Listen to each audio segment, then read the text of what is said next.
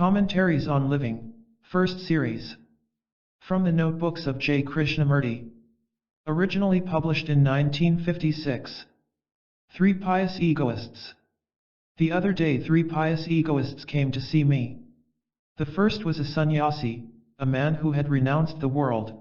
The second was an Orientalist and a great believer in brotherhood, and the third was a confirmed worker for a marvelous utopia.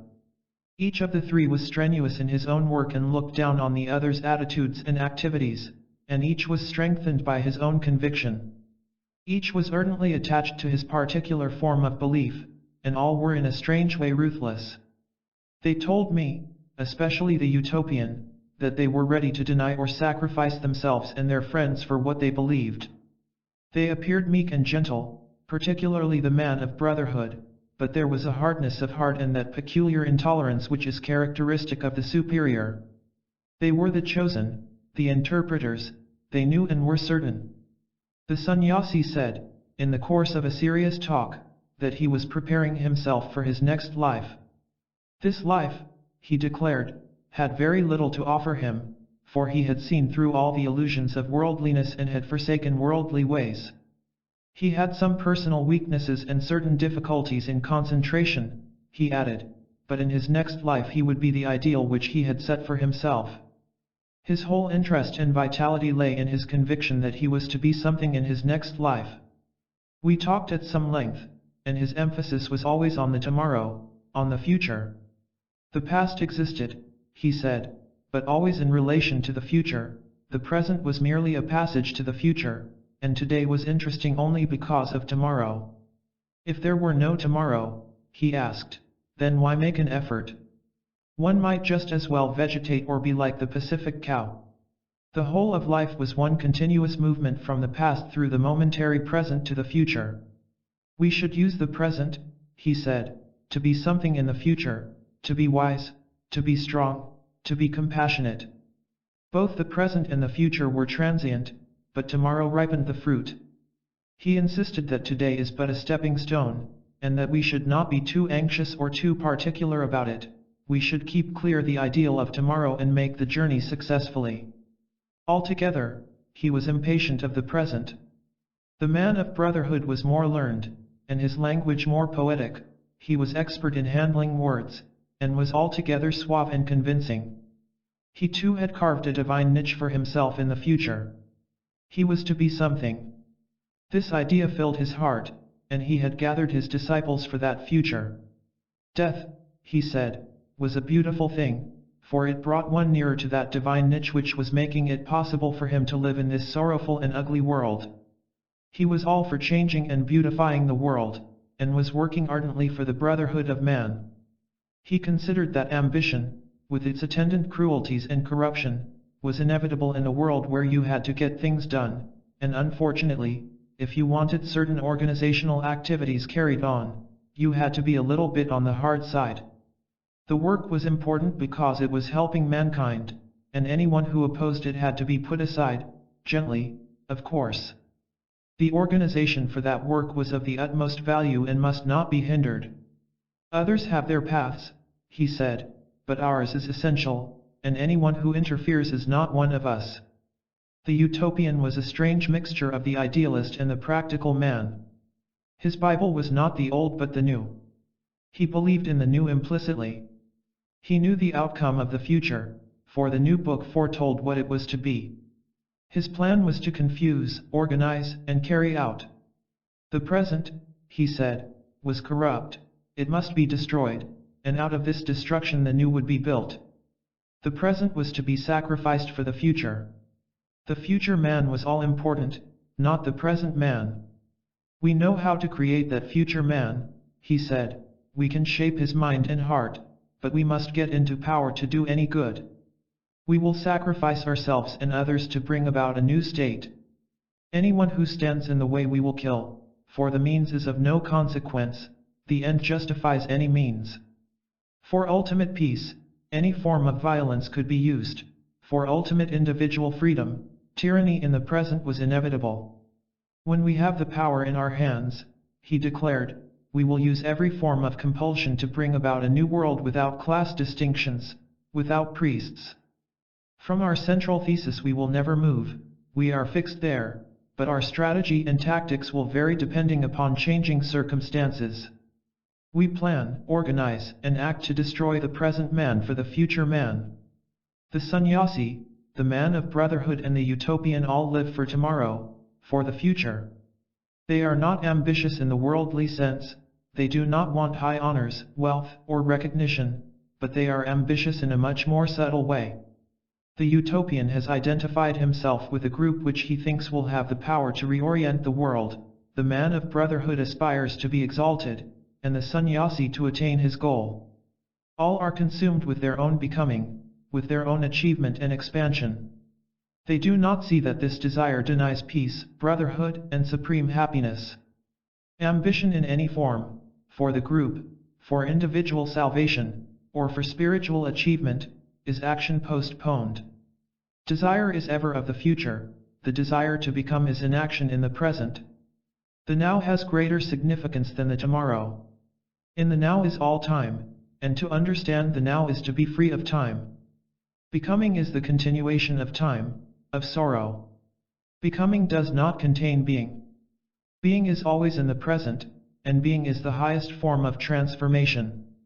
Becoming is merely modified continuity, and there is radical transformation only in the present, in being. Identification. Why do you identify yourself with another, with the group, with the country? Why do you call yourself a Christian, a Hindu, a Buddhist, or why do you belong to one of the innumerable sects? Religiously and politically one identifies oneself with this or with that group through tradition or habit, through impulse, prejudice, imitation, and laziness. This identification puts an end to all creative understanding, and then one becomes a mere tool in the hands of the party boss, the priest, or the favored leader. The other day someone said that he was a Krishnamurtiite, whereas so and so belonged to another group. As he was saying it, he was utterly unconscious of the implications of this identification. He was not by any means a foolish person, he was well read, cultured, and all the rest of it. Nor was he sentimental or emotional over the matter, on the contrary, he was clear and definite. Why had he become a Krishnamurtiite? He had followed others, belonged to many wearisome groups and organizations, and at last found himself identified with this particular person. From what he said, it appeared that the journey was over. He had taken a stand and that was the end of the matter, he had chosen, and nothing could shake him. He would now comfortably settle down and follow eagerly all that had been said and was going to be said.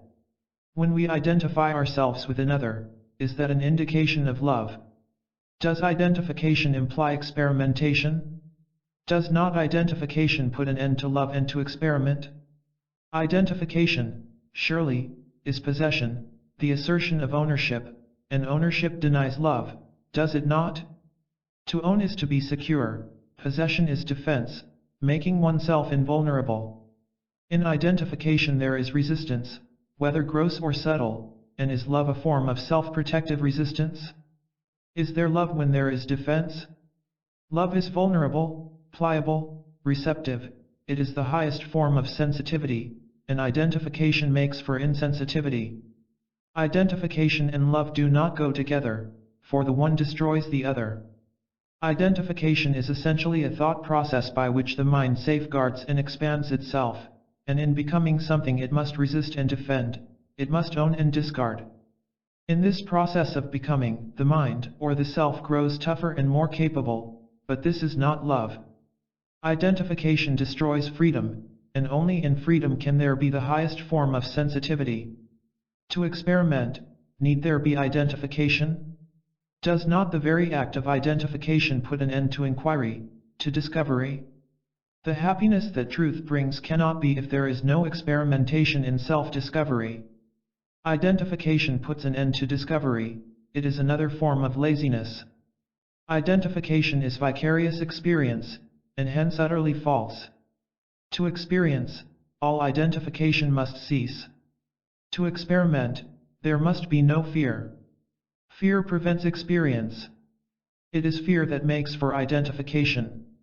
Identification with another, with a group, with an ideology, and so on. Fear must resist, suppress, and in a state of self-defense, how can there be venturing on the uncharted sea? Truth or happiness cannot come without undertaking the journey into the ways of the self. You cannot travel far if you are anchored. Identification is a refuge. A refuge needs protection, and that which is protected is soon destroyed. Identification brings destruction upon itself, and hence the constant conflict between various identifications. The more we struggle for or against identification, the greater is the resistance to understanding. If one is aware of the whole process of identification, outward as well as inner, if one sees that its outward expression projected by the inner demand, then there is a possibility of discovery and happiness. He who has identified himself can never know freedom, in which alone all truth comes into being. Gossip and worry. How oddly similar are gossip and worry. They are both the outcome of a restless mind. A restless mind must have a changing variety of expressions and actions, it must be occupied, it must have ever-increasing sensations, passing interests, and gossip contains the elements of all these. Gossip is the very antithesis of intensity and earnestness. To talk about another, pleasantly or viciously, is an escape from oneself, and escape is the cause of restlessness. Escape in its very nature is restless. Concern over the affairs of others seems to occupy most people, and this concern shows itself in the reading of innumerable magazines and newspapers with their gossip columns, their accounts of murders, divorces, and so on. As we are concerned with what others think of us, so we are anxious to know all about them, and from this arise the crude and subtle forms of snobbishness and the worship of authority. Thus we become more and more externalized and inwardly empty. The more externalized we are, the more sensations and distractions there must be, and this gives rise to a mind that is never quiet, that is not capable of deep search and discovery. Gossip is an expression of a restless mind, but merely to be silent does not indicate a tranquil mind. Tranquility does not come into being with abstinence or denial, it comes with the understanding of what is. To understand what is needs swift awareness, for what is not static. If we did not worry, most of us would feel that we were not alive. To be struggling with a problem is for the majority of us an indication of existence. We cannot imagine life without a problem, and the more we are occupied with a problem, the more alert we think we are. The constant tension over a problem which thought itself has created only dulls the mind, making it insensitive and weary. Why is there this ceaseless preoccupation with a problem? Will worry resolve the problem? Or does the answer to the problem come when the mind is quiet? But for most people, a quiet mind is a rather fearsome thing. They are afraid to be quiet, for heaven knows what they may discover in themselves, and worry is a preventive. A mind that is afraid to discover must ever be on the defensive, and restlessness is its defense. Through constant strain, through habit, and the influence of circumstances, the conscious layers of the mind have become agitated and restless. Modern existence encourages this superficial activity and distraction, which is another form of self-defense. Defense is resistance, which prevents understanding. Worry, like gossip, has the semblance of intensity and seriousness, but if one observes more closely one will see that it arises from attraction and not earnestness. Attraction is ever-changing, and that is why the objects of worry and gossip change. Change is merely modified continuity. Gossip and worry can come to an end only when the restlessness of the mind is understood. Mere abstinence, control, or discipline will not bring about tranquility, but only dull the mind, making it insensitive and confined. Curiosity is not the way of understanding. Understanding comes with self-knowledge. He who suffers is not curious, and mere curiosity, with its speculative overtones, is a hindrance to self-knowledge.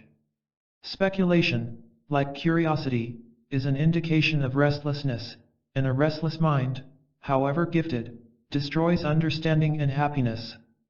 Thought and love. Thought with its emotional and sensational content, is not love. Thought invariably denies love. Thought is founded on memory, and love is not memory. When you think about someone you love, that thought is not love. You may recall a friend's habits, manners, idiosyncrasies, and think of pleasant or unpleasant incidents in your relationship with that person, but the pictures which thought evokes are not love. By its very nature, thought is separative. The sense of time and space, of separation and sorrow, is born of the process of thought, and it is only when the thought process ceases that there can be love. Thought inevitably breeds the feeling of ownership, that possessiveness which consciously or unconsciously cultivates jealousy. Where jealousy is, obviously love is not, and yet with most people, jealousy is taken as an indication of love. Jealousy is the result of thought, it is a response of the emotional content of thought. When the feeling of possessing or being possessed is blocked, there is such emptiness that envy takes the place of love. It is because thought plays the role of love that all the complications and sorrows arise. If you did not think of another, you would say that you did not love that person. But is it love when you do think of the person? If you did not think of a friend whom you think you love, you would be rather horrified, would you not? If you did not think of a friend who is dead, you would consider yourself disloyal, without love, and so on. You would regard such a state as callous, indifferent, and so you would begin to think of that person. You would have photographs, images made by the hand or by the mind, but thus to fill your heart with the things of the mind is to leave no room for love. When you are with a friend, you do not think about him, it is only in his absence that thought begins to recreate scenes and experiences that are dead. This revival of the past is called love. So, for most of us, love is death, a denial of life. We live with the past, with the dead, therefore we ourselves are dead, though we call it love. The process of thought ever denies love. It is thought that has emotional complications, not love. Thought is the greatest hindrance to love. Thought creates a division between what is and what should be, and on this division morality is based, but neither the moral nor the immoral know love. This moral structure, created by the mind to hold social relationships together, is not love, but a hardening process like that of cement. Thought does not lead to love, thought does not cultivate love, for love cannot be cultivated as a plant in the garden. The very desire to cultivate love is the action of thought. If you are at all aware, you will see what an important part thought plays in your life. Thought obviously has its place, but it is in no way related to love. What is related to thought can be understood by thought, but that which is not related to thought cannot be caught by the mind. You will ask, then what is love? Love is a state of being in which thought is not, but the very definition of love is a process of thought, and so it is not love. We have to understand thought itself, and not try to capture love by thought. The denial of thought does not bring about love. There is freedom from thought only when its deep significance is fully understood, and for this, profound self-knowledge is essential, not vain and superficial assertions. Meditation and not repetition, awareness and not definition, reveal the ways of thought.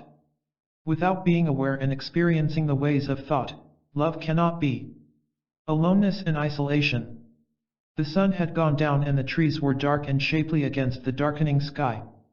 The wide, strong river was peaceful and still. The moon was just visible on the horizon. She was coming up between two great trees, but she was not yet casting shadows. We walked up the steep bank of the river and took a path that skirted the green wheat fields. This path was a very ancient way, many thousands had trodden it, and it was rich in tradition and silence. It wandered among fields and mangoes, tamarinds, and deserted shrines. There were large patches of garden, sweet peas deliciously scenting the air. The birds were settling down for the night, and a large pond was beginning to reflect the stars. Nature was not communicative that evening. The trees were aloof, they had withdrawn into their silence and darkness. A few chattering villagers passed by on their bicycles, and once again there was deep silence and that peace which comes when all things are alone. This aloneness is not aching, fearsome loneliness. It is the aloneness of being, it is uncorrupted, rich, complete. That tamarind tree has no existence other than being itself. So is this aloneness. One is alone, like the fire, like the flower, but one is not aware of its purity and of its immensity. One can truly communicate only when there is aloneness. Being alone is not the outcome of denial, of self-enclosure. Aloneness is the purgation of all motives, of all pursuits of desire, of all ends. Aloneness is not an end product of the mind. You cannot wish to be alone. Such a wish is merely an escape from the pain of not being able to commune. Loneliness, with its fear and ache, is isolation, the inevitable action of the self. This process of isolation, whether expansive or narrow, is productive of confusion, conflict, and sorrow. Isolation can never give birth to aloneness, the one has to cease for the other to be. Aloneness is indivisible and loneliness is separation. That which is alone is pliable and so enduring. Only the alone can commune with that which is causeless, the immeasurable. To the alone, life is eternal, to the alone there is no death. The alone can never cease to be. The moon was just coming over the treetops, and the shadows were thick and dark. A dog began to bark as we passed the little village and walked back along the river. The river was so still that it caught the stars and the lights of the long bridge among its waters. High up on the bank children were standing and laughing, and a baby was crying. The fishermen were cleaning and coiling their nets. A nightbird flew silently by. Someone began to sing on the other bank of the wide river, and his words were clear and penetrating. Again the all-pervading aloneness of life. Pupil and master. You know, I have been told that I am a pupil of a certain master, he began. Do you think I am? I really want to know what you think of this. I belong to a society of which you know, and the outer heads who represent the inner leaders or masters have told me that because of my work for the society I have been made a pupil. I have been told that I have an opportunity to become a first-degree initiate in this life. He took all this very seriously, and we talked at some length. Reward in any form is extremely gratifying, especially a so-called spiritual reward when one is somewhat indifferent to the honors of the world. Or when one is not very successful in this world, it is very gratifying to belong to a group especially chosen by someone who is supposed to be a highly advanced spiritual being, for then one is part of a team working for a great idea, and naturally one must be rewarded for one's obedience and for the sacrifices one has made for the cause.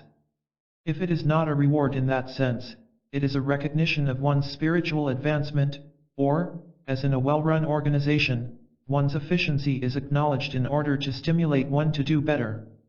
In a world where success is worshipped, this kind of self-advancement is understood and encouraged. But to be told by another that you are a pupil of a master, or to think that you are, obviously leads to many ugly forms of exploitation. Unfortunately, both the exploiter and the exploited feel elated in their mutual relationship.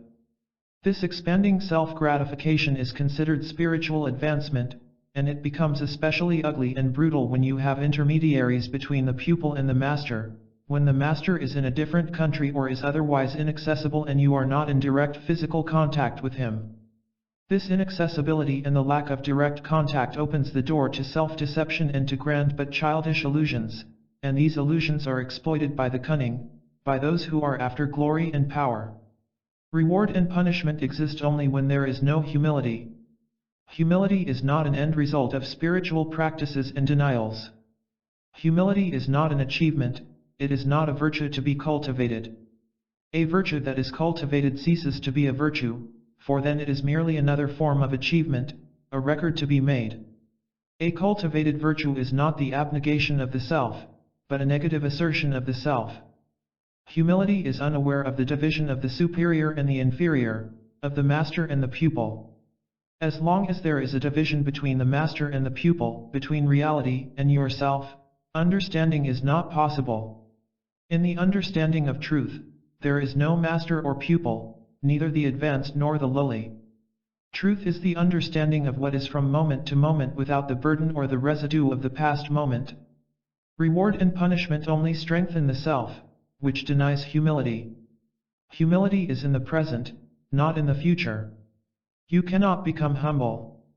The very becoming is the continuation of self-importance, which conceals itself in the practice of a virtue. How strong is our will to succeed, to become? How can success and humility go together? Yet that is what the spiritual exploiter and exploited pursue, and therein lie conflict and misery. Do you mean to say that the master does not exist, and that my being a pupil is an illusion, a make-believe? He asked. Whether the master exists or not is so trivial. It is important to the exploiter, to the secret schools and societies, but to the man who is seeking truth, which brings supreme happiness, surely this question is utterly irrelevant. The rich man and the coolie are as important as the master and the pupil. Whether the masters exist or do not exist, whether there are the distinctions of initiates, pupils, and so on, is not important, but what is important is to understand yourself. Without self-knowledge, your thought, that which you reason out, has no basis.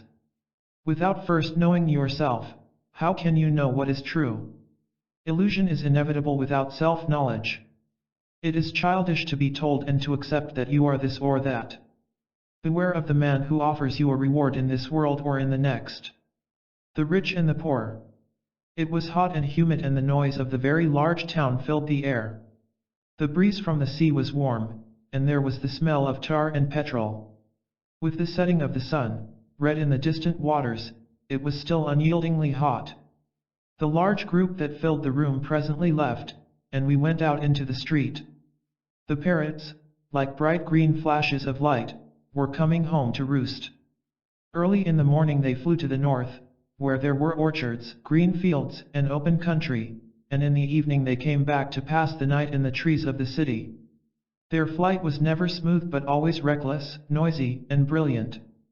They never flew straight like other birds, but were forever veering off to the left or the right, or suddenly dropping into a tree. They were the most restless birds in flight, but how beautiful they were with their red beaks and a golden green that was the very glory of light. The vultures, heavy and ugly, circled and settled down for the night on the palm trees. A man came along playing the flute. He was a servant of some kind. He walked up the hill, still playing, and we followed him. He turned into one of the side streets, never ceasing to play. It was strange to hear the song of the flute in a noisy city, and its sound penetrated deep into the heart. It was very beautiful, and we followed the flute player for some distance.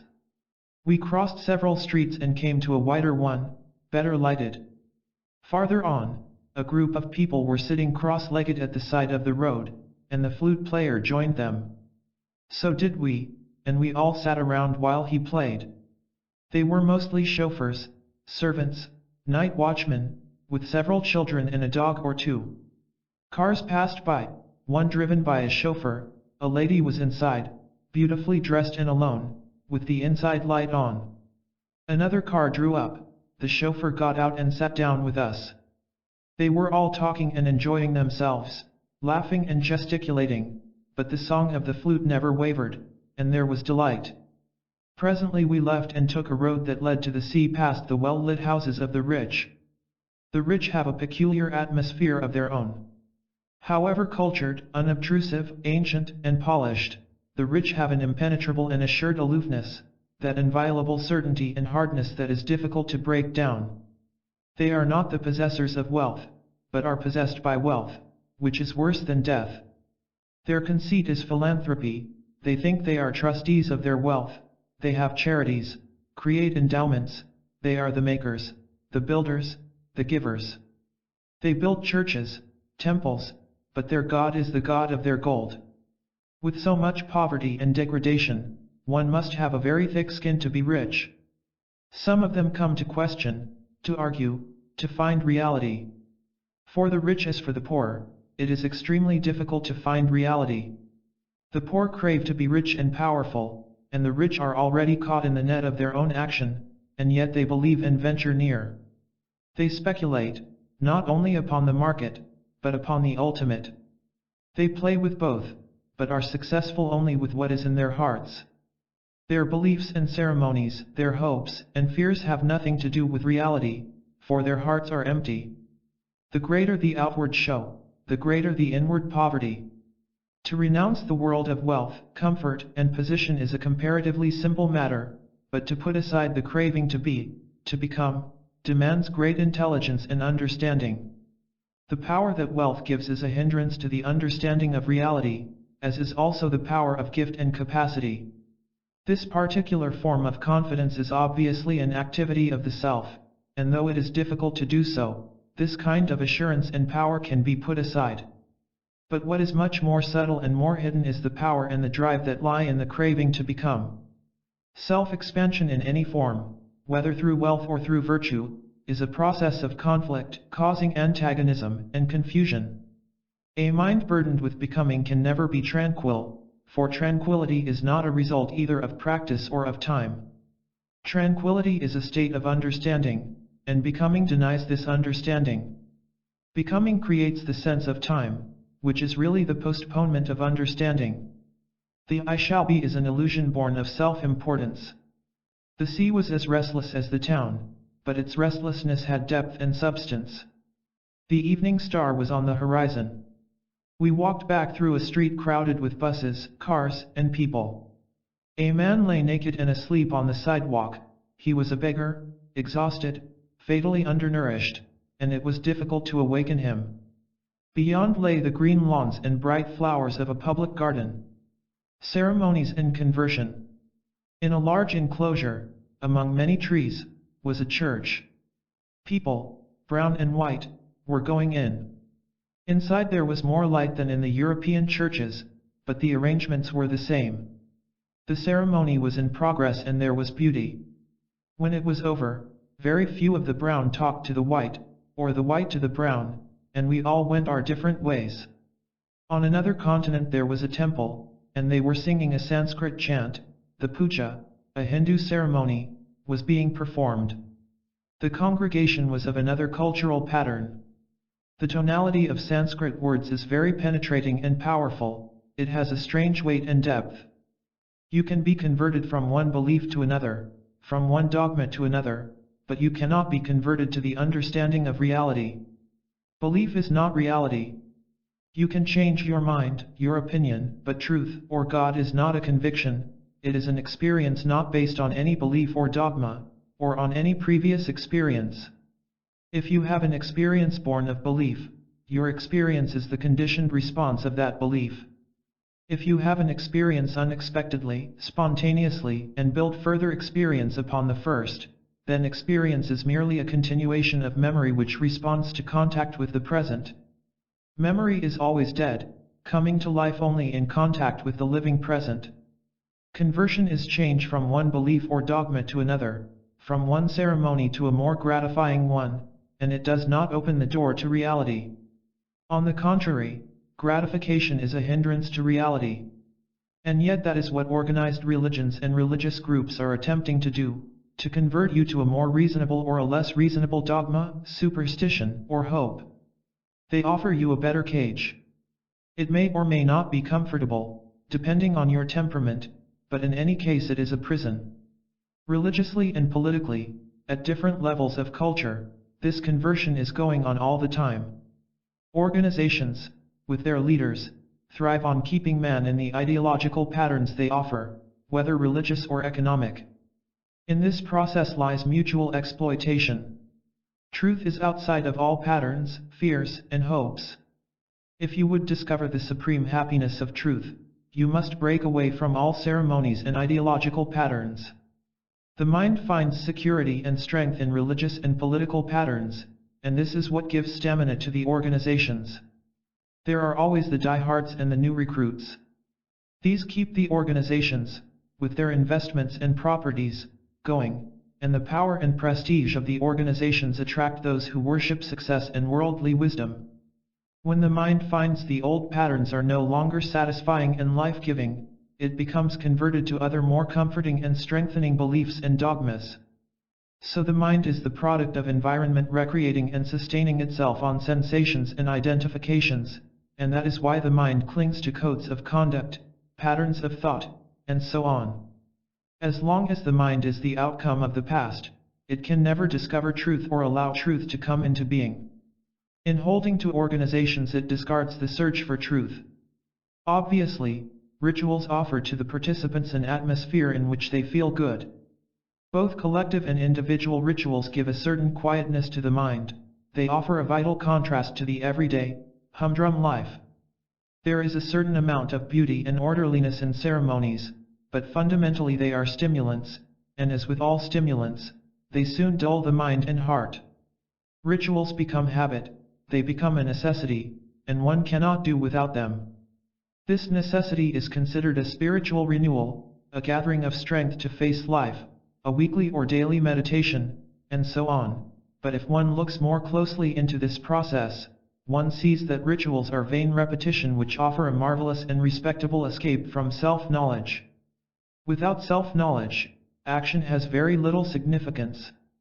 The repetition of chants, of words and phrases, puts the mind to sleep, though it is stimulating enough for the time being.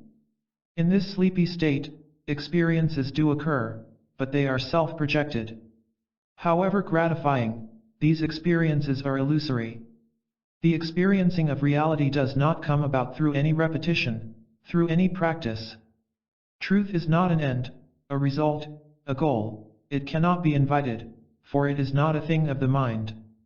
Knowledge. We were waiting for the train, and it was late. The platform was dirty and noisy, the air acrid. There were many people waiting, like us. Children were crying, a mother was suckling her baby, the vendors were shouting their wares, tea and coffee were being sold, and it was an altogether busy and clamorous place. We were walking up and down the platform, watching our own footsteps and the movement of life about us. A man came up to us and began to talk in broken English. He said he had been watching us, and felt impelled to say something to us.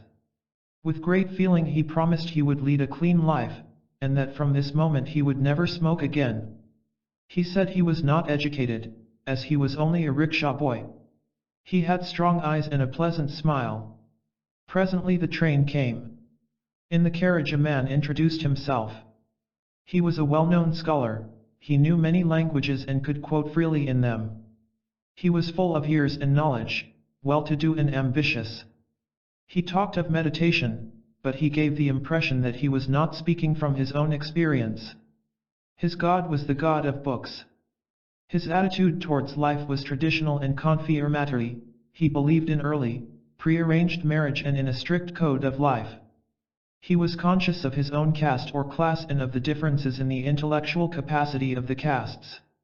He was strangely vain in his knowledge and position. The sun was setting, and the train was passing through lovely country. The cattle were coming home, and there was golden dust. There were huge, black clouds on the horizon, and the crack of distant thunder. What joy a green field holds, and how pleasant is that village in the fold of a curving mountain. Darkness was setting in. A big, blue deer was feeding in the fields. He did not even look up as the train roared by. Knowledge is a flash of light between two darknesses, but knowledge cannot go above and beyond that darkness. Knowledge is essential to technique, as coal to the engine, but it cannot reach out into the unknown. The unknown is not to be caught in the net of the known. Knowledge must be set aside for the unknown to be, but how difficult that is. We have our being in the past, our thought is founded upon the past. The past is the known, and the response of the past is ever overshadowing the present, the unknown. The unknown is not the future, but the present. The future is but the past pushing its way through the uncertain present. This gap, this interval, is filled with the intermittent light of knowledge, covering the emptiness of the present, but this emptiness holds the miracle of life. Addiction to knowledge is like any other addiction, it offers an escape from the fear of emptiness, of loneliness, of frustration, the fear of being nothing. The light of knowledge is a delicate covering under which lies a darkness that the mind cannot penetrate. The mind is frightened of this unknown, and so it escapes into knowledge, into theories, hopes, imagination, and this very knowledge is a hindrance to the understanding of the unknown. To put aside knowledge is to invite fear, and to deny the mind, which is the only instrument of perception one has, is to be vulnerable to sorrow, to joy. But it is not easy to put aside knowledge. To be ignorant is not to be free of knowledge. Ignorance is the lack of self-awareness, and knowledge is ignorance when there is no understanding of the ways of the self. Understanding of the self is freedom from knowledge. There can be freedom from knowledge only when the process of gathering, the motive of accumulation, is understood. The desire to store up is the desire to be secure, to be certain. This desire for certainty through identification, through condemnation and justification, is the cause of fear, which destroys all communion. When there is communion, there is no need for accumulation. Accumulation is self-enclosing resistance, and knowledge strengthens this resistance. The worship of knowledge is a form of idolatry, and it will not dissolve the conflict and misery of our life. The cloak of knowledge conceals but can never liberate us from our ever-increasing confusion and sorrow. The ways of the mind do not lead to truth and its happiness. To know is to deny the unknown. Respectability.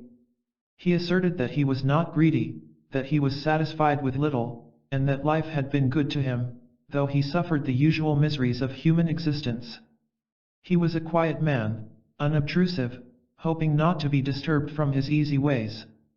He said that he was not ambitious, but prayed to God for the things he had, for his family, and for the even flow of his life. He was thankful not to be plunged into problems and conflicts, as his friends and relations were. He was rapidly becoming very respectable and happy in the thought that he was one of the elite. He was not attracted to other women, and he had a peaceful family life, though there were the usual wrangles of husband and wife. He had no special vices, prayed often and worshipped God. "What is the matter with me?" he asked, "as I have no problems." He did not wait for a reply, but smiling in a satisfied and somewhat mournful way proceeded to tell of his past, what he was doing, and what kind of education he was giving to his children. He went on to say that he was not generous, but gave a little here and there. He was certain that each one must struggle to make a position for himself in the world. Respectability is a curse, it is an evil that corrodes the mind and heart. It creeps upon one unknowingly and destroys love. To be respectable is to feel successful, to carve for oneself a position in the world, to build around oneself a wall of certainty, of that assurance which comes with money, power, success, capacity, or virtue. This exclusiveness of assurance breeds hatred and antagonism in human relationship, which is society. The respectable are always the cream of society, and so they are ever the cause of strife and misery. The respectable, like the despised, are always at the mercy of circumstances. The influences of environment and the weight of tradition are vastly important to them, for these hide their inward poverty. The respectable are on the defensive, fearful, and suspicious. Fear is in their hearts, so anger is their righteousness, their virtue and piety are their defense. They are as the drum, empty within but loud when beaten. The respectable can never be open to reality, for, like the despised, they are enclosed in the concern for their own self-improvement. Happiness is denied to them, for they avoid truth. To be non-greedy and not to be generous are closely related. Both are a self-enclosing process, a negative form of self-centeredness. To be greedy, you must be active, outgoing, you must strive, compete, be aggressive. If you have not this drive, you are not free of greed, but only self-enclosed. Outgoing is a disturbance, a painful struggle, so self-centeredness is covered over by the word non-greedy. To be generous with the hand is one thing, but to be generous of heart is another. Generosity of the hand is a fairly simple affair, depending upon the cultural pattern and so on, but generosity of the heart is of vastly deeper significance, demanding extensional awareness and understanding. Not to be generous is again a pleasant and blind self-absorption, in which there is no outward going. This self-absorbed state has its own activities, like those of a dreamer, but they never wake you up. The waking up process is a painful one, and so, young or old, you would rather be left alone to become respectable, to die. Like generosity of the heart, generosity of the hand is an outgoing movement, but it is often painful, deceptive, and self-revealing. Generosity of the hand is easy to come by, but generosity of heart is not a thing to be cultivated, it is freedom from all accumulation. To forgive, there must have been a wound, and to be wounded, there must have been the gatherings of pride. There is no generosity of heart as long as there is a referential memory, the me and the mine. Politics. High up in the mountains it had been raining all day. It was not a soft, gentle rain, but one of those torrential downpours that wash out roads and uproot trees on the hillside, causing landslides and noisy streams which become quiet in a few hours. A little boy, soaked to the skin, was playing in a shallow pool and paying not the least attention to the angry and high-pitched voice of his mother. A cow was coming down the muddy road as we climbed it. The clouds seemed to open and cover the land with water. We were wet through and removed most of our clothing, and the rain was pleasant on the skin. The house was way up on the mountainside, and the town lay below. A strong wind was blowing from the west, bringing more dark and furious clouds. There was a fire in the room, and several people were waiting to talk things over. The rain, beating on the windows, had made a large puddle on the floor, and the water even came down the chimney, making the fire sputter. He was a very famous politician, realistic, intensely sincere and ardently patriotic. Neither narrow-minded nor self-seeking, his ambition was not for himself, but for an idea and for the people. He was not a mere eloquent tub-thumper or vote-catcher. He had suffered for his cause and, strangely, was not bitter. He seemed more of a scholar than a politician. But politics was the bread of his life, and his party obeyed him, though rather nervously. He was a dreamer, but he had put all that aside for politics. His friend, the leading economist, was also there. He had intricate theories and facts concerning the distribution of enormous revenues. He seemed to be familiar with the economists of both the left and the right, and he had his own theories for the economic salvation of mankind. He talked easily, and there was no hesitation for words. Both of them had harangued huge crowds. Have you noticed, in newspapers and magazines, the amount of space given to politics, to the sayings of politicians and their activities? Of course, other news is given, but political news predominates. The economic and political life has become all-important. The outward circumstances, comfort, money, position, and power, seem to dominate and shape our existence. The external show, the title, the garb, the salute, the flag, has become increasingly significant, and the total process of life has been forgotten or deliberately set aside.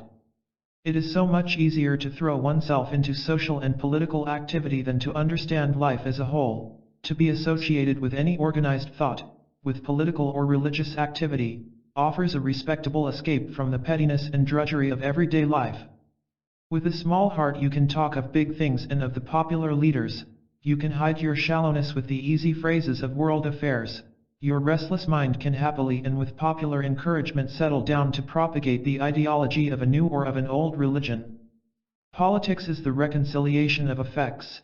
And as most of us are concerned with effects, the external has assumed dominant significance.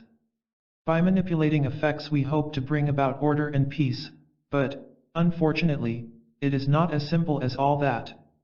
Life is a total process, the inner as well as the outer. The outer definitely affects the inner, but the inner invariably overcomes the outer. What you are, you bring about outwardly. The outer and the inner cannot be separated and kept in watertight compartments, for they are constantly interacting upon each other, but the inner craving, the hidden pursuits and motives, are always more powerful. Life is not dependent upon political or economic activity. Life is not a mere outward show, any more than a tree is the leaf or the branch. Life is a total process whose beauty is to be discovered only in its integration. This integration does not take place on the superficial level of political and economic reconciliations. It is to be found beyond causes and effects. Because we play with causes and effects and never go beyond them, except verbally, our lives are empty, without much significance. It is for this reason that we have become slaves to political excitement and to religious sentimentalism. There is hope only in the integration of the several processes of which we are made up. This integration does not come into being through any ideology, or through following any particular authority, religious or political. It comes into being only through extensive and deep awareness. This awareness must go into the deeper layers of consciousness and not be content with surface responses. Experiencing. The valley was in the shadow, and the setting sun touched the faraway mountain tops. Their evening glow seemed to come from within. To the north of the long road, the mountains were bare and barren, exposed by the fire. To the south, the hills were green and heavy with bushes and trees. The road ran straight, dividing the long and graceful valley. The mountains on this particular evening seemed so close, so unreal, so light and tender. Heavy birds were circling effortlessly high in the heavens. Ground squirrels were lazily crossing the road, and there was the hum of a distant airplane. On both sides of the road were orange orchards, well ordered and well kept. After the hot day the smell of purple sage was very strong, and so was the smell of sunburnt earth and hay. The orange trees were dark, with their bright fruit. The quail were calling, and a roadrunner disappeared into the bush. A long snake lizard, disturbed by the dog, wriggled off into the dry weeds. The evening stillness was creeping over the land. Experience is one thing, and experiencing is another. Experience is a barrier to the state of experiencing. However pleasant or ugly the experience, it prevents the flowering of experiencing. Experience is already in the net of time, it is already in the past, it has become a memory which comes to life only as a response to the present. Life is the present, it is not the experience.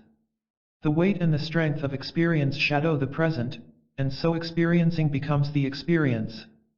The mind is the experience, the known, and it can never be in the state of experiencing, for what it experiences is the continuation of experience. The mind only knows continuity, and it can never receive the new as long as its continuity exists. What is continuous can never be in a state of experiencing. Experience is not the means to experiencing, which is a state without experience. Experience must cease for experiencing to be. The mind can invite only its own self-projection, the known. There cannot be the experiencing of the unknown until the mind ceases to experience. Thought is the expression of experience, thought is a response of memory, and as long as thinking intervenes, there can be no experiencing. There is no means, no method to put an end to experience, for the very means is a hindrance to experiencing. To know the end is to know continuity, and to have a means to the end is to sustain the known. The desire for achievement must fade away, it is this desire that creates the means and the end. Humility is essential for experiencing. But how eager is the mind to absorb the experiencing into experience? How swift it is to think about the new and thus make of it the old. So it establishes the experiencer and the experienced, which gives birth to the conflict of duality. In the state of experiencing, there is neither the experiencer nor the experienced.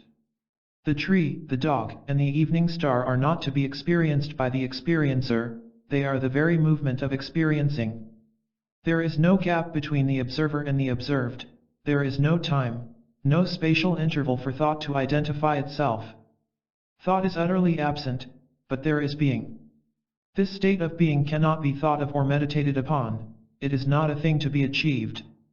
The experiencer must cease to experience, and only then is there being. In the tranquility of its movement is the timeless virtue. The sea was very calm and there was hardly a ripple on the white sands. Around the wide bay, to the north, was the town, and to the south were palm trees, almost touching the water. Just visible beyond the bar were the first of the sharks, and beyond them the fishermen's boats, a few logs tied together with stout rope. They were making for a little village south of the palm trees. The sunset was brilliant, not where one would expect it, but in the east. It was a counter-sunset, and the clouds, massive and shapely, were lit with all the colors of the spectrum. It was really quite fantastic, and almost painful to bear.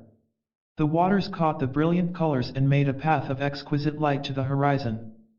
There were a few fishermen walking back to their villages from the town, but the beach was almost deserted and silent. A single star was above the clouds. On our way back, a woman joined us and began to talk of serious things. She said she belonged to a certain society whose members meditated and cultivated the essential virtues. Each month a particular virtue was chosen, and during the days that followed it was cultivated and put into practice. From her attitude and speech it appeared that she was well grounded in self-discipline and somewhat impatient with those who were not of her mood and purpose. Virtue is of the heart and not of the mind. When the mind cultivates virtue, it is cunning calculation, it is a self-defense, a clever adjustment to environment. Self-perfection is the very denial of virtue. How can there be virtue if there is fear? Fear is of the mind and not of the heart. Fear hides itself under different forms: virtue, respectability, adjustment, service, and so on. Fear will always exist in the relationships and activities of the mind. The mind is not separate from its activities, but it separates itself, thus giving itself continuity and permanence. As a child practices the piano, so the mind cunningly practices virtue to make itself more permanent and dominant in meeting life, or to attain what it considers to be the highest. There must be vulnerability to meet life, and not the respectable wall of self-enclosing virtue. The highest cannot be attained, there is no path, no mathematically progressive growth to it. Truth must come, you cannot go to truth, and your cultivated virtue will not carry you to it. What you attain is not truth, but your own self-projected desire, and in truth alone is there happiness. The cunning adaptability of the mind in its own self-perpetuation sustains fear. It is this fear that must be deeply understood, not how to be virtuous. A petty mind may practice virtue, but it will still remain petty. Virtue is then an escape from its own pettiness, and the virtue it gathers will also be petty. If this pettiness is not understood, how can there be the experiencing of reality? How can a petty, virtuous mind be open to the immeasurable? In comprehending the process of the mind, which is the self, virtue comes into being. Virtue is not accumulated resistance, it is the spontaneous awareness and the understanding of what is. Mind cannot understand, it may translate what is understood into action, but it is not capable of understanding. To understand, there must be the warmth of recognition and reception, which only the heart can give when the mind is silent. But the silence of the mind is not the result of cunning calculation. The desire for silence is the curse of achievement, with its endless conflicts and pains. The craving to be, negatively or positively, is the denial of virtue of the heart. Virtue is not conflict and achievement, prolonged practice and result, but a state of being which is not the outcome of self-projected desire. There is no being if there is a struggle to be. In the struggle to be there is resistance and denial, mortification and renunciation, but the overcoming of these is not virtue. Virtue is the tranquility of freedom from the craving to be, and this tranquility is of the heart, not of the mind. Through practice, compulsion, resistance, the mind may make itself quiet, but such a discipline destroys virtue of the heart, without which there is no peace, no blessing, for virtue of the heart is understanding. Simplicity of the heart. The skies were open and full. There were not the big, wide-winged birds that float so easily from valley to valley, nor even a passing cloud. The trees were still and the curving folds of the hills were rich in shadow. The eager deer, consumed with curiosity, was watching and suddenly darted away at our approach. Under a bush, of the same color as the earth, was a flat-horned toad, bright-eyed and motionless. To the west the mountains were sharp and clear against the setting sun. Far below was a big house, it had a swimming pool, and some people were in it. There was a lovely garden surrounding the house, the place looked prosperous and secluded, and had that peculiar atmosphere of the rich. Farther down a dusty road was a small shack in a dry field.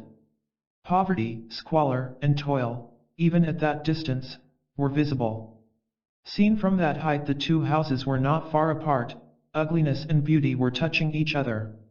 Simplicity of the heart is of far greater importance and significance than simplicity of possessions. To be content with few things is a comparatively easy matter. To renounce comfort, or to give up smoking and other habits, does not indicate simplicity of heart. To put on a loincloth in a world that is taken up with clothes, comforts and distractions, does not indicate a free being. There was a man who had given up the world and its ways, but his desires and passions were consuming him. He had put on the robes of a monk, but he did not know peace.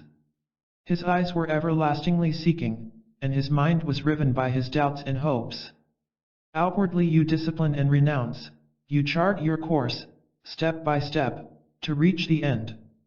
You measure the progress of your achievement according to the standards of virtue, how you have given up this or that, how controlled you are in your behavior, how tolerant and kind you are, and so on and on. You have learned the art of concentration, and you withdraw into a forest, a monastery, or a darkened room to meditate. You pass your days in prayer and watchfulness. Outwardly you have made your life simple, and through this thoughtful and calculated arrangement you hope to reach the bliss that is not of this world, but is reality reached through external controls and sanctions. Though outward simplicity, the putting aside of comfort, is obviously necessary, will this gesture open the door to reality? To be occupied with comfort and success burdens the mind and the heart, and there must be freedom to travel, but why are we so concerned with this outward gesture? Why are we so eagerly determined to give an outward expression of our intention? Is it the fear of self-deception, or of what another might say? Why do we wish to convince ourselves of our integrity? Does not this whole problem lie in the desire to be sure, to be convinced of our own importance in becoming? The desire to be is the beginning of complexity. Driven by the ever-increasing desire to be, inwardly and outwardly, we accumulate or renounce, cultivate or deny. Seeing that time steals all things, we cling to the timeless. This struggle to be, positively or negatively, through attachment or detachment, can never be resolved by any outward gesture, discipline, or practice, but the understanding of this struggle will bring about, naturally and spontaneously, the freedom from outward and inward accumulation with their conflicts. Reality is not to be reached through detachment, it is unattainable through any means. All means and ends are a form of attachment, and they must cease for the being of reality. Facets of the individual. He came to see us surrounded by his disciples. They were of every kind, the well-to-do and the poor, the high governmental official and the widow, the fanatic and the young man with a smile. They were a pleasant and happy lot, and the shadows were dancing on the White House. In the thick foliage, parrots were screeching, and a noisy lorry went by. The young man was eager and insisted on the importance of the guru, the teacher. The others were in accord with him and smiled with delight as he made his points, clearly and objectively. The sky was very blue, and a white-throated eagle was circling just above us with hardly a flutter of the wing. It was a very beautiful day. How we destroy each other, the pupil the guru, and the guru the pupil. How we conform, break away to take shape again. A bird was pulling out a long worm from the moist earth. We are many and not one. The one does not come into being till the many cease. The clamorous many are at war with each other day and night, and this war is the pain of life. We destroy one, but another rises in its place, and this seemingly endless process is our life. We try to impose the one on the many, but the one soon becomes the many. The voice of the many is the voice of the one, and the one voice assumes authority, but it is still the chattering of a voice. We are the voices of the many, and we try to catch the still voice of the one. The one is the many if the many are silent to hear the voice of the one. The many can never find the one. Our problem is not how to hear the one voice but to understand the composition, the make-up of the many which we are.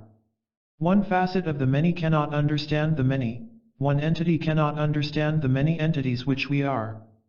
Though one facet tries to control, discipline, shape the other facets, its efforts are ever self-enclosing, narrowing. The whole cannot be understood through the part, and that is why we never understand. We never get the view of the whole, we are never aware of the whole, because we are so occupied with the part. The part divides itself and becomes the many. To be aware of the whole, the conflict of the many, there must be the understanding of desire. There is only one activity of desire, though there are varying and conflicting demands and pursuits, they are all the outcome of desire. Desire may not be sublimated or suppressed, it must be understood without him who understands. If the entity who understands is there, then it is still the entity of desire. To understand without the experiencer is to be free of the one and of the many. All activities of conformity and denial, of analysis and acceptance, only strengthen the experiencer. The experiencer can never understand the whole. The experiencer is the accumulated, and there is no understanding within the shadow of the past. Dependence on the past may offer a way of action, but the cultivation of a means is not understanding. Understanding is not of the mind, of thought, and if thought is disciplined into silence to capture that which is not of the mind, then that which is experienced is the projection of the past. In the awareness of this whole process there is a silence which is not of the experiencer. In this silence only does understanding come into being. Sleep. It was a cold winter and the trees were bare, their naked branches exposed to the sky. There were very few evergreen trees, and even they felt the cold winds and the frosty nights. In the far distance the high mountains were covered with heavy snow, and white billowy clouds hung over them. The grass was brown, for there had been no rain for many months, and the spring rains were still distant. The earth was dormant and fallow. There was no cheery movement of nesting birds in green hedges, and the paths were hard and dusty. On the lake there were a few ducks, pausing on their way to the south. The mountains held the promise of a new spring, and the earth was dreaming of it. What would happen if sleep were denied to us? Would we have more time to fight, to intrigue, to make mischief? Would we be more cruel and ruthless? Would there be more time for humility, compassion, and frugality? Would we be more creative? Sleep is a strange thing, but extraordinarily important. For most people, the activities of the day continue through their nocturnal slumbers. Their sleep is the continuation of their life, dull or exciting, an extension at a different level of the same insipidity or meaningless strife. The body is refreshed by sleep. The internal organism, having a life of its own, renews itself. During sleep, desires are quiescent, and so do not interfere with the organism, and with the body refreshed, the activities of desire have further opportunities for stimulation and expansion. Obviously, the less one interferes with the internal organism, the better. The less the mind takes charge of the organism, the more healthy and natural is its function. But disease of the organism is another matter, produced by the mind or by its own weakness. Sleep is of great significance. The more the desires are strengthened, the less the meaning of sleep. Desires, positive or negative, are fundamentally always positive, and sleep is the temporary suspension of this positive. Sleep is not the opposite of desire. Sleep is not negation, but a state which desire cannot penetrate. The quietening of the superficial layers of consciousness takes place during sleep, and so they are capable of receiving the intimations of the deeper layers, but this is only a partial comprehension of the whole problem. It is obviously possible for all the layers of consciousness to be in communication with each other during waking hours, and also during sleep, and of course this is essential. This communication frees the mind from its own self-importance, and so the mind does not become the dominant factor. Thus it loses, freely and naturally, its self-enclosing efforts and activities. In this process the impetus to become is completely dissolved, the accumulative momentum exists no longer. But there is something more that takes place in sleep. There is found an answer to our problems. When the conscious mind is quiet, it is capable of receiving an answer, which is a simple affair. But what is far more significant and important than all this is the renewal, which is not a cultivation. One can deliberately cultivate a gift, a capacity, or develop a technique, a pattern of action and behavior, but this is not renewal. Cultivation is not creation. This creative renewal does not take place if there is any kind of effort on the part of a becomer. The mind must voluntarily lose all accumulative impulse, the storing up of experience as a means to further experience and achievement. It is the accumulative, self-protective urge that breeds the curve of time and prevents creative renewal. Consciousness as we know it is of time, it is a process of recording and storing experience at its different levels. Whatever takes place within this consciousness is its own projection, it has its own quality, and is measurable.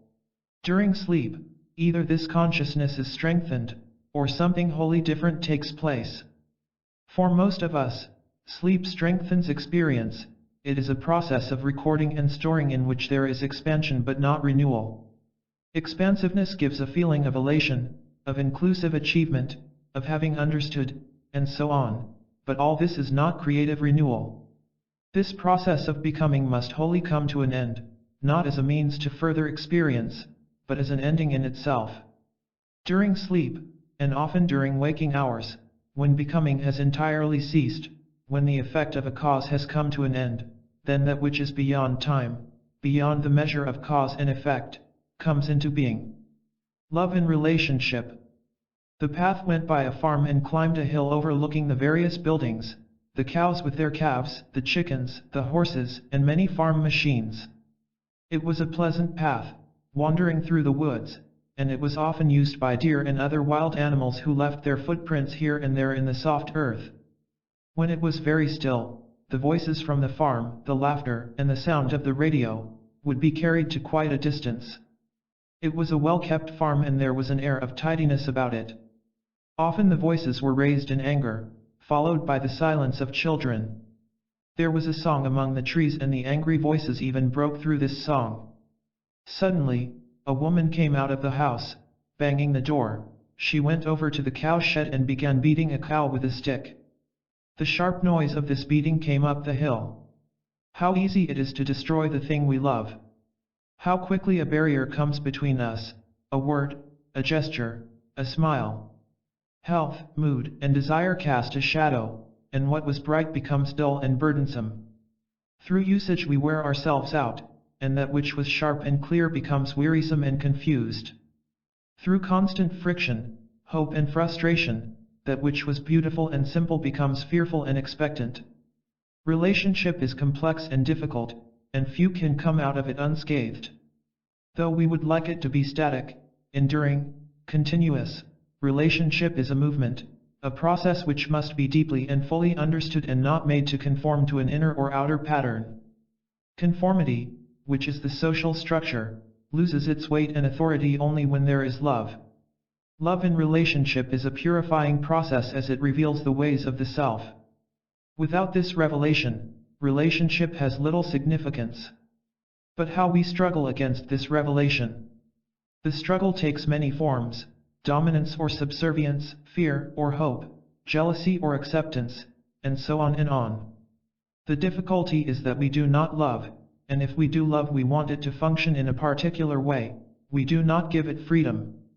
We love with our minds and not with our hearts. Mind can modify itself, but love cannot. Mind can make itself invulnerable, but love cannot. Mind can always withdraw, be exclusive, become personal or impersonal. Love is not to be compared and hedged about. Our difficulty lies in that which we call love, which is really of the mind.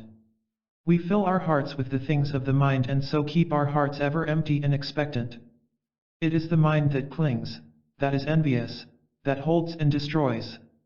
Our life is dominated by the physical centers and by the mind. We do not love and let it alone, but crave to be loved. We give in order to receive, which is the generosity of the mind and not of the heart. The mind is ever seeking certainty, security, and can love be made certain by the mind? Can the mind, whose very essence is of time, catch love, which is its own eternity? But even the love of the heart has its own tricks, for we have so corrupted our heart that it is hesitant and confused. It is this that makes life so painful and wearisome. One moment we think we have love, and the next it is lost. There comes an imponderable strength, not of the mind, whose sources may not be fathomed. This strength is again destroyed by the mind, for in this battle the mind seems invariably to be the victor. This conflict within ourselves is not to be resolved by the cunning mind or by the hesitant heart. There is no means, no way to bring this conflict to an end. The very search for a means is another urge of the mind to be the master, to put away conflict in order to be peaceful, to have love, to become something. Our greatest difficulty is to be widely and deeply aware that there is no means to love as a desirable end of the mind. When we understand this really and profoundly, then there is a possibility of receiving something that is not of this world. Without the touch of that something, do what we will, there can be no lasting happiness in relationship. If you have received that benediction and I have not, naturally you and I will be in conflict. You may not be in conflict, but I will be, and in my pain and sorrow I cut myself off. Sorrow is as exclusive as pleasure, and until there is that love which is not of my making, relationship is pain. If there is the benediction of that love, you cannot but love me whatever I may be, for then you do not shape love according to my behavior. Whatever tricks the mind may play, you and I are separate, though we may be in touch with each other at some points.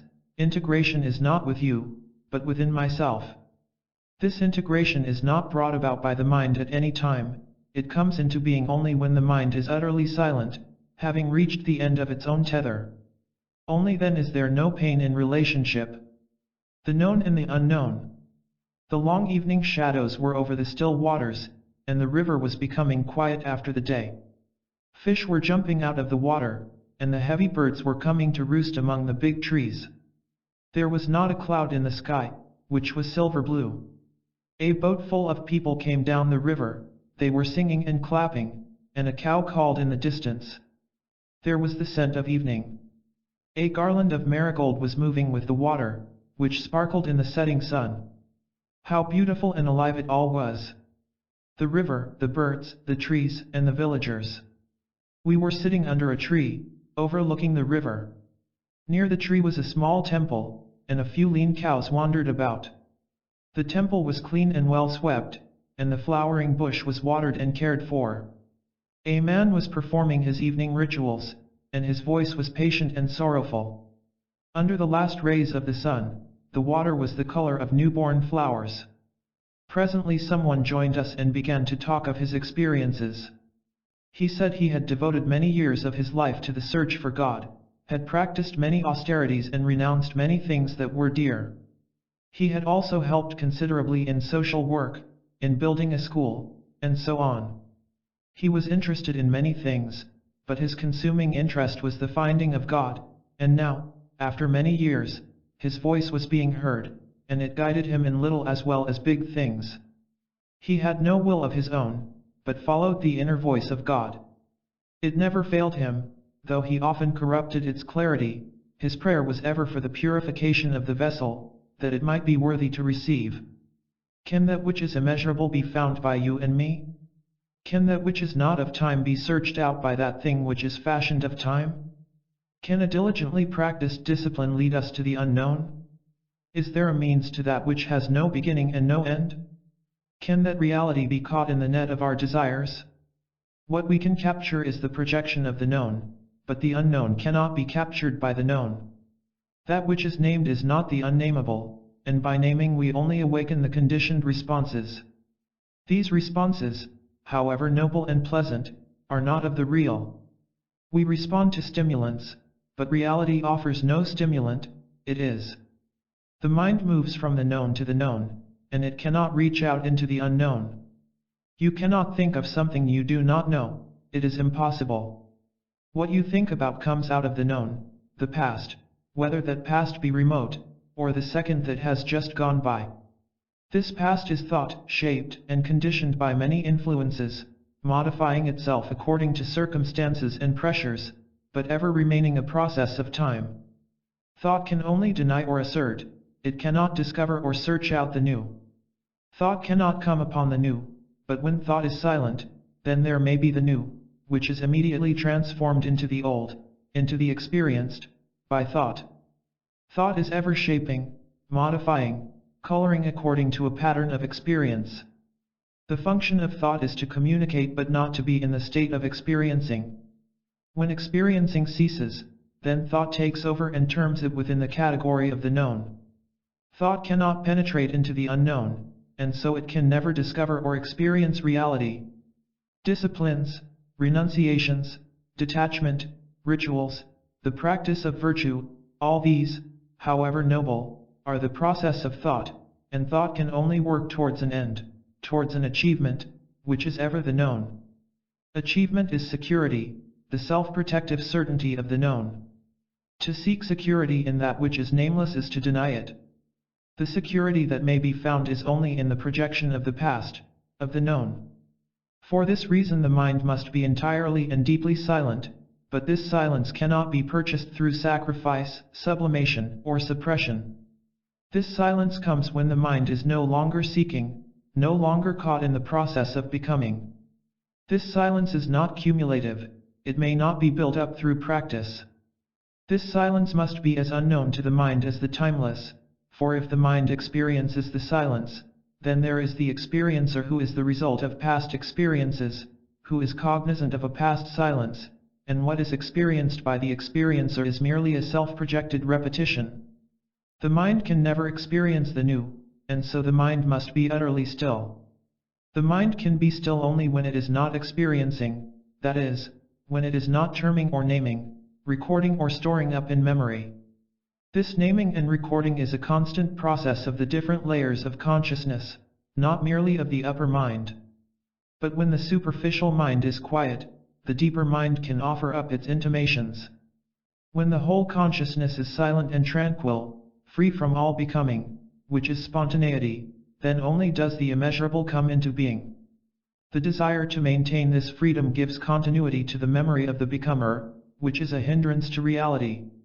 Reality has no continuity, it is from moment to moment, ever new, ever fresh.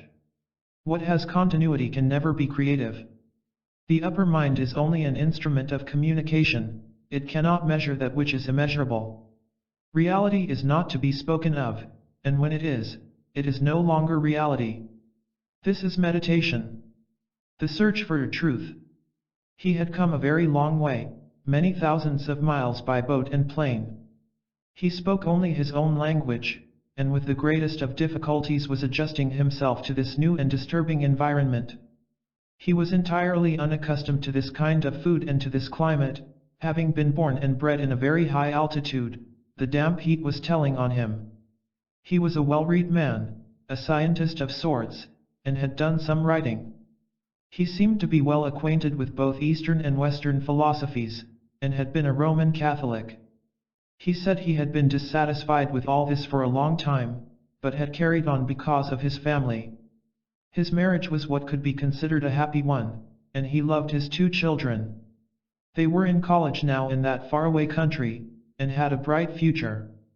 But this dissatisfaction with regard to his life and action had been steadily increasing through the years, and a few months ago it had reached a crisis.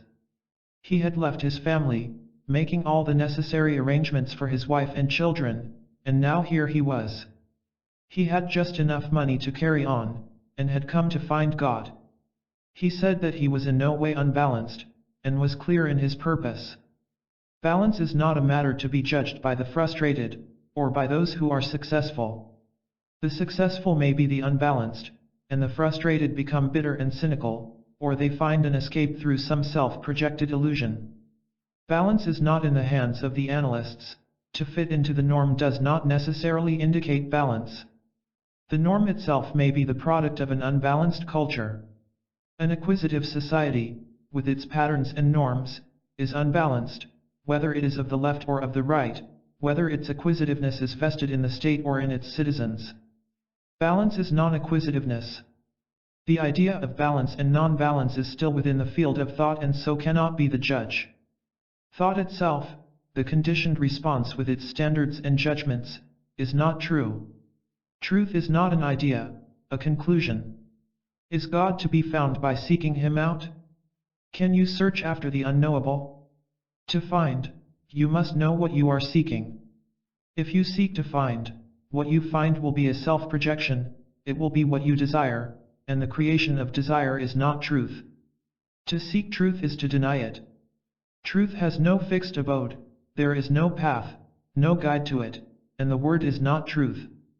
Is truth to be found in a particular setting, in a special climate, among certain people?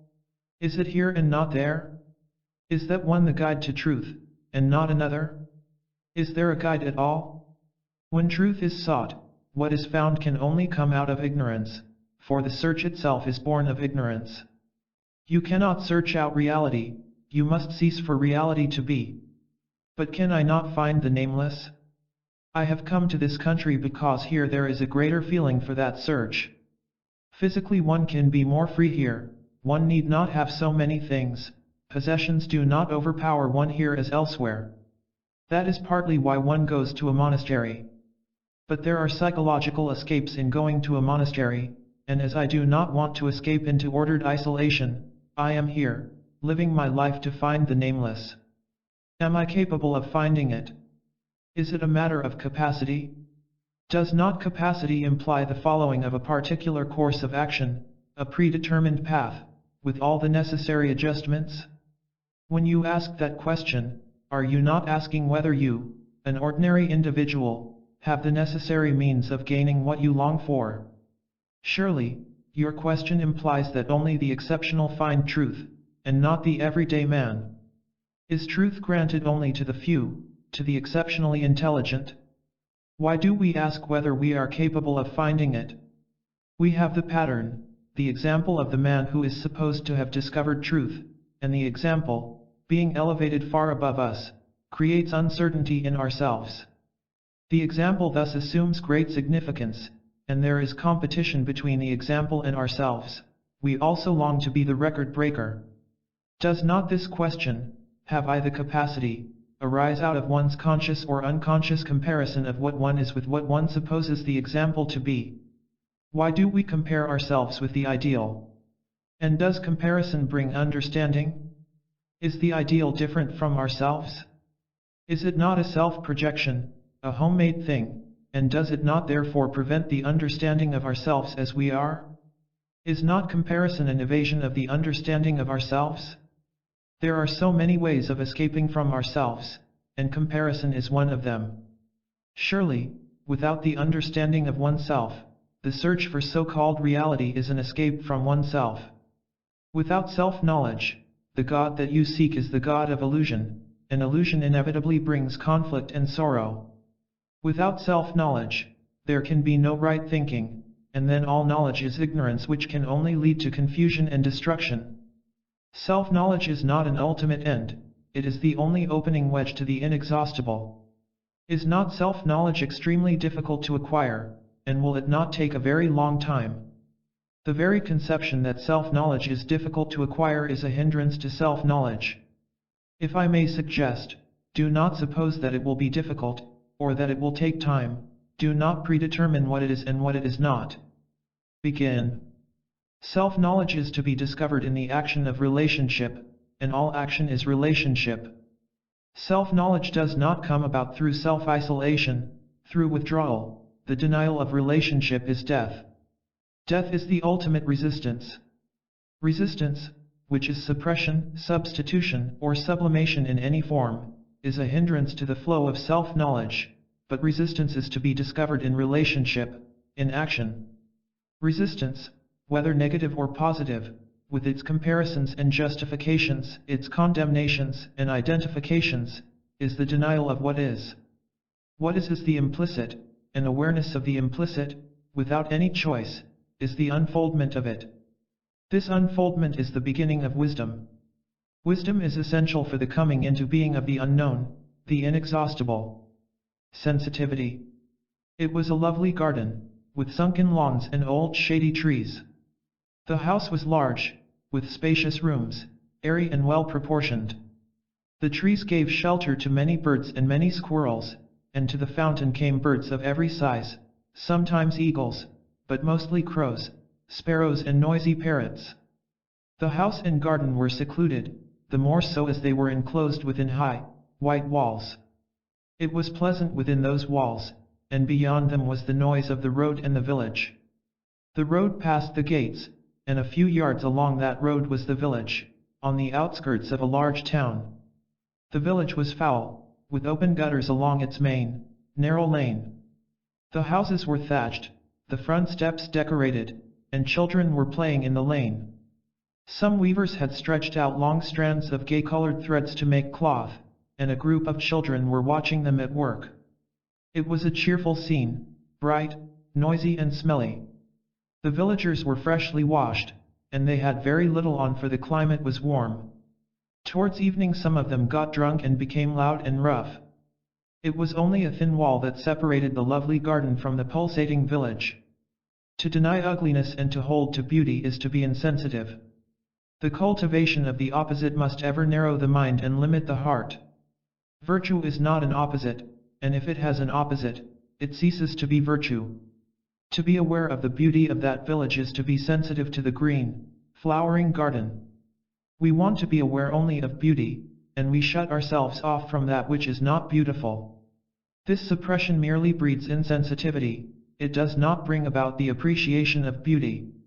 The good is not in the garden, away from the village, but in the sensitivity that lies beyond both. To deny or to identify leads to narrowness, which is to be insensitive. Sensitivity is not a thing to be carefully nurtured by the mind, which can only divide and dominate. There is good and evil, but to pursue the one and to avoid the other does not lead to that sensitivity which is essential for the being of reality. Reality is not the opposite of illusion, of the false, and if you try to approach it as an opposite it will never come into being. Reality can be only when the opposites cease. To condemn or identify breeds the conflict of the opposites, and conflict only engenders further conflict. A fact approached unemotionally, without denying or justifying, does not bring about conflict. A fact in itself has no opposite, it has an opposite only when there is a pleasurable or defensive attitude. It is this attitude that builds the walls of insensitivity and destroys action. If we prefer to remain in the garden, there is a resistance to the village, and where there is resistance there can be no action, either in the garden or towards the village. There may be activity, but not action. Activity is based on an idea, and action is not. Ideas have opposites, and movement within the opposites is mere activity, however prolonged or modified. Activity can never be liberating. Activity has a past and a future, but action has not. Action is always in the present, and is therefore immediate. Reform is activity, not action, and what is reformed needs further reform. Reformation is inaction, an activity born as an opposite. Action is from moment to moment, and, oddly enough, it has no inherent contradiction, but activity, though it may appear to be without a break, is full of contradiction. The activity of revolution is riddled with contradictions and so can never liberate. Conflict, choice, can never be a liberating factor. If there is choice, there is activity and not action, for choice is based on idea. Mind can indulge in activity, but it cannot act. Action springs from quite a different source. The moon came up over the village, making shadows across the garden. The individual and society. We were walking along a crowded street. The sidewalks were heavy with people, and the smell of exhaust from the cars and buses filled our nostrils. The shops displayed many costly and shoddy things. The sky was pale silver, and it was pleasant in the park as we came out of the noisy thoroughfare. We went deeper into the park and sat down. He was saying that the state, with its militarization and legislation, was absorbing the individual almost everywhere, and that worship of the state was now taking the place of the worship of God. In most countries the state was penetrating into the very intimate lives of its people, they were being told what to read and what to think.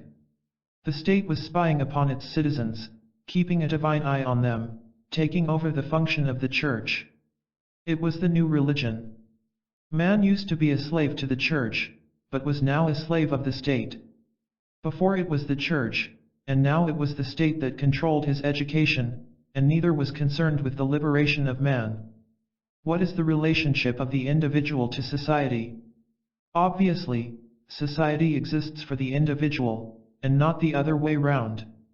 Society exists for the fruition of man, it exists to give freedom to the individual so that he may have the opportunity to awaken the highest intelligence. This intelligence is not the mere cultivation of a technique or of knowledge, it is to be in touch with that creative reality which is not of the superficial mind. Intelligence is not a cumulative result, but freedom from progressive achievement and success. Intelligence is never static, it cannot be copied and standardized, and hence cannot be taught. Intelligence is to be discovered in freedom. The collective will in its action, which is society, does not offer this freedom to the individual, for society, not being organic, is ever static. Society is made up, put together for the convenience of man, it has no independent mechanism of its own. Men may capture society, guide it, shape it, tyrannize over it, depending upon their psychological states, but society is not the master of man. It may influence him, but man always breaks it down. There is conflict between man and society because man is in conflict within himself, and the conflict is between that which is static and that which is living. Society is the outward expression of man. The conflict between himself and society is the conflict within himself. This conflict, within and without, will ever exist until the highest intelligence is awakened. We are social entities as well as individuals, we are citizens as well as men, separate becomers in sorrow and pleasure. If there is to be peace, we have to understand the right relationship between the man and the citizen. Of course, the state would prefer us to be entirely citizens, but that is the stupidity of governments. We ourselves would like to hand over the man to the citizen, for to be a citizen is easier than to be a man. To be a good citizen is to function efficiently within the pattern of a given society. Efficiency and conformity are demanded of the citizen, as they toughen him, make him ruthless, and then he is capable of sacrificing the man to the citizen. A good citizen is not necessarily a good man, but a good man is bound to be a right citizen, not of any particular society or country. Because he is primarily a good man, his actions will not be antisocial, he will not be against another man. He will live in cooperation with other good men, he will not seek authority, for he has no authority, he will be capable of efficiency without its ruthlessness. The citizen attempts to sacrifice the man, but the man who is searching out the highest intelligence will naturally shun the stupidities of the citizen. So the state will be against the good man, the man of intelligence, but such a man is free from all governments and countries. The intelligent man will bring about a good society, but a good citizen will not give birth to a society in which man can be of the highest intelligence. The conflict between the citizen and the man is inevitable if the citizen predominates, and any society which deliberately disregards the man is doomed. There is reconciliation between the citizen and the man only when the psychological process of man is understood. The state, the present society, is not concerned with the inner man, but only with the outer man, the citizen. It may deny the inner man, but he always overcomes the outer, destroying the plans cunningly devised for the citizen. The state sacrifices the present for the future, ever safeguarding itself for the future. It regards the future as all important, and not the present. But to the intelligent man, the present is of the highest importance, the now and not the tomorrow. What is can be understood only with the fading of tomorrow. The understanding of what is brings about transformation in the immediate present. It is this transformation that is of supreme importance, and not how to reconcile the citizen with the man. When this transformation takes place, the conflict between the man and the citizen ceases. The self. In the opposite seat sat a man of position and authority. He was well aware of this, for his looks, his gestures, his attitude proclaimed his importance. He was very high up in the government, and the people about him were very obsequious. He was saying in a loud voice to somebody that it was outrageous to disturb him about some minor official task. He was rumbling about the doings of his workers, and the listeners looked nervous and apprehensive. We were flying far above the clouds, 18,000 feet, and through the gaps in the clouds was the blue sea. When the clouds somewhat opened up, there were the mountains covered with snow, the islands, and the wide, open bays. How far away and how beautiful were the solitary houses and the small villages. A river came down to the sea from the mountains. It flowed past a very large town, smoky and dull, where its waters became polluted, but a little farther on they were again clean and sparkling. A few seats away was an officer in uniform, his chest covered with ribbons, confident and aloof. He belonged to a separate class that exists all over the world. Why is it that we crave to be recognized, to be made much of, to be encouraged? Why is it that we are such snobs? Why is it that we cling to our exclusiveness of name, position, acquisition? Is anonymity degrading, and to be unknown despicable? Why do we pursue the famous, the popular? Why is it that we are not content to be ourselves? Are we frightened and ashamed of what we are, that name, position and acquisition become so all-important? It is curious how strong is the desire to be recognized, to be applauded. In the excitement of a battle, one does incredible things for which one is honored, one becomes a hero for killing a fellow man.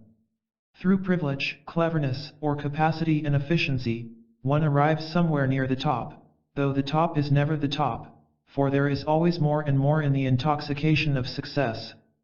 The country or the business is yourself, on you depend the issues, you are the power. Organized religion offers position, prestige, and honor, there too you are somebody, apart and important. Or again you become the disciple of a teacher, of a guru or master, or you cooperate with them in their work. You are still important, you represent them, you share their responsibility, you give and others receive. Though in their name, you are still the means. You may put on a loincloth or the monk's robe, but it is you who are making the gesture, it is you who are renouncing. In one way or another, subtly or grossly, the self is nourished and sustained. Apart from its antisocial and harmful activities, why has the self to maintain itself? Though we are in turmoil and sorrow, with passing pleasures, why does the self cling to outer and inner gratifications, to pursuits that inevitably bring pain and misery? The thirst for positive activity as opposed to negation makes us strive to be, our striving makes us feel that we are alive, that there is a purpose to our life, that we shall progressively throw off the causes of conflict and sorrow.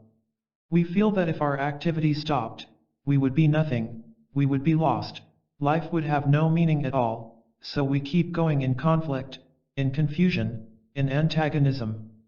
But we are also aware that there is something more, that there is an otherness which is above and beyond all this misery. Thus we are in constant battle within ourselves. The greater the outward show, the greater the inward poverty, but freedom from this poverty is not the loincloth. The cause of this inward emptiness is the desire to become, and, do what you will, this emptiness can never be filled. You may escape from it in a crude way, or with refinement, but it is as near to you as your shadow. You may not want to look into this emptiness, but nevertheless it is there. The adornments and the renunciations that the self assumes can never cover this inward poverty. By its activities, inner and outer, the self tries to find enrichment, calling it experience or giving it a different name according to its convenience and gratification. The self can never be anonymous, it may take on a new robe, assume a different name, but identity is its very substance. This identifying process prevents the awareness of its own nature. The cumulative process of identification builds up the self, positively or negatively, and its activity is always self-enclosing, however wide the enclosure. Every effort of the self to be or not to be is a movement away from what it is. Apart from its name, attributes, idiosyncrasies, possessions, what is the self?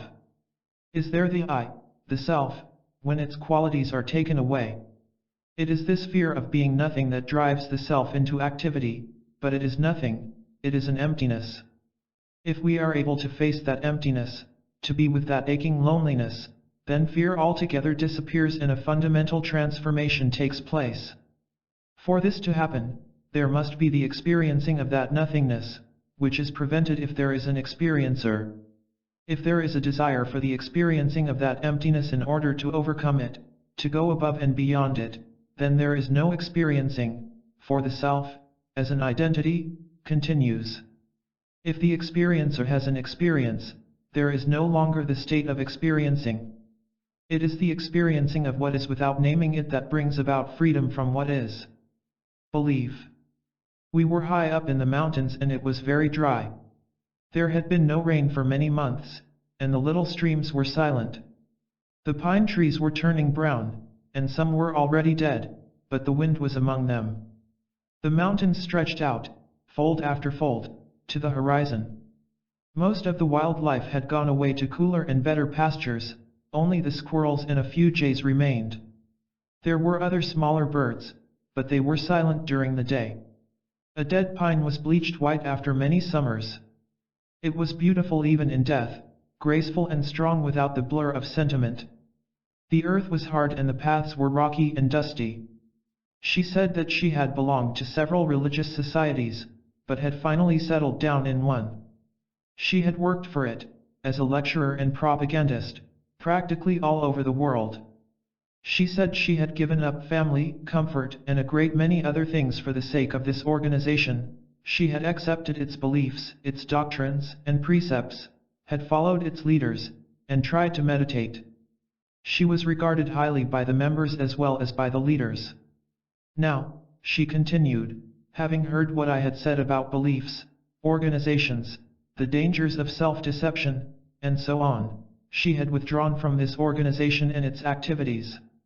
She was no longer interested in saving the world, but was occupying herself with her small family and its troubles, and took only a distant interest in the troubled world. She was inclined to be bitter, though outwardly kind and generous, for she said her life seemed so wasted. After all her past enthusiasm and work, where was she? What had happened to her? Why was she so dull and weary, and at her age so concerned with trivial things? How easily we destroy the delicate sensitivity of our being. The incessant strife and struggle, the anxious escapes and fears, soon dull the mind and the heart, and the cunning mind quickly finds substitutes for the sensitivity of life. Amusements, family, politics, beliefs, and gods, take the place of clarity and love. Clarity is lost by knowledge and belief, and love by sensations. Does belief bring clarity? Does the tightly enclosing wall of belief bring understanding? What is the necessity of beliefs, and do they not darken the already crowded mind? The understanding of what is does not demand beliefs, but direct perception, which is to be directly aware without the interference of desire. It is desire that makes for confusion, and belief is the extension of desire.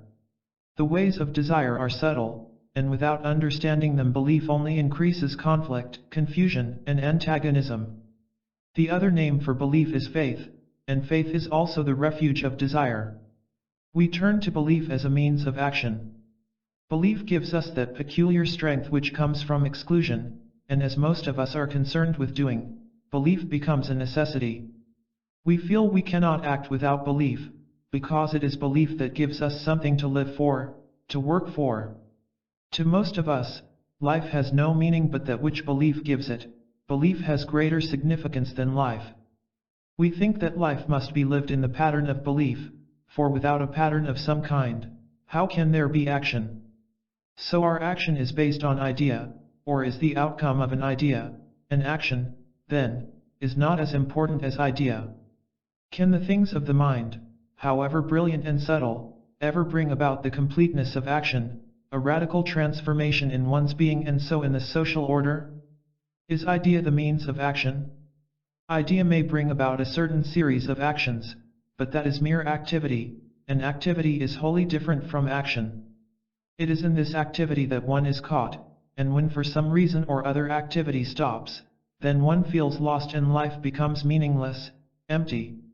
We are aware of this emptiness, consciously or unconsciously, and so idea and activity become all important.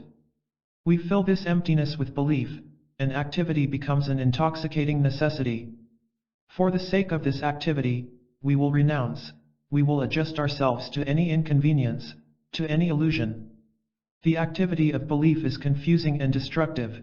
It may at first seem orderly and constructive, but in its wake there is conflict and misery. Every kind of belief, religious or political, prevents the understanding of relationship, and there can be no action without this understanding. Silence. It was a powerful motor and well tuned. It took the hills easily, without a stutter, and the pickup was excellent. The road climbed steeply out of the valley and ran between orchards of orange and tall, wide-spreading walnut trees. On both sides of the road the orchards stretched for fully 40 miles, up to the very foot of the mountains. Becoming straight, the road passed through one or two small towns, and then continued into the open country, which was bright green with alfalfa. Again winding through many hills, the road finally came out onto the desert. It was a smooth road, the hum of the motor was steady, and the traffic was very light. There was an intense awareness of the country, of the occasional passing car, of the road signals, of the clear blue sky, of the body sitting in the car, but the mind was very still. It was not the quietness of exhaustion, or of relaxation, but a stillness that was very alert. There was no point from which the mind was still, there was no observer of this tranquility, the experiencer was wholly absent. Though there was desultory conversation, there was no ripple in this silence. One heard the roar of the wind as the car sped along, yet this stillness was inseparable from the noise of the wind, from the sounds of the car, and from the spoken word. The mind had no recollection of previous stillnesses, of those silences it had known. It did not say, "This is tranquility." There was no verbalization, which is only the recognition and the affirmation of a somewhat similar experience. Because there was no verbalization, thought was absent. There was no recording, and therefore thought was not able to pick up the silence or to think about it, for the word stillness is not stillness. When the word is not, the mind cannot operate, and so the experiencer cannot store up as a means of further pleasure. There was no gathering process at work, nor was there approximation or assimilation. The movement of the mind was totally absent. The car stopped at the house. The barking of the dog, the unpacking of the car and the general disturbance in no way affected this extraordinary silence. There was no disturbance, and the stillness went on. The wind was among the pines, the shadows were long, and a wild cat sneaked away among the bushes. In this silence there was movement, and the movement was not a distraction. There was no fixed attention from which to be distracted. There is distraction when the main interest shifts, but in this silence there was absence of interest, and so there was no wandering away. Movement was not away from the silence but was of it. It was the stillness, not of death, of decay, but of life in which there was a total absence of conflict. With most of us, the struggle of pain and pleasure, the urge of activity, gives us the sense of life, and if that urge were taken away, we should be lost and soon disintegrate. But this stillness in its movement was creation ever renewing itself. It was a movement that had no beginning and so had no ending, nor was it a continuity. Movement implies time, but here there was no time. Time is the more and the less, the near and the far, yesterday and tomorrow, but in this stillness all comparison ceased. It was not a silence that came to an end to begin again, there was no repetition. The many tricks of the cunning mind were wholly absent. If this silence were an illusion, the mind would have some relationship to it, it would either reject it or cling to it, reason it away or with subtle satisfaction identify itself with it, but since it has no relationship to this silence, the mind cannot accept or deny it. The mind can operate only with its own projections, with the things which are of itself, but it has no relationship with the things that are not of its own origin. This silence is not of the mind, and so the mind cannot cultivate or become identified with it. The content of this silence is not to be measured by words. Renunciation of riches. We were sitting in the shade of a large tree, overlooking a green valley. The woodpeckers were busy and there were ants in a long line scurrying back and forth between two trees. The wind was from the sea, bringing the smell of a distant fog. The mountains were blue and dreamy, often they had seemed so close, but now they were far away. A small bird was drinking from the little pool made by a leaky pipe. Two gray squirrels with large bushy tails were chasing each other up and down a tree. They would climb to the top and come spinning down with mad speed almost to the ground, and then go up again. He was once a very rich man and had renounced his riches. He had had a great many possessions and had enjoyed the burden of their responsibility, for he was charitable and not too hard of heart. He gave without stint and forgot what he gave. He was good to his helpers and saw to their benefits, and made money easily in a world that was bent on money-making. He was unlike those whose bank accounts and investments are bigger than themselves, who are lonely and afraid of people and their demands, who shut themselves off in the peculiar atmosphere of their wealth. He was not a threat to his family nor did he yield easily, and he had many friends, but not because he was rich. He was saying that he had given up his possessions because it had struck him one day, as he was reading something, how vastly stupid were his money-making and his wealth. Now he had but few things and was trying to lead a simple life to find out what it was all about and whether there was something beyond the appetites of the physical centers. To be content with little is comparatively easy. To be free from the burden of many things is not difficult when one is on a journey looking for something else. The urgency of inward search clears away the confusion of many possessions, but being free from outer things does not mean a simple life. Outer simplicity and order do not necessarily mean inner tranquility and innocence. It is good to be simple outwardly, for it does give a certain freedom, it is a gesture of integrity, but why is it that we invariably begin with the outer and not with the inner simplicity? Is it to convince ourselves and others of our intention? Why do we have to convince ourselves? Freedom from things needs intelligence, not gestures, and convictions, and intelligence is not personal. If one is aware of all the implications of many possessions, that very awareness liberates, and then there is no need for dramatic assertions and gestures. It is when this intelligent awareness is not functioning that we resort to disciplines and detachments. The emphasis is not on much or little, but on intelligence, and the intelligent man, being content with little, is free from many possessions.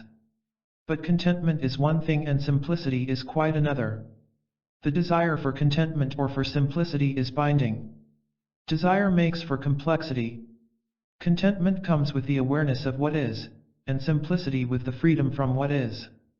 It is well to be outwardly simple, but it is far more important to be inwardly simple and clear. Clarity does not come through a determined and purposeful mind. The mind cannot create it.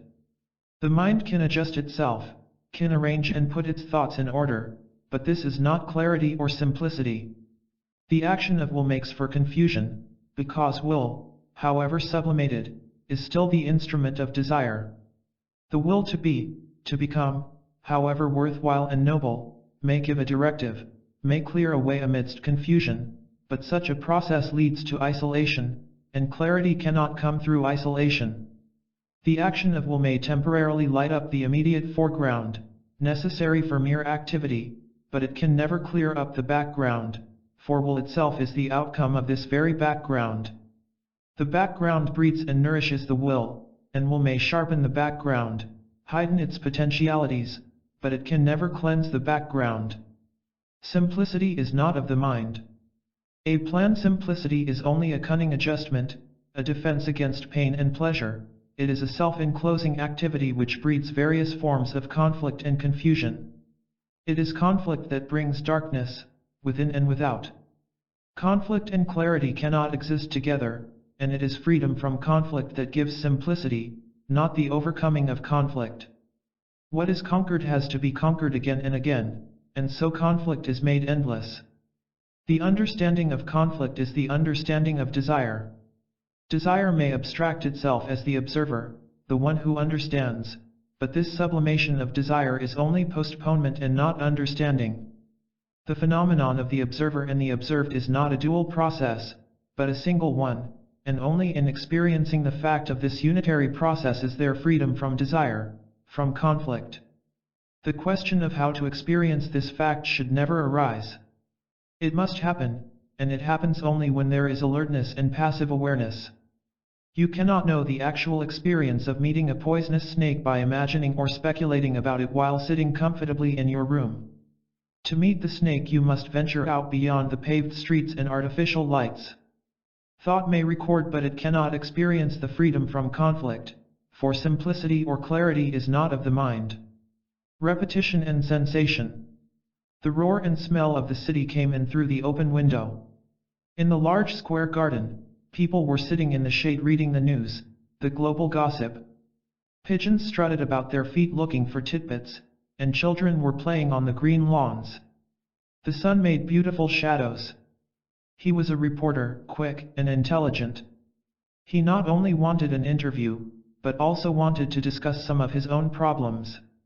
When the interview for his newspaper was over, he talked of his career and what it was worth, not financially, but its significance in the world. He was a big man, clever, capable and confident. He was climbing rapidly in the newspaper world, and in it there was a future for him. Our minds are stuffed with so much knowledge that it is almost impossible to experience directly. The experience of pleasure and pain is direct, individual, but the understanding of the experience is after the pattern of others, of the religious and social authorities. We are the result of the thoughts and influences of others. We are conditioned by religious as well as political propaganda. The temple, the church, and the mosque have a strange, shadowy influence in our lives, and political ideologies give apparent substance to our thought. We are made and destroyed by propaganda. Organized religions are first-rate propagandists, every means being used to persuade and then to hold. We are a mass of confused responses, and our center is as uncertain as the promised future. Mere words have an extraordinary significance for us. They have a neurological effect whose sensations are more important than what is beyond the symbol. The symbol, the image, the flag, the sound, are all important. Substitution, and not reality, is our strength. We read about the experiences of others, we watch others play, we follow the example of others, we quote others. We are empty in ourselves and we try to fill this emptiness with words, sensations, hopes and imagination, but the emptiness continues. Repetition, with its sensations, however pleasant and noble, is not the state of experiencing. The constant repetition of a ritual, of a word, of a prayer, is a gratifying sensation to which a noble term is given. But experiencing is not sensation, and sensory response soon yields place to actuality. The actual, the what is, cannot be understood through mere sensation. The senses play a limited part, but understanding or experiencing lies beyond and above the senses. Sensation becomes important only when experiencing ceases, then words are significant and symbols dominate, then the gramophone becomes enchanting. Experiencing is not a continuity, for what has continuity is sensation, at whatever level. The repetition of sensation gives the appearance of a fresh experience, but sensations can never be new. The search of the new does not lie in repetitive sensations. The new comes into being only when there is experiencing, and experiencing is possible only when the urge and the pursuit of sensation have ceased. The desire for the repetition of an experience is the binding quality of sensation, and the enrichment of memory is the expansion of sensation. The desire for the repetition of an experience, whether your own or that of another, leads to insensitivity, to death. Repetition of a truth is a lie. Truth cannot be repeated, it cannot be propagated or used. That which can be used and repeated has no life in itself, it is mechanical, static. A dead thing can be used, but not truth. You may kill and deny truth first, and then use it, but it is no longer truth. The propagandists are not concerned with experiencing, they are concerned with the organization of sensation, religious or political, social or private. The propagandist, religious or secular, cannot be a speaker of truth. Experiencing can come only with the absence of the desire for sensation, the naming, the terming must cease. There is no thought process without verbalization, and to be caught in verbalization is to be a prisoner to the illusions of desire. The radio and music. It is obvious that radio music is a marvelous escape. Next door, they kept the thing going all day long and far into the night. The father went off to his office fairly early. The mother and daughter worked in the house or in the garden, and when they worked in the garden the radio blared louder. Apparently the son also enjoyed the music and the commercials, for when he was at home the radio went on just the same. By means of the radio one can listen endlessly to every kind of music, from the classical to the very latest. One can hear mystery plays, news, and all the things that are constantly being broadcast. There need be no conversation, no exchange of thought, for the radio does almost everything for you. The radio, they say, helps students to study, and there is more milk if at milking time the cows have music. The odd part about all this is that the radio seems to alter so little the course of life. It may make some things a little more convenient, we may have global news more quickly and hear murders described most vividly, but information is not going to make us intelligent. The thin layer of information about the horrors of atomic bombing, about international alliances, research into chlorophyll, and so on, does not seem to make any fundamental difference in our lives. We are as war-minded as ever, we hate some other group of people, we despise this political leader and support that, we are duped by organized religions, we are nationalistic, and our miseries continue, and we are intent on escapes, the more respectable and organized the better. To escape collectively is the highest form of security. In facing what is, we can do something about it, but to take flight from what is inevitably makes us stupid and dull, slaves to sensation and confusion. Does not music offer us, in a very subtle way, a happy release from what is? Good music takes us away from ourselves, from our daily sorrows, pettiness and anxieties. It makes us forget, or it gives us strength to face life. It inspires, invigorates and pacifies us. It becomes a necessity in either case, whether as a means of forgetting ourselves or as a source of inspiration.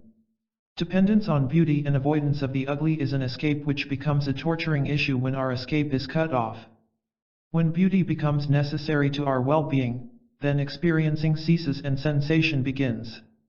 The moment of experiencing is totally different from the pursuit of sensation. In experiencing there is no awareness of the experiencer and his sensations.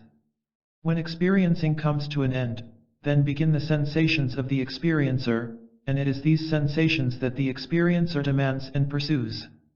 When sensations become a necessity, then music, the river, the painting are only a means to further sensation. Sensations become all dominant, and not experiencing.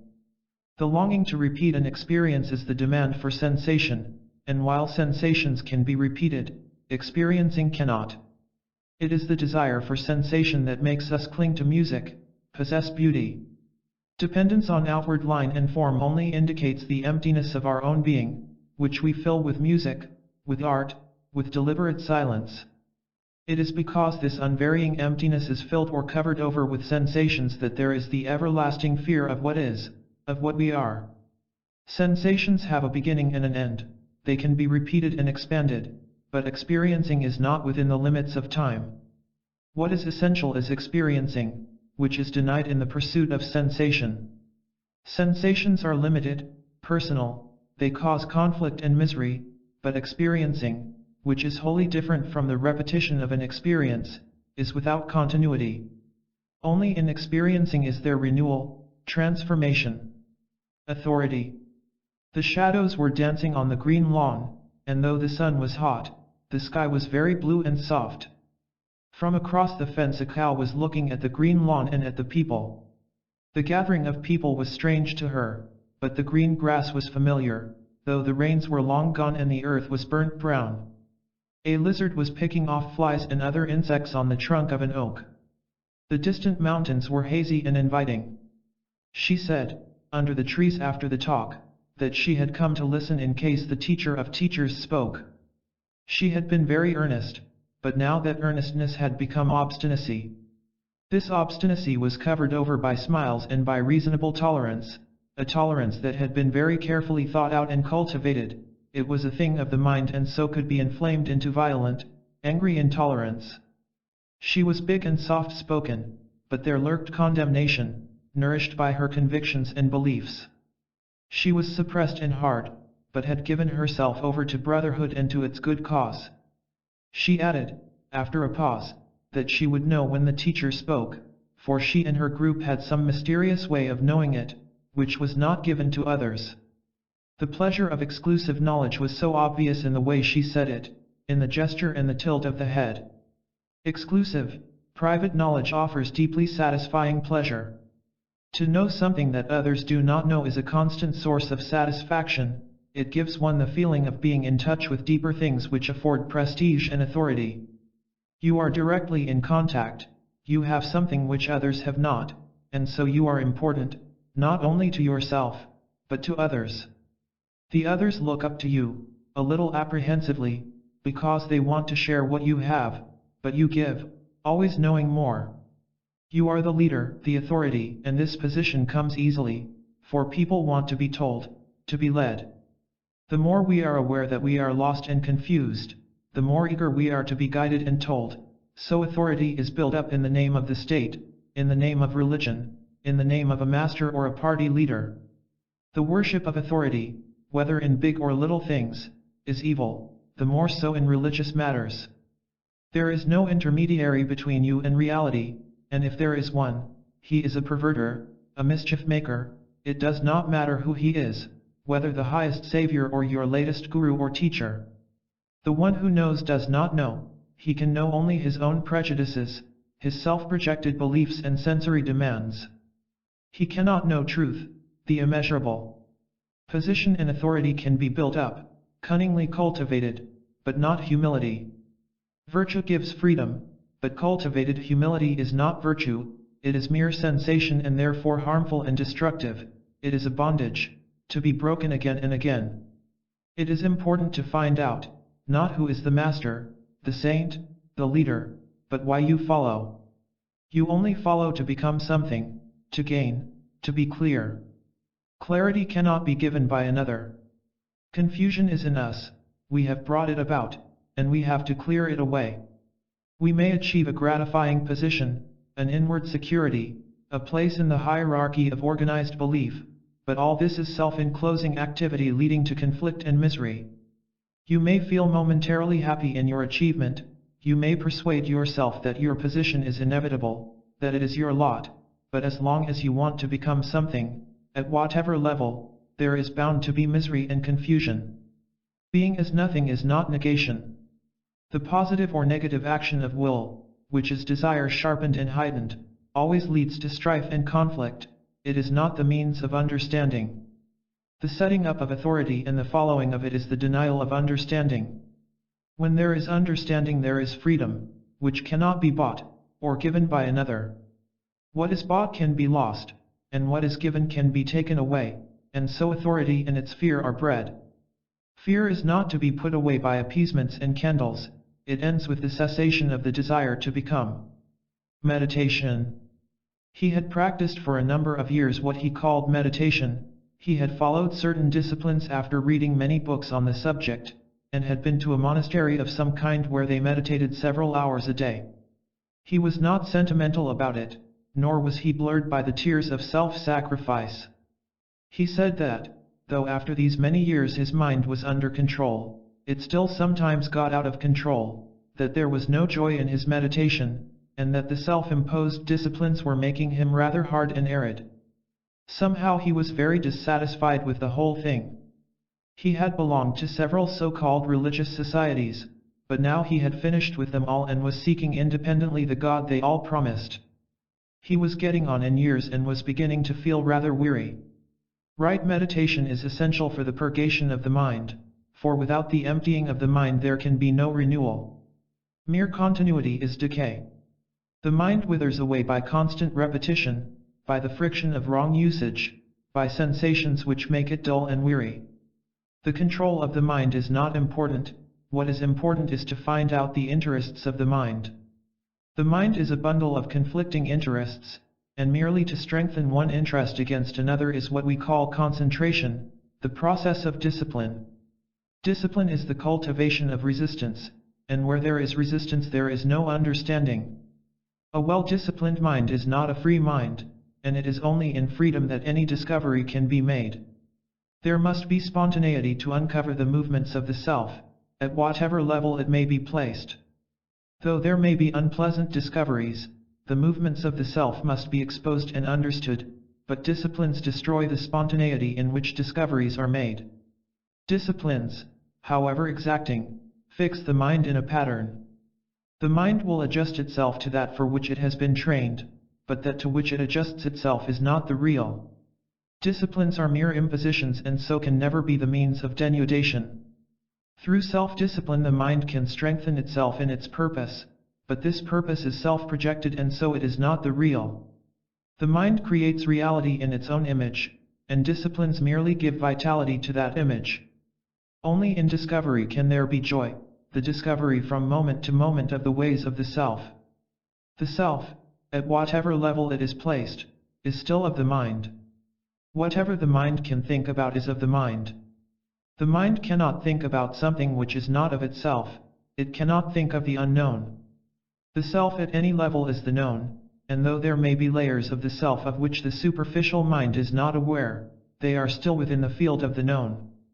The movements of the self are revealed in the action of relationship, and when relationship is not confined within a pattern, it gives an opportunity for self-revelation. Relationship is the action of the self, and to understand this action there must be awareness without choice, for to choose is to emphasize one interest against another. This awareness is the experiencing of the action of the self, and in this experiencing there is neither the experiencer nor the experienced. Thus the mind is emptied of its accumulations, there is no longer the me, the gatherer. The accumulations, the stored up memories are the me is not an entity apart from the accumulations. The me separates itself from its characteristics as the observer, the watcher, the controller, in order to safeguard itself, to give itself continuity amidst impermanency. The experiencing of the integral, unitary process frees the mind from its dualism. Thus the total process of the mind, the open as well as the hidden, is experienced and understood, not piece by piece, activity by activity, but in its entirety. Then dreams and everyday activities are ever an emptying process. The mind must be utterly empty to receive, but the craving to be empty in order to receive is a deep-seated impediment, and this also must be understood completely, not at any particular level. The craving to experience must wholly cease, which happens only when the experiencer is not nourishing himself on experiences and their memories. The purgation of the mind must take place not only on its upper levels, but also in its hidden depths, and this can happen only when the naming or terming process comes to an end. Naming only strengthens and gives continuity to the experiencer, to the desire for permanency, to the characteristic of particularizing memory.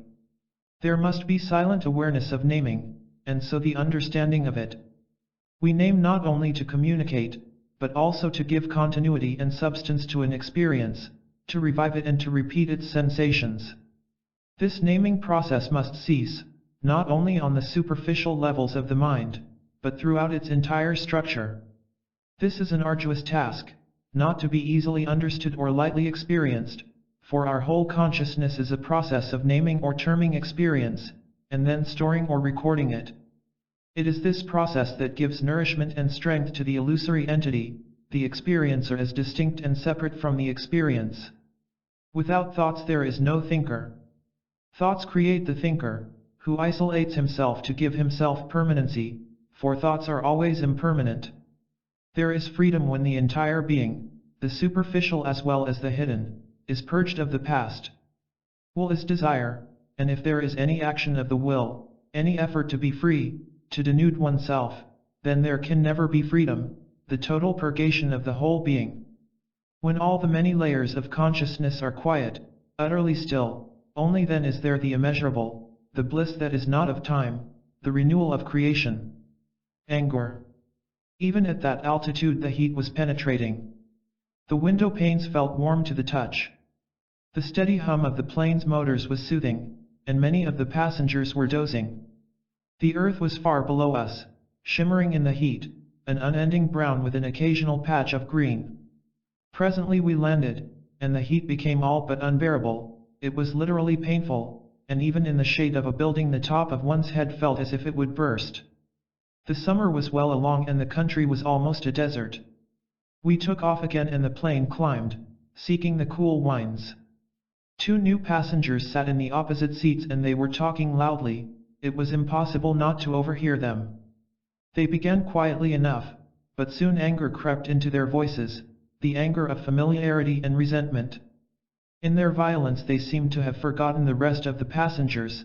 They were so upset with each other that they alone existed, and none else. Anger has that peculiar quality of isolation, like sorrow, it cuts one off, and for the time being, at least, all relationship comes to an end. Anger has the temporary strength and vitality of the isolated. There is a strange despair in anger, for isolation is despair. The anger of disappointment, of jealousy, of the urge to wound, gives a violent release whose pleasure is self-justification. We condemn others, and that very condemnation is a justification of ourselves. Without some kind of attitude, whether of self-righteousness or self-abasement, what are we? We use every means to bolster ourselves up, and anger, like hate, is one of the easiest ways. Simple anger, a sudden flare-up which is quickly forgotten, is one thing, but the anger that is deliberately built up, that has been brewed and that seeks to hurt and destroy, is quite another matter. Simple anger may have some physiological cause which can be seen and remedied, but the anger that is the outcome of a psychological cause is much more subtle and difficult to deal with. Most of us do not mind being angry, we find an excuse for it. Why should we not be angry when there is ill treatment of another or of ourselves? So we become righteously angry. We never just say we are angry, and stop there, we go into elaborate explanations of its cause. We never just say that we are jealous or bitter, but justify or explain it. We ask how there can be love without jealousy, or say that someone else's actions have made us bitter, and so on. It is the explanation, the verbalization, whether silent or spoken, that sustains anger, that gives it scope and depth. The explanation, silent or spoken, acts as a shield against the discovery of ourselves as we are. We want to be praised or flattered, we expect something, and when these things do not take place, we are disappointed, we become bitter or jealous. Then, violently or softly, we blame someone else, we say the other is responsible for our bitterness. You are of great significance because I depend upon you for my happiness, for my position or prestige. Through you, I fulfill, so you are important to me, I must guard you, I must possess you. Through you, I escape from myself, and when I am thrown back upon myself, being fearful of my own state, I become angry. Anger takes many forms, disappointment, resentment, bitterness, jealousy, and so on. The storing up of anger, which is resentment, requires the antidote of forgiveness, but the storing up of anger is far more significant than forgiveness. Forgiveness is unnecessary when there is no accumulation of anger. Forgiveness is essential if there is resentment, but to be free from flattery and from the sense of injury, without the hardness of indifference, makes for mercy, charity. Anger cannot be got rid of by the action of will, for will is part of violence. Will is the outcome of desire, the craving to be, and desire in its very nature is aggressive, dominant. To suppress anger by the exertion of will is to transfer anger to a different level, giving it a different name, but it is still part of violence. To be free from violence, which is not the cultivation of nonviolence, there must be the understanding of desire. There is no spiritual substitute for desire, it cannot be suppressed or sublimated. There must be a silent and choiceless awareness of desire, and this passive awareness is the direct experiencing of desire without an experiencer giving it a name. Psychological security. He said he had gone into the question very thoroughly, had read as much as he could of what had been written on the subject, and he was convinced that there were masters in different parts of the world. They did not show themselves physically except to their special disciples, but they were in communication with others through other means. They exerted a beneficent influence and guided the leaders of the world's thought and action, though the leaders themselves were unaware of it, and they brought about revolution and peace. He was convinced, he said, that each continent had a group of masters, shaping its destiny and giving it their blessing. He had known several pupils of the masters, at least they had told him they were, he added guardedly. He was entirely earnest and desired more knowledge about the masters. Was it possible to have direct experience, direct contact with them? How still the river was! 2 brilliant little kingfishers were flying up and down close to the bank, and just above the surface, there were some bees gathering water for their hives, and a fisherman's boat lay in the middle of the stream. The trees along the river were thick with leaves, and their shadows were heavy and dark. In the fields the newly planted rice was a vivid green, and there were white rice birds calling. It was a very peaceful scene, and it seemed a pity to talk over our petty little problems. The sky was the tender blue of evening. The noisy towns were far away, there was a village across the river, and a winding path went meandering along the bank. A boy was singing in a clear, high voice which did not disturb the tranquility of the place. We are an odd people, we wander in search of something in far-off places when it is so close to us. Beauty is ever there, never here, truth is never in our homes but in some distant place. We go to the other side of the world to find the master, and we are not aware of the servant. We do not understand the common things of life, the everyday struggles and joys, and yet we attempt to grasp the mysterious and the hidden. We do not know ourselves, but we are willing to serve or follow him who promises a reward, a hope, a utopia. As long as we are confused, what we choose must also be confused.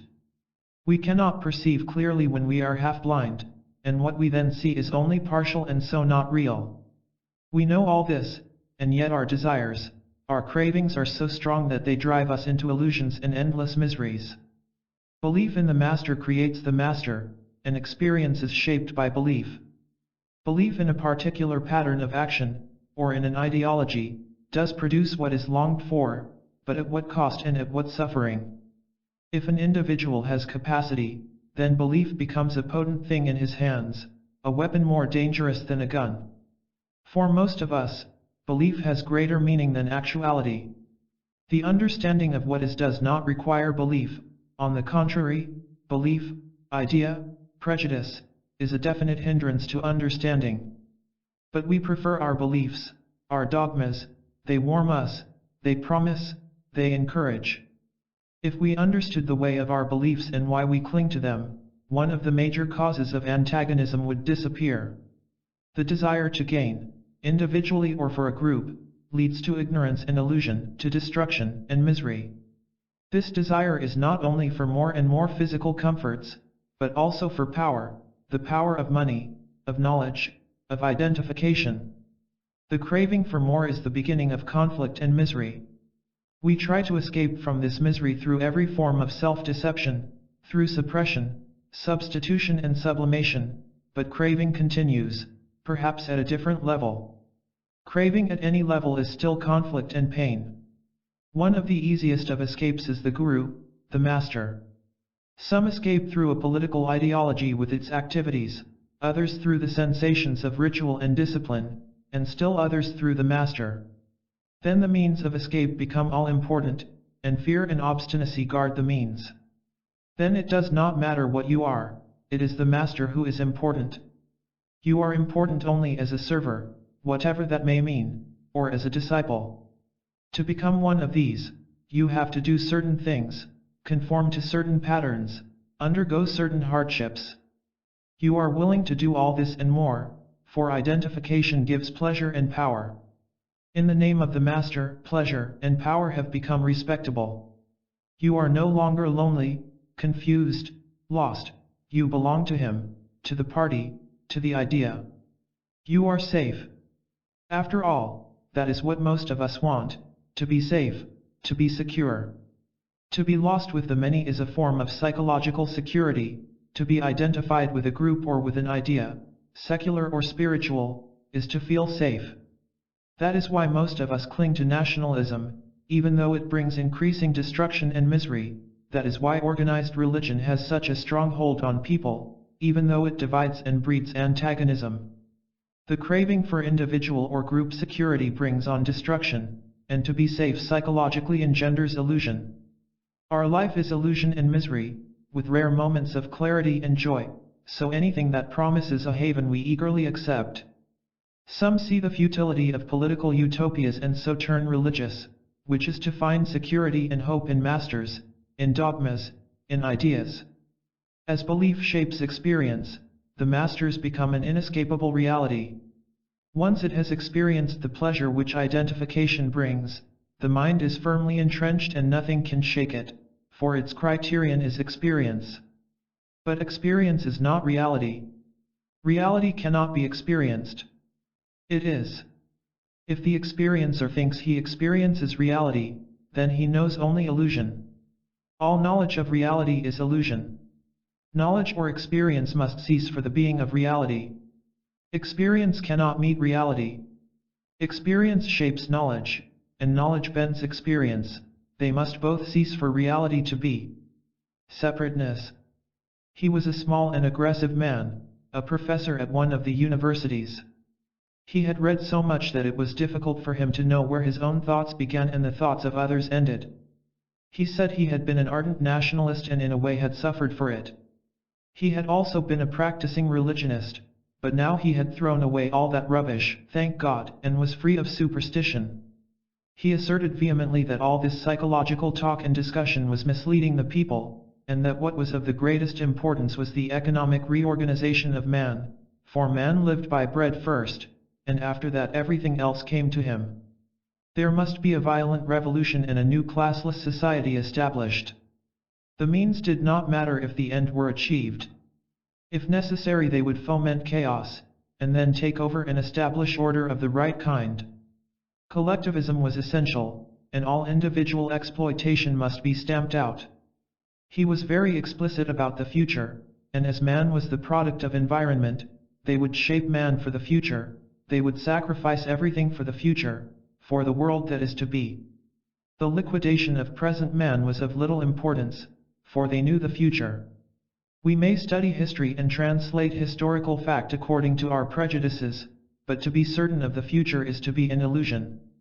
Man is not the result of one influence only, he is vastly complex, and to emphasize one influence while minimizing others is to breed an imbalance which will lead to yet greater chaos and misery. Man is a total process.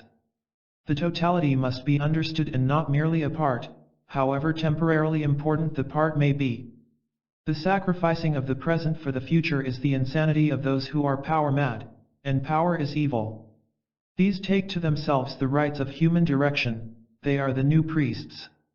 Means and end are not separate, they are a joint phenomenon, the means create the end. Through violence there can never be peace, a police state cannot produce a peaceful citizen, through compulsion, freedom cannot be achieved. A classless society cannot be established if the party is all-powerful, it can never be the outcome of dictatorship. All this is obvious. The separateness of the individual is not destroyed through his identification with the collective or with an ideology. Substitution does not do away with the problem of separateness, nor can it be suppressed. Substitution and suppression may work for the time being, but separateness will erupt again more violently.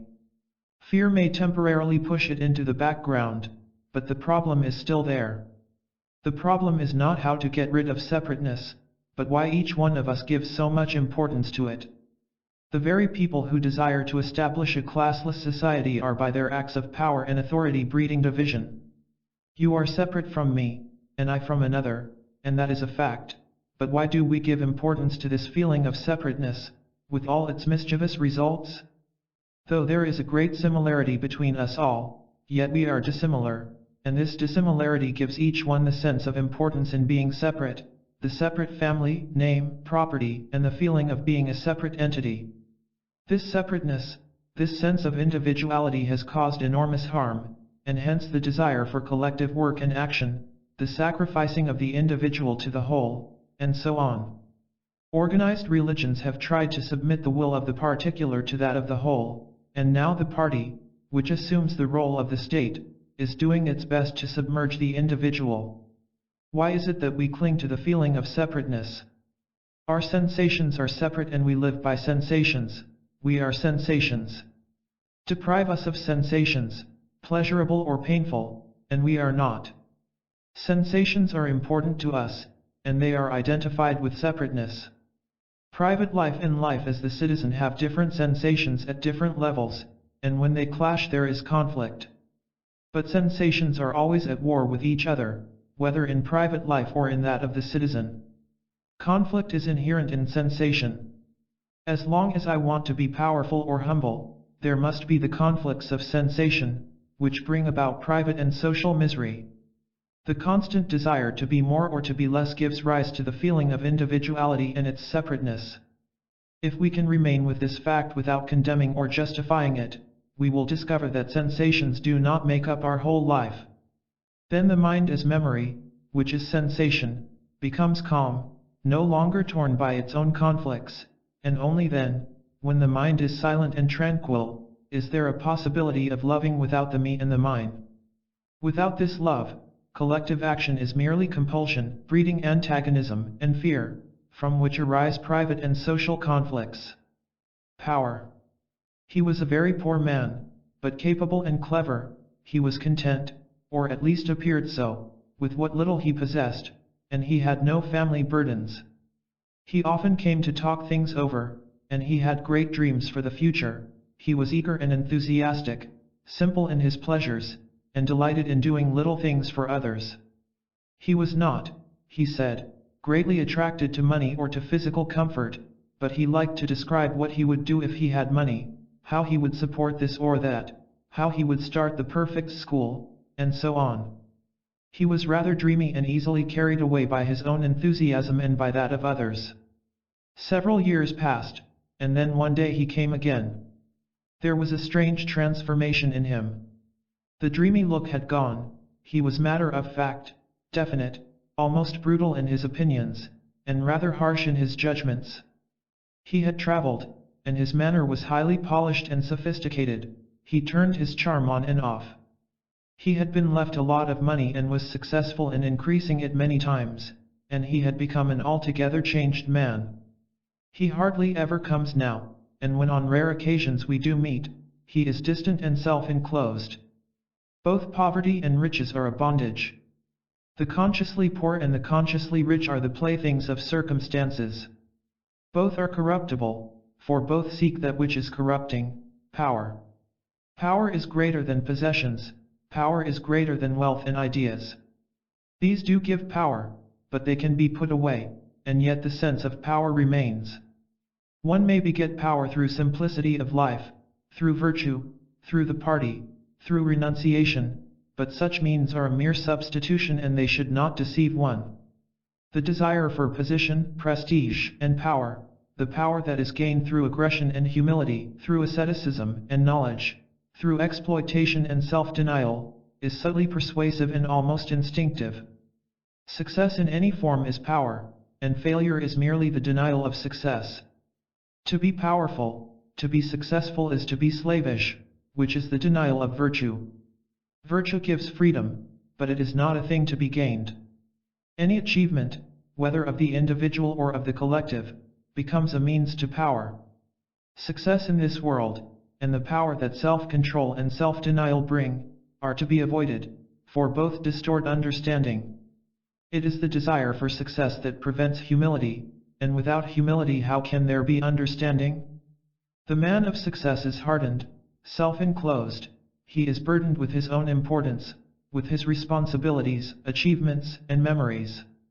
There must be freedom from self-assumed responsibilities and from the burden of achievement, for that which is weighed down cannot be swift, and to understand requires a swift and pliable mind.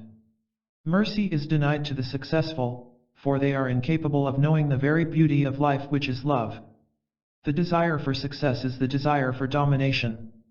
To dominate is to possess, and possession is the way of isolation. This self-isolation is what most of us seek, through name, through relationship, through work, through ideation.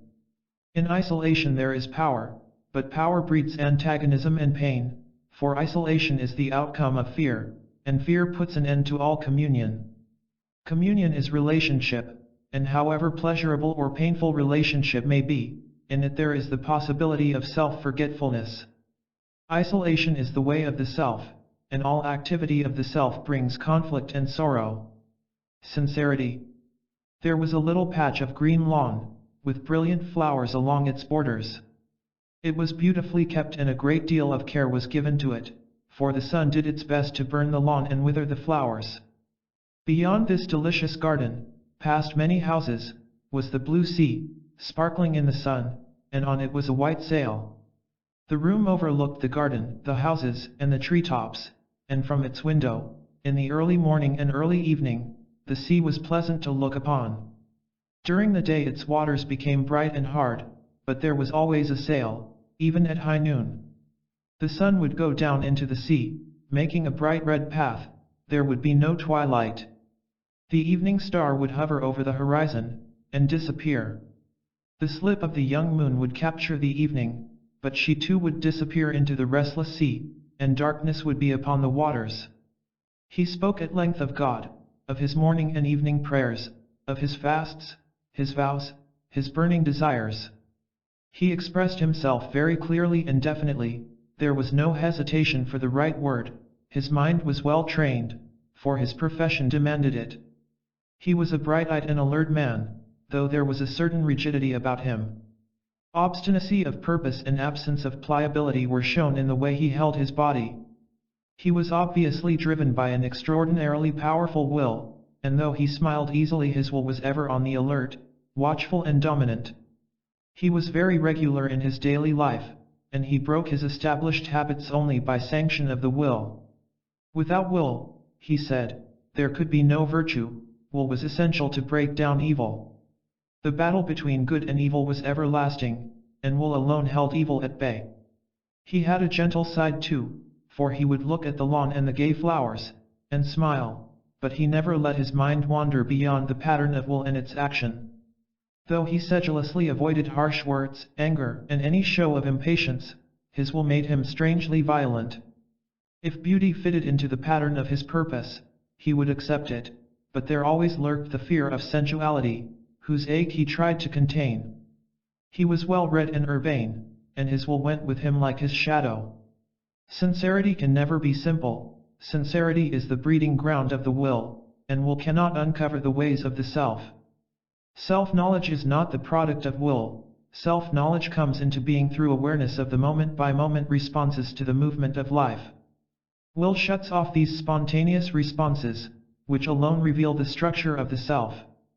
Will is the very essence of desire, and to the understanding of desire, will becomes a hindrance. Will in any form, whether of the upper mind or of the deep-rooted desires, can never be passive, and it is only in passivity, in alert silence, that truth can be. Conflict is always between desires, at whatever level the desires may be placed. The strengthening of one desire in opposition to the others only breeds further resistance, and this resistance is will. Understanding can never come through resistance. What is important is to understand desire, and not to overcome one desire by another. The desire to achieve, to gain is the basis of sincerity, and this urge, however superficial or deep, makes for conformity, which is the beginning of fear. Fear limits self-knowledge to the experienced, and so there is no possibility of transcending the experienced. Thus limited, self-knowledge only cultivates wider and deeper self-consciousness, the me becoming more and more at different levels and at different periods, so conflict and pain continue. You may deliberately forget or lose yourself in some activity, in cultivating a garden or an ideology, in whipping up in a whole people the raging fervor for war, but you are now the country, the idea, the activity, the God. The greater the identification, the more your conflict and pain are covered over, and so the everlasting struggle to be identified with something. This desire to be one with a chosen object brings the conflict of sincerity, which utterly denies simplicity. You may put ashes on your head, or wear a simple cloth, or wander as a beggar, but this is not simplicity.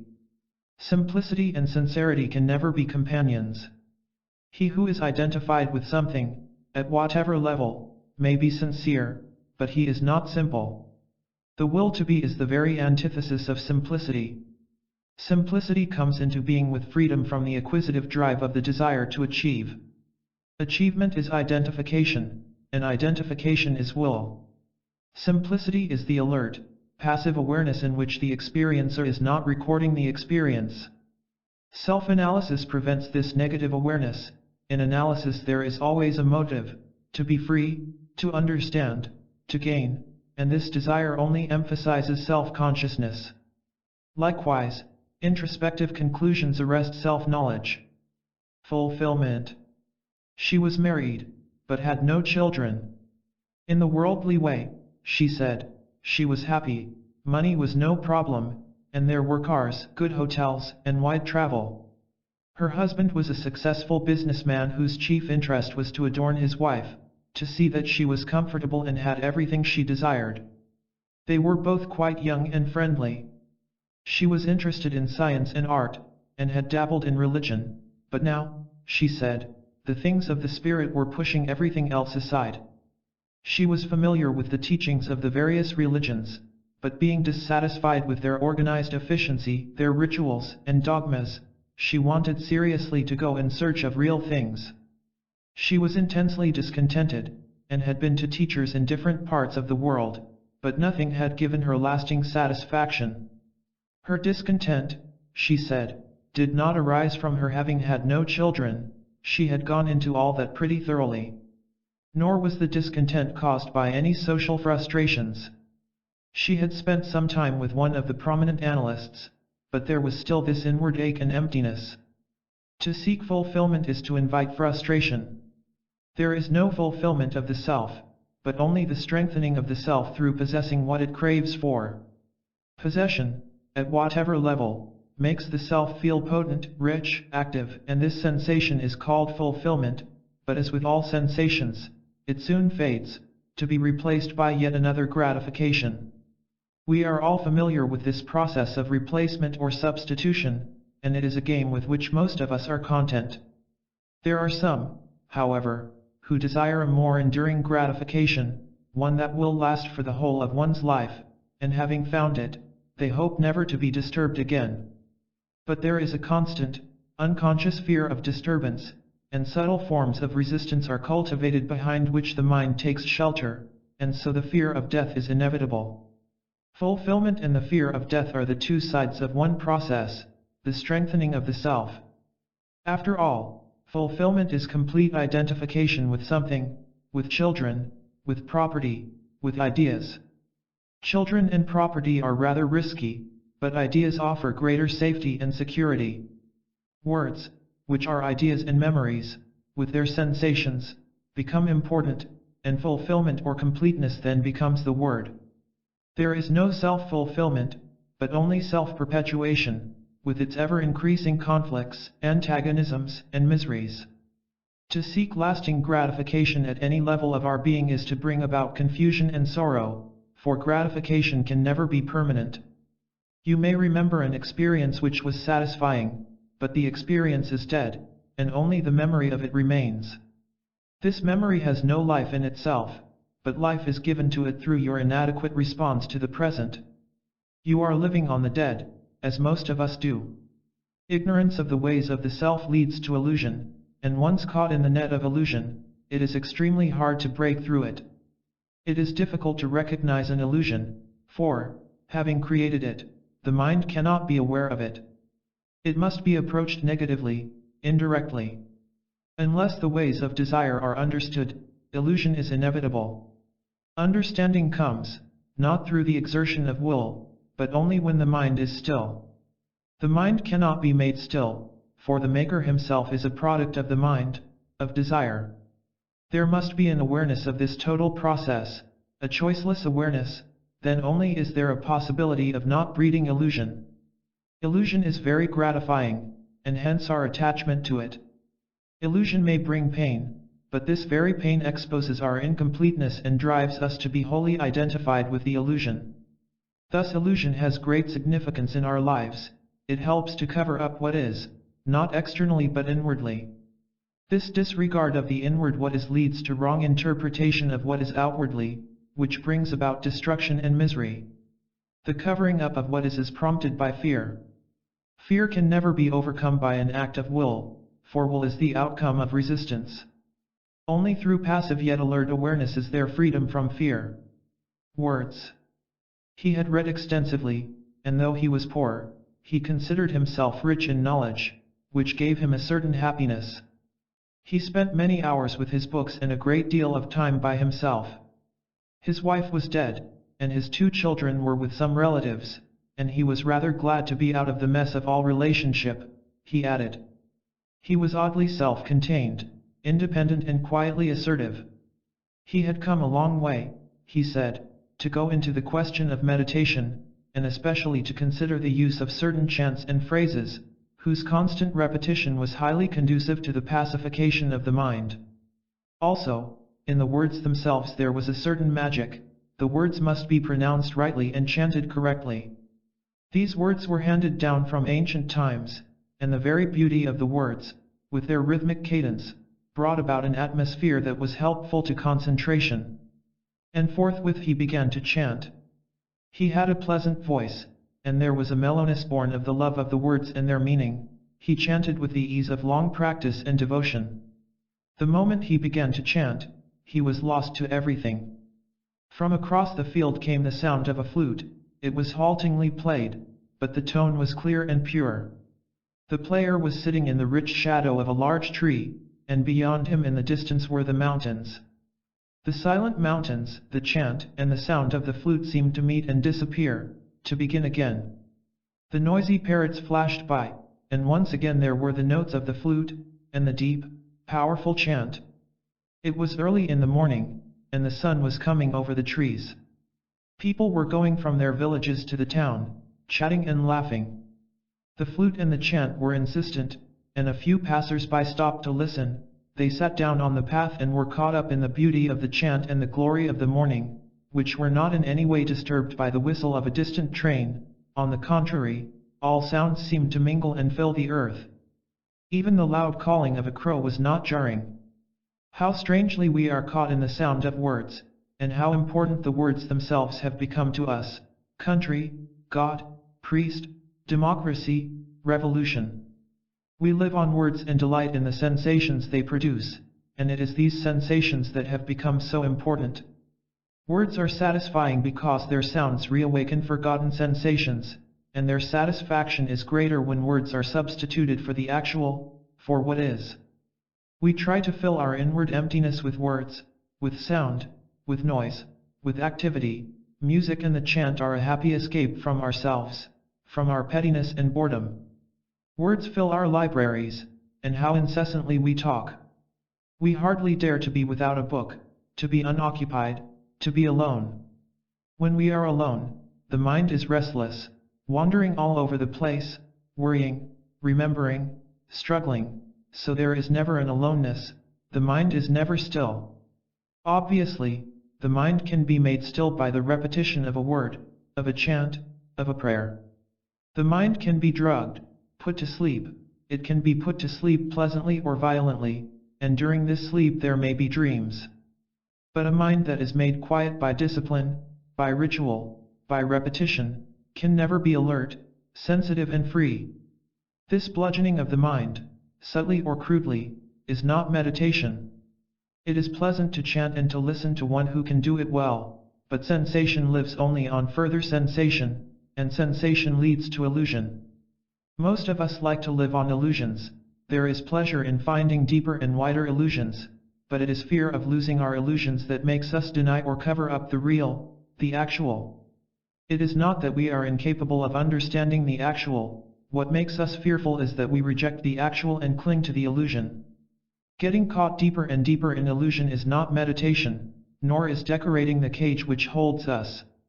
Awareness, without any choice, of the ways of the mind, which is the breeder of illusion, is the beginning of meditation. It is odd how easily we find substitutes for the real thing, and how contented we are with them. The symbol, the word, the image, becomes all important, and around this symbol we build the structure of self-deception, using knowledge to strengthen it, and so experience becomes a hindrance to the understanding of the real. We name, not only to communicate, but to strengthen experience. This strengthening of experience is self-consciousness, and once caught in its process, it is extremely difficult to let go, that is, to go beyond self-consciousness. It is essential to die to the experience of yesterday and to the sensations of today, otherwise there is repetition, and the repetition of an act, of a ritual, of a word, is vain. In repetition there can be no renewal. The death of experience is creation. Idea and fact. She had been married for a number of years, but had had no children. She was unable to have them, and was gravely disturbed by this fact. Her sisters had children, and why was she cursed? She had been married quite young, as was the custom, and had seen a lot of suffering, but she had known quiet joy too. Her husband was some kind of bureaucrat in a big corporation or government department. He too was concerned about their not having children, but it appeared that he was becoming reconciled to this fact, and besides, she added, he was a very busy man. One could see that she dominated him, though not too heavily. She leaned on him, and so she could not help dominating him. Since she had no children, she was trying to fulfill herself in him, but in this she was disappointed, for he was weak and she had to take charge of things. In the office, she said smilingly, he was considered a stickler, a tyrant who threw his weight around, but at home he was mild and easygoing. She wanted him to fit into a certain pattern, and she was forcing him, of course very gently, into her mold, but he was not coming up to scratch. She had nobody to lean on and give her love to. The idea is more important to us than the fact. The concept of what one should be has more significance than what one is. The future is always more alluring than the present. The image, the symbol, is of greater worth than the actual, and on the actual we try to superimpose the idea, the pattern. So we create a contradiction between what is and what should be. What should be is the idea, the fiction, and so there is a conflict between the actual and the illusion, not in themselves, but in us. We like the illusion better than the actual, the idea is more appealing, more satisfying, and so we cling to it. Thus the illusion becomes the real and the actual becomes the false, and in this conflict between the so-called real and the so-called false we are caught. Why do we cling to the idea, deliberately or unconsciously, and put aside the actual? The idea, the pattern, is self-projected, it is a form of self-worship, of self-perpetuation, and hence gratifying. The idea gives power to dominate, to be assertive, to guide, to shape, and in the idea, which is self-projected, there is never the denial of the self, the disintegration of the self. So the pattern or idea enriches the self, and this is also considered to be love. I love my son or my husband and I want him to be this or that, I want him to be something other than he is. If we are to understand what is, the pattern or idea must be put aside. To set aside the idea becomes difficult only when there is no urgency in the understanding of what is. Conflict exists in us between the idea and what is because the self-projected idea offers greater satisfaction than what is. It is only when what is, the actual, has to be faced that the pattern is broken, so it is not a matter of how to be free from the idea, but of how to face the actual. It is possible to face the actual only when there is an understanding of the process of gratification, the way of the self.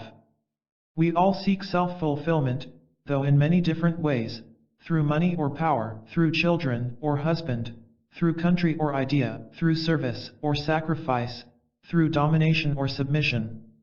But is there self-fulfillment? The object of fulfillment is ever self-projected, self-chosen, so this craving to fulfill is a form of self-perpetuation. Whether consciously or unconsciously, the way of self-fulfillment is self-chosen, it is based on the desire for gratification, which must be permanent, so the search for self-fulfillment is the search for the permanency of desire. Desire is ever transient, it has no fixed abode, it may perpetuate for a time the object to which it clings, but desire in itself has no permanency. We are instinctively aware of this, and so we try to make permanent the idea, the belief, the thing, the relationship, but as this also is impossible, there is the creation of the experiencer as a permanent essence, the I separate and different from desire, the thinker separate and different from his thoughts. This separation is obviously false, leading to illusion.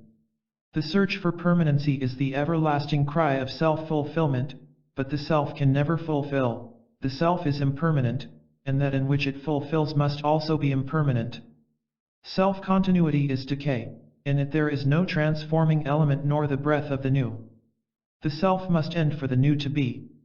The self is the idea, the pattern, the bundle of memories, and each fulfillment is the further continuity of idea, of experience.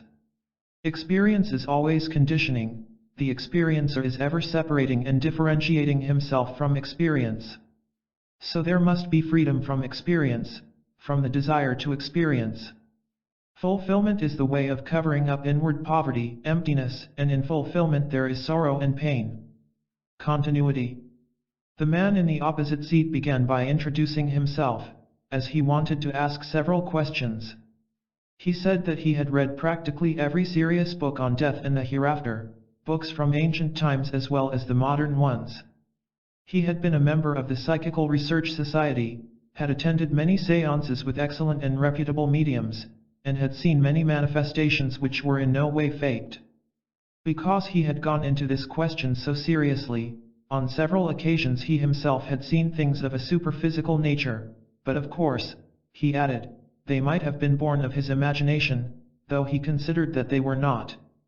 However, in spite of the fact that he had read extensively, had talked to many people who were well informed, and had seen undeniable physical manifestations of those who were dead, he was still not satisfied that he had understood the truth of the matter. He had seriously debated the problem of belief and non-belief. He had friends among those who firmly believed in one's continuity after death, and also among those who denied the whole thing and held that life ended with the death of the physical body. Though he had acquired considerable knowledge and experience in psychic matters, there remained in his mind an element of doubt, and as he was getting on in years he wanted to know the truth. He was not afraid of death, but the truth about it must be known. The train had come to a stop, and just then a two-wheeled carriage was passing, drawn by a horse. On the carriage was a human corpse, wrapped in an unbleached cloth and tied to two long green bamboo poles, freshly cut. From some village it was being taken to the river to be burnt. As the carriage moved over the rough road, the body was being brutally shaken, and under its cloth the head was obviously getting the worst of it. There was only one passenger in the carriage besides the driver. He must have been a near relative, for his eyes were red with much crying. The sky was the delicate blue of early spring, and children were playing and shouting in the dirt of the road. Death must have been a common sight, for everyone went on with what they were doing. Even the inquirer into death did not see the carriage and its burden. Belief conditions experience, and experience then strengthens belief. What you believe, you experience. The mind dictates and interprets experience, invites or rejects it. The mind itself is the result of experience, and it can recognize or experience only that with which it is familiar, which it knows, at whatever level. The mind cannot experience what is not already known. The mind and its response are of greater significance than the experience, and to rely on experience as a means of understanding truth is to be caught in ignorance and illusion. To desire to experience truth is to deny truth, for desire conditions, and belief is another cloak of desire. Knowledge, belief, conviction, conclusion, and experience are hindrances to truth. They are the very structure of the self. The self cannot be if there is no cumulative effect of experience, and the fear of death is the fear of not being, of not experiencing. If there were the assurance, the certainty of experiencing, there would be no fear. Fear exists only in the relationship between the known and the unknown. The known is ever trying to capture the unknown, but it can capture only that which is already known.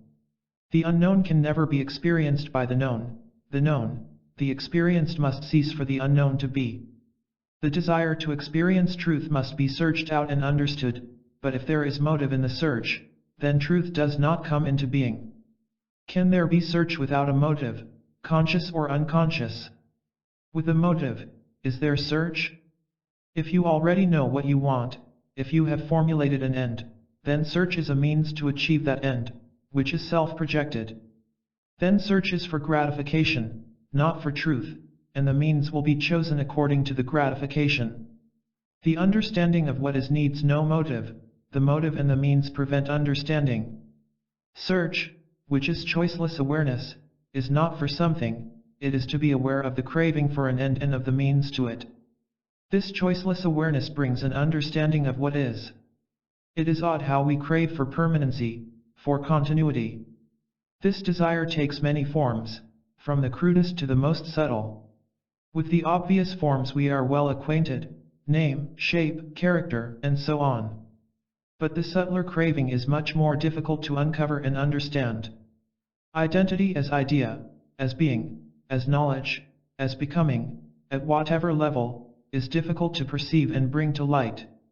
We only know continuity, and never non-continuity. We know the continuity of experience, of memory, of incidents, but we do not know that state in which this continuity is not. We call it death, the unknown, the mysterious, and so on, and through naming it we hope somehow to capture it, which again is the desire for continuity. Self-consciousness is experience, the naming of experience, and so the recording of it, and this process is going on at various depths of the mind. We cling to this process of self-consciousness in spite of its passing joys, its unending conflict, confusion, and misery. This is what we know, this is our existence, the continuity of our very being, the idea, the memory, the word. The idea continues, although are part of it, the idea that makes up the me, but does this continuity bring about freedom, in which alone there is discovery and renewal? What has continuity can never be other than that which it is, with certain modifications, but these modifications do not give it a newness. It may take on a different cloak, a different color, but it is still the idea, the memory, the word.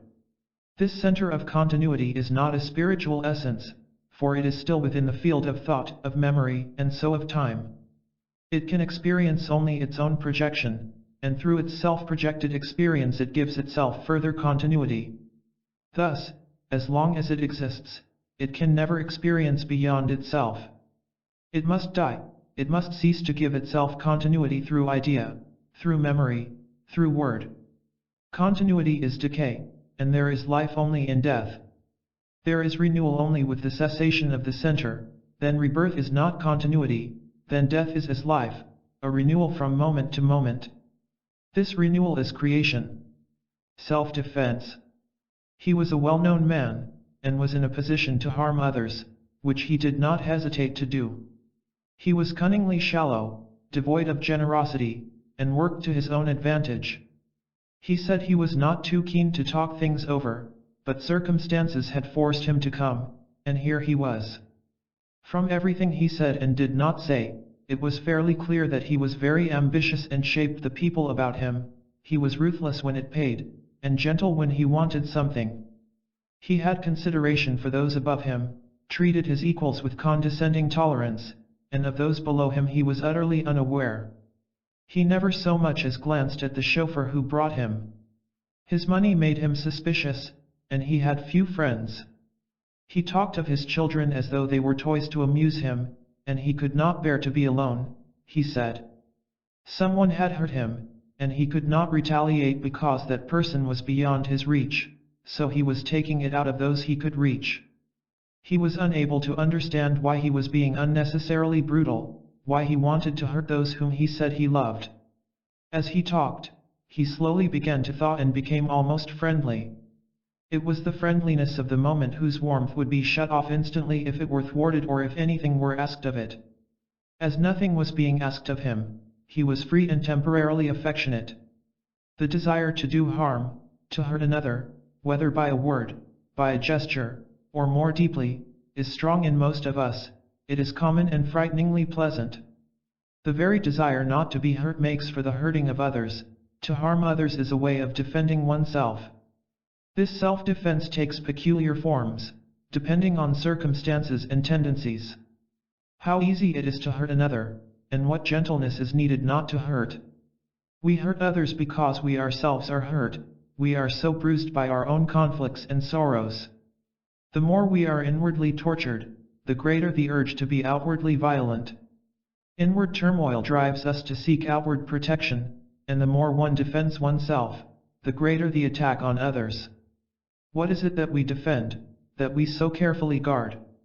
Surely, it is the idea of ourselves, at whatever level. If we did not guard the idea, the center of accumulation, there would be no me and mine.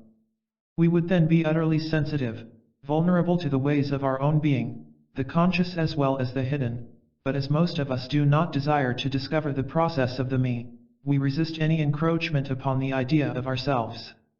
The idea of ourselves is wholly superficial, but as most of us live on the surface, we are content with illusions. The desire to do harm to another is a deep instinct. We accumulate resentment, which gives a peculiar vitality, a feeling of action and life, and what is accumulated must be expended through anger, insult, depreciation, obstinacy, and through their opposites. It is this accumulation of resentment that necessitates forgiveness, which becomes unnecessary if there is no storing up of the hurt. Why do we store up flattery and insult, hurt and affection?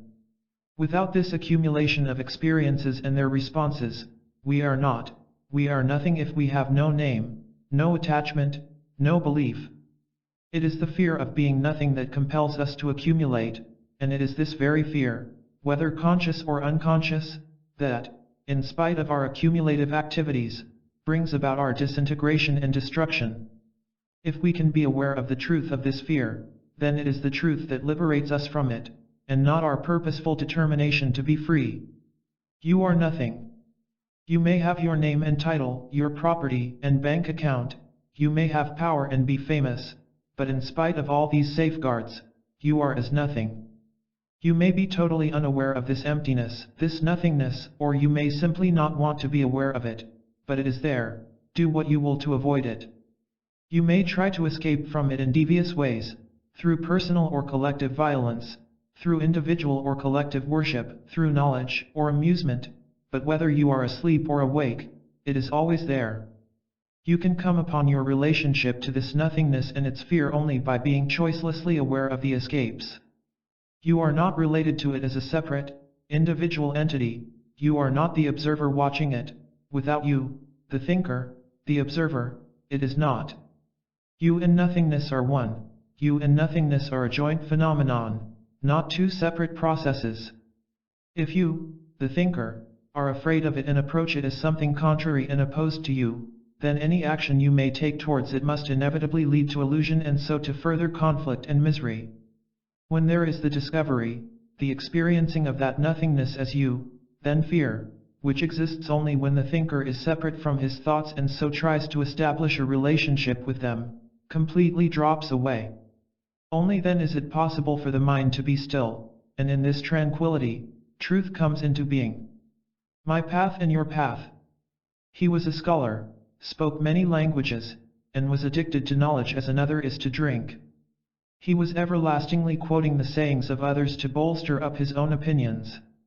He dabbled in science and art, and when he gave his opinion it was with a shake of the head and a smile that conveyed in a subtle way that it was not merely his opinion, but the final truth.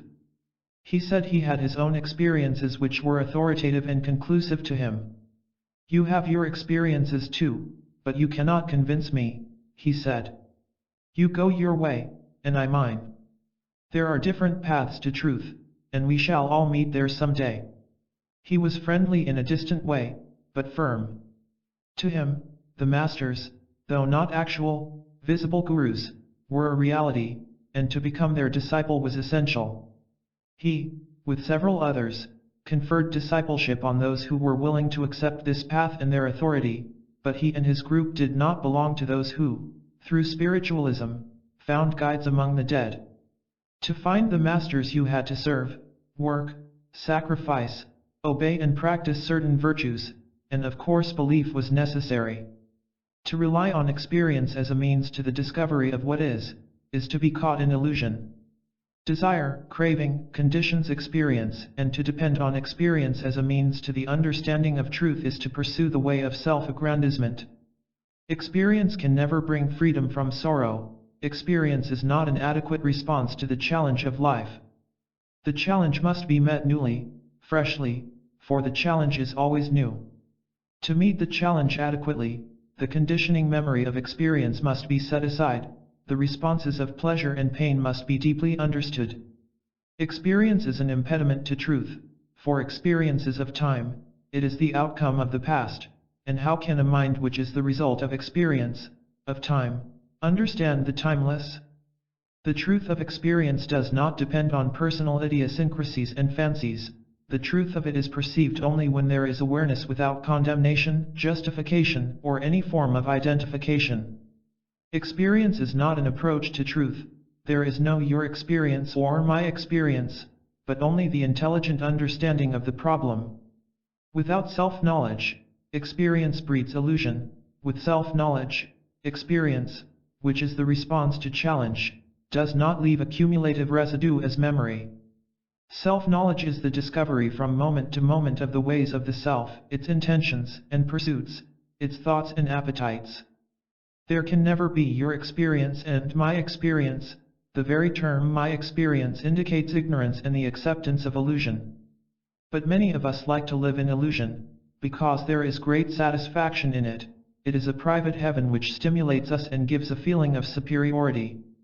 If I have capacity, gift, or cunning, I become a leader, an intermediary, a representative of that illusion, and as most people love the avoidance of what is, there is built up an organization with properties and rituals, with vows and secret gatherings. Illusion is clothed according to tradition, keeping it within the field of respectability, and as most of us seek power in one form or another, the hierarchical principle is established, the novice and the initiate, the pupil and the master, and even among the masters there are degrees of spiritual growth.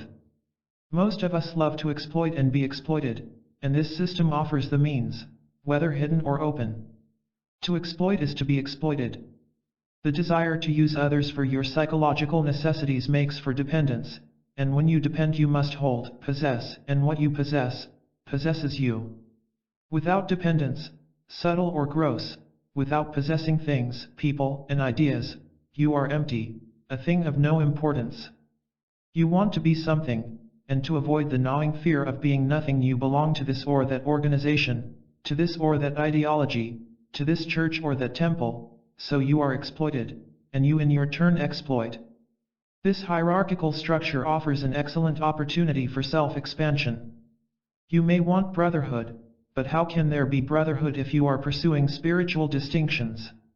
You may smile at worldly titles, but when you admit the Master, the Savior, the Guru in the realm of the Spirit, are you not carrying over the worldly attitude? Can there be hierarchical divisions or degrees in spiritual growth, in the understanding of truth, in the realization of God? Love admits no division. Either you love, or do not love, but do not make the lack of love into a long drawn-out process whose end is love. When you know you do not love, when you are choicelessly aware of that fact, then there is a possibility of transformation, but to sedulously cultivate this distinction between the master and the pupil, between those who have attained and those who have not, between the Savior and the sinner, is to deny love. The exploiter, who is in turn exploited, finds a happy hunting ground in this darkness and illusion.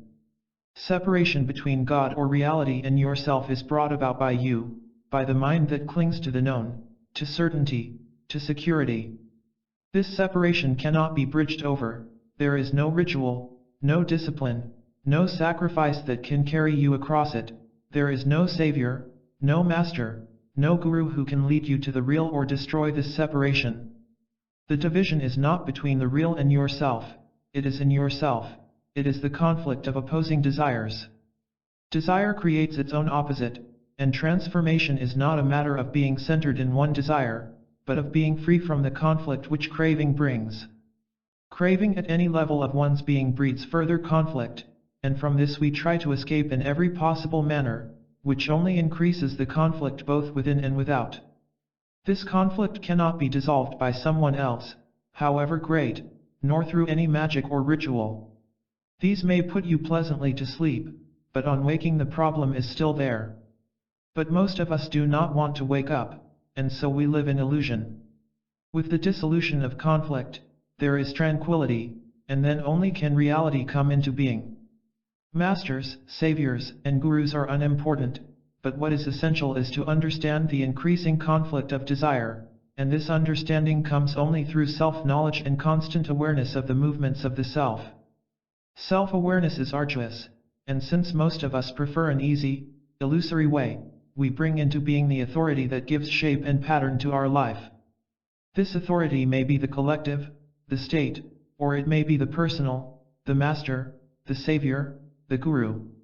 Authority of any kind is blinding, it breeds thoughtlessness, and as most of us find that to be thoughtful is to have pain, we give ourselves over to authority. Authority engenders power, and power always becomes centralized and therefore utterly corrupting. It corrupts not only the wielder of power, but also him who follows it. The authority of knowledge and experience is perverting, whether it be vested in the master, his representative, or the priest. It is your own life, this seemingly endless conflict, that is significant, and not the pattern or the leader. The authority of the master and the priest takes you away from the central issue, which is the conflict within yourself. Suffering can never be understood and dissolved through the search for a way of life. Such a search is mere avoidance of suffering, the imposition of a pattern, which is escape, and what is avoided only festers, bringing more calamity and pain. The understanding of yourself, however painful or passingly pleasurable, is the beginning of wisdom. There is no path to wisdom. If there is a path, then wisdom is the formulated, it is already imagined, known. Can wisdom be known or cultivated? Is it a thing to be learned, to be accumulated? If it is, then it becomes mere knowledge, a thing of experience and of the books. Experience and knowledge are the continuous chain of responses and so can never comprehend the new, the fresh, the uncreated. Experience and knowledge, being continuous, make a path to their own self-projections, and hence they are constantly binding. Wisdom is the understanding of what is from moment to moment, without the accumulation of experience and knowledge. What is accumulated does not give freedom to understand, and without freedom there is no discovery, and it is this endless discovery that makes for wisdom. Wisdom is ever new, ever fresh, and there is no means of gathering it. The means destroys the freshness, the newness, the spontaneous discovery. The many paths to one reality are the invention of an intolerant mind, they are the outcome of a mind that cultivates tolerance. I follow my path, and you follow yours, but let us be friends, and we shall eventually meet. Will you and I meet if you are going north and I south? Can we be friendly if you have one set of beliefs and I another, if I am a collective murderer and you are peaceful? To be friendly implies relationship in work, in thought, but is there any relationship between the man who hates and the man who loves? Is there any relationship between the man in illusion and the one who is free? The free man may try to establish some kind of relationship with the one in bondage, but he who is in illusion can have no relationship with the man who is free. The separate, clinging to their separateness, try to establish a relationship with others who are also self-enclosed, but such attempts invariably breed conflict and pain. To avoid this pain, the clever ones invent tolerance, each looking over his self-enclosing barrier and attempting to be kind and generous. Tolerance is of the mind, not of the heart. Do you talk of tolerance when you love? But when the heart is empty, then the mind fills it with its cunning devices and fears. There is no communion where there is tolerance. There is no path to truth. Truth must be discovered, but there is no formula for its discovery. What is formulated is not true. You must set out on the uncharted sea, and the uncharted sea is yourself. You must set out to discover yourself, but not according to any plan or pattern, for then there is no discovery. Discovery brings joy, not the remembered, comparative joy, but joy that is ever new. Self-knowledge is the beginning of wisdom in whose tranquility and silence there is the immeasurable awareness. There were immense clouds, like billowy white waves, and the sky was serene and blue. Many hundreds of feet below where we stood was the blue curving bay, and far off was the mainland. It was a lovely evening, calm and free, and on the horizon was the smoke of a steamer.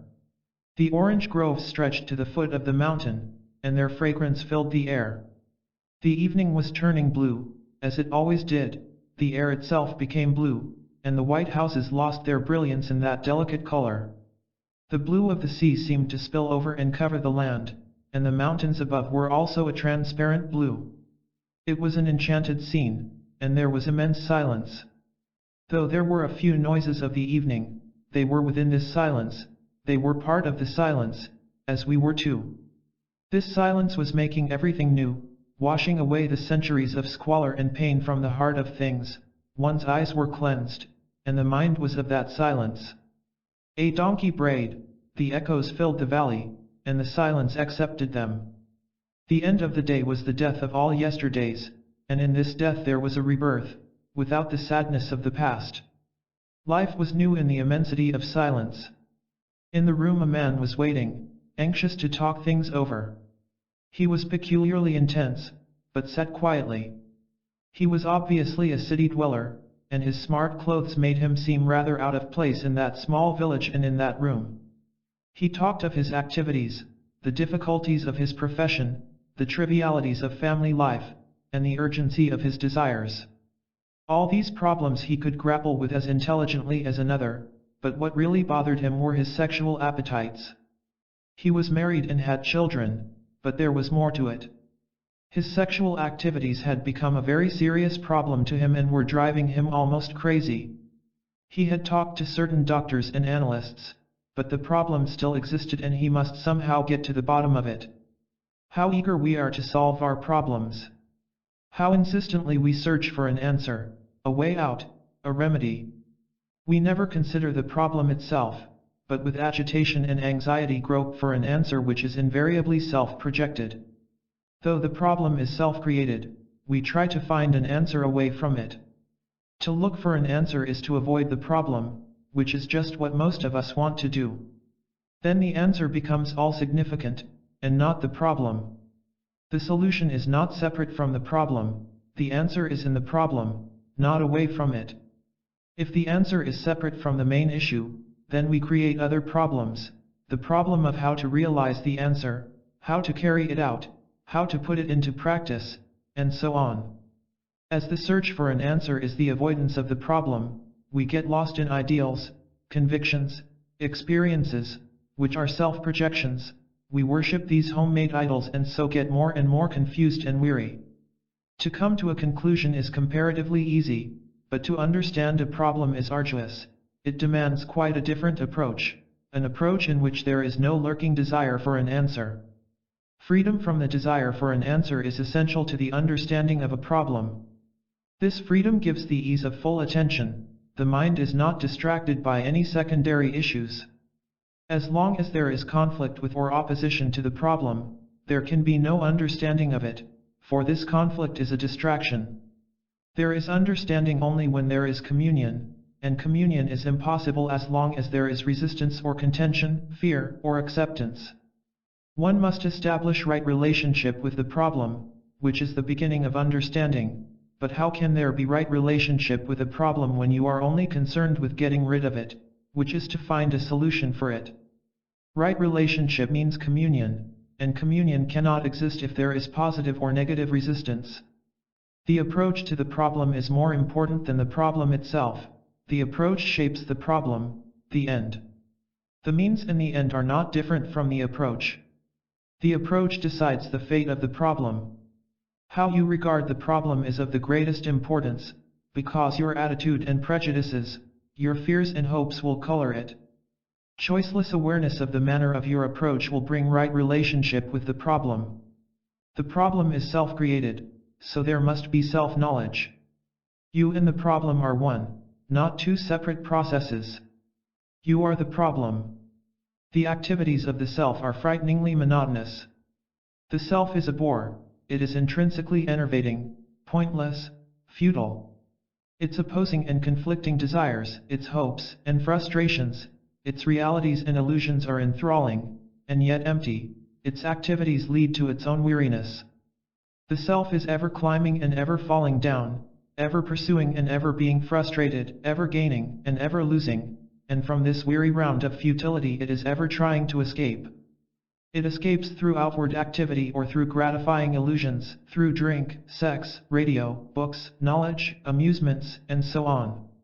Its power to breed illusion is complex and vast. These illusions are homemade, self-projected, they are the ideal, the idolatrous conception of masters and saviors, the future as a means of self-aggrandizement, and so on. In trying to escape from its own monotony, the self pursues inward and outward sensations and excitements. These are the substitutes for self-abnegation, and in the substitutes it hopefully tries to get lost. It often succeeds, but the success only increases its own weariness. It pursues one substitute after another, each creating its own problem, its own conflict and pain.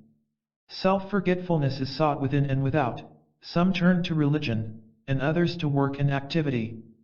But there is no means of forgetting the self.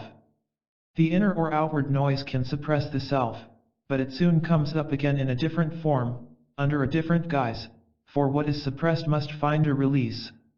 Self-forgetfulness through drink or sex, through worship or knowledge, makes for dependence, and that on which you depend creates a problem. If you depend for release, for self-forgetfulness, for happiness, on drink, or on a master, then they become your problem. Dependence breeds possessiveness, envy, fear, and then fear and the overcoming of it become your anxious problem. In the search for happiness we create problems, and in them we get caught.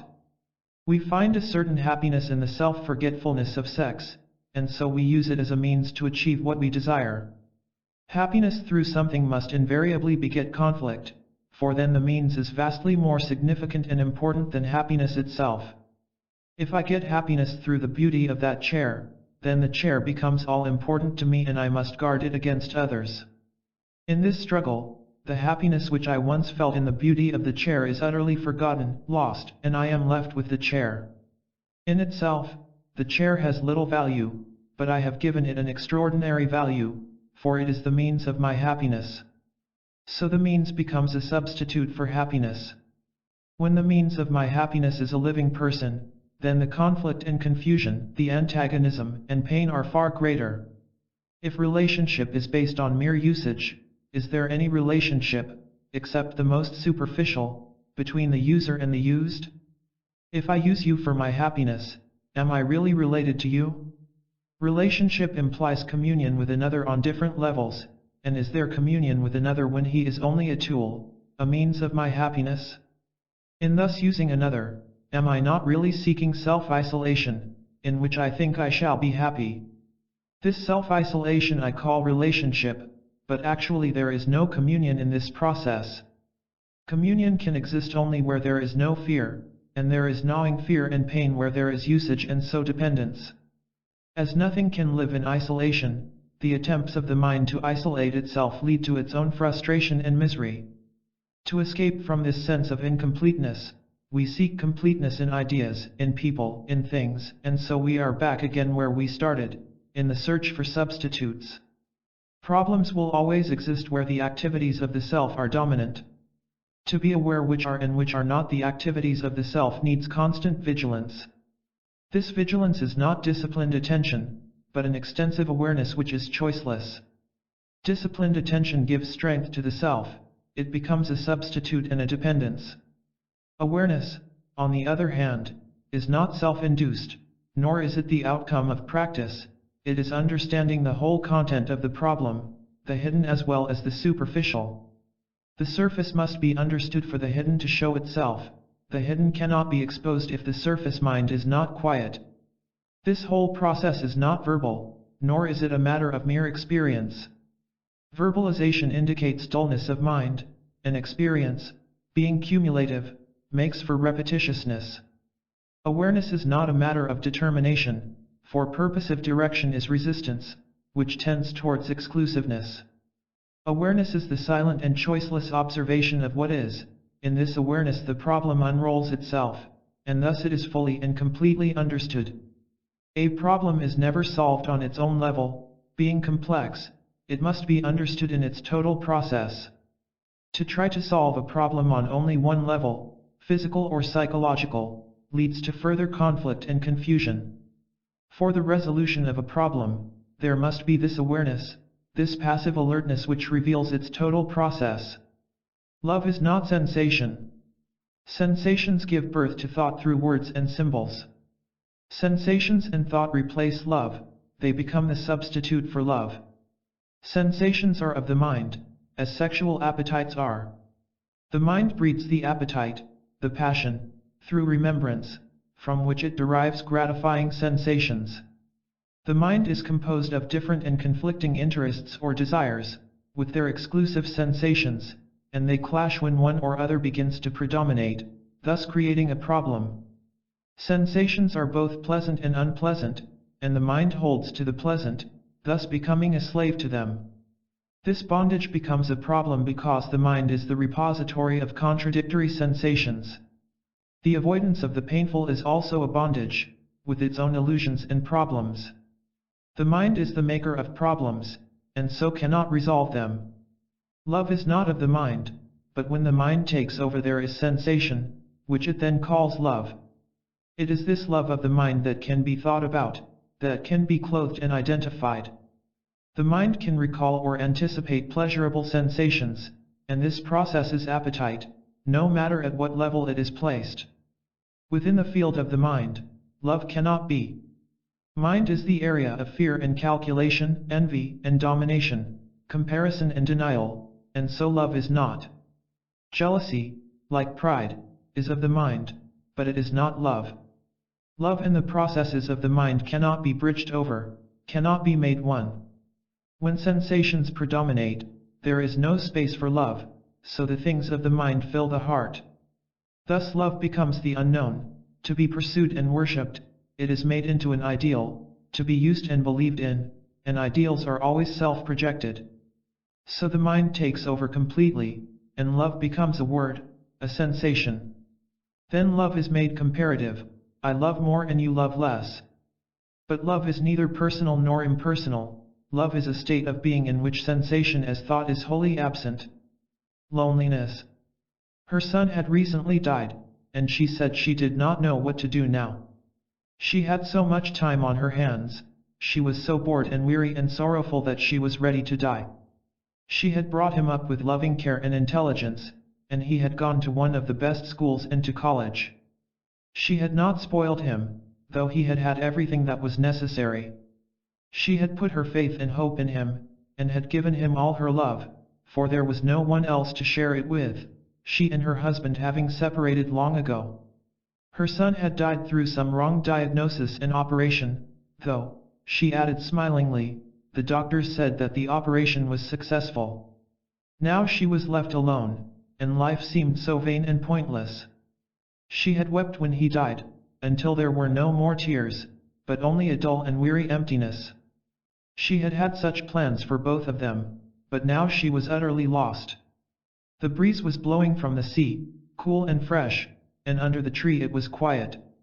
The colors on the mountains were vivid, and the blue jays were very talkative.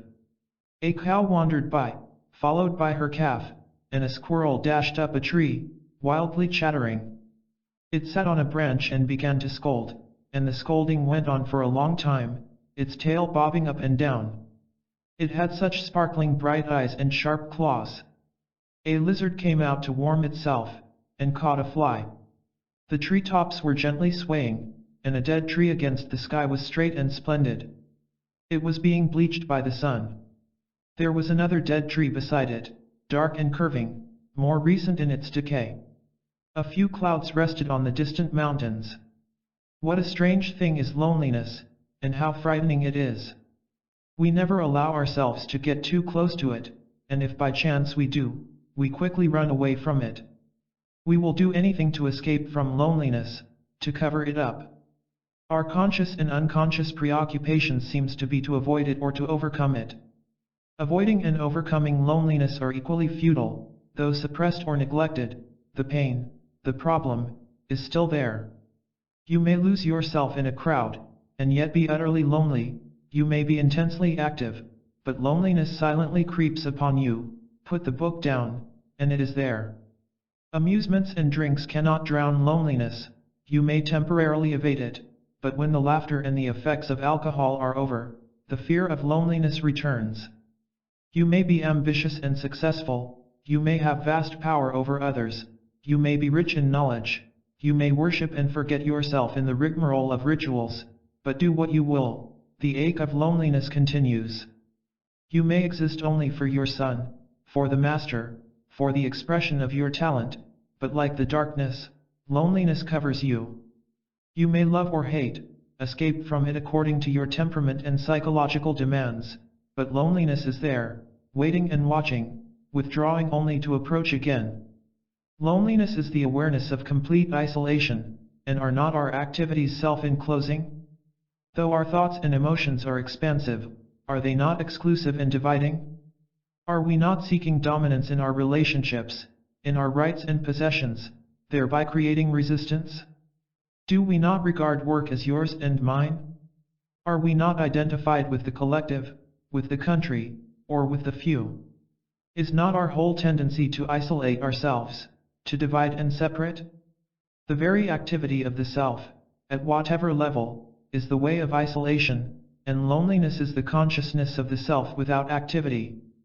Activity, whether physical or psychological, becomes a means of self-expansion, and when there is no activity of any kind, there is an awareness of the emptiness of the self. It is this emptiness that we seek to fill, and in filling it we spend our life, whether at a noble or ignoble level. There may seem to be no sociological harm in filling this emptiness at a noble level, but illusion breeds untold misery and destruction, which may not be immediate. The craving to fill this emptiness, or to run away from it, which is the same thing, cannot be sublimated or suppressed, for who is the entity that is to suppress or sublimate? Is not that very entity another form of craving? The objects of craving may vary, but is not all craving similar? You may change the object of your craving from drink to ideation, but without understanding the process of craving, illusion is inevitable. There is no entity separate from craving, there is only craving, there is no one who craves. Craving takes on different masks at different times, depending on its interests. The memory of these varying interests meets the new, which brings about conflict, and so the chooser is born, establishing himself as an entity separate and distinct from craving. But the entity is not different from its qualities. The entity who tries to fill or run away from emptiness, incompleteness, loneliness, is not different from that which he is avoiding, he is it. He cannot run away from himself, all that he can do is to understand himself. He is his loneliness, his emptiness, and as long as he regards it as something separate from himself, he will be in illusion and endless conflict. When he directly experiences that he is his own loneliness, then only can there be freedom from fear. Fear exists only in relationship to an idea. An idea is the response of memory as thought. Thought is the result of experience, and though it can ponder over emptiness, have sensations with regard to it, it cannot know emptiness directly. The word loneliness, with its memories of pain and fear, prevents the experiencing of it afresh.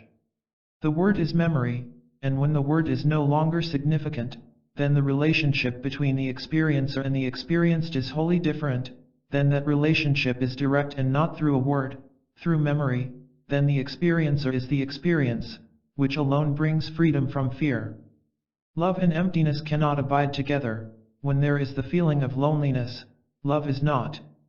You may hide emptiness under the word love, but when the object of your love is no longer there or does not respond, then you are aware of emptiness, you are frustrated. We use the word love as a means of escaping from ourselves, from our own insufficiency. We cling to the one we love, we are jealous, we miss him when he is not there and are utterly lost when he dies, and then we seek comfort in some other form, in some belief, in some substitute. Is all this love? Love is not an idea, the result of association. Love is not something to be used as an escape from our own wretchedness, and when we do so use it, we make problems which have no solutions. Love is not an abstraction, but its reality can be experienced only when idea, mind, is no longer the supreme factor. Consistency. He was obviously intelligent, active, and given to reading a few select books. Though married, he was not a family man. He called himself an idealist and a social worker. He had been to prison for political reasons, and had many friends. He was not concerned with making a name either for himself or for the party, which he recognized as the same thing. He was really interested in doing social work which might lead to some human happiness. He was what you might call a religious man, but not sentimental or superstitious, nor a believer in any particular doctrine or ritual. He said he had come to talk over the problem of contradiction, not only within himself but in nature and in the world. It seemed to him that this contradiction was inevitable, the intelligent and the stupid, the conflicting desires within oneself, the word in conflict with the act and the act with the thought. This contradiction he had found everywhere. To be consistent is to be thoughtless. It is easier and safer to follow a pattern of conduct without deviation, to conform to an ideology or a tradition, than to risk the pain of thought. To obey authority, inner or outer, needs no questioning, it obviates thought, with its anxieties and disturbances. To follow our own conclusions, experiences, determinations, creates no contradictions within us. We are being consistent to our own purpose, we choose a particular path and follow it, unyielding and determined. Do not most of us seek a way of life which is not too disturbing, in which at least there is psychological security? And how we respect a man who lives up to his ideal. We make examples of such men, they are to be followed and worshipped. The approximation to an ideal, though it requires a certain amount of exertion and struggle, is on the whole pleasurable and gratifying, for after all, ideals are homemade, self-projected. You choose your hero, religious or worldly, and follow him. The desire to be consistent gives a peculiar strength and satisfaction, for in sincerity there is security. But sincerity is not simplicity, and without simplicity there can be no understanding.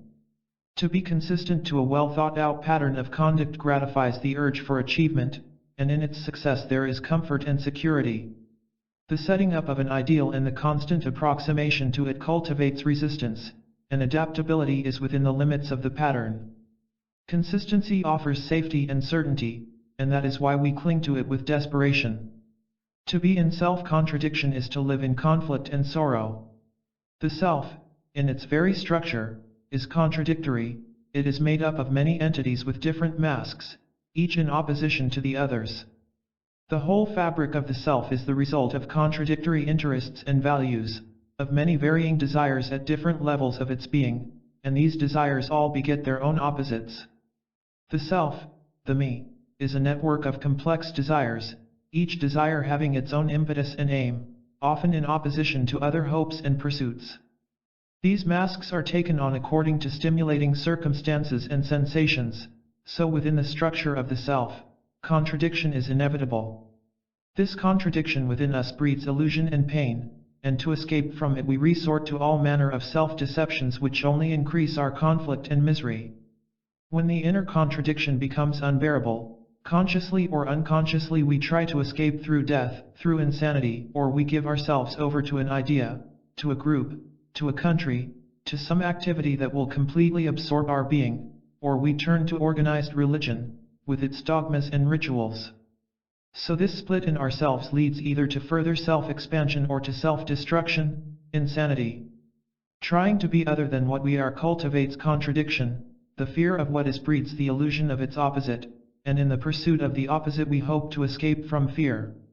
Synthesis is not the cultivation of the opposite. Synthesis does not come about through opposition, for all opposites contain the elements of their own opposites. The contradiction in ourselves leads to every kind of physical and psychological response, whether gentle or violent, respectable or dangerous, and consistency only further confuses and obscures the contradiction. The one-pointed pursuit of a single desire, of a particular interest, leads to self-enclosing opposition. Contradiction within brings conflict without, and conflict indicates contradiction. Only through understanding the ways of desire is there freedom from self-contradiction. Integration can never be limited to the upper layers of the mind. It is not something to be learned in a school. It does not come into being with knowledge or with self-immolation. Integration alone brings freedom from consistency and contradiction, but integration is not a matter of fusing into one all desires and multiple interests. Integration is not conformity to a pattern, however noble and cunning. It must be approached, not directly, positively, but obliquely, negatively. To have a conception of integration is to conform to a pattern, which only cultivates stupidity and destruction. To pursue integration is to make of it an ideal, a self-projected goal. Since all ideals are self-projected, they inevitably cause conflict and enmity. What the self projects must be of its own nature, and therefore contradictory and confusing. Integration is not an idea, a mere response of memory, and so it cannot be cultivated. The desire for integration comes into being because of conflict, but through cultivating integration, conflict is not transcended. You may cover up, deny contradiction, or be unconscious of it, but it is there, waiting to break out. Conflict is our concern, and not integration. Integration, like peace, is a byproduct, not an end in itself. It is merely a result, and so of secondary importance. In understanding conflict there will not only be integration and peace, but something infinitely greater. Conflict cannot be suppressed or sublimated, nor is there a substitute for it. Conflict comes with craving, with the desire to continue, to become more, which does not mean that there must be stagnating contentment. More is the constant cry of the self, it is the craving for sensation, whether of the past or of the future. Sensation is of the mind, and so the mind is not the instrument for the understanding of conflict. Understanding is not verbal, it is not a mental process, and therefore not a matter of experience. Experience is memory, and without word, symbol, image, there is no memory. You may read volumes about conflict, but it can have nothing to do with the understanding of conflict.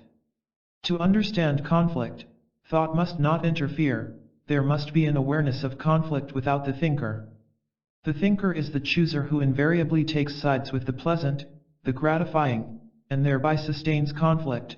He may get rid of one particular conflict, but the soil is there for further conflict. The thinker justifies or condemns, and so prevents understanding. With the thinker absent, there is the direct experiencing of conflict, but not as an experience which an experiencer is undergoing. In the state of experiencing there is neither the experiencer nor the experienced. Experiencing is direct, then relationship it direct, and not through memory. It is this direct relationship that brings understanding. Understanding brings freedom from conflict, and with freedom from conflict there is integration. Action and idea. He was mild and gentle, with a ready and pleasant smile. He was dressed very simply, and his manner was quiet and unobtrusive. He said that he had practiced nonviolence for many years and was well aware of its power and spiritual significance. He had written several books concerning it, and had brought one of them along. He explained that he had not voluntarily killed anything for many years, and was a strict vegetarian. He went into the details of his vegetarianism, and said that his shoes and sandals were made from the hides of animals that had died naturally. He had made his life as simple as possible, had studied dietetics and ate only what was essential. He asserted that he had not been angry for several years now, though he was on occasions impatient, which was merely the response of his nerves. His speech was controlled and gentle. The power of nonviolence would transform the world, he said, and he had dedicated his life to it. He was not the kind of man who talked about himself easily, but on the subject of nonviolence he was quite eloquent and words seemed to flow without effort. He had come, he added, to go more deeply into his favorite subject. Across the way, the large pool was tranquil. Its waters had been very agitated, as there had been a strong breeze, but now it was quite still and was reflecting the large leaves of a tree. One or two lilies floated quietly on its surface, and a bud was just showing itself above the water. Birds began to come, and several frogs came out and jumped into the pool. The ripples soon died away, and once more the waters were still. On the very top of a tall tree sat a bird, preening itself and singing. It would fly in a curve and come back to its high and solitary perch, it was so delighted with the world and with itself. Nearby sat a fat man with a book, but his mind was far away. He would try to read, but his mind raced off again and again. Ultimately he gave up the struggle and let the mind have its way. A lorry was coming up the hill slowly and wearily, and again the gears had to be changed. We are so concerned with the reconciliation of effects, with the outward gesture and appearance. We seek first to bring about outward order. Outwardly we regulate our life according to our resolutions, the inner principles that we have established. Why do we force the outer to conform to the inner? Why do we act according to an idea? Is idea stronger, more powerful than action? The idea is first established, reasoned out or intuitively felt, and then we try to approximate action to the idea, we try to live up to it, put it into practice, discipline ourselves in the light of it, the everlasting struggle to bring action within the limits of idea. Why is there this incessant and painful struggle to shape action according to idea? What is the urge to make the outer conform to the inner? Is it to strengthen the inner, or to gain assurance from the outer when the inner is uncertain? In deriving comfort from the outer, does not the outer assume greater significance and importance? The outer reality has significance, but when it is looked upon as a gesture of sincerity, does it not indicate more than ever that idea is dominant? Why has idea become all-powerful? To make us act? Does idea help us to act, or does it hinder action? Surely, idea limits action. It is the fear of action that brings forth idea. In idea there is safety, in action there is danger. To control action, which is limitless, idea is cultivated. To put a brake on action, idea comes into being. Think what would happen if you were really generous in action. So you have the generosity of the heart opposed by the generosity of the mind. You go so far only, for you do not know what will happen to you tomorrow. Idea governs action. Action is full, open, extensive, and fear, as idea, steps in and takes charge. So idea becomes all important, and not action. We try to make action conform to idea. The idea or ideal is nonviolence, and our actions, gestures, thoughts are molded according to that pattern of the mind. What we eat, what we wear, what we say, becomes very significant, for by it we judge our sincerity. Sincerity becomes important, and not being nonviolent, your sandals and what you eat become consumingly interesting, and being nonviolent is forgotten. Idea is always secondary, and the secondary issues dominate the primary. You can write, lecture, gossip about idea. There is great scope in idea for self-expansion, but there is no self-expansive gratification in being nonviolent. Idea, being self-projected, is stimulating and gratifying, positively or negatively, but being nonviolent has no glamour. Nonviolence is a result, a byproduct, and not an end in itself. It is an end in itself only when idea predominates. Idea is always a conclusion, an end, a self-projected goal. Idea is movement within the known, but thought cannot formulate what it is to be nonviolent. Thought can ponder over nonviolence, but it cannot be nonviolent. Nonviolence is not an idea, it cannot be made into a pattern of action. Life in a city. It was a well-proportioned room, quiet and restful. The furniture was elegant and in very good taste, the carpet was thick and soft. There was a marble fireplace, with a fire in it. There were old vases from different parts of the world, and on the walls were modern paintings as well as some by the old masters. Considerable thought and care had been spent on the beauty and comfort of the room, which reflected wealth and taste. The room overlooked a small garden, with a lawn that must have been mowed and rolled for many, many years. Life in a city is strangely cut off from the universe. Man-made buildings have taken the place of valleys and mountains, and the roar of traffic has been substituted for that of boisterous streams. At night one hardly ever sees the stars, even if one wishes to, for the city lights are too bright, and during the day the sky is limited and held. Something definitely happens to the city dwellers. They are brittle and polished. They have churches and museums, drinks and theaters, beautiful clothes and endless shops. There are people everywhere, on the streets, in the buildings, in the rooms. A cloud passes across the sky, and so few look up. There is rush and turmoil. But in this room there was quiet and sustained dignity. It had that atmosphere peculiar to the rich, the feeling of aloof security and assurance, and the long freedom from want. He was saying that he was interested in philosophy, both of the East and of the West, and how absurd it was to begin with the Greeks, as though nothing existed before them, and presently he began to talk of his problem, how to give, and to whom to give. The problem of having money, with its many responsibilities, was somewhat disturbing him. Why was he making a problem of it? Did it matter to whom he gave, and with what spirit? Why had it become a problem? His wife came in, smart, bright and curious. Both of them seemed well-read, sophisticated and worldly wise. They were clever and interested in many things. They were the product of both town and country, but mostly their hearts were in the town. That one thing, compassion, seemed so far away. The qualities of the mind were deeply cultivated. There was a sharpness, a brutal approach, but it did not go very far.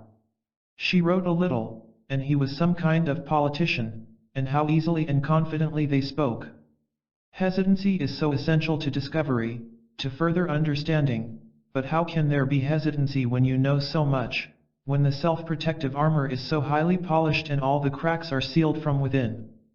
Line and form become extraordinarily important to those who are in bondage to the sensate, then beauty is sensation, goodness a feeling, and truth a matter of intellection.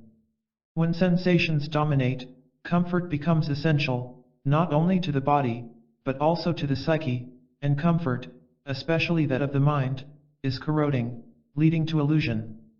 We are the things we possess, we are that to which we are attached. Attachment has no nobility. Attachment to knowledge is not different from any other gratifying addiction. Attachment is self-absorption, whether at the lowest or at the highest level. Attachment is self-deception, it is an escape from the hollowness of the self. The things to which we are attached, property, people, ideas, become all important, for without the many things which fill its emptiness, the self is not. The fear of not being makes for possession, and fear breeds illusion, the bondage to conclusions.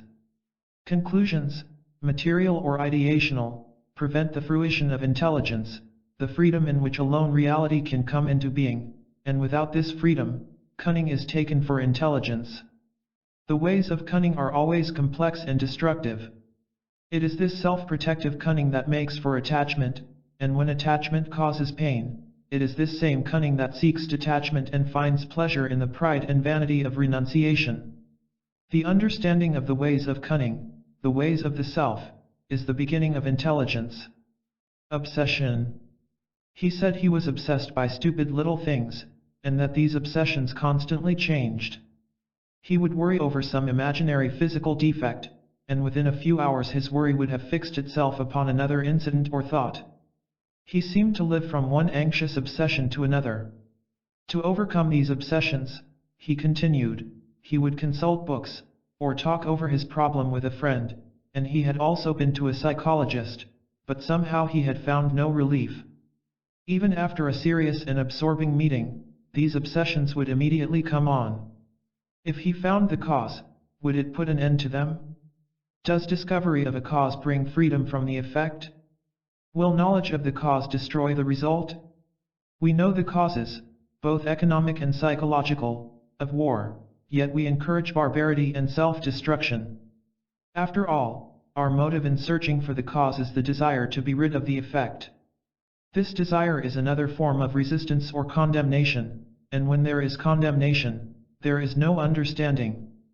Then what is one to do? He asked. Why is the mind dominated by these trivial and stupid obsessions? To ask why is not to search for the cause as something apart from yourself which you have to find, it is merely to uncover the ways of your own thinking. So, why is the mind occupied in this manner? Is it not because it is superficial, shallow, petty, and therefore concerned with its own attractions? Yes, he replied, that appears to be true, but not entirely, for I am a serious person.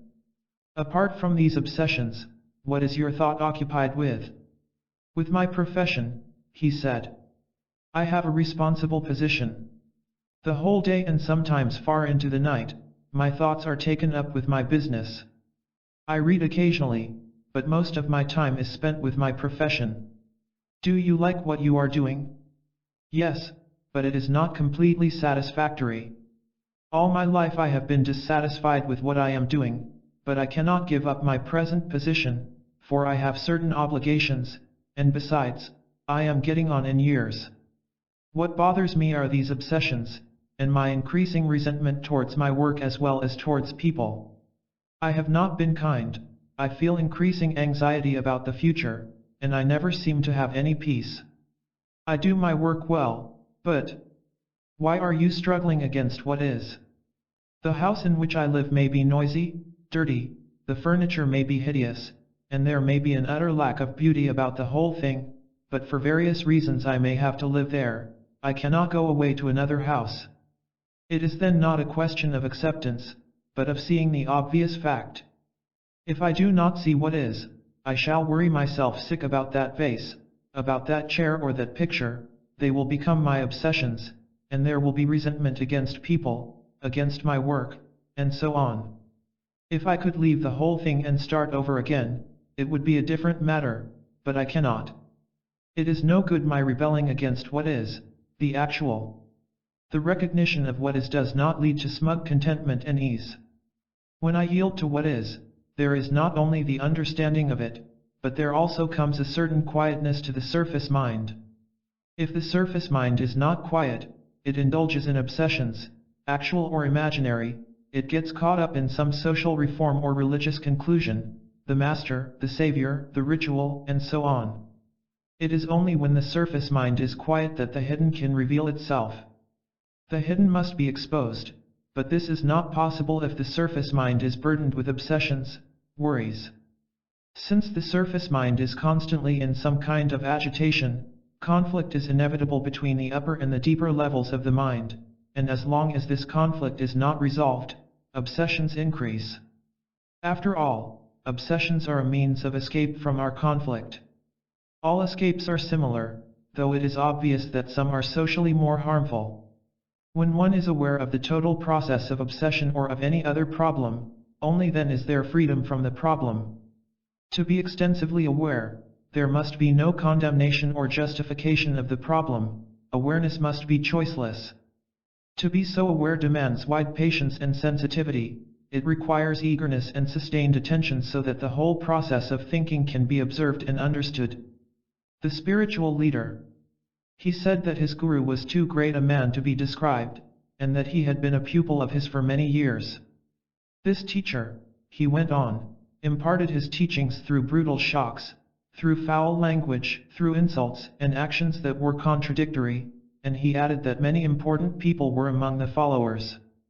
The very crudeness of the procedure forced people to think, it made them sit up and take notice, which was considered necessary because most people were asleep and needed to be shaken. This teacher said the most awful things about God, and it seemed that his pupils had to drink a great deal, as the teacher himself drank heavily at most meals.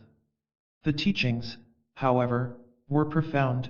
They had been kept secret at one time, but now they were being made available to all. The late autumnal sun was pouring in through the window, and one could hear the roar of the busy street. The leaves in their death were brilliant, and the air was fresh and keen. As with all cities, there was an atmosphere of depression and unnameable sorrow in contrast to the light of the evening, and the artificial gaiety was even more sorrowful. We seem to have forgotten what it is to be natural, to smile freely, our faces are so closed with worry and anxiety. But the leaves sparkled in the sun and a cloud passed by. Even in so-called spiritual movements the social divisions are maintained. How eagerly a titled person is welcomed and given the front seat. How the followers hang around the famous. How hungry we are for distinctions and labels. This craving for distinction becomes what we call spiritual growth, those who are near and those who are far, the hierarchical division as the master and the initiate, the pupil and the novice. This craving is obvious and somewhat understandable in the everyday world, but when the same attitude is carried over into a world where these stupid distinctions have no meaning whatever, it reveals how deeply we are conditioned by our cravings and appetites. Without understanding these cravings, it is utterly vain to seek to be free from pride. But, he continued, we need guides, gurus, masters. You may be beyond them, but we ordinary people need them, otherwise we shall be like lost sheep. We choose our leaders, political or spiritual, out of our own confusion, and so they also are confused. We demand to be coaxed and comforted, to be encouraged and gratified, so we choose a teacher who will give us what we crave for. We do not search out reality, but go after gratification and sensation. It is essentially for self-glorification that we create the teacher, the master, and we feel lost, confused and anxious when the self is denied. If you have no direct physical teacher, you fabricate one who is far away, hidden and mysterious. The former is dependent on various physical and emotional influences, and the latter is self-projected, a homemade ideal, but both are the outcome of your choice, and choice is inevitably based on bias, prejudice. You may prefer to give a more respectable and comforting name to your prejudice, but it is out of your confusion and appetites that you choose. If you are seeking gratification, you will naturally find what you desire, but do not let us call it truth. Truth comes into being when gratification, the desire for sensation, comes to an end. You have not convinced me that I do not need a master, he said. Truth is not a matter of argumentation and conviction, it is not the outcome of opinion. But the master helps me to overcome my greed, my envy, he insisted. Can another, however great, help to bring about a transformation in you? If he can, you are not transformed, you are merely dominated, influenced. This influence may last a considerable time, but you are not transformed. You have been overcome, and whether you are overcome by envy or by a so-called noble influence, you are still a slave, you are not free. We like to be slavish, to be possessed by someone, whether by a master or by anyone else, because there is security in this possession, the master becomes the refuge. To possess is to be possessed, but possession is not freedom from greed. I must resist greed, he said. I must fight it, make every effort to destroy it, and only then will it go. From what you say, you have been in conflict with greed for a great many years, and yet you are not free from it. Do not say that you have not tried hard enough, which is the obvious response. Can you understand anything through conflict? To conquer is not to understand. What you conquer has to be conquered again and again, but there is freedom from that which is fully understood. To understand, there must be awareness of the process of resistance. To resist is so much easier than to understand, and besides, we are educated to resist. In resistance there need be no observation, no consideration, no communication. Resistance is an indication of the dullness of the mind. A mind that resists is self-enclosed and so is incapable of sensitivity, of understanding. To understand the ways of resistance is far more important than to get rid of greed. Actually, you are not listening to what is being said, you are considering your various commitments which have grown out of your years of struggle and resistance. You are now committed, and around your commitments, which you have probably lectured and written about, you have gathered friends, you have an investment in your master, who has helped you to resist. So your past is preventing you from listening to what is being said. I both agree and disagree with you, he remarked. Which shows that you are not listening. You are weighing your commitments against what is being said, which is not to listen. You are afraid to listen and so you are in conflict, agreeing and at the same time disagreeing. You are probably right, he said, but I cannot let go of all that I have gathered, my friends, my knowledge, my experience. I know that I must let go, but I simply cannot, and there it is. The conflict within him will now be greater than ever, for when once you are aware of what is, however reluctantly, and deny it because of your commitments, deep contradiction is set going. This contradiction is duality.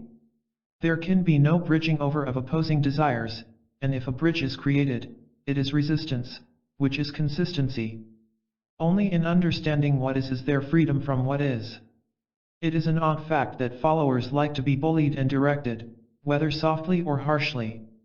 They think the harsh treatment is part of their training in spiritual success. The desire to be hurt, to be rudely shaken, is part of the pleasure of hurting, and this mutual degradation of the leader and the follower is the outcome of the desire for sensation. It is because you want greater sensation that you follow and so create a leader, a guru, and for this new gratification you will sacrifice, put up with discomfort, insults, and discouragements.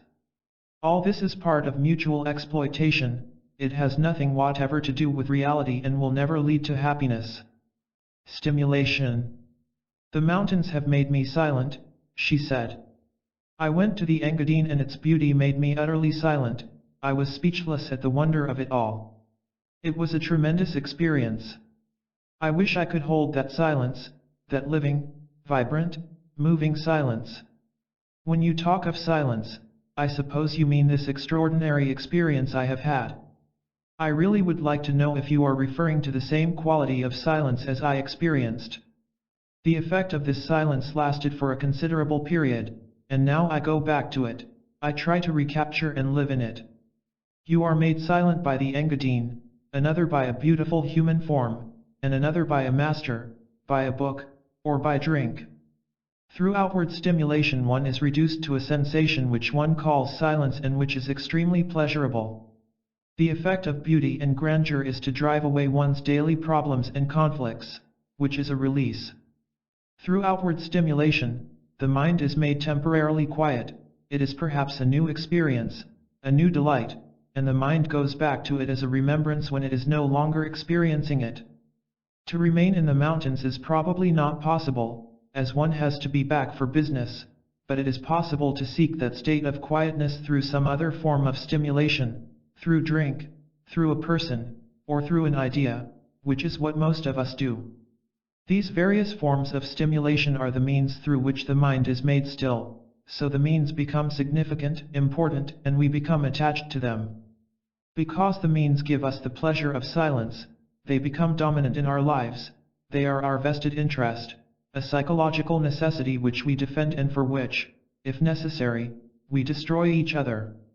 The means take the place of experience, which is now only a memory. Stimulations may vary, each having a significance according to the conditioning of the person. But there is a similarity in all stimulations, the desire to escape from what is, from our daily routine, from a relationship that is no longer alive, and from knowledge which is always becoming stale. You choose one kind of escape, I another, and my particular brand is always assumed to be more worthwhile than yours, but all escape, whether in the form of an ideal, the cinema, or the church, is harmful, leading to illusion and mischief. Psychological escapes are more harmful than the obvious ones, being more subtle and complex and therefore more difficult to discover. The silence that is brought about through stimulation, the silence that is made up through disciplines, control, resistances, positive or negative, is a result, an effect, and so not creative, it is dead. There is a silence which is not a reaction, a result, a silence which is not the outcome of stimulation, of sensation, a silence which is not put together, not a conclusion. It comes into being when the process of thought is understood. Thought is the response of memory, of determined conclusions, conscious or unconscious. This memory dictates action according to pleasure and pain. So ideas control action, and hence there is conflict between action and idea. This conflict is always with us, and as it intensifies there is an urge to be free from it, but until this conflict is understood and resolved, any attempt to be free from it is an escape. As long as action is approximating to an idea, conflict is inevitable. Only when action is free from idea does conflict cease. But how can action ever be free from idea? Surely there can be no action without there being ideation first. Action follows idea, and I cannot possibly imagine any action which is not the result of idea. Idea is the outcome of memory, idea is the verbalization of memory, idea is an inadequate reaction to challenge, to life. Adequate response to life is action, not ideation. We respond ideationally in order to safeguard ourselves against action. Ideas limit action. There is safety in the field of ideas, but not in action, so action is made subservient to idea. Idea is the self-protective pattern for action. In intense crisis there is direct action, freed from idea. It is against this spontaneous action that the mind has disciplined itself, and as with most of us the mind is dominant. Ideas act as a brake on action and hence there is friction between action and ideation. I find my mind wandering off to that happy experience of the Engadine. Is it an escape to relieve that experience in memory? Obviously. The actual is your life in the present, this crowded street, your business, your immediate relationships. If these were pleasing and gratifying, the Engadine would fade away, but as the actual is confusing and painful, you turn to an experience which is over and dead. You may remember that experience, but it is finished, you give it life only through memory. It is like pumping life into a dead thing. The present being dull, shallow, we turn to the past or look to a self-projected future. This escape from the present inevitably leads to illusion. To see the present as it actually is, without condemnation or justification, is to understand what is, and then there is action which brings about a transformation in what is. Problems and escapes. I have many serious problems, and I seem to make them more tortuous and painful by trying to solve them. I am at my wit's end, and I do not know what to do. Added to all this, I am deaf and have to use this beastly thing as an aid to my hearing. I have several children and a husband who has left me. I am really concerned over my children, as I want them to avoid all the miseries I have been through. How anxious we are to find an answer to our problems. We are so eager to find an answer that we cannot study the problem. It prevents our silent observation of the problem. The problem is the important thing, and not the answer. If we look for an answer, we will find it, but the problem will persist, for the answer is irrelevant to the problem. Our search is for an escape from the problem, and the solution is a superficial remedy, so there is no understanding of the problem. All problems arise from one source, and without understanding the source, any attempt to solve the problems will only lead to further confusion and misery. One must first be very clear that one's intention to understand the problem is serious, that one sees the necessity of being free of all problems, for only then can the maker of problems be approached. Without freedom from problems, there can be no tranquility, and tranquility is essential for happiness, which is not an end in itself.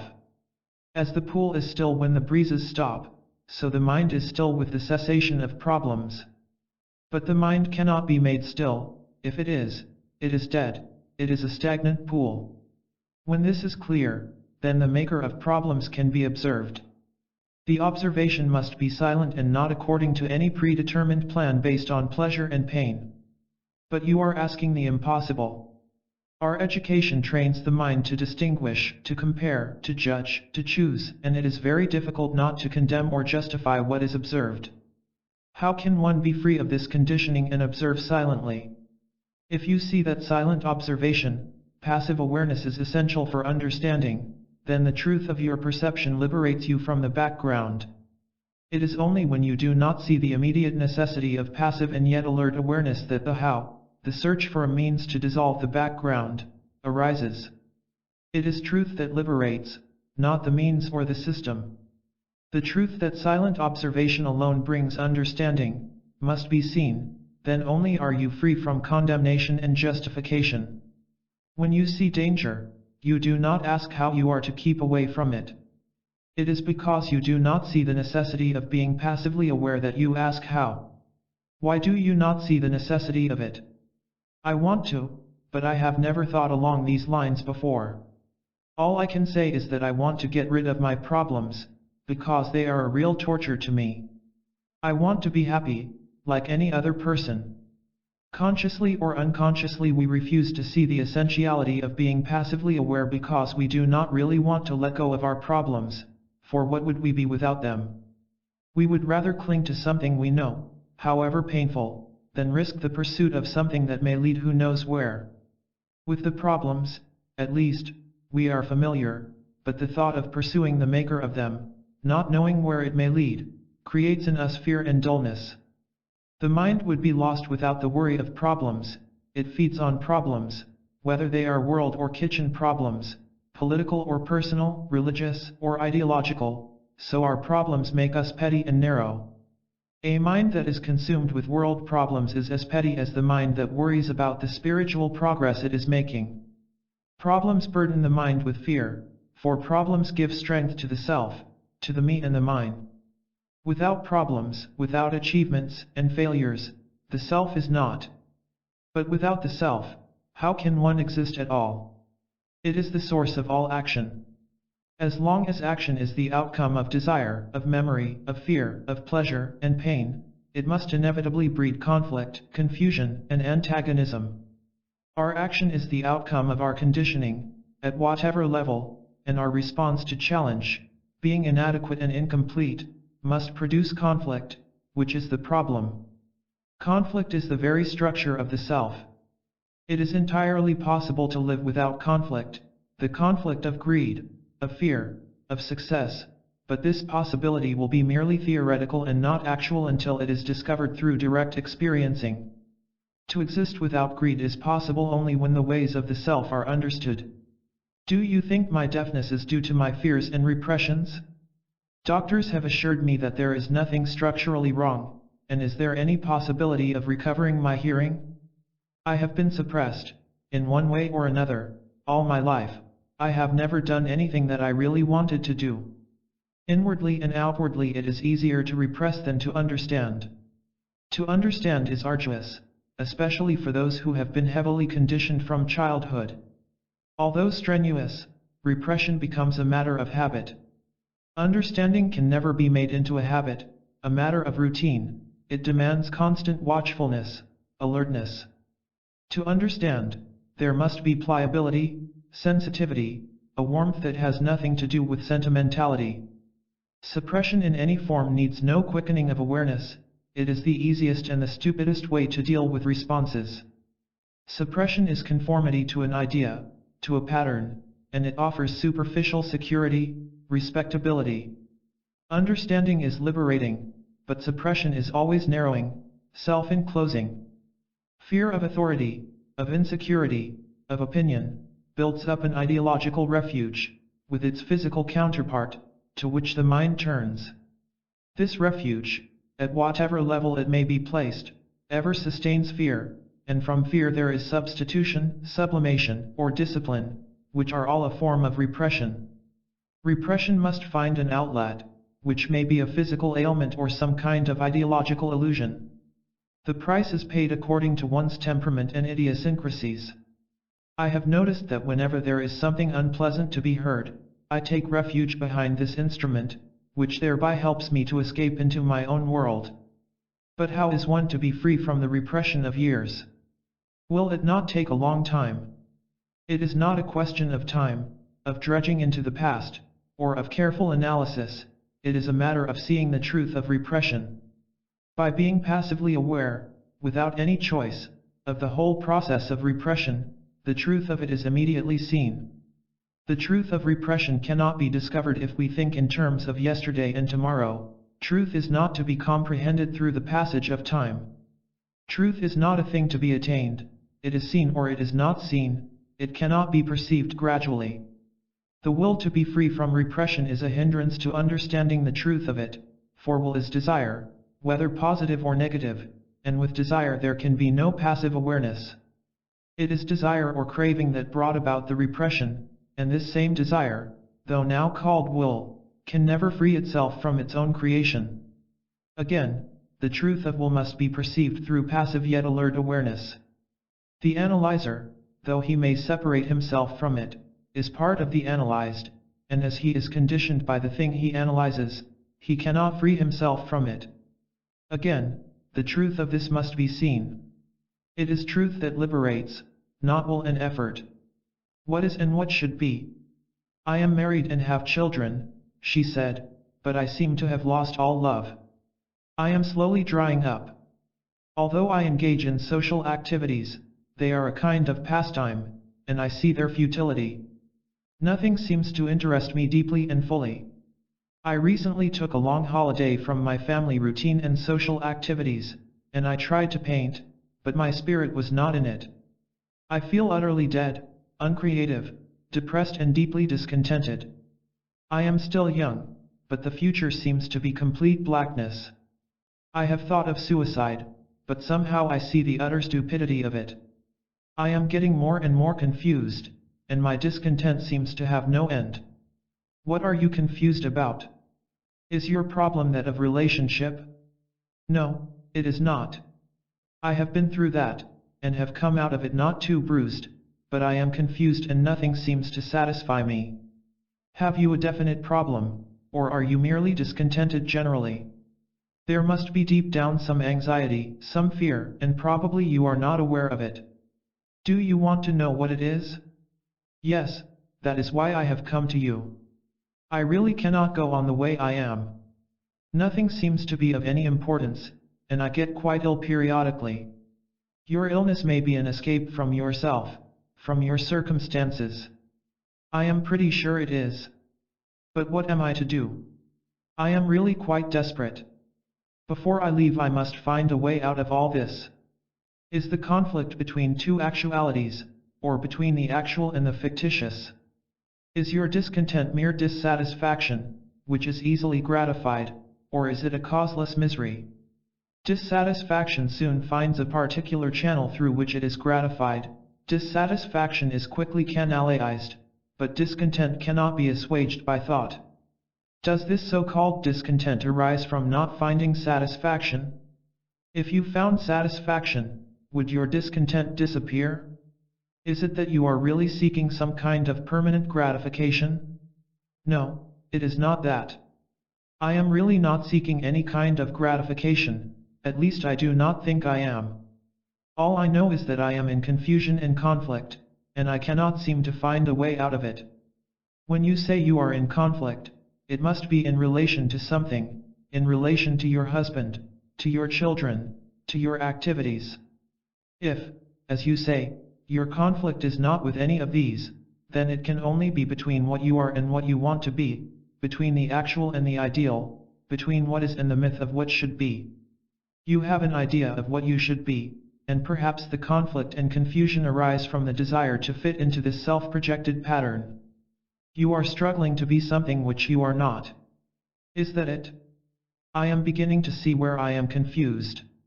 I think what you say is true. The conflict is between the actual and the myth, between that which you are and that which you would like to be. The pattern of the myth has been cultivated from childhood and has progressively widened and deepened, growing in contrast to the actual, and being constantly modified by circumstances. This myth, like all ideals, goals, utopias, is in contradiction to what is, the implicit, the actual, so the myth is an escape from that which you are. This escape inevitably creates the barren conflict of the opposites, and all conflict, inward or outward, is vain, futile, stupid, creating confusion and antagonism. So, if I may say so, your confusion arises from the conflict between what you are and the myth of what you should be. The myth, the ideal, is unreal, it is a self-projected escape, it has no actuality. The actual is what you are.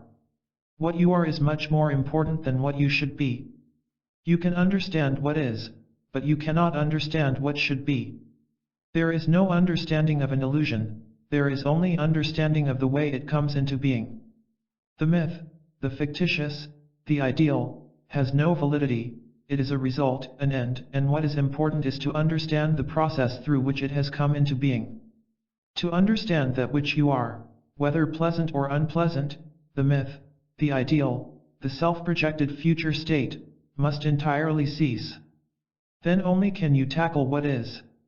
To understand what is, there must be freedom from all distraction. Distraction is the condemnation or justification of what is.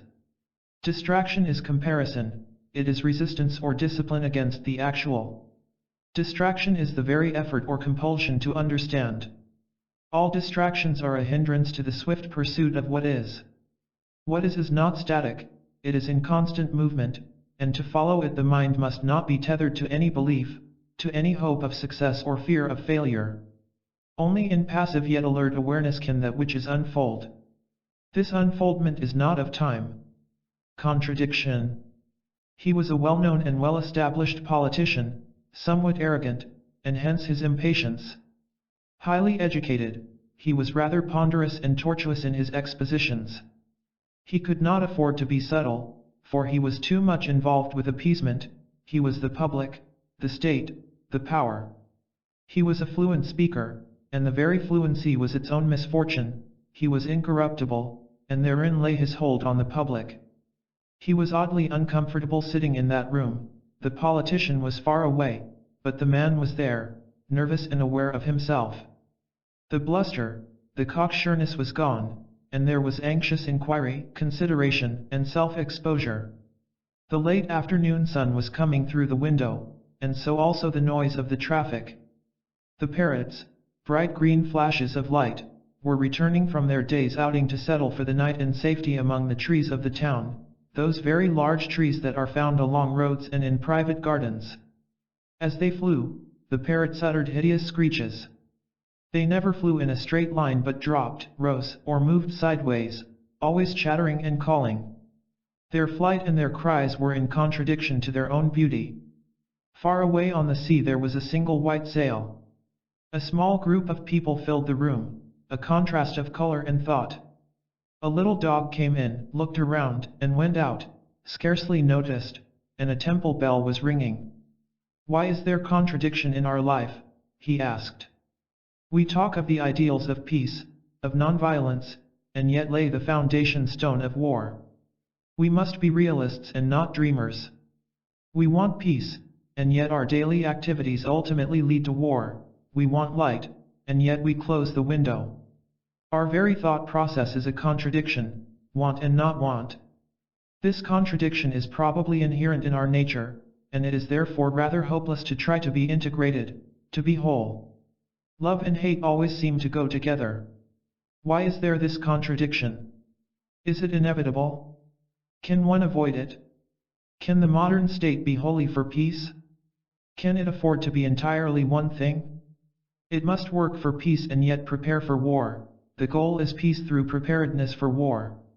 Why do we have a fixed point, an ideal, since deviation from it creates contradiction? If there were no fixed point, no conclusion, there would be no contradiction. We establish a fixed point, and then wander away from it, which is considered a contradiction. We come to a conclusion through devious ways and at different levels, and then try to live in accordance with that conclusion or ideal. As we cannot, a contradiction is created, and then we try to build a bridge between the fixed, the ideal, the conclusion, and the thought or act which contradicts it. This bridging is called consistency. And how we admire a man who is consistent, who sticks to his conclusion, to his ideal. Such a man we consider a saint.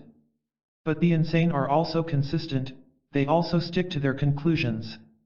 There is no contradiction in a man who feels himself to be Napoleon. He is the embodiment of his conclusion, and a man who is completely identified with his ideal is obviously unbalanced.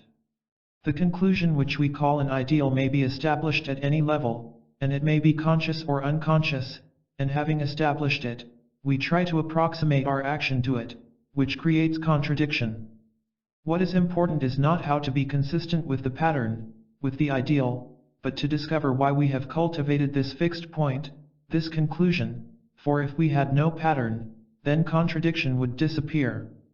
So, why have we the ideal, the conclusion? Does not the ideal prevent action? Does not the ideal come into being to modify action, to control action? Is it not possible to act without the ideal?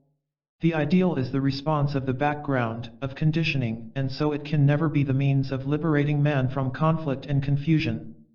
On the contrary, the ideal, the conclusion, increases division between man and so hastens the process of disintegration. If there is no fixed point, no ideal from which to deviate, there is no contradiction with its urge to be consistent, then there is only action from moment to moment, and that action will always be complete and true. The true is not an ideal, a myth, but the actual. The actual can be understood and dealt with. The understanding of the actual cannot breed enmity, whereas ideals do. Ideals can never bring about a fundamental revolution, but only a modified continuity of the old. There is fundamental and constant revolution only in action from moment to moment which is not based on an ideal and so is free of conclusion. But a state cannot be run on this principle. There must be a goal, a planned action, a concentrated effort on a particular issue. What you say may be applicable to the individual, and I see in it great possibilities for myself, but it will not work in collective action. Planned action needs constant modification. There must be adjustment to changing circumstances. Action according to a fixed blueprint will inevitably fail if you do not take into consideration the physical facts and psychological pressures. If you plan to build a bridge, you must not only make a blueprint of it, but you have to study the soil, the terrain where it is going to be built, otherwise your planning will not be adequate. There can be complete action only when all the physical facts and psychological stresses of man's total process are understood, and this understanding does not depend on any blueprint. It demands swift adjustment, which is intelligence, and it is only when there is no intelligence that we resort to conclusions, ideals, goals. The state is not static, its leaders may be, but the state, like the individual, is living, dynamic, and what is dynamic cannot be put in the straitjacket of a blueprint. We generally build walls around the state, walls of conclusions, ideals, hoping to tie it down, but a living thing cannot be tied down without killing it, so we proceed to kill the state and then mold it according to our blueprint, according to the ideal. Only a dead thing can be forced to conform to a pattern, and as life is in constant movement, there is contradiction the moment we try to fit life into a fixed pattern or conclusion. Conformity to a pattern is the disintegration of the individual and so of the state. The ideal is not superior to life, and when we make it so there is confusion, antagonism, and misery. Jealousy. The sun was bright on the white wall opposite, and its glare made the faces obscure. A little child, without the prompting of the mother, came and sat close by, wide-eyed and wondering what it was all about. She was freshly washed and clothed and had some flowers in her hair. She was keenly observing everything, as children do, without recording too much. Her eyes were sparkling, and she did not quite know what to do, whether to cry, to laugh, or to jump. Instead, she took my hand and looked at it with absorbing interest. Presently she forgot all those people in the room, relaxed and went to sleep with her head in my lap. Her head was of good shape and well balanced, she was spotlessly clean. Her future was as confused and as miserable as that of the others in the room. Her conflict and sorrow were as inevitable as that sun on the wall, for to be free of pain and misery needs supreme intelligence, and her education and the influences about her would see to it that she was denied this intelligence. Love is so rare in this world, that flame without smoke, the smoke is overpowering, all-suffocating, bringing anguish and tears. Through the smoke, the flame is rarely seen, and when the smoke becomes all-important, the flame dies. Without that flame of love, life has no meaning, it becomes dull and weary, but the flame cannot be in the darkening smoke. The two cannot exist together, the smoke must cease for the clear flame to be. The flame is not a rival of the smoke, it has no rival. The smoke is not the flame, it cannot contain the flame, nor does the smoke indicate the presence of the flame, for the flame is free of smoke. Cannot love and hate exist together? Is not jealousy an indication of love? We hold hands, and then the next minute scold, we say hard things, but soon embrace. We quarrel, then kiss, and are reconciled. Is not all this love? The very expression of jealousy is an indication of love, they seem to go together, like light and darkness. The swift anger and the caress, are these not the fullness of love? The river is both turbulent and calm, it flows through shadow and sunlight, and therein lies the beauty of the river. What is it that we call love? It is this whole field of jealousy, of lust, of harsh words, of caress, of holding hands, of quarreling and making up. These are the facts in this field of so-called love. Anger and caress are everyday facts in this field, are they not? And we try to establish a relationship between the various facts, or we compare one fact with another. We use one fact to condemn or justify another within this same field, or we try to establish a relationship between a fact within the field and something outside of it. We do not take each fact separately, but try to find an interrelationship between them. Why do we do this? We can understand a fact only when we do not use another fact in the same field as a medium of understanding, which merely creates conflict and confusion. But why do we compare the various facts in the same field? Why do we carry over the significance of one fact to offset or to explain another? I am beginning to grasp what you mean. But why do we do this? Do we understand a fact through the screen of idea, through the screen of memory?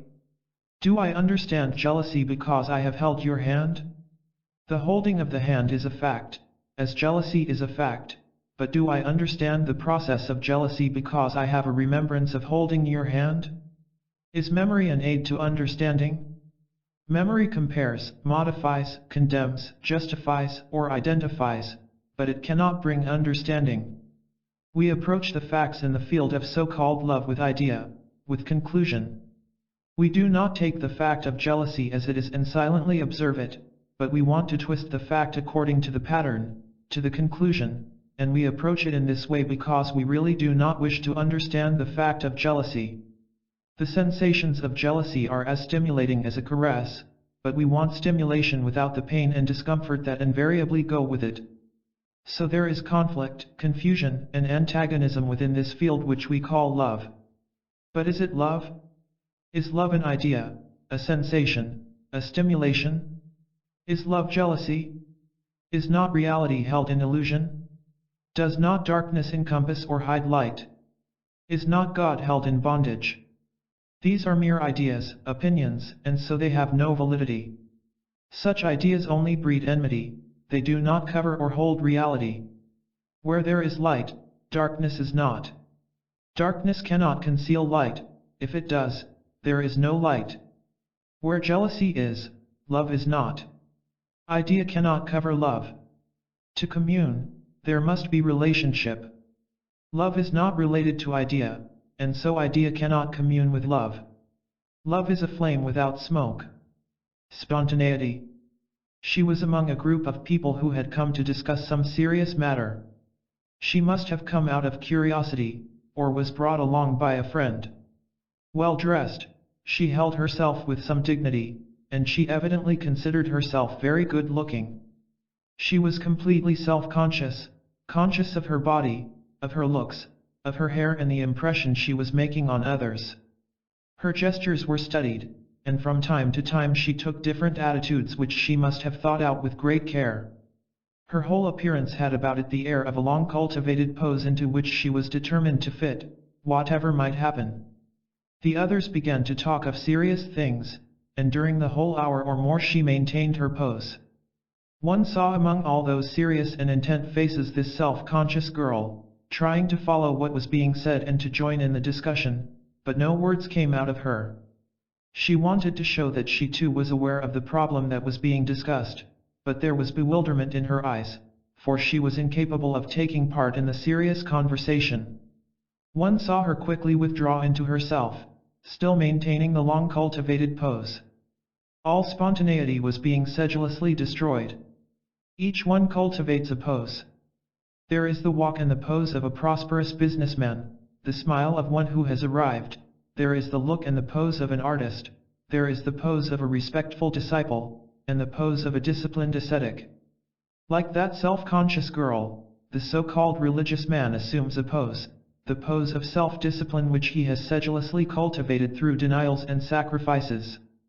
She sacrifices spontaneity for effect, and he immolates himself to achieve an end. Both are concerned with a result, though at different levels, and while his result may be considered socially more beneficial than hers, fundamentally they are similar, one is not superior to the other. Both are unintelligent, for both indicate pettiness of mind.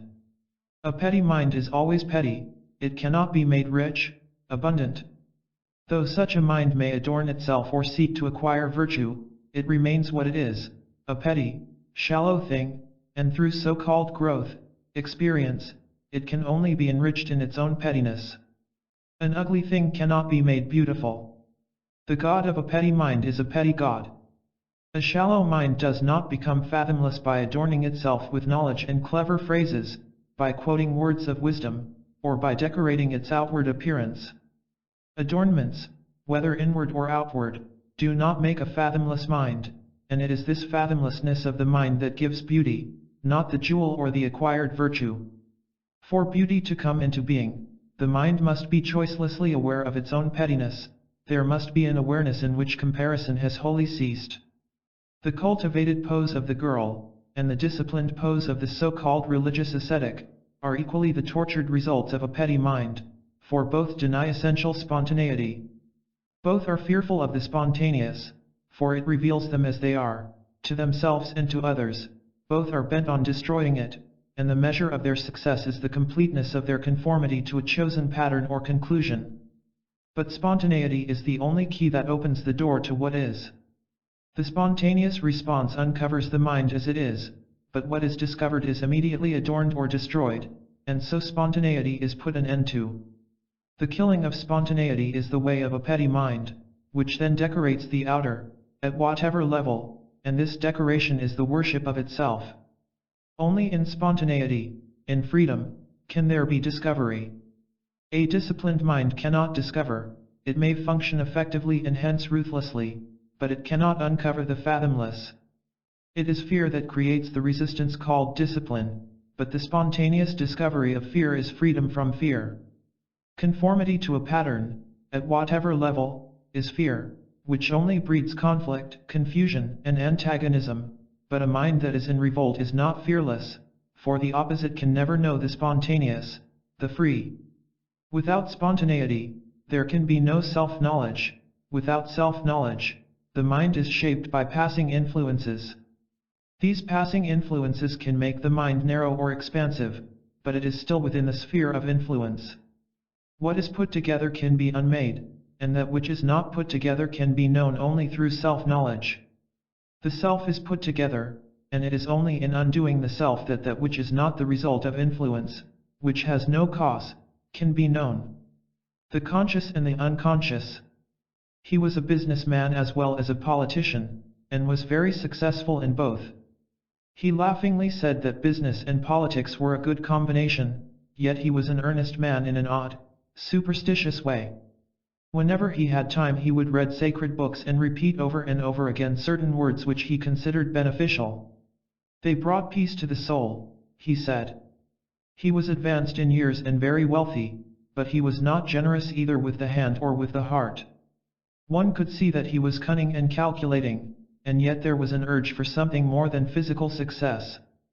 Life had scarcely touched him, for he had very studiously guarded himself against any exposure. He had made himself invulnerable, physically as well as psychologically.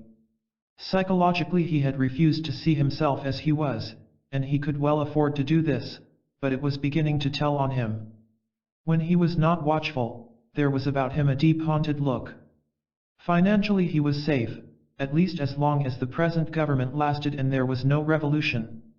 He also wanted a safe investment in the so-called spiritual world, and that was why he played with ideas, mistaking ideas for something spiritual, real. He had no love except for his many possessions. He clung to them as a child clings to its mother, for he had nothing else. It was slowly dawning on him that he was a very sad man. Even this realization he was avoiding as long as he could, but life was pressing him.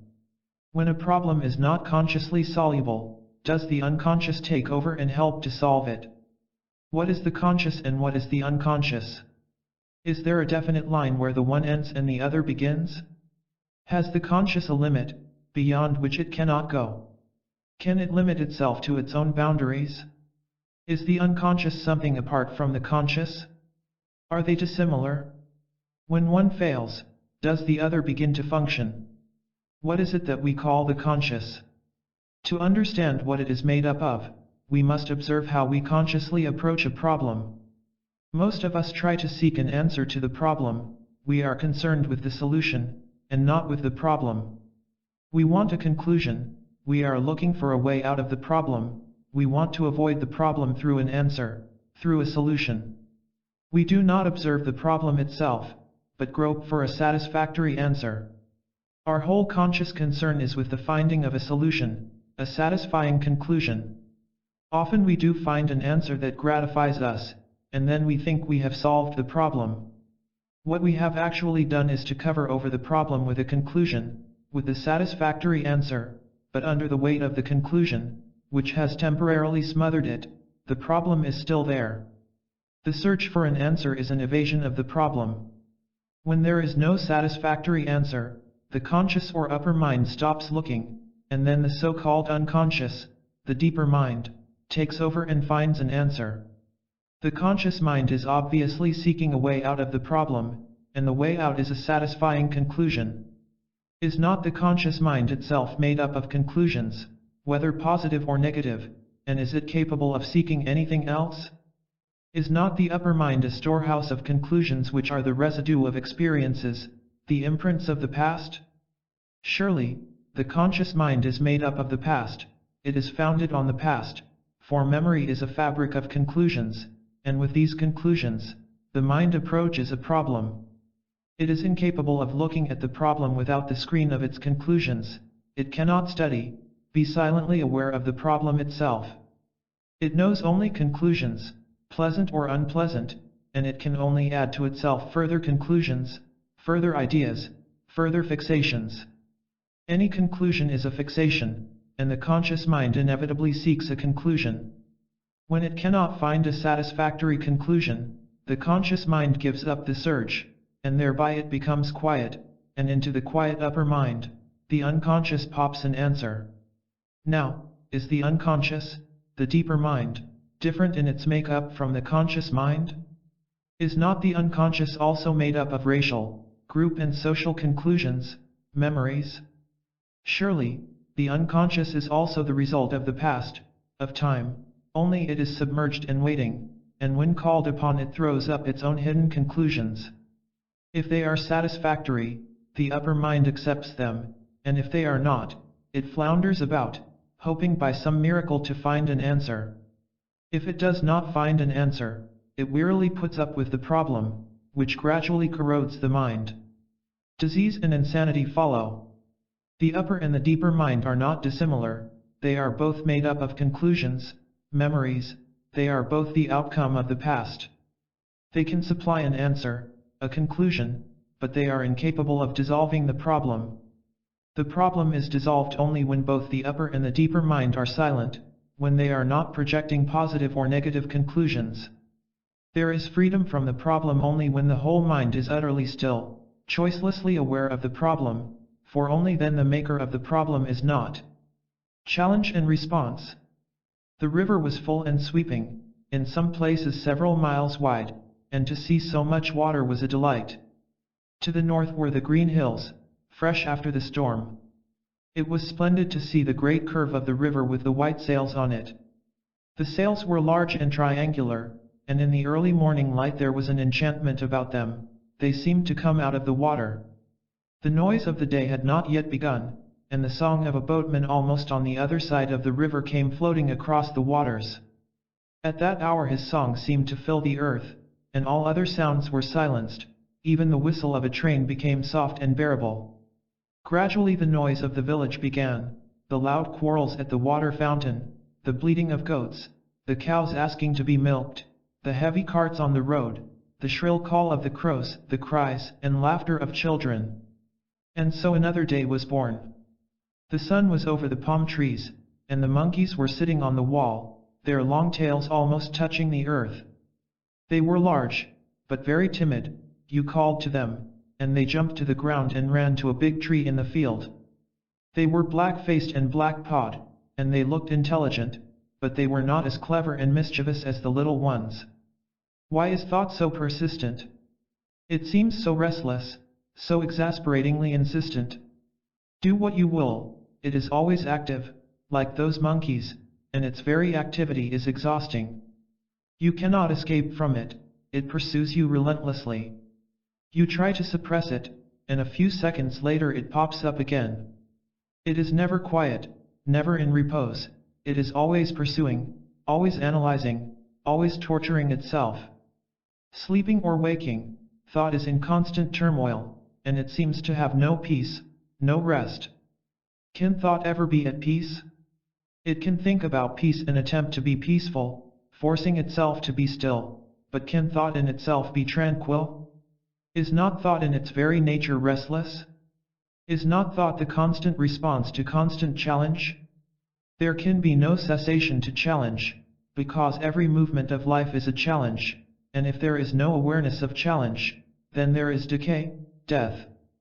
Challenge and response is the very way of life. Response can be adequate or inadequate, and it is inadequacy of response to challenge that provokes thought, with its restlessness. Challenge demands action, not verbalization. Verbalization is thought. The word, the symbol, retards action, an idea is the word, as memory is the word. There is no memory without the symbol, without the word. Memory is word, thought, and can thought be the true response to challenge? Is challenge an idea? Challenge is always new, fresh, and can thought, idea, ever be new? When thought meets the challenge, which is ever new, is not that response the outcome of the old, the past. When the old meets the new, inevitably the meeting is incomplete, and this incompleteness is thought in its restless search for completeness. Can thought, idea, ever be complete? Thought, idea, is the response of memory, and memory is ever incomplete. Experience is the response to challenge. This response is conditioned by the past, by memory. Such response only strengthens the conditioning. Experience does not liberate, it strengthens belief, memory, and it is this memory that responds to challenge, so experience is the conditioner. But what place has thought? Do you mean what place has thought in action? Has idea any function in action? Idea becomes a factor in action in order to modify it, to control it, to shape it, but idea is not action. Idea, belief, is a safeguard against action, it has a place as a controller, modifying and shaping action. Idea is the pattern for action. Can there be action without the pattern? Not if one is seeking a result. Action towards a predetermined goal is not action at all, but conformity to belief, to idea. If one is seeking conformity, then thought, idea, has a place.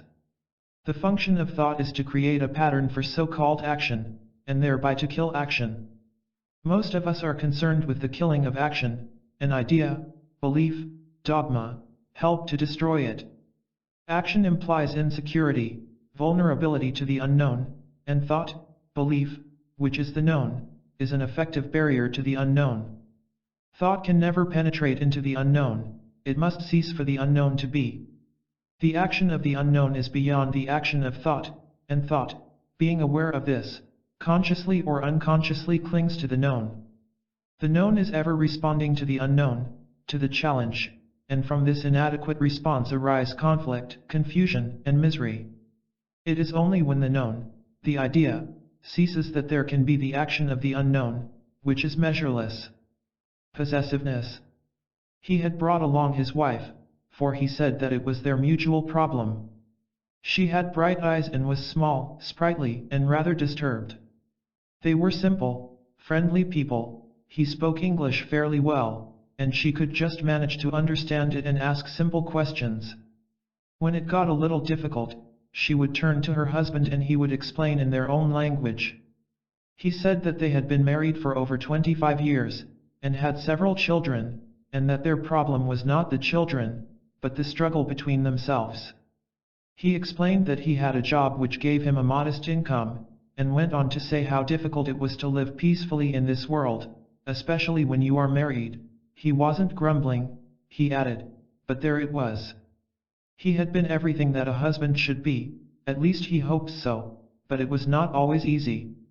It was difficult for them to come to the point, and they talked for some time about various things, the education of their children, the marriage of their daughters, the waste of money on ceremonies, a recent death in the family, and so on.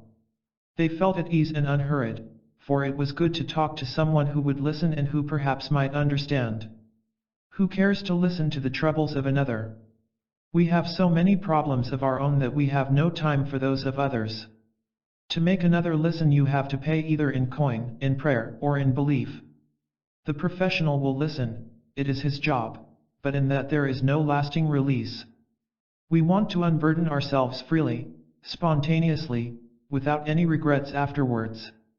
The purification of confession does not depend on the one who listens, but on him who desires to open his heart.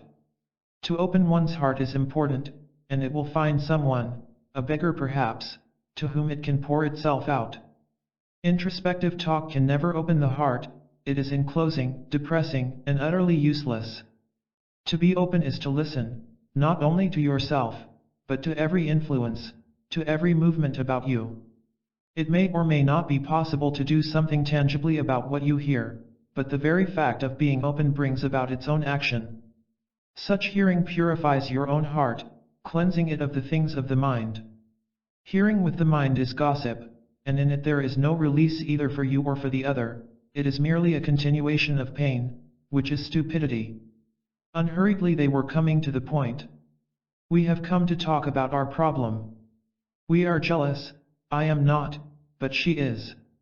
Though she used not to be as openly jealous as she is now, there has always been a whisper of it. I don't think I have ever given her any reason to be jealous, but she finds a reason. Do you think there is any reason to be jealous? Is there a cause for jealousy?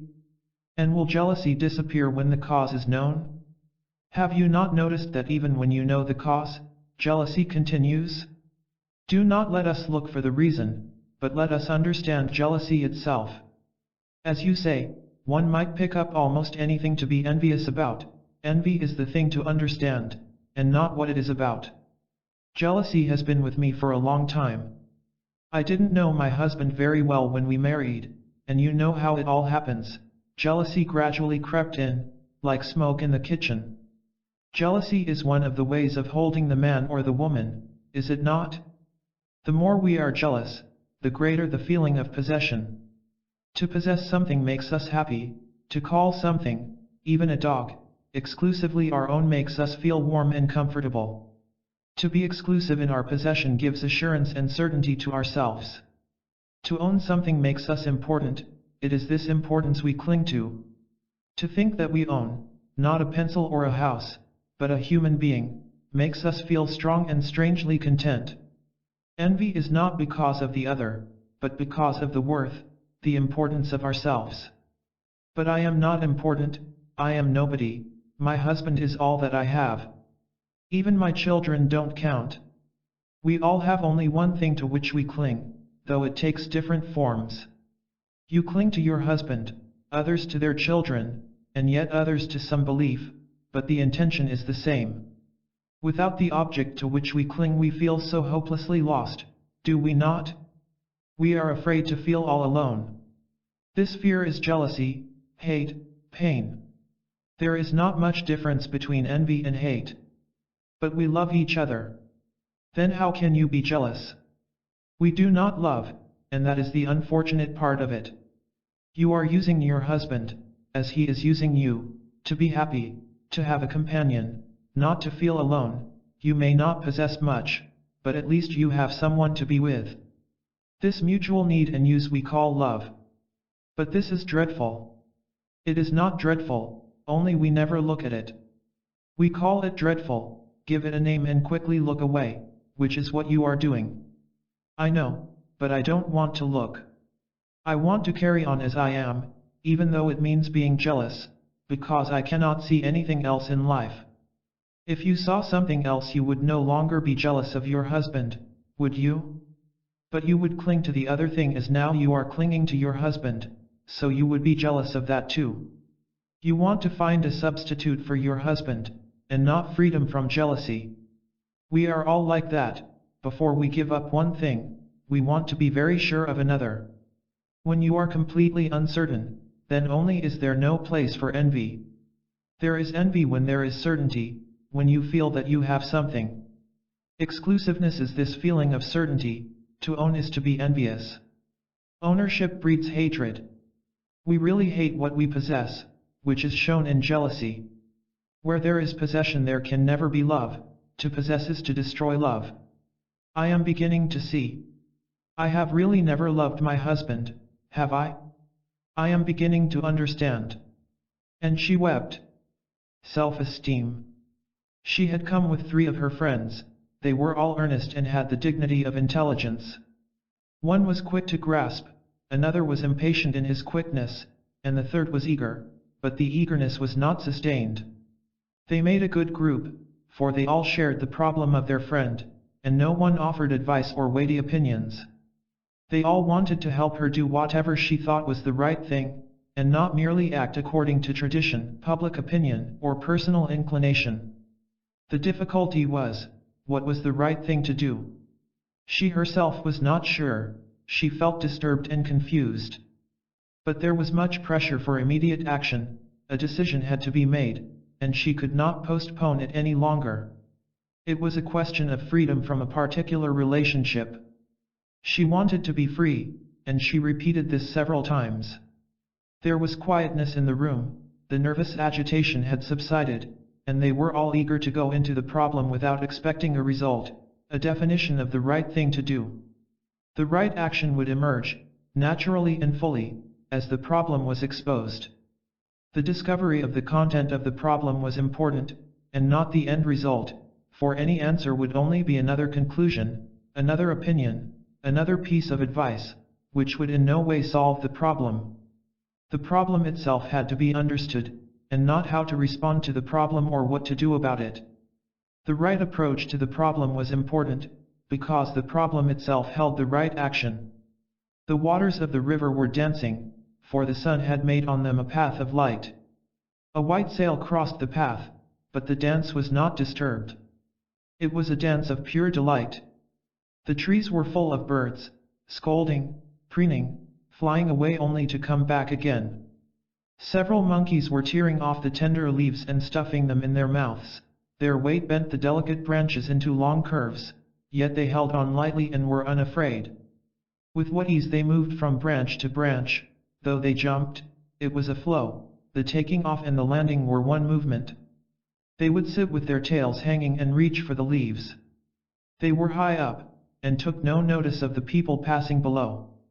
As darkness approached, the parrots came by the hundred to settle down for the night among the thick leaves. One saw them come and disappear into the foliage.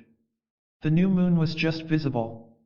Far away a train whistled as it was crossing the long bridge around the curve of the river.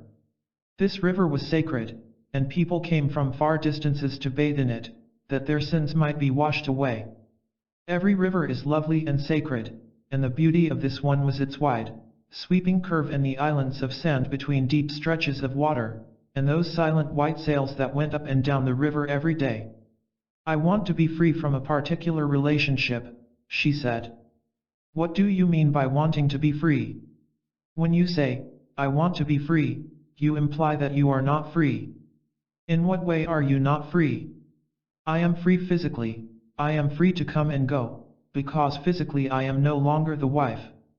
But I want to be completely free, I do not want to have anything to do with that particular person.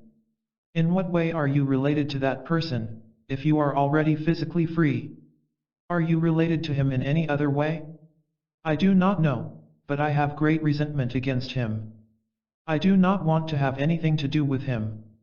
You want to be free, and yet you have resentment against him? Then you are not free of him. Why have you this resentment against him? I have recently discovered what he is, his meanness, his real lack of love, his complete selfishness. I cannot tell you what a horror I have discovered in him. To think that I was jealous of him, that I idolized him, that I submitted to him. Finding him to be stupid and cunning when I thought him an ideal husband, loving and kind, has made me resentful of him. To think I had anything to do with him makes me feel unclean. I want to be completely free from him. You may be physically free from him, but as long as you have resentment against him, you are not free. If you hate him, you are tied to him. If you are ashamed of him, you are still enslaved by him. Are you angry with him, or with yourself? He is what he is, and why be angry with him? Is your resentment really against him? Or, having seen what is, are you ashamed of yourself for having been associated with it? Surely, you are resentful, not of him, but of your own judgment, of your own actions. You are ashamed of yourself. Being unwilling to see this, you blame him for what he is.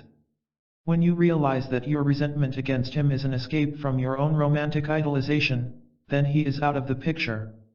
You are not ashamed of him, but of yourself for being associated with him. It is with yourself that you are angry, and not with him. Yes, that is so. If you really see this, experience it as a fact, then you are free of him. He is no longer the object of your enmity. Hate binds as love does. But how am I to be free from my own shame, from my own stupidity? I see very clearly that he is what he is, and is not to be blamed, but how am I to be free of this shame, this resentment which has been slowly ripening in me and has come to fullness in this crisis? How am I to wipe out the past? Why you desire to wipe out the past is of more significance than knowing how to wipe it out. The intention with which you approach the problem is more important than knowing what to do about it. Why do you want to wipe out the memory of that association? I dislike the memory of all those years. It has left a very bad taste in my mouth. Is that not a good enough reason? Not quite, is it? Why do you want to wipe out those past memories? Surely, not because they leave a bad taste in your mouth. Even if you were able through some means to wipe out the past, you might again be caught in actions that you would be ashamed of. Merely wiping out the unpleasant memories does not solve the problem, does it? I thought it did, but what is the problem then? Are you not making it unnecessarily complex? It is already complex enough, at least my life is. Why add another burden to it? Are we adding a further burden, or are we trying to understand what is and be free of it? Please have a little patience. What is the urge that is prompting you to wipe out the past? It may be unpleasant, but why do you want to wipe it out? You have a certain idea or picture of yourself which these memories contradict, and so you want to get rid of them. You have a certain estimation of yourself, have you not? Of course, otherwise. We all place ourselves at various levels, and we are constantly falling from these heights. It is the falls we are ashamed of. Self-esteem is the cause of our shame, of our fall. It is this self-esteem that must be understood, and not the fall. If there is no pedestal on which you have put yourself, how can there be any fall? Why have you put yourself on a pedestal called self-esteem, human dignity, the ideal, and so on? If you can understand this, then there will be no shame of the past, it will have completely gone. You will be what you are without the pedestal. If the pedestal is not there, the height that makes you look down or look up, then you are what you have always avoided. It is this avoidance of what is, of what you are, that brings about confusion and antagonism, shame and resentment. You do not have to tell me or another what you are, but be aware of what you are, whatever it is, pleasant or unpleasant, live with it without justifying or resisting it. Live with it without naming it, for the very term is a condemnation or an identification. Live with it without fear, for fear prevents communion, and without communion you cannot live with it. To be in communion is to love. Without love, you cannot wipe out the past, with love, there is no past. Love, and time is not. Fear. She had traveled a long way, half across the world.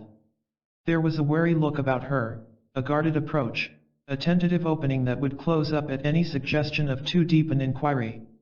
She was not timid, but she was unwilling, though not consciously, to expose her inward state. Yet she wanted to talk about herself and her problems, and had come all that distance expressly to do so. She was hesitant, uncertain of her words, aloof, and at the same time eager to talk about herself. She had read many books on psychology, and while she had never been analyzed, she was entirely capable of analyzing herself. In fact, she said that from childhood she was used to analyzing her own thoughts and feelings. Why are you so intent upon analyzing yourself? I do not know, but I have always done it ever since I can remember. Is analysis a way of protecting yourself, against emotional explosions and consequent regrets? I am pretty sure that is why I analyze, constantly interrogate. I do not want to get caught up in all the mess about me, personal and general. It is too hideous, and I want to keep out of it. I see now that I have used analysis as a means of keeping myself intact, of not getting caught in the social and family turmoil. Have you been able to avoid getting caught? I am not at all sure. I have succeeded in some directions, but in others I do not think I have. In talking about all this, I see what an extraordinary thing I have done. I have never looked at it all so clearly before. Why are you protecting yourself so cleverly, and against what? You say, against the mess around you, but what is there in the mess against which you have to protect yourself? If it is a mess and you see it clearly as such, then you do not have to guard yourself against it. One guards oneself only when there is fear and not understanding. So what are you afraid of? I do not think I am afraid, I simply do not want to get entangled in the miseries of existence. I have a profession that supports me, but I want to be free of the rest of the entanglements, and I think I am. If you are not afraid, then why do you resist entanglements? One resists something only when one does not know how to deal with it. If you know how a motor works, you are free of it. If anything goes wrong, you can put it right. We resist that which we do not understand. We resist confusion, evil, misery, only when we do not know its structure, how it is put together. You resist confusion because you are not aware of its structure, of its makeup. Why are you not aware of it? But I have never thought about it that way. It is only when you are in direct relationship with the structure of confusion that you can be aware of the working of its mechanism. It is only when there is communion between two people that they understand each other. If they resist each other, there is no understanding. Communion or relationship can exist only when there is no fear. I see what you mean. Then what are you afraid of? What do you mean by fear? Fear can exist only in relationship. Fear cannot exist by itself, in isolation. There is no such thing as abstract fear. There is fear of the known or the unknown, fear of what one has done or what one may do, fear of the past or of the future. The relationship between what one is and what one desires to be causes fear. Fear arises when one interprets the fact of what one is in terms of reward and punishment. Fear comes with responsibility and the desire to be free from it. There is fear in the contrast between pain and pleasure. Fear exists in the conflict of the opposites. The worship of success brings the fear of failure. Fear is the process of the mind in the struggle of becoming.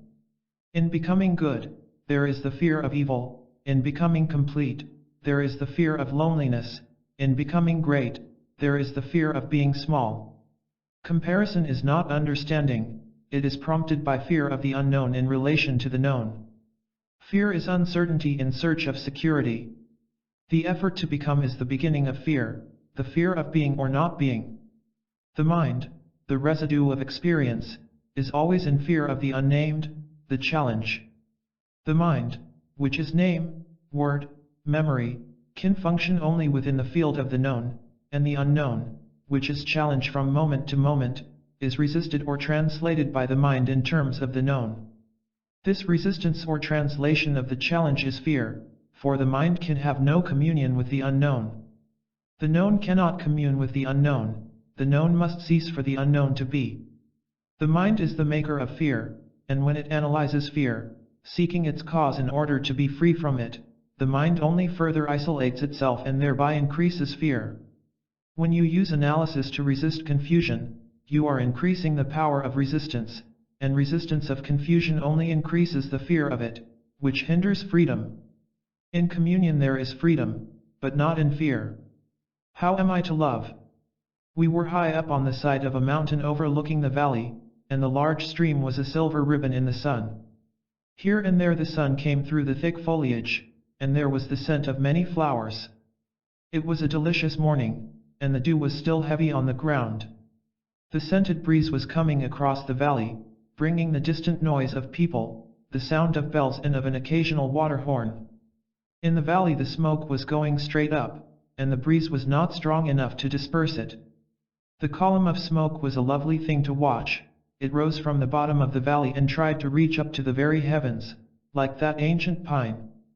A large black squirrel which had been scolding us gave it up at last and came down the tree to investigate further, and then, partially satisfied, went bounding away.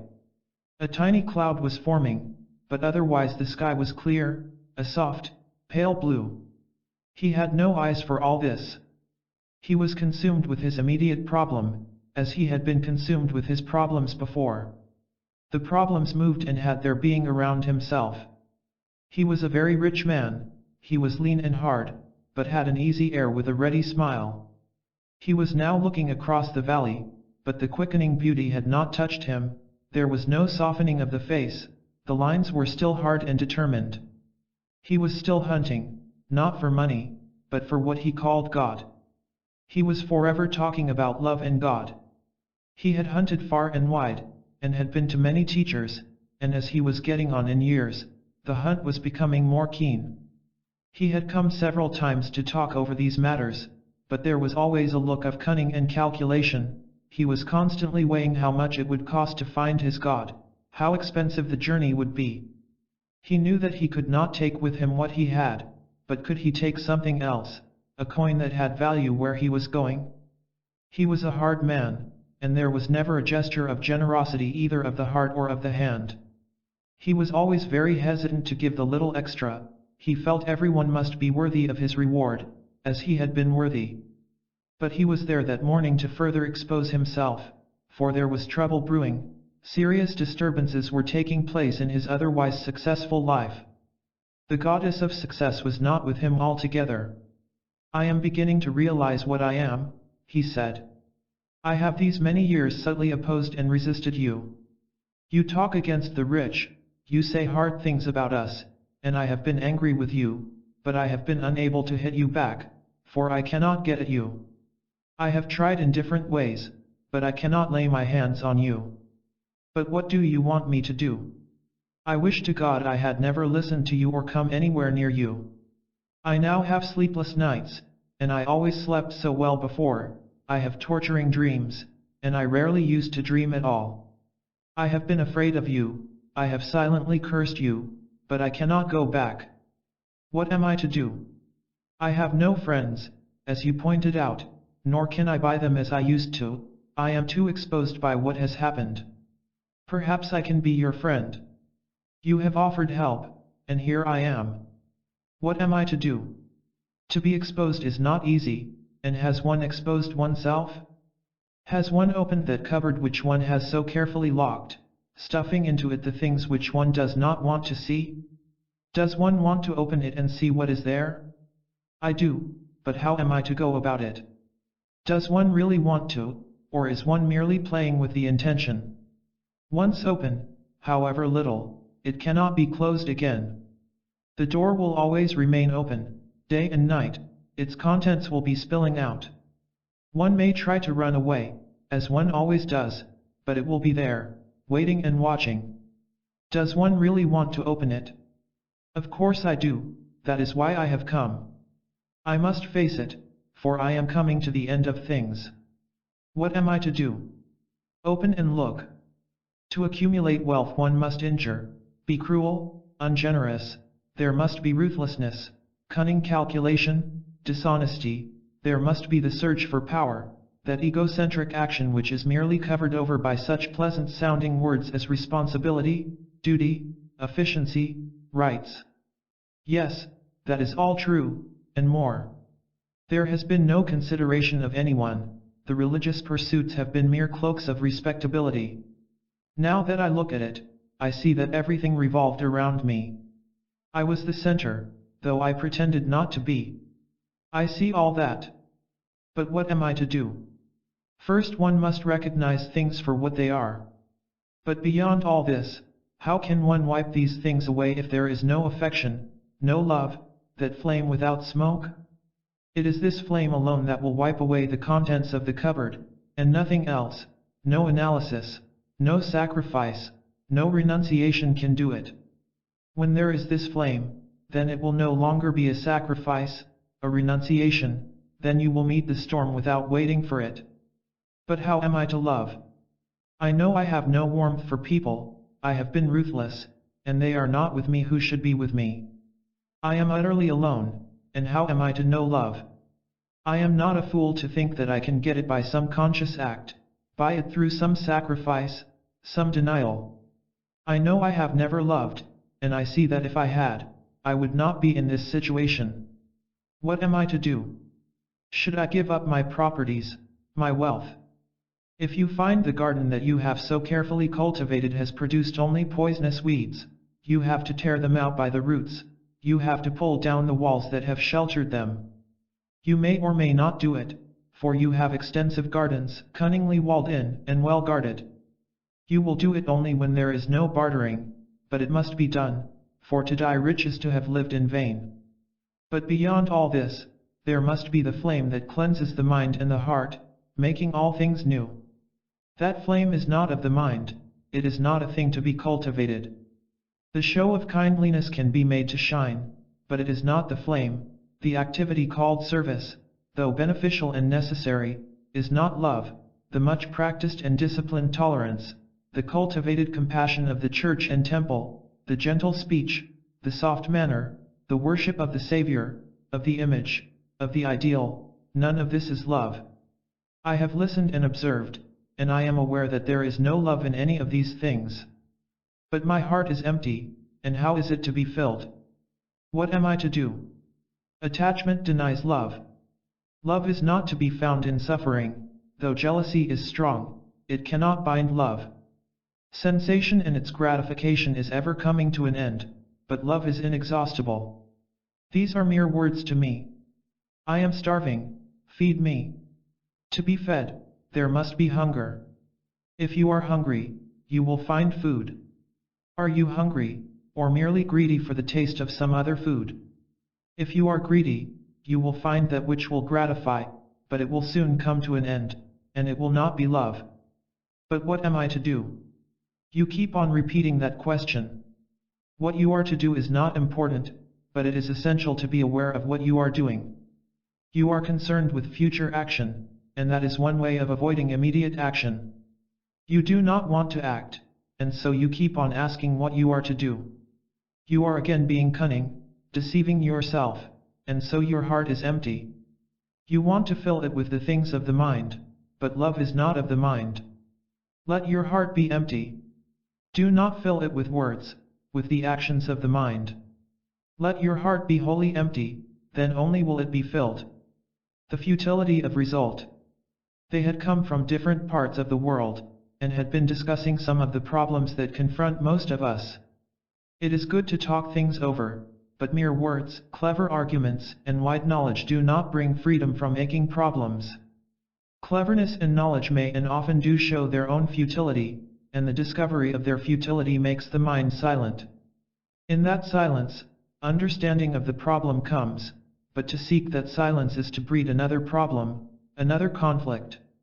Explanations, the uncovering of causes, analytical dissections of the problem, do not in any way resolve it, for it cannot be resolved by the ways of the mind. The mind can only breed further problems. It can run away from the problem through explanations, ideals, intentions, but do what it will, the mind cannot free itself from the problem. The mind itself is the field in which problems, conflicts, grow and multiply. Thought cannot silence itself, it can put on a cloak of silence, but that is only concealment and pose. Thought can kill itself by disciplined action towards a predetermined end, but death is not silent. Death is more vociferous than life. Any movement of the mind is a hindrance to silence. Through the open windows came a confusion of sounds, the loud talk and quarreling in the village, an engine letting off steam, the cries of children and their free laughter, the rumble of a passing lorry, the buzzing of bees, the strident call of the crows. And amidst all this noise, a silence was creeping into the room, unsought and uninvited.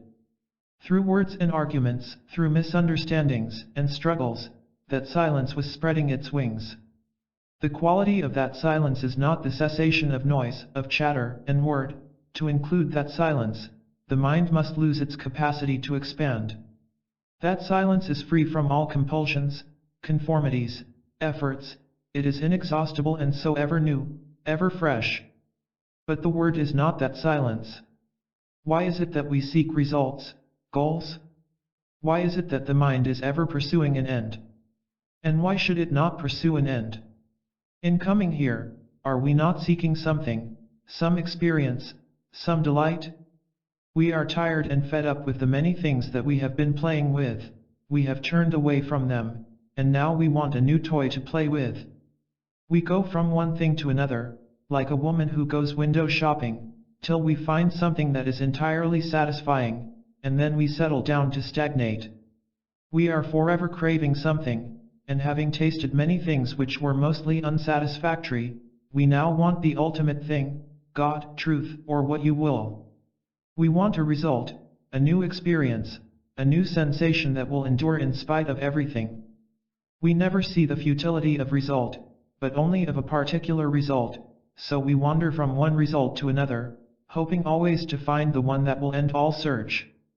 The search for result, for success, is binding, limiting, it is ever coming to an end. Gaining is a process of ending. To arrive is death. Yet that is what we are seeking, is it not? We are seeking death, only we call it result, goal, purpose. We want to arrive. We are tired of this everlasting struggle, and we want to get there placed at whatever level. We do not see the wasteful destructiveness of struggle, but desire to be free of it through gaining a result. We do not see the truth of struggle, of conflict, and so we use it as a means of getting what we want, the most satisfying thing, and that which is most satisfying is determined by the intensity of our discontent. This desire for result always ends in gain, but we want a never-ending result. So, what is our problem? How to be free from the craving for results, is that it? I think that is it. The very desire to be free is also a desire for a result, is it not? We shall get thoroughly entangled if we pursue that line. Is it that we cannot see the futility of result, at whatever level we may place it? Is that our problem? Let us see our problem clearly, and then perhaps we shall be able to understand it. Is it a question of seeing the futility of one result and so discarding all desire for results? If we perceive the uselessness of one escape, then all escapes are vain. Is that our problem? Surely, it is not quite that, is it? Perhaps we can approach it differently. Is not experience a result also? If we are to be free from results, must we not also be free from experience? For is not experience an outcome, an end? The end of what? The end of experiencing. Experience is the memory of experiencing, is it not? When experiencing ends there is experience, the result. While experiencing, there is no experience, experience is but the memory of having experienced. As the state of experiencing fades, experience begins. Experience is ever hindering experiencing, living. Results, experiences, come to an end, but experiencing is inexhaustible. When the inexhaustible is hindered by memory, then the search for results begins. The mind, the result, is always seeking an end, a purpose, and that is death. Death is not when the experiencer is not. Only then is there the inexhaustible. The desire for bliss. The single tree on the wide green lawn was the center of the little world which included the woods, the house, and the small lake. The whole surrounding area seemed to flow towards the tree, which was high and spreading.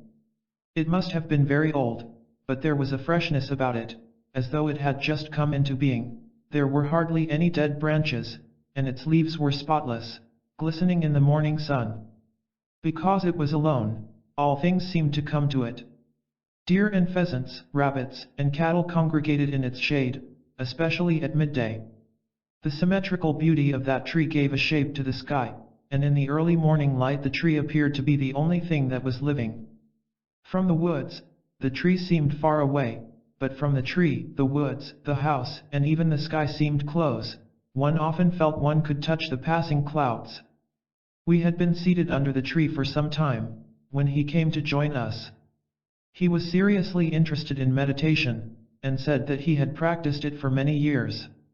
He did not belong to any particular school of thought, and though he had read many of the Christian mystics, he was more attracted to the meditations and disciplines of the Hindu and Buddhist saints.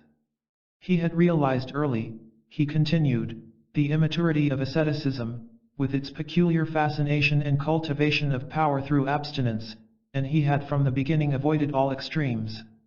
He had, however, practiced discipline, an unvarying self-control, and was determined to realize that which lay through and beyond meditation. He had led what was considered to be a strict moral life, but that was only a minor incident, nor was he attracted to the ways of the world. He had once played with worldly things, but the play was over some years ago. He had a job of sorts, but that too was quite incidental. The end of meditation is meditation itself. The search for something through and beyond meditation is end gaining, and that which is gained is again lost. Seeking a result is the continuation of self-projection, result, however lofty, is the projection of desire. Meditation as a means to arrive, to gain, to discover, only gives strength to the meditator. The meditator is the meditation. Meditation is the understanding of the meditator. I meditate to find ultimate reality, or to allow that reality to manifest itself. It is not exactly a result I am seeking, but that bliss which occasionally one senses. It is there, and as a thirsty man craves for water, I want that inexpressible happiness. That bliss is infinitely greater than all joy, and I pursue it as my most cherished desire. That is, you meditate to gain what you want.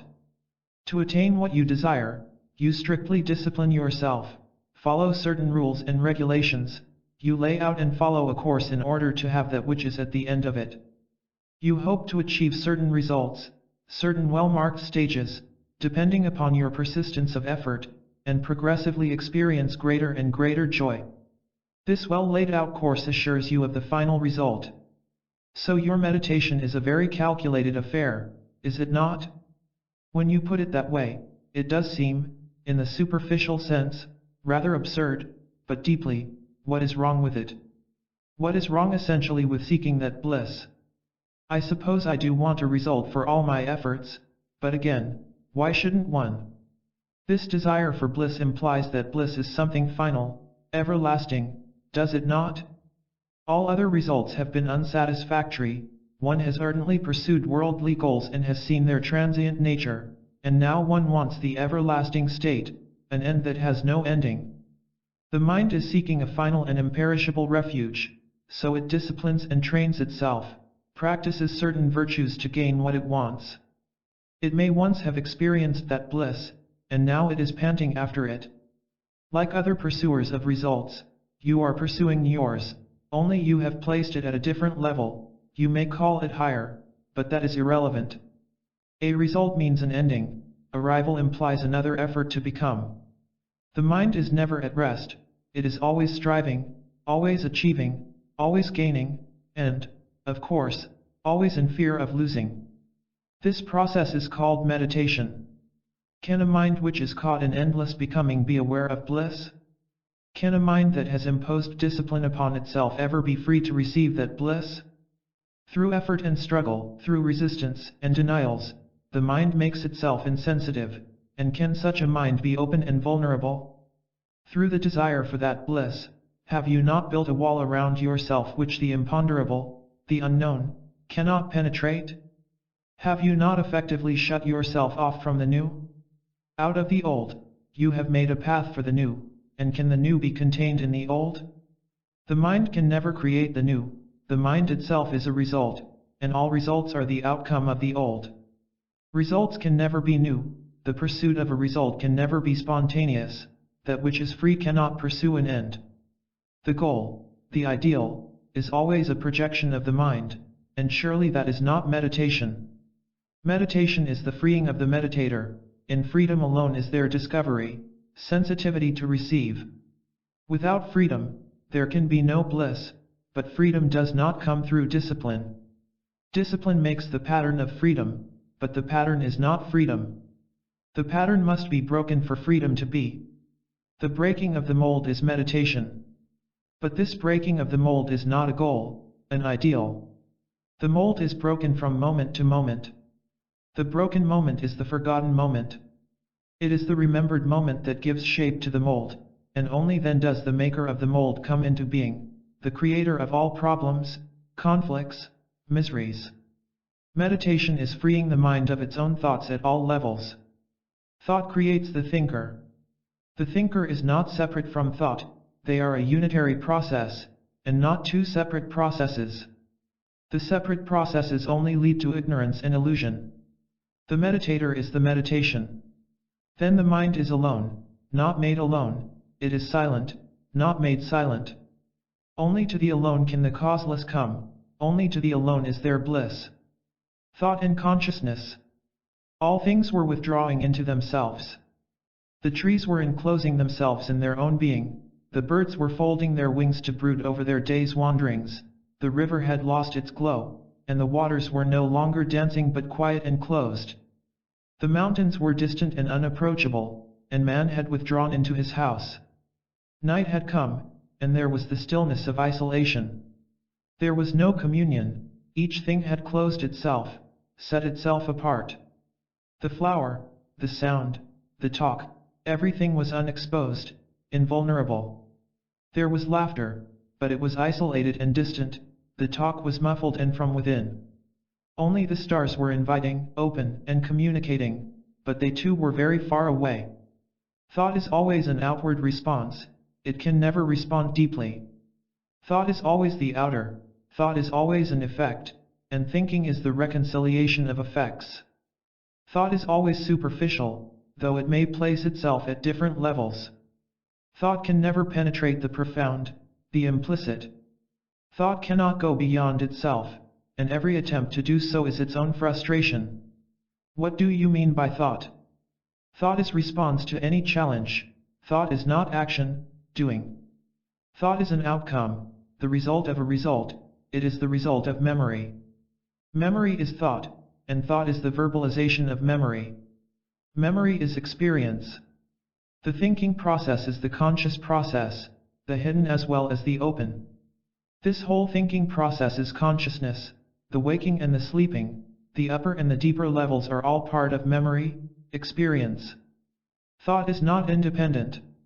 There is no independent thinking. Independent thinking is a contradiction in terms.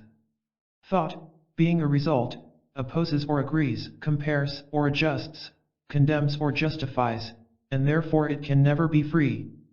A result can never be free, it can twist about, manipulate, wander, go a certain distance, but it cannot be free from its own mooring. Thought is anchored to memory, and it can never be free to discover the truth of any problem. Do you mean to say that thought has no value at all? It has value in the reconciliation of effects, but it has no value in itself as a means to action. Action is revolution, not the reconciliation of effects. Action freed from thought, idea, belief, is never within a pattern. There can be activity within the pattern, and that activity is either violent, bloody, or the opposite, but it is not action. The opposite is not action, it is a modified continuation of activity. The opposite is still within the field of result, and in pursuing the opposite, thought is caught within the net of its own responses. Action is not the result of thought, action has no relation to thought. Thought, the result, can never create the new is from moment to moment, and thought is always the old, the past, the conditioned. It has value but no freedom. All value is limitation, it binds. Thought is binding, for it is cherished. What relationship is there between consciousness and thought? Are they not the same? Is there any difference between thinking and being conscious? Thinking is a response, and is being conscious not also a response? When one is conscious of that chair, it is a response to a stimulus, and is not thought the response of memory to a challenge. It is this response that we call experience. Experiencing is challenge and response, and this experiencing, together with the naming or recording of it, this total process, at different levels, is consciousness, is it not? Experience is the result, the outcome of experiencing. The result is given a term, the term itself is a conclusion, one of the many conclusions which constitute memory. This concluding process is consciousness. The conclusion, the result, is self-consciousness. The self is memory, the many conclusions, and thought is the response of memory. Thought is always a conclusion, thinking is concluding, and therefore it can never be free. Thought is always the superficial, the conclusion. Consciousness is the recording of the superficial. The superficial separates itself as the outer and the inner, but this separation does not make thought any the less superficial. But is there not something which is beyond thought, beyond time? Something that is not created by the mind? Either you have been told about that state, have read about it, or there is the experiencing of it. The experiencing of it can never be an experience, a result, it cannot be thought about, and if it is a remembrance and not experiencing. You can repeat what you have read or heard, but the word is not the thing, and the word, the very repetition, prevents the state of experiencing. That state of experiencing cannot be as long as there is thinking, thought, the result, the effect, can never know the state of experiencing. Then how is thought to come to an end? See the truth that thought, the outcome of the known, can never be in the state of experiencing. Experiencing is always the new, thinking is always of the old. See the truth of this, and truth brings freedom, freedom from thought, the result.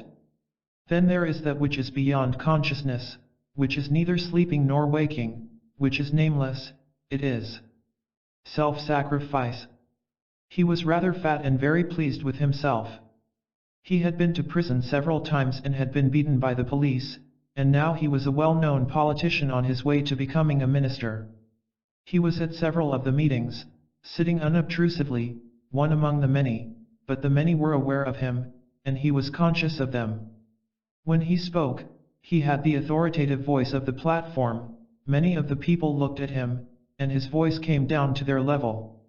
Though he was among them, he had set himself apart, he was the big politician, known and looked up to, but the regard only went to a certain point, and no further. One was aware of all this as the discussion began, and there was that peculiar atmosphere that comes when a well-known figure is among the audience, an atmosphere of surprise and expectation, of camaraderie and suspicion, of condescending aloofness and pleasure. He had come with a friend, and the friend began to explain who he was, the number of times he had been to prison, the beatings he had had, and the immense sacrifices he had made for the cause of the freedom of his country. He had been a wealthy man, thoroughly Europeanized, with a large house and gardens, several cars, and so on.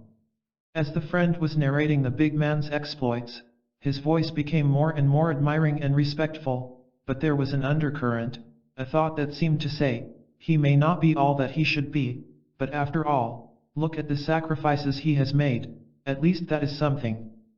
The big man himself talked of improvement, of hydroelectrical development, of bringing prosperity to the people, of the current threat of communism, of vast schemes and goals.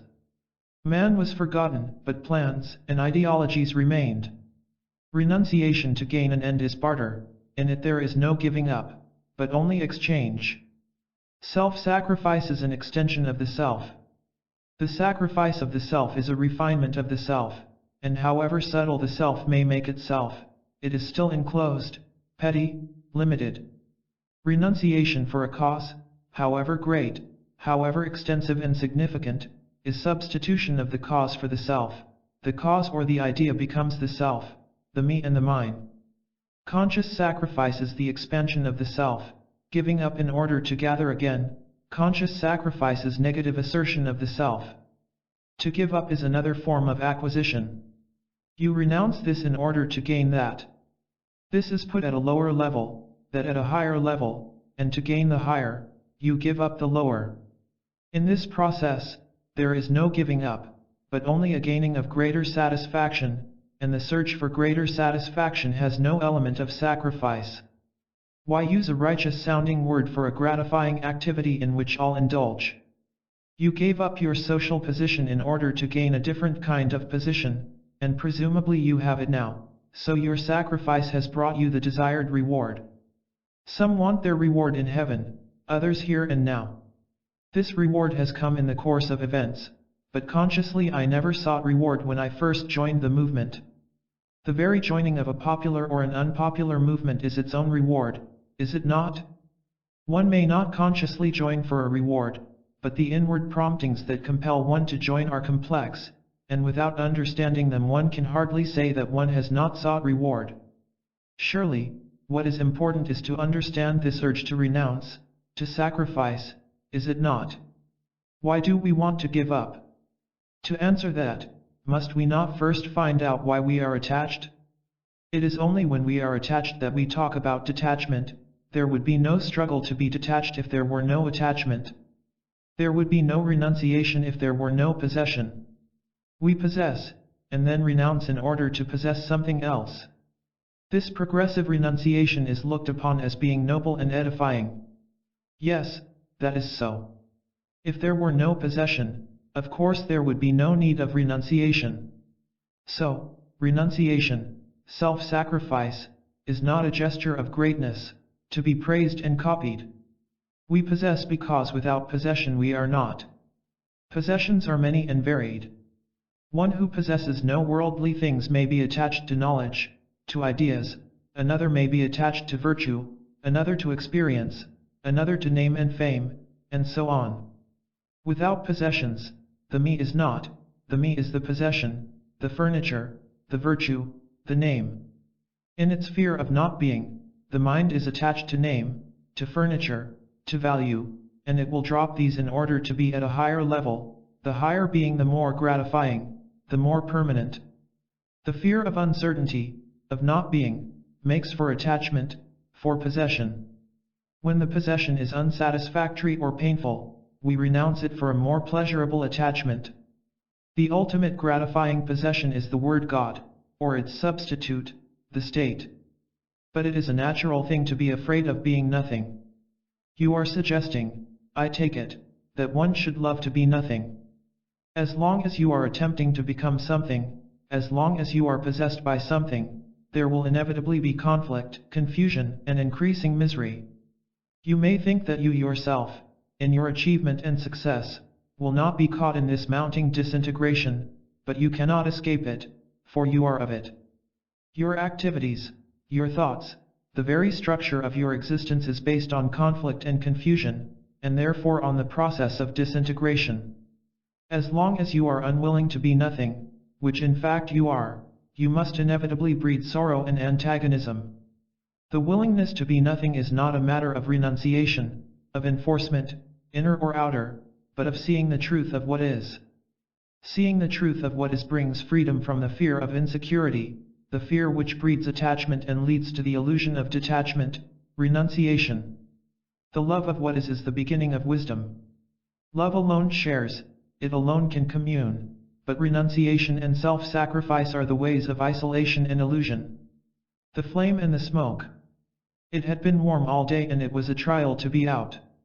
The glare of the road and of the water, already harsh and penetrating, was made more intense by the white houses, and the earth that had been green was now bright golden and parched. The rains would not come for many months. The little stream had dried up and was now a winding ribbon of sand. Some cattle were in the shade of the trees, and the boy who was looking after them sat apart, flinging stones and singing in his loneliness. The village was some miles away, and he was by himself. He was thin and underfed, but cheerful, and his song was not too sad. Beyond the hill was the house, and we reached it as the sun was going down. From the roof one could see the green tops of the palms, stretching in an unending wave to the yellow sands. The palms cast a yellow shade, and their green was golden. Beyond the yellow sands was the green-gray sea. White waves were crowding onto the beach, but the deep waters were quiet. The clouds over the sea were taking on color, though the sun was setting far away from them. The evening star was just showing herself. A cool breeze had come up, but the roof was still warm. A small group had gathered, and they must have been there for some time. I am married and the mother of several children, but I have never felt love. I am beginning to wonder if it exists at all. We know sensations, passions, excitements, and satisfying pleasures, but I wonder if we know love. We often say that we love, but there is always a withholding. Physically we may not withhold, we may give ourselves completely at first, but even then there is a withholding.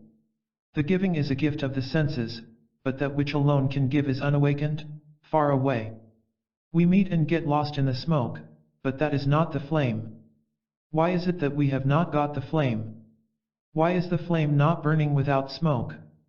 I wonder if we have become too clever, too knowing to have that perfume. I suppose I am too well read, too modern and stupidly superficial. In spite of clever talk, I suppose I am really dull. But is it a matter of dullness? Is love a bright ideal, the unattainable which becomes attainable only if the conditions are fulfilled? Has one the time to fulfill all the conditions? We talk about beauty, write about it, paint it, dance it, preach it, but we are not beautiful, nor do we know love. We know only the words. To be open and vulnerable is to be sensitive, where there is a withholding, there is insensitivity. The vulnerable is the insecure, the free from tomorrow, the open is the implicit, the unknown. That which is open and vulnerable is beautiful, the enclosed is dull and insensitive.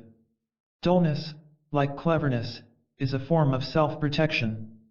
We open this door, but keep that one closed, for we want the fresh breeze only through a particular opening. We never go outside or open all the doors and windows at the same time. Sensitivity is not a thing you get in time. The dull can never become the sensitive, the dull is always the dull. Stupidity can never become intelligent. The attempt to become intelligent is stupid. That is one of our difficulties, is it not? We are always trying to become something, and dullness remains. Then what is one to do? Do nothing but be what you are, insensitive. To do is to avoid what is, and the avoidance of what is the grossest form of stupidity. Whatever it does, stupidity is still stupidity. The insensitive cannot become the sensitive, all it can do is to be aware of what it is, to let the story of what it is unfold. Do not interfere with insensitivity, for that which interferes is the insensitive, the stupid. Listen, and it will tell you its story. Do not translate or act, but listen without interruption or interpretation right to the end of the story. Then only will there be action.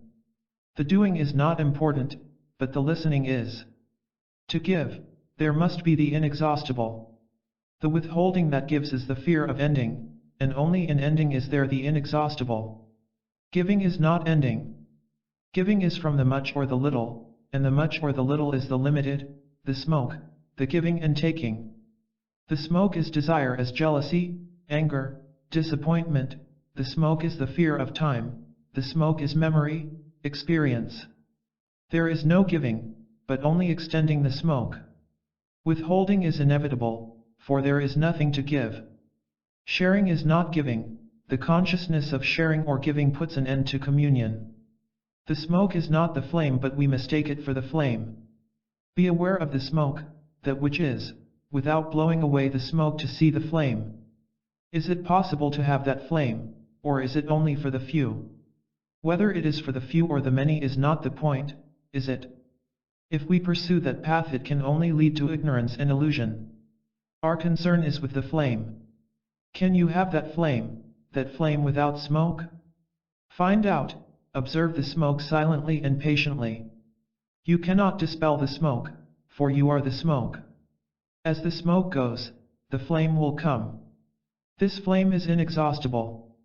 Everything has a beginning and an ending, it is soon exhausted, worn out. When the heart is empty of the things of the mind, and the mind is empty of thought, then is there love. That which is empty is inexhaustible.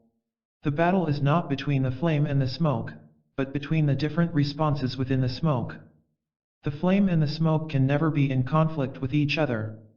To be in conflict, they must be in relationship, and how can there be relationship between them? The one is when the other is not.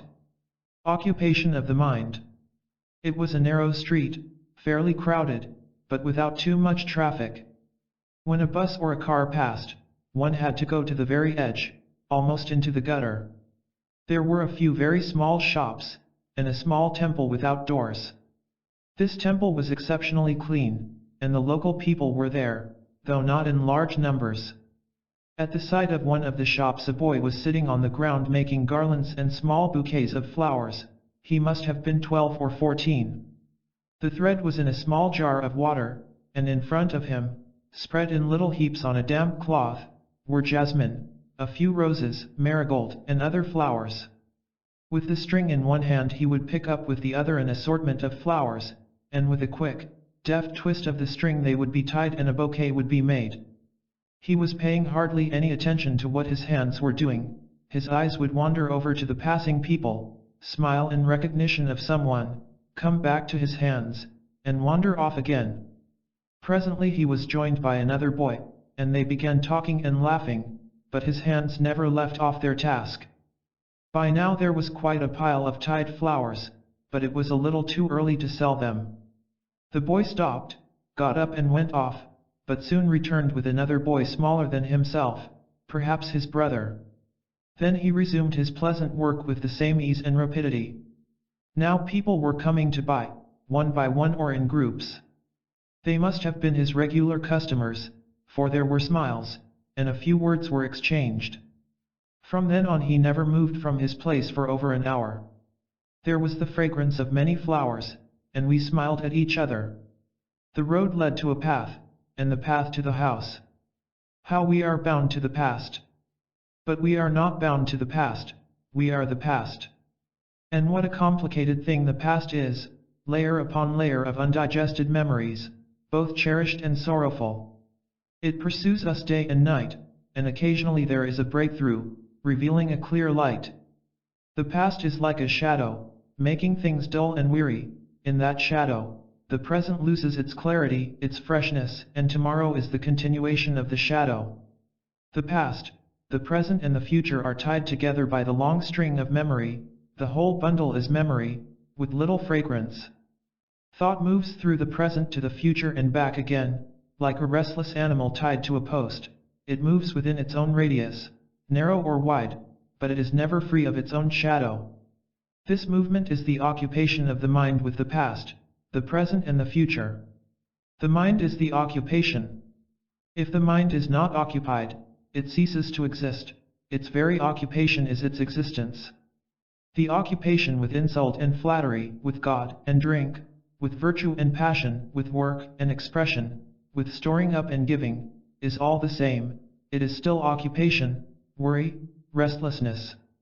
To be occupied with something, whether with furniture or God, is a state of pettiness, shallowness.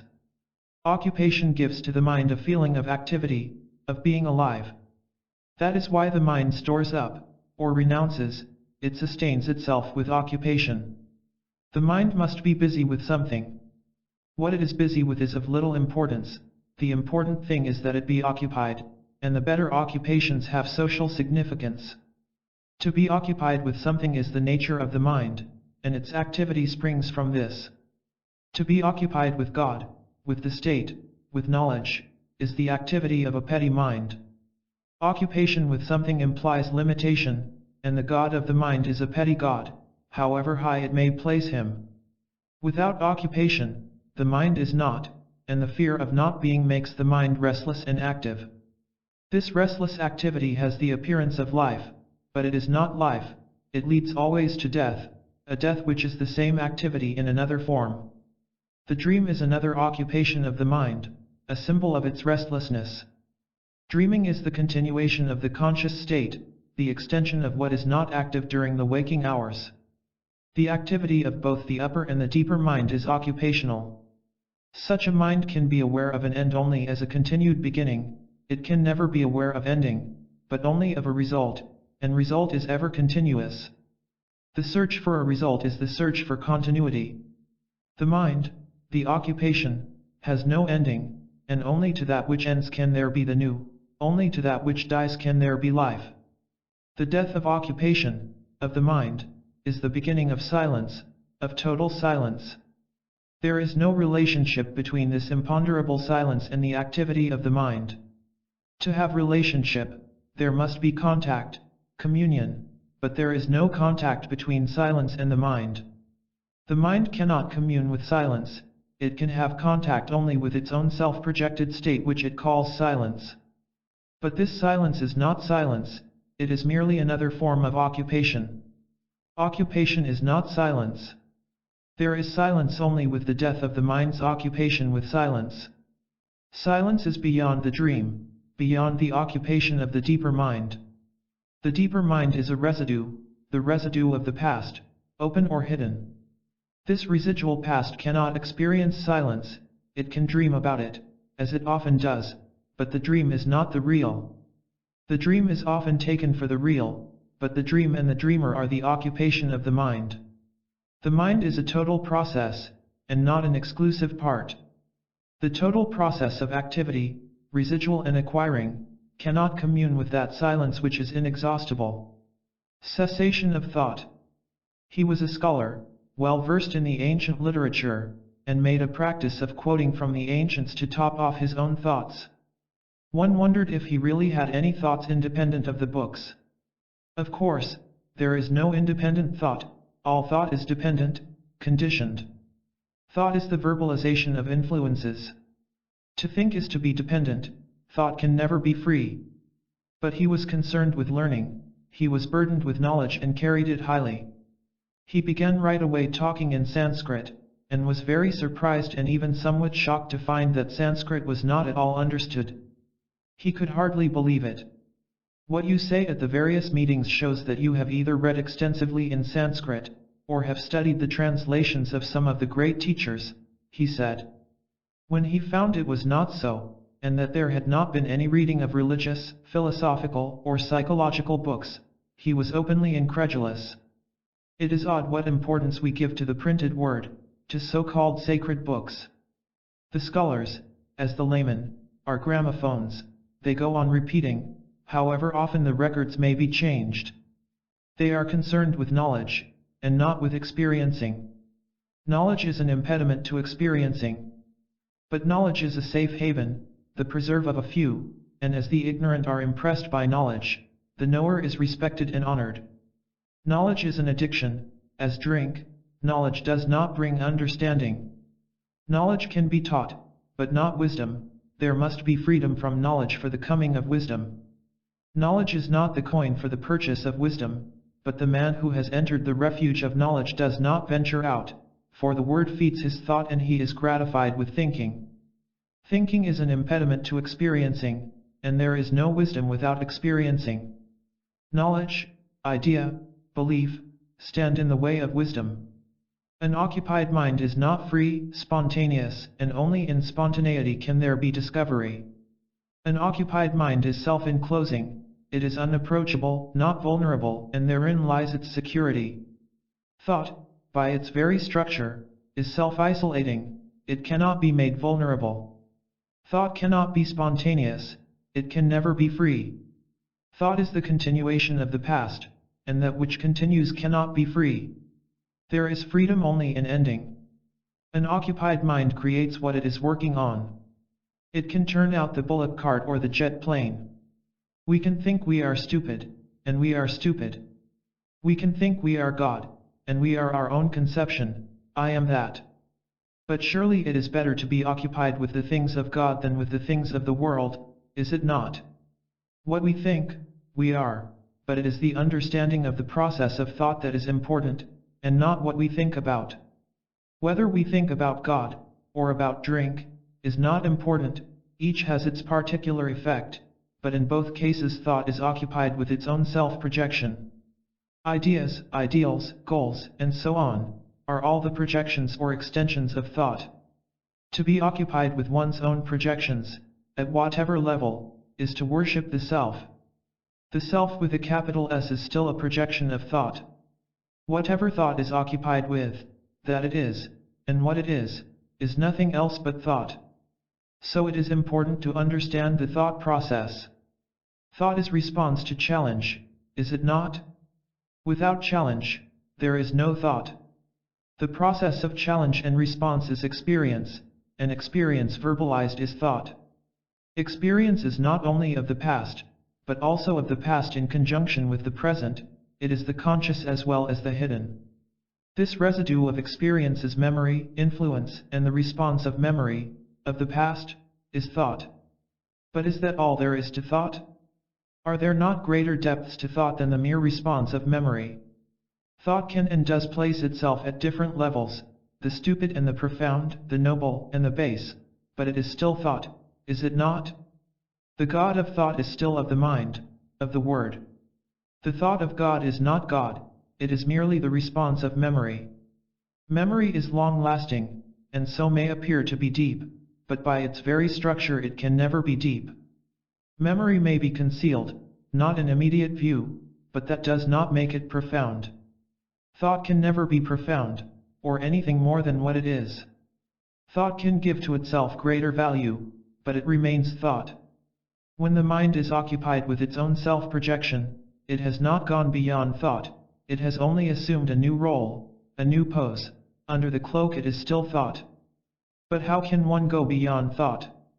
That is not the point, is it? One cannot go beyond thought, for the one, the maker of effort, is the result of thought. In uncovering the thought process, which is self-knowledge, the truth of what is puts an end to the thought process. The truth of what is not to be found in any book, ancient or modern. What is found is the word, but not truth. Then how is one to find truth? One cannot find it. The effort to find truth brings about a self-projected end, and that end is not truth. A result is not truth, result is the continuation of thought, extended or projected. Only when thought ends is there truth. There is no ending of thought through compulsion, through discipline, through any form of resistance. Listening to the story of what is brings its own liberation. It is truth that liberates, not the effort to be free. Desire and conflict. It was a pleasant group, most of them were eager, and there were a few who listened to refute. Listening is an art not easily come by, but in it there is beauty and great understanding. We listen with the various depths of our being, but our listening is always with a preconception or from a particular point of view. We do not listen simply, there is always the intervening screen of our own thoughts, conclusions, and prejudices. We listen with pleasure or resistance, with grasping or rejection, but there is no listening. To listen there must be an inward quietness, a freedom from the strain of acquiring, a relaxed attention. This alert yet passive state is able to hear what is beyond the verbal conclusion. Words confuse, they are only the outward means of communication, but to commune beyond the noise of words, there must be in listening an alert passivity. Those who love may listen, but it is extremely rare to find a listener. Most of us are after results, achieving goals, we are forever overcoming and conquering, and so there is no listening. It is only in listening that one hears the song of the words. Is it possible to be free of all desire? Without desire, is there life? Is not desire life itself? To seek to be free of desire is to invite death, is it not? What is desire? When are we aware of it? When do we say we desire? Desire is not an abstraction, it exists only in relationship. Desire arises in contact, in relationship. Without contact, there is no desire. Contact may be at any level, but without it there is no sensation, no response, no desire. We know the process of desire, the way it comes into being, perception, contact, sensation, desire. But when are we aware of desire? When do I say I have a desire? Only when there is the disturbance of pleasure or of pain. It is when there is an awareness of conflict, of disturbance, that there is the cognizance of desire. Desire is the inadequate response to challenge. The perception of a beautiful car gives rise to the disturbance of pleasure. This disturbance is the consciousness of desire, the focusing of disturbance, caused by pain or by pleasure, is self-consciousness. Self-consciousness is desire. We are conscious when there is the disturbance of inadequate response to challenge. Conflict is self-consciousness. Can there be freedom from this disturbance, from the conflict of desire? Do you mean freedom from the conflict of desire, or from desire itself? Are conflict and desire two separate states? If they are, our inquiry must lead to illusion.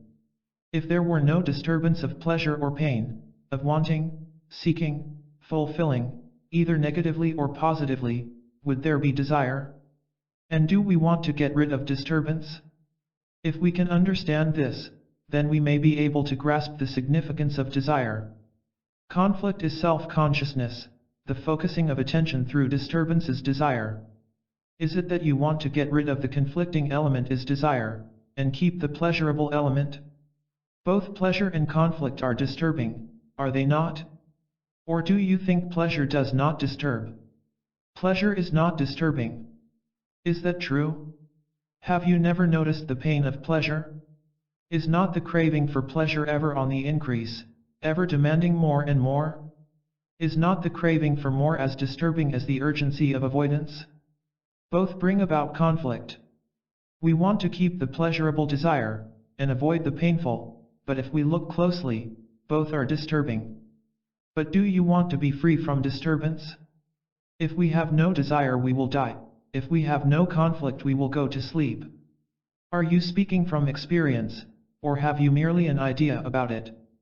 We are imagining what it would be like to have no conflict and so are preventing the experiencing of whatever that state is in which all conflict has ceased. Our problem is, what causes conflict? Can we not see a beautiful or an ugly thing without conflict coming into being? Can we not observe, listen without self-consciousness? Can we not live without disturbance? Can we not be without desire? Surely, we must understand the disturbance, and not seek a way of overcoming or exalting desire. Conflict must be understood, not ennobled or suppressed. What causes conflict? Conflict arises when the response is not adequate to the challenge, and this conflict is the focusing of consciousness as the self. The self, the consciousness focused through conflict, is experience. Experience is response to a stimulus or challenge. Without terming or naming, there is no experience. Naming is out of the storehouse, memory, and this naming is the process of verbalizing, the making of symbols, images, words, which strengthens memory. Consciousness, the focusing of the self through conflict, is the total process of experience, of naming, of recording. In this process, what is it that gives rise to conflict? Can we be free from conflict? And what is beyond conflict? It is naming that gives rise to conflict, is it not? You approach the challenge, at whatever level, with a record, with an idea, with a conclusion, with prejudice, that is, you name the experience. This terming gives quality to experience, the quality arising out of naming. Naming is the recording of memory. The past meets the new, challenge is met by memory, the past. The responses of the past cannot understand the living, the new, the challenge. The responses of the past are inadequate, and from this arises conflict, which is self-consciousness. Conflict ceases when there is no process of naming. You can watch in yourself how the naming is almost simultaneous with the response. The interval between response and naming is experiencing. Experiencing, in which there is neither the experiencer nor the experienced, is beyond conflict. Conflict is the focusing of the self, and with the cessation of conflict there is the ending of all thought and the beginning of the inexhaustible. Action without purpose. He belonged to various and widely different organizations, and was active in them all. He wrote and talked, collected money, organized. He was aggressive, insistent, and effective. He was a very useful person, much in demand, and was forever going up and down the land. He had been through the political agitations, had gone to prison, followed the leaders, and now he was becoming an important person in his own right. He was all for the immediate carrying out of great schemes, and like all these educated people, he was versed in philosophy. He said he was a man of action, and not a contemplative. He used a Sanskrit phrase which was intended to convey a whole philosophy of action. The very assertion that he was a man of action implied that he was one of the essential elements of life, perhaps not he personally, but the type. He had classified himself and thereby blocked the understanding of himself. Labels seem to give satisfaction. We accept the category to which we are supposed to belong as a satisfying explanation of life. We are worshippers of words and labels. We never seem to go beyond the symbol, to comprehend the worth of the symbol. By calling ourselves this or that, we ensure ourselves against further disturbance, and settle back. One of the curses of ideologies and organized beliefs is the comfort, the deadly gratification they offer. They put us to sleep, and in the sleep we dream, and the dream becomes action. How easily we are distracted. And most of us want to be distracted, most of us are tired out with incessant conflict, and distractions become a necessity. They become more important than what is. We can play with distractions, but not with what is. Distractions are illusions, and there is a perverse delight in them. What is action? What is the process of action? Why do we act? Mere activity is not action, surely. To keep busy is not action, is it? The housewife is busy, and would you call that action? No, of course not.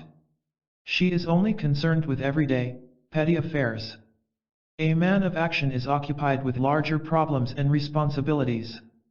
Occupation with wider and deeper issues may be called action, not only political but spiritual. It demands capacity, efficiency, organized effort, a sustained drive towards a purpose. Such a man is not a contemplative, a mystic, a hermit, he is a man of action. Occupation with wider issues you would call action. What are wider issues? Are they separate from everyday existence? Is action apart from the total process of life?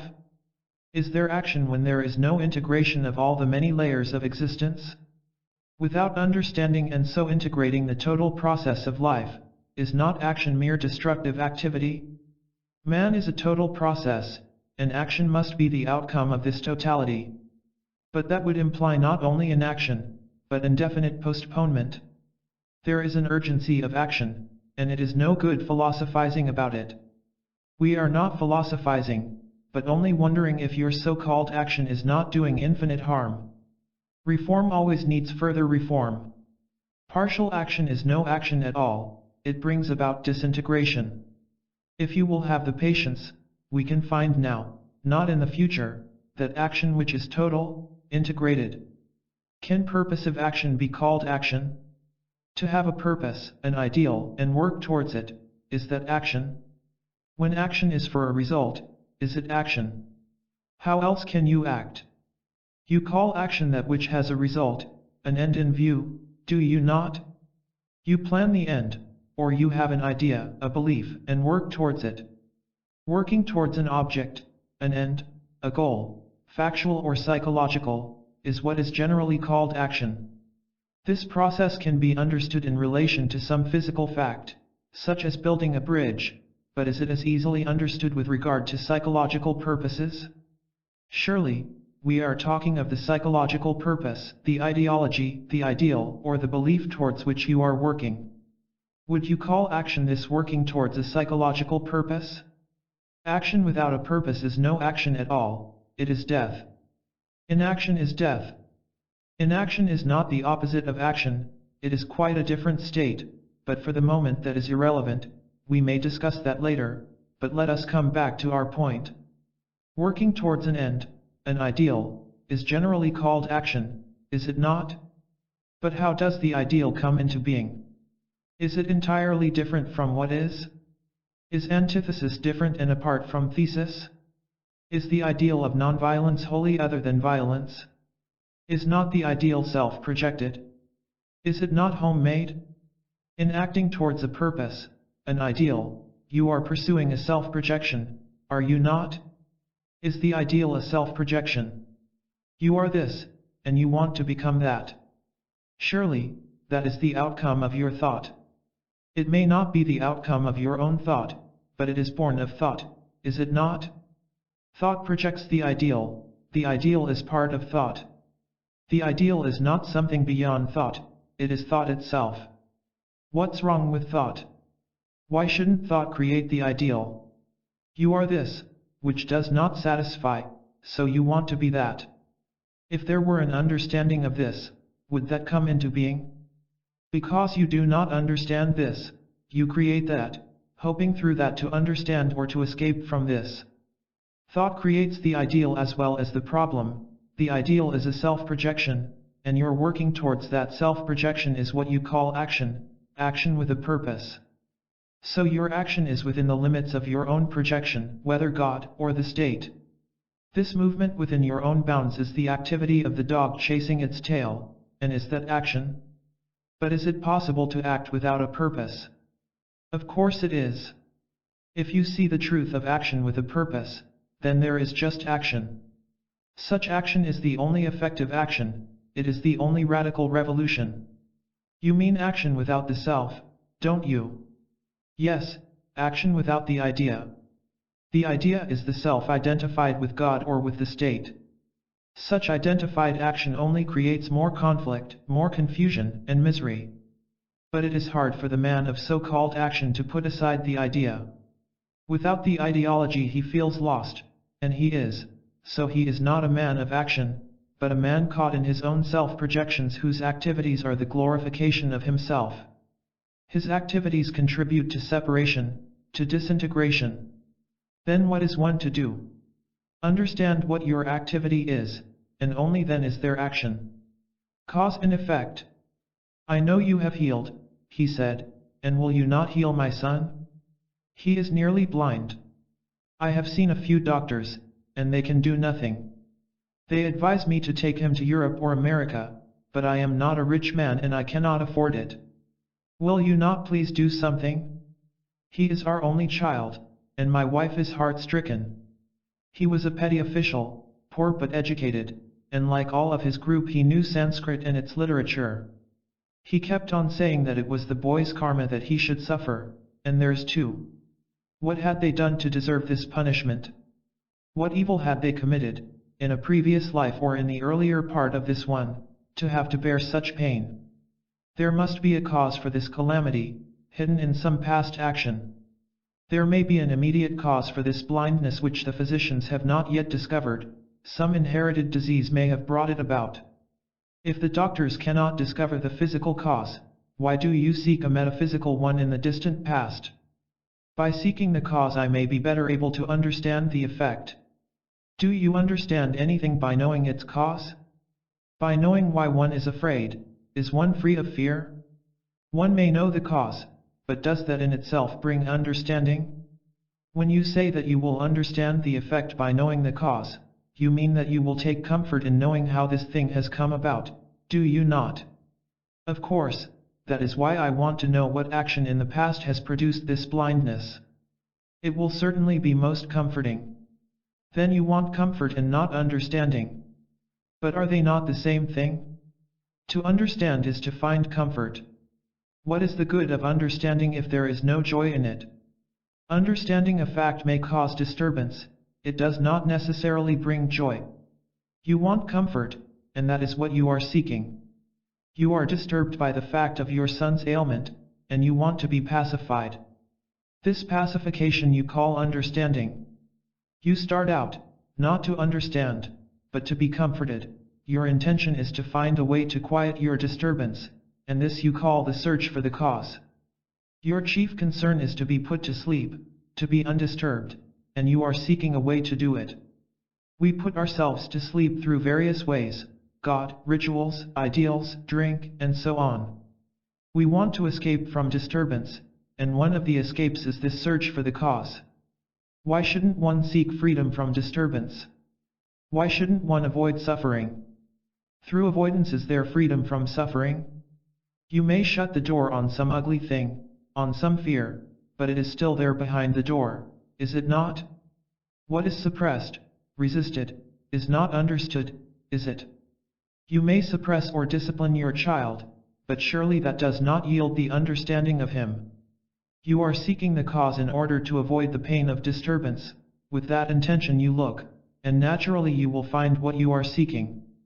There is a possibility of being free of suffering only when one observes its process, when one is aware of every phase of it, cognizant of its whole structure. To avoid suffering is only to strengthen it. The explanation of the cause is not the understanding of the cause. Through explanation you are not freed from suffering, the suffering is still there, only you have covered it over with words, with conclusions, either your own or those of another. The study of explanations is not the study of wisdom. When explanations cease, then only is wisdom possible. You are anxiously seeking explanations which will put you to sleep, and you find them, but explanation is not truth. Truth comes when there is observation without conclusions, without explanations, without words. The observer is built out of words, the self is made up of explanations, conclusions, condemnations, justifications, and so on. There is communion with the observed only when the observer is not, and only then is there understanding, freedom from the problem. I think I see this, but is there not such a thing as karma? What do you mean by that word? Present circumstances are the result of previous actions, immediately past or long removed. This process of cause and effect, with all its ramifications, is more or less what is meant by karma. That is only an explanation, but let us go beyond the words. Is there a fixed cause producing a fixed effect? When cause and effect are fixed, is there not death? Anything static, rigid, specialized, must die. The specialized animals soon come to an end, do they not? Man is the unspecialized, and so there is a possibility of his continued existence. That which is pliable endures, that which is not pliable is broken. The acorn cannot become anything but an oak tree, the cause and the effect are in the acorn. But man is not so completely enclosed, specialized, hence, if he does not destroy himself through various ways, he can survive. Are cause and effect fixed, stationary? When you use the word "and" between cause and effect, does it not imply that both are stationary? But is cause ever stationary? Is effect always unchangeable? Surely, cause-effect is a continuous process, is it not?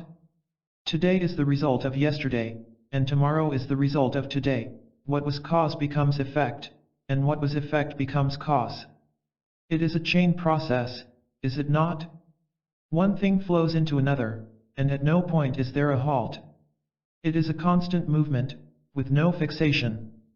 There are many factors that bring about this cause-effect-cause movement. Explanations, conclusions, are stationary, whether they are of the right or of the left, or of the organized belief called religion. When you try to cover the living with explanations, there is death to the living, and that is what most of us desire. We want to be put to sleep by word, by idea, by thought. Rationalization is merely another way to quiet the disturbed state, but the very desire to be put to sleep, to find the cause, to seek conclusions, brings disturbance, and so thought is caught in a net of its own making. Thought cannot be free, nor can it ever make itself free. Thought is the result of experience, and experience is always conditioning. Experience is not the measure of truth. Awareness of the false is the freedom of truth. Dullness. When the train started there was still light, but the shadows were lengthening. The town wound itself around the railway line. People came out to watch the train go by, and passengers waved to their friends.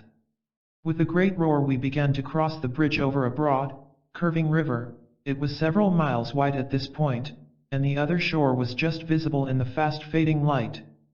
The train crossed the bridge very slowly, as though it were picking its way along. The spans were numbered, and there were 58 of them between the two shores. How beautiful were those waters, silent, rich and deeply flowing. There were islands of sand that looked pleasantly cool in the distance. The town, with its noise, dust, and squalor, was being left behind, and the clean evening air was coming in through the windows, but there would be dust again as soon as we left the long bridge. The man in the lower berth was very talkative, and as we had a whole night before us, he felt he had a right to ask questions. He was a heavy-built man with large hands and feet. He began by talking about himself, his life, his troubles and his children. He was saying that India should become as prosperous as America. This overpopulation must be controlled, and the people must be made to feel their responsibility. He talked of the political situation and the war, and ended with an account of his own travels. How insensitive we are, how lacking in swift and adequate response, how little free to observe. Without sensitivity, how can there be pliability and a quickening perception? How can there be receptivity, an understanding free of striving? The very striving prevents understanding. Understanding comes with high sensitivity, but sensitivity is not a thing to be cultivated. That which is cultivated is a pose, an artificial veneer, and this coating is not sensitivity, it is a mannerism, shallow or deep according to influence.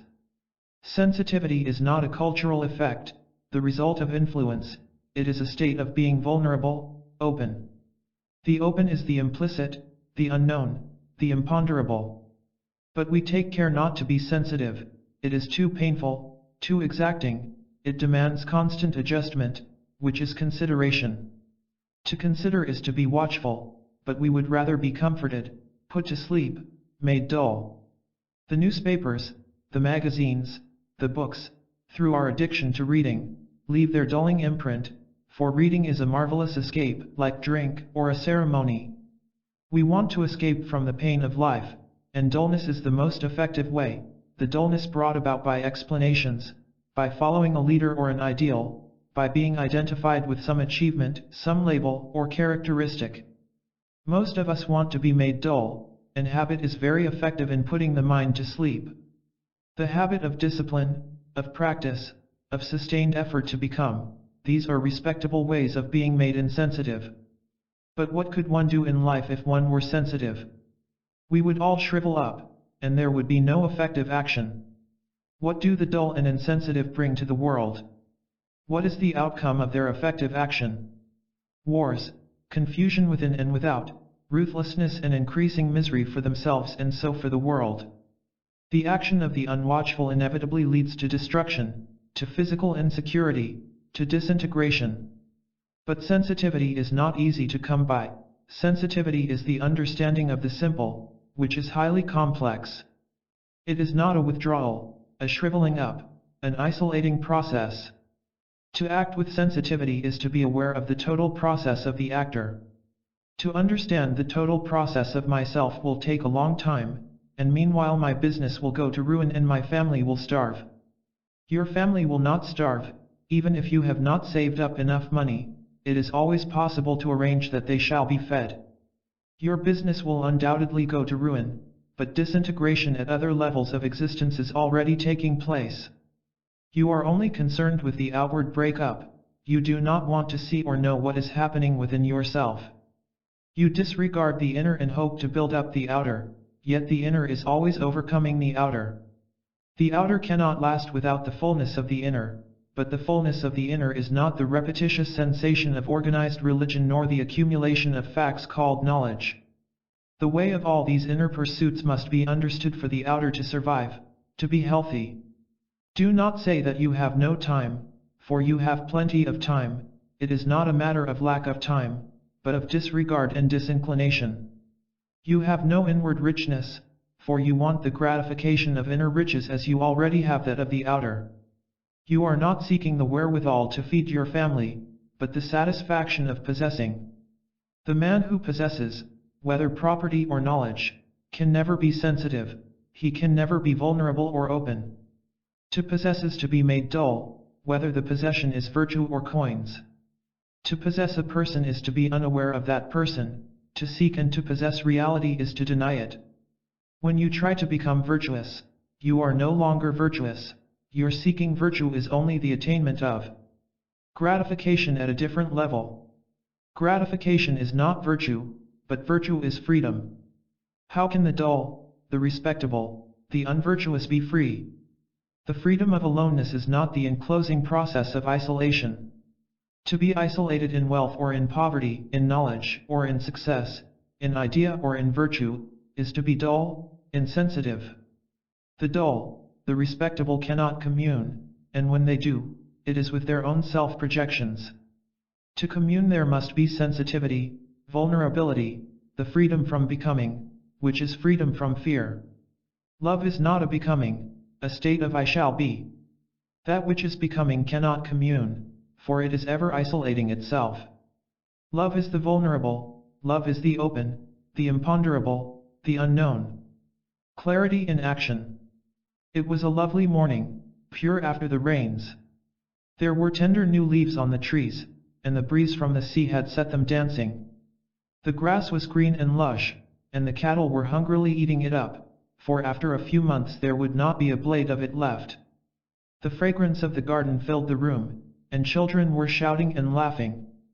The palm trees had golden coconuts, and the banana leaves, large and swaying, were not yet torn by age and wind. How beautiful the earth was, and what a poem of color. Past the village, beyond the big houses and the groves, was the sea, full of light and with thunderous waves. Far out there was a small boat, a few logs tied together, with the solitary man fishing. She was quite young, in her 20s, and recently married, but the passing years were already leaving their mark upon her. She said she was of good family, cultured and hard-working. She had taken her MA with honors, and one could see that she was bright and alert. Once started, she spoke easily and fluently, but she would suddenly become self-conscious and silent. She wanted to unburden herself, for she said she had not talked to anyone about her problem, not even to her parents. Gradually, bit by bit, her sorrow was put into words. Words convey meaning only at a certain level. They have a way of distorting, of not giving fully the significance of their symbol, of creating a deception that is entirely unintentional. She wanted to convey much more than merely what the words meant, and she succeeded. She could not speak of certain things, however hard she tried, but her very silence conveyed those pains and unbearable indignities of a relationship that had become merely a contract. She had been struck and left alone by her husband, and her young children were hardly companions. What was she to do? They were now living apart, and should she go back? What a strong hold respectability has on us. What will they say? Can one live alone, especially a woman, without their saying nasty things? Respectability is a cloak for the hypocrite. We commit every possible crime in thought, but outwardly we are irreproachable. She was courting respectability, and was confused. It is strange how, when one is clear within oneself, whatever may happen is right. When there is this inward clarity, the right is not according to one's desire, but whatever is right. Contentment comes with the understanding of what is. But how difficult it is to be clear. How am I to be clear about what I should do? Action does not follow clarity. Clarity is action. You are concerned with what you should do, and not with being clear. You are torn between respectability and what you should do, between the hope and what is. The dual desire for respectability and for some ideal action brings conflict and confusion, and only when you are capable of looking at what is there clarity. What is not what should be, which is desire distorted to a particular pattern. What is the actual, not the desirable but the fact. Probably you have never approached it this way. You have thought or cunningly calculated, weighing this against that, planning and counter-planning, which has obviously led to this confusion which makes you ask what you are to do. Whatever choice you may make in the state of confusion can only lead to further confusion. See this very simply and directly. If you do, then you will be able to observe what is without distortion. The implicit is its own action. If what is clear, then you will see that there is no choice but only action, and the question of what you should do will never arise.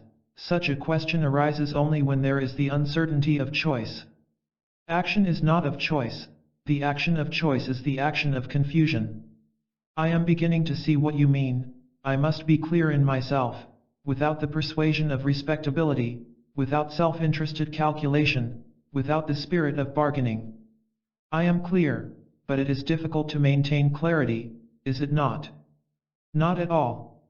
To maintain is to resist. You are not maintaining clarity and opposing confusion, you are experiencing what is confusion, and you see that any action arising from it must inevitably be still more confusing. When you experience all this, not because another has said it but because you see it directly for yourself, then the clarity of what is there. You do not maintain clarity, it is there. I quite see what you mean. Yes, I am clear, it is all right. But what of love? We don't know what love means. I thought I loved, but I see I do not. From what you have told me, you married out of fear of loneliness and through physical urges and necessities, and you have found that all this is not love. You may have called it love to make it respectable, but actually it was a matter of convenience under the cloak of the word love. To most people, this is love, with all its confusing smoke, the fear of insecurity, of loneliness, of frustration, of neglect in old age, and so on. But all this is merely a thought process, which is obviously not love. Thought makes for repetition, and repetition makes relationship stale. Thought is a wasteful process, it does not renew itself, it can only continue, and what has continuity cannot be the new, the fresh. Thought is sensation, thought is sensuous, thought is the sexual problem. Thought cannot end itself in order to be creative, thought cannot become something other than it is, which is sensation. Thought is always the stale, the past, the old. thought can never be new. As you have seen, love is not thought. Love is when the thinker is not. The thinker is not an entity different from thought, thought and the thinker are one. The thinker is the thought. Love is not sensation, it is a flame without smoke. You will know love when you as the thinker are not. You cannot sacrifice yourself, the thinker, for love. There can be no deliberate action for love, because love is not of the mind. The discipline, the will to love, is the thought of love, and the thought of love is sensation. Thought cannot think about love, for love is beyond the reaches of the mind. Thought is continuous, and love is inexhaustible. That which is inexhaustible is ever new, and that which has continuance is ever in the fear of ending. That which ends knows the eternal beginning of love. Ideology. All this talk about psychology, the inner workings of the mind, is a waste of time. People want work and food. Are you not deliberately misleading your audiences when it is obvious that the economic situation must first be attacked? What you say may ultimately be effective, but what is the good of all this stuff when people are starving? You can't think or do anything without having a full stomach. One must of course have something in the stomach to be able to carry on, but to have food for all, there must be a fundamental revolution in the ways of our thinking, and hence the importance of attacking the psychological front. To you, an ideology is far more important than the production of food. You may talk about feeding the poor and of having consideration for them, but are you not much more concerned with an idea, with an ideology? Yes, we are, but an ideology is only a means of gathering people together for collective action. Without an idea there can be no collective action. The idea, the plan comes first, and then action follows. So you also are concerned with psychological factors first, and from that what you call action will follow. You do not mean, then, that to talk of psychological factors is deliberately to mislead the people. What you mean is that you have the only rational ideology, so why bother to consider further? You want to act collectively for your ideology, and that is why you say any further consideration of the psychological process is not only a waste of time but also a deviation from the main issue, which is the setting up of a classless society with work for all, and so on. Our ideology is the result of wide historical study. It is history interpreted according to facts. It is a factual ideology, not like the superstitious beliefs of religion. Our ideology has direct experience behind it, not mere visions and illusions. The ideologies or dogmas of organized religions are also based on experience, perhaps that of the one who has given out the teachings. They also are founded on historical facts. Your ideology may be the outcome of study, of comparison, of accepting certain facts and denying others, and your conclusions may be the product of experience, but why reject the ideologies of others as being illusory when they also are the result of experience? You gather a group around your ideology, as do others around theirs. You want collective action, and so do they in a different way. In each case, what you call collective action springs from an idea. You are both concerned with ideas, positive or negative, to bring about collective action. Each ideology has experience behind it, only you refute the validity of their experience, and they refute the validity of yours. They say that your system is impractical, will lead to slavery, and so on, and you call them warmongers and say that their system must inevitably lead to economic disaster. So both of you are concerned with ideologies, not with feeding people or bringing about their happiness. The two ideologies are at war and man is forgotten. Man is forgotten to save man. We sacrifice the present man to save the future man. You liquidate the present for the future.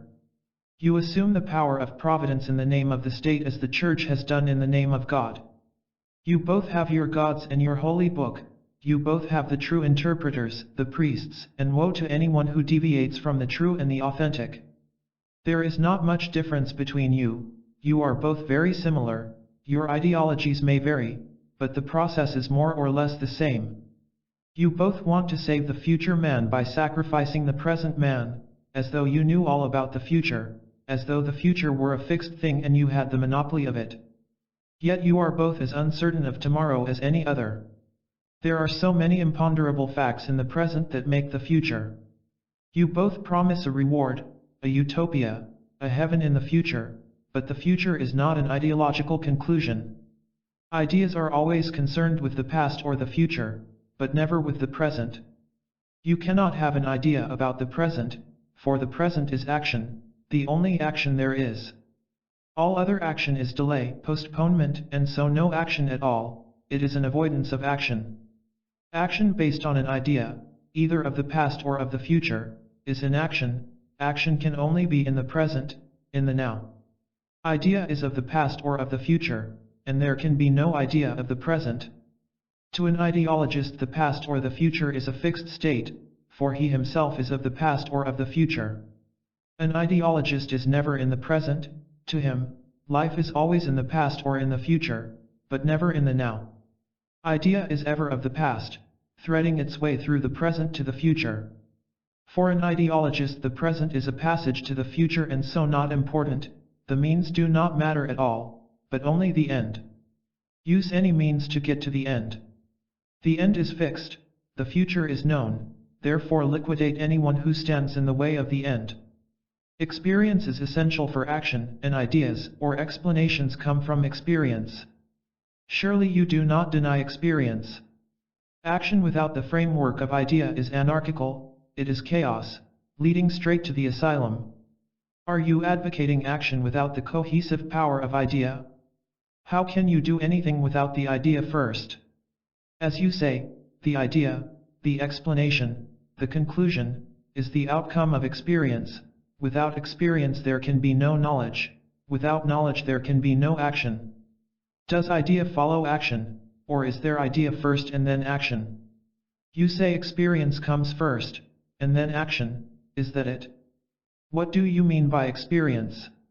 Experience is the knowledge of a teacher, of a writer, of a revolutionary, the knowledge which he has gathered from his studies and from experiences, either his own or those of another. From knowledge or experience ideas are constructed, and from this ideological structure flows action. Is experience the only criterion, the true standard of measurement? What do we mean by experience? Our talking together is an experience, you are responding to stimuli, and this response to challenges experience, is it not? Challenge and response are almost a simultaneous process, they are a constant movement within the framework of a background. It is the background that responds to challenge, and this responding to challenge is experience, is it not? The response is from the background, from a conditioning. Experience is always conditioned, and so then is idea. Action based on idea is conditioned, limited action. Experience, idea, in opposition to another experience, idea, does not produce synthesis but only further opposition. Opposites can never produce a synthesis. An integration can take place only when there is no opposition, but ideas always breed opposition, the conflict of the opposites. Under no circumstances can conflict bring about a synthesis. Experience is the response of the background to challenge. The background is the influence of the past, and the past is memory. The response of memory is idea. An ideology built out of memory, called experience, knowledge, can never be revolutionary. It may call itself revolutionary, but it is only a modified continuity of the past. An opposite ideology or doctrine is still idea, an idea must ever be of the past. No ideology is the ideology, but if you said that your ideology is limited, prejudiced, conditioned, like any other, no one would follow you. You must say it is the only ideology that can save the world, and as most of us are addicted to formulas, to conclusions, we follow and are thoroughly exploited, as the exploiter is also exploited. Action based on an idea can never be a freeing action, but is always binding. Action towards an end, a goal, is in the long run inaction. In the short view it may assume the role of action, but such action is self-destructive, which is obvious in our daily life. But can one ever be free from all conditioning? We believe it is not possible. Again, the idea, the belief imprisons you. You believe, another does not believe, you are both prisoners to your belief, you both experience according to your conditioning. One can find out if it is possible to be free only by inquiring into the whole process of conditioning, of influence. The understanding of this process is self-knowledge. Through self-knowledge alone is there freedom from bondage, and this freedom is devoid of all belief, all ideology. Beauty. The village was dirty, but there was tidiness around each hut. The front steps were washed and decorated daily, and inside the hut was clean though somewhat smoky from the cooking. The whole family was there, father, mother and children, and the old lady must have been the grandmother. They all seemed so cheerful and strangely contented. Verbal communication was impossible, as we did not know their language. We sat down, and there was no embarrassment. They went on with their work, but the children came near, a boy and a girl, and sat down, smiling. The evening meal was nearly ready, and there was not too much of it. As we left, they all came out and watched. The sun was over the river, behind a vast, solitary cloud. The cloud was on fire and made the waters glow like remembered forest fires. The long rows of huts were divided by a whitish path, and on each side of the path were open, filthy gutters where every imaginable horror was being bred. One could see white worms struggling in the black slime. Children were playing on the path, completely absorbed in their games, laughing and shouting, indifferent to every passer-by. Along the embankment of the river, palms stood out against the burning sky. Pigs, goats, and cattle were wandering about the huts, and the children would push a goat or a withered cow out of the way. The village was settling down for the coming darkness, and the children too were becoming quiet as their mothers called them.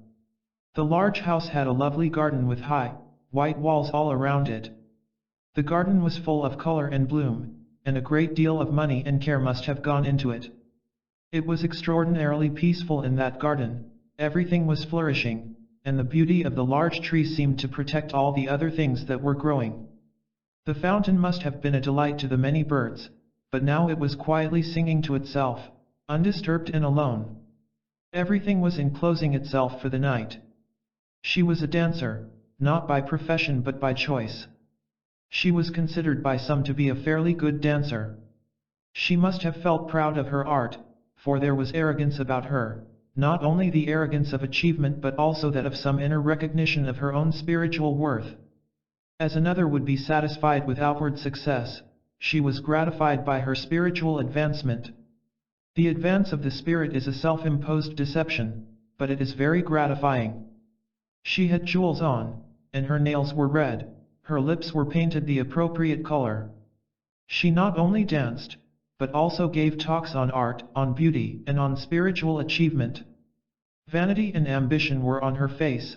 She wanted to be known both spiritually and as an artist, and now the spirit was gaining. She said she had no personal problems, but wanted to talk about beauty and the spirit. She did not care about personal problems, which were stupid anyhow, but was concerned with wider issues. What was beauty? Was it inner or outer? Was it subjective or objective, or a combination of both? She was so sure of her ground, and surety is the denial of the beautiful. To be certain is to be self-enclosed and invulnerable. Without being open, how can there be sensitivity? What is beauty? Are you waiting for a definition, for a formula, or do you desire to inquire? But must one not have the instrument for inquiry? Without knowing, without explanations, how can one inquire? We must know where we are going before we can go. Does not knowledge prevent inquiry? When you know, how can there be inquiry? Does not the very word knowing indicate a state in which inquiry has ceased? To know is not to inquire, so you are merely asking for a conclusion, a definition. Is there a measure for beauty? Is beauty the approximation to a known or an imaginary pattern? Is beauty an abstraction without a frame? Is beauty exclusive, and can the exclusive be the integrated? Can the outer be beautiful without inner freedom? Is beauty decoration, adornment? Is the outward show of beauty an indication of sensitivity? What is it that you are seeking? A combination of the outer and the inner? How can there be outer beauty without the inner? On which do you lay emphasis?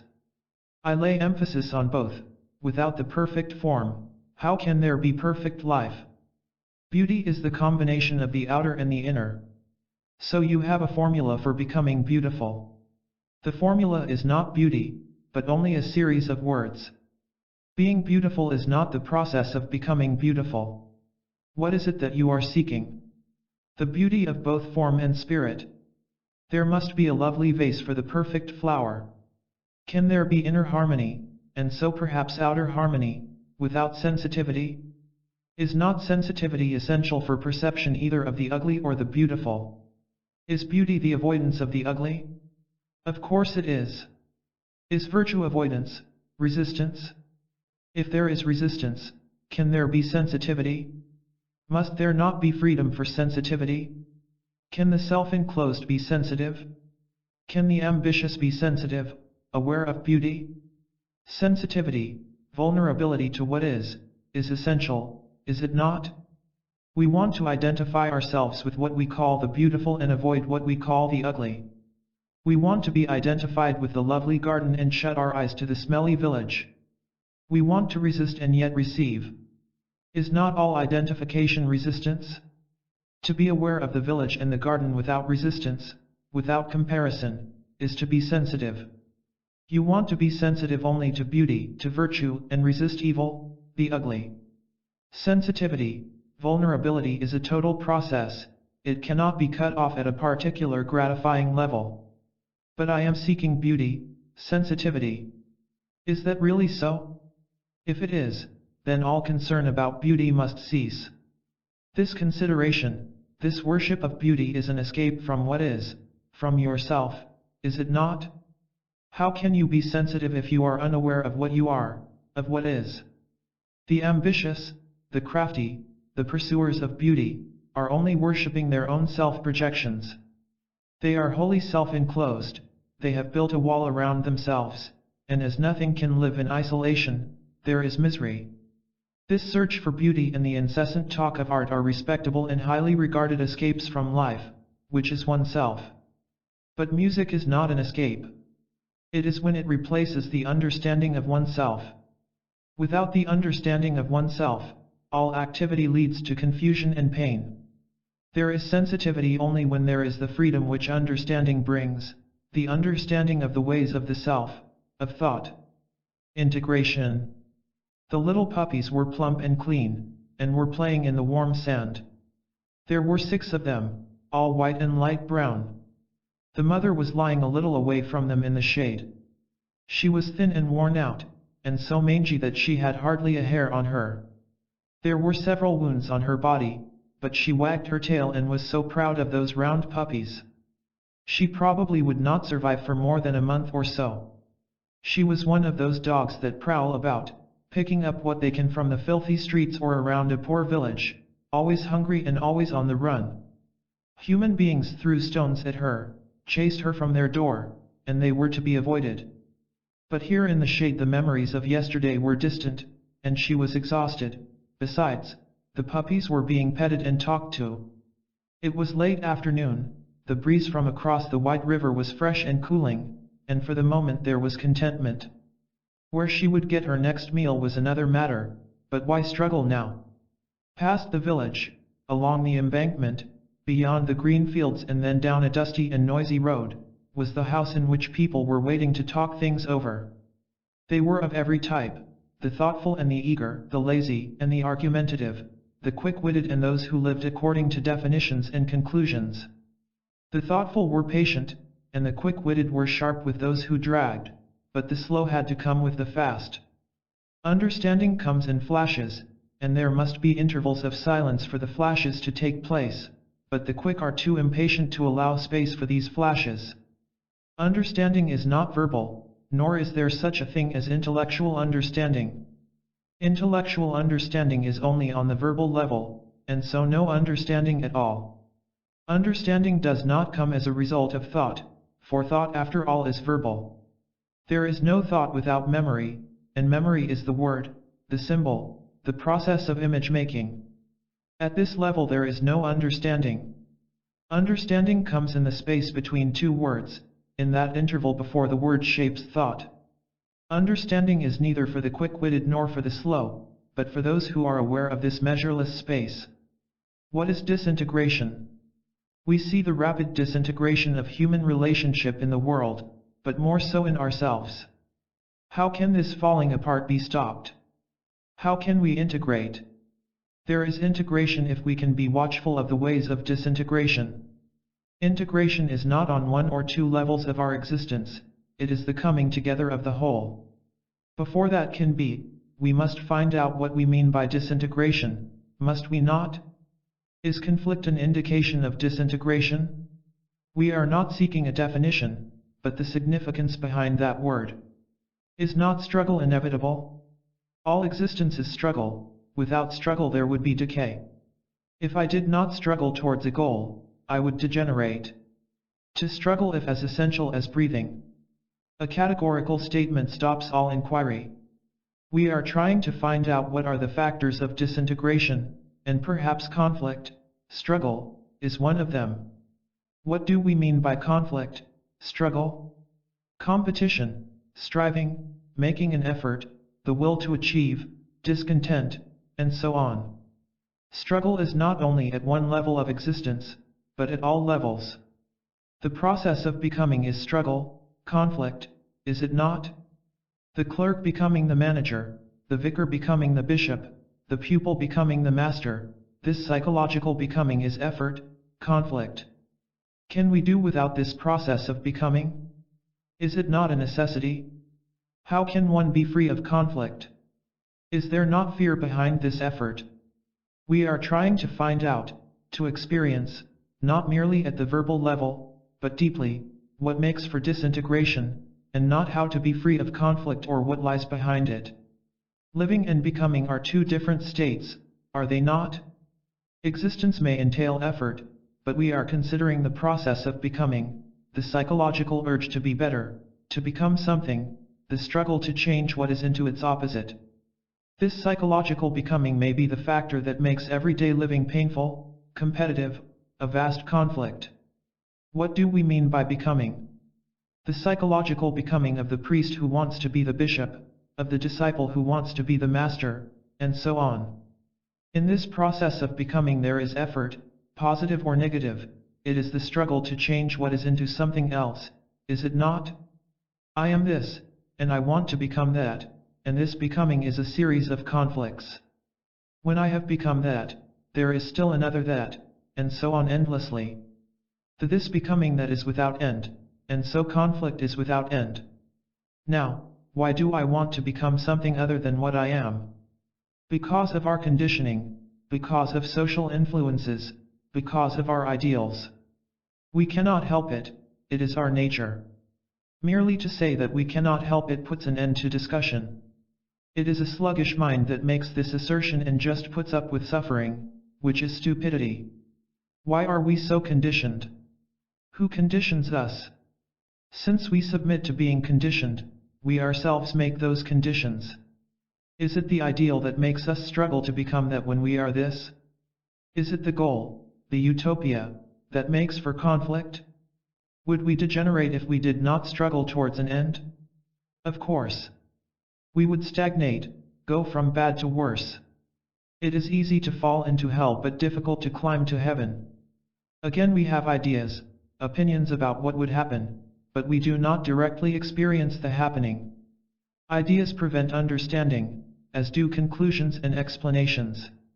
Do ideas and ideals make us struggle to achieve, to become? I am this, and does the ideal make me struggle to become that? Is the ideal the cause of conflict? Is the ideal wholly dissimilar from what is? If it is completely different, if it has no relationship with what is, then what is cannot become the ideal. To become, there must be relationship between what is and the ideal, the goal. You say the ideal is giving us the impetus to struggle, so let us find out how the ideal comes into being. Is not the ideal a projection of the mind? I want to be like you. Is that a projection? Of course it is. The mind has an idea, perhaps pleasurable, and it wants to be like that idea, which is a projection of your desire. You are this, which you do not like, and you want to become that, which you like. The ideal is a self-projection, the opposite is an extension of what is, it is not the opposite at all, but a continuity of what is, perhaps somewhat modified. The projection is self-willed, and conflict is the struggle towards the projection. What is projects itself as the ideal and struggles towards it, and this struggle is called becoming. The conflict between the opposites is considered necessary, essential. This conflict is the what is trying to become what it is not, and what it is not is the ideal, the self-projection. You are struggling to become something, and that something is part of yourself. The ideal is your own projection. See how the mind has played a trick upon itself. You are struggling afterwards, pursuing your own projection, your own shadow. You are violent, and you are struggling to become non-violent, the ideal, but the ideal is a projection of what is, only under a different name. This struggle is considered necessary, spiritual, evolutionary, and so on, but it is wholly within the cage of the mind and only leads to illusion. When you are aware of this trick which you have played upon yourself, then the false as the false is seen. The struggle towards an illusion is the disintegrating factor. All conflict, all becoming is disintegration. When there is an awareness of this trick that the mind has played upon itself, then there is only what is. When the mind is stripped of all becoming, of all ideals, of all comparison and condemnation, when its own structure has collapsed, then the what is has undergone complete transformation. As long as there is the naming of what is, there is relationship between the mind and what is, but when this naming process, which is memory, the very structure of the mind, is not, then what is not. In this transformation alone is there integration. Integration is not the action of will, it is not the process of becoming integrated. When disintegration is not, when there is no conflict, no struggle to become, only then is there the being of the whole, the complete. Fear and escape. We were steadily climbing, without any perceptible movement. Below us was a vast sea of clouds, white and dazzling, wave upon wave as far as the eye could see. They looked so astonishingly solid and inviting. Occasionally, as we climbed higher in a wide circle, there were breaks in this brilliant foam, and far below was the green earth. Above us was the clear blue sky of winter, soft and immeasurable. A massive range of snow-covered mountains stretched from north to south, sparkling in the brilliant sun. These mountains reached an elevation of over 14,000 feet, but we had risen above them and were still climbing. They were a familiar range of peaks, and they looked so near and serene. The higher peaks lay to the north, and we shot off to the south, having reached the required altitude of 20,000 feet. The passenger in the next seat was very talkative. He was unfamiliar with those mountains, and had dozed as we climbed, but now he was awake and eager for a talk. It appeared that he was going out on some business for the first time. He seemed to have many interests, and spoke with considerable information about them. The sea was now below us, dark and distant, and a few ships were dotted here and there. There was not a tremor of the wings, and we passed one lighted town after another along the coast. He was saying how difficult it was not to have fear, not particularly of a crash, but of all the accidents of life. He was married and had children, and there was always fear, not of the future alone, but of everything in general. It was a fear that had no particular object, and though he was successful, this fear made his life weary and painful. He had always been rather apprehensive, but now it had become extremely persistent and his dreams were of a frightening nature. His wife knew of his fear, but she was not aware of its seriousness. Fear can exist only in relation to something. As an abstraction, fear is a mere word, and the word is not the actual fear. Do you know specifically of what you are afraid? I have never been able to lay my finger on it, and my dreams too are very vague, but threading through them all there is fear. I have talked to friends and doctors about it, but they have either laughed it off or otherwise not been of much help. It has always eluded me, and I want to be free of the beastly thing. Do you really want to be free, or is that just a phrase? I may sound casual, but I would give a great deal to be rid of this fear. I am not a particularly religious person, but strangely enough I have prayed to have it taken away from me. When I am interested in my work, or in a game, it is often absent, but like some monster it is ever waiting, and soon we are companions again. Have you that fear now? Are you aware now that it is somewhere about? Is the fear conscious or hidden? I can sense it, but I do not know whether it is conscious or unconscious. Do you sense it as something far away or near, not in space or distance, but as a feeling? When I am aware of it, it seems to be quite close. But what has that got to do with it? Fear can come into being only in relation to something. That something may be your family, your work, your preoccupation with the future, with death. Are you afraid of death? Not particularly, though I would like to have a quick death and not a long drawn-out one. I don't think it is my family that I have this anxiety about, nor is it my job. Then it must be something deeper than the superficial relationships that is causing this fear. One may be able to point out what it is, but if you can discover it for yourself it will have far greater significance. Why are you not afraid of the superficial relationships?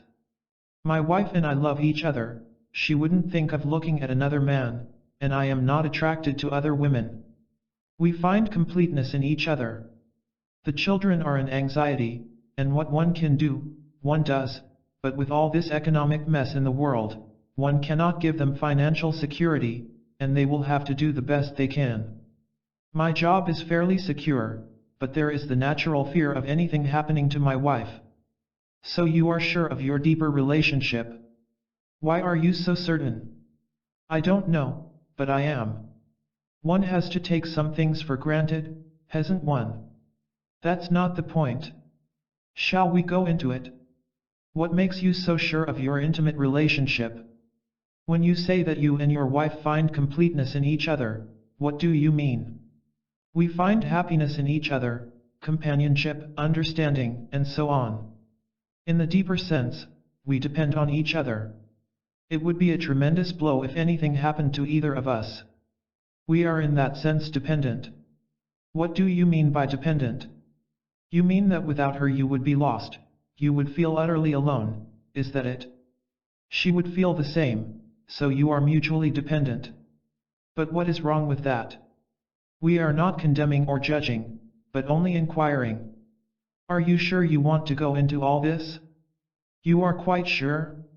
All right, then let's go on. Without your wife, you would be alone, you would be lost in the deepest sense, so she is essential to you, is she not? You depend on her for your happiness, and this dependence is called love. You are afraid to be alone.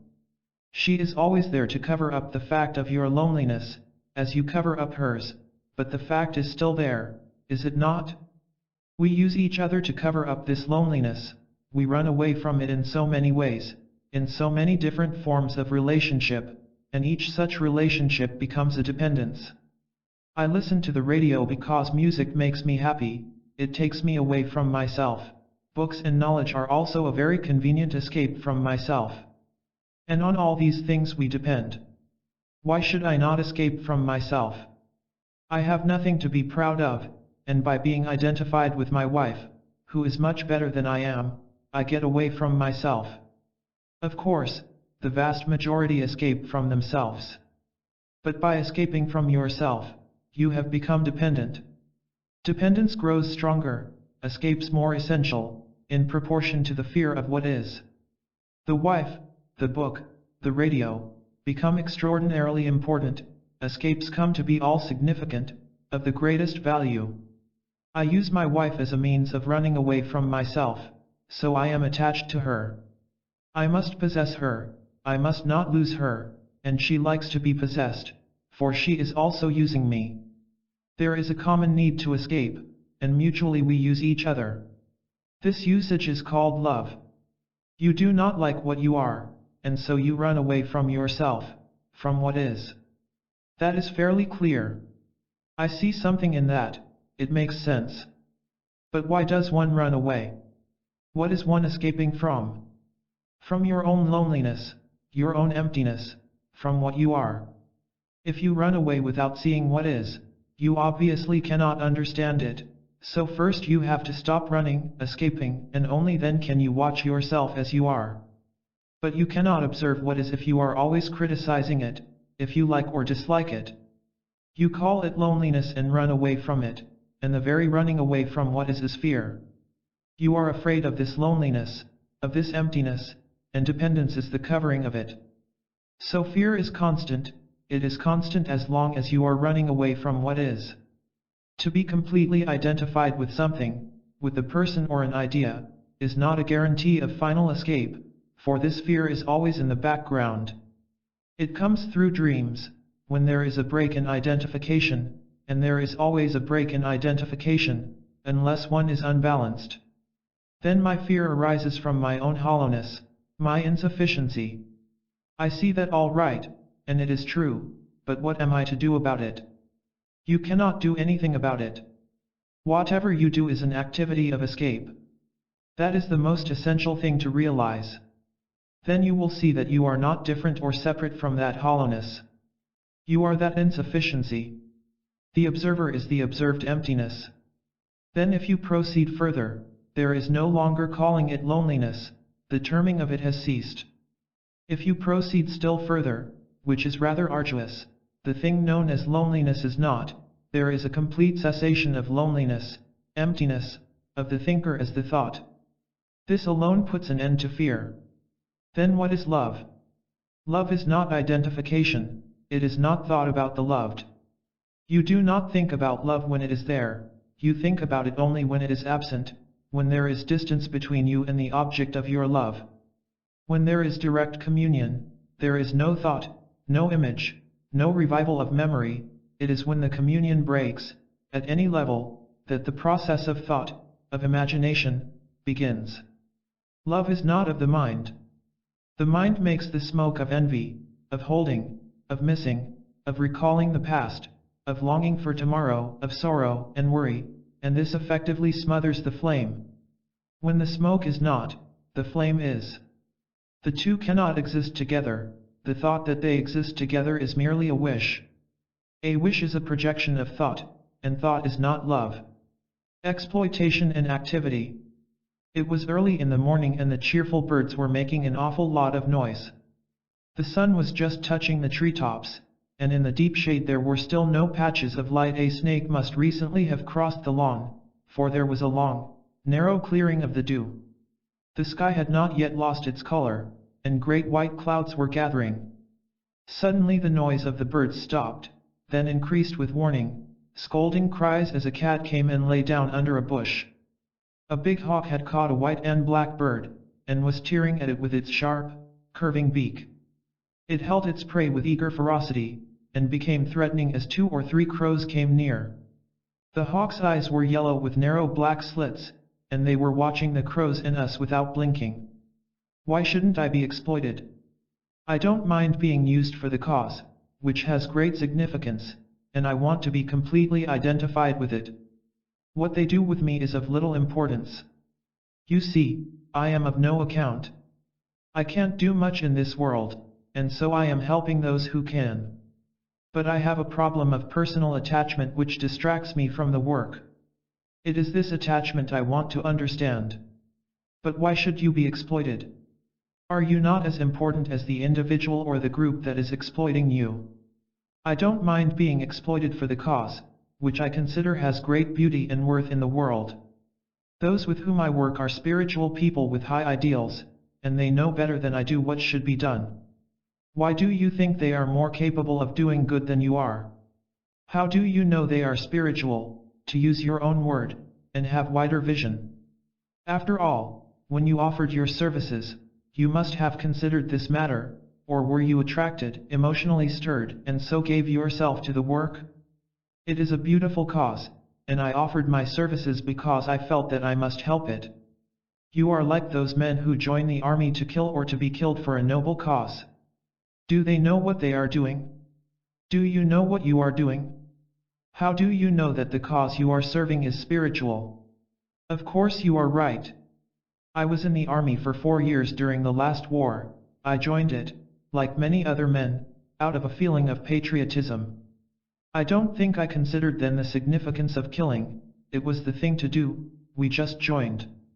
But the people I am helping now are spiritual. Do you know what it means to be spiritual? For one thing, to be ambitious is obviously not spiritual. And are they not ambitious? I am afraid they are. I had never thought about these things. I only wanted to help something beautiful. Is it beautiful to be ambitious and cover it up with a lot of high-sounding words about masters, humanity, art, brotherhood? Is it spiritual to be burdened with self-centeredness which is extended to include the neighbor and the man across the waters? You are helping those who are supposed to be spiritual, not knowing what it is all about and willing to be exploited. Yes, it is quite immature, isn't it? I don't want to be disturbed in what I am doing, and yet I have a problem, and what you are saying is even more disturbing. Shouldn't you be disturbed? After all, it is only when we are disturbed, awakened, that we begin to observe and find out. We are exploited because of our own stupidity, which the clever ones use in the name of the country, of God, of some ideology. How can stupidity do good in the world even though the crafty make use of it? When the cunning exploit stupidity, they also are stupid, for they too do not know where their activities are leading. The action of the stupid, of those who are unaware of the ways of their own thought, leads inevitably to conflict, confusion and misery. Your problem may not necessarily be a distraction. Since it is there, how can it be? It is disturbing my dedicated work. Your dedication is not complete since you have a problem which you find distracting. Your dedication may be a thoughtless action, and the problem may be an indication, a warning not to get caught up in your present activities. But I like what I am doing. And that may be the whole trouble.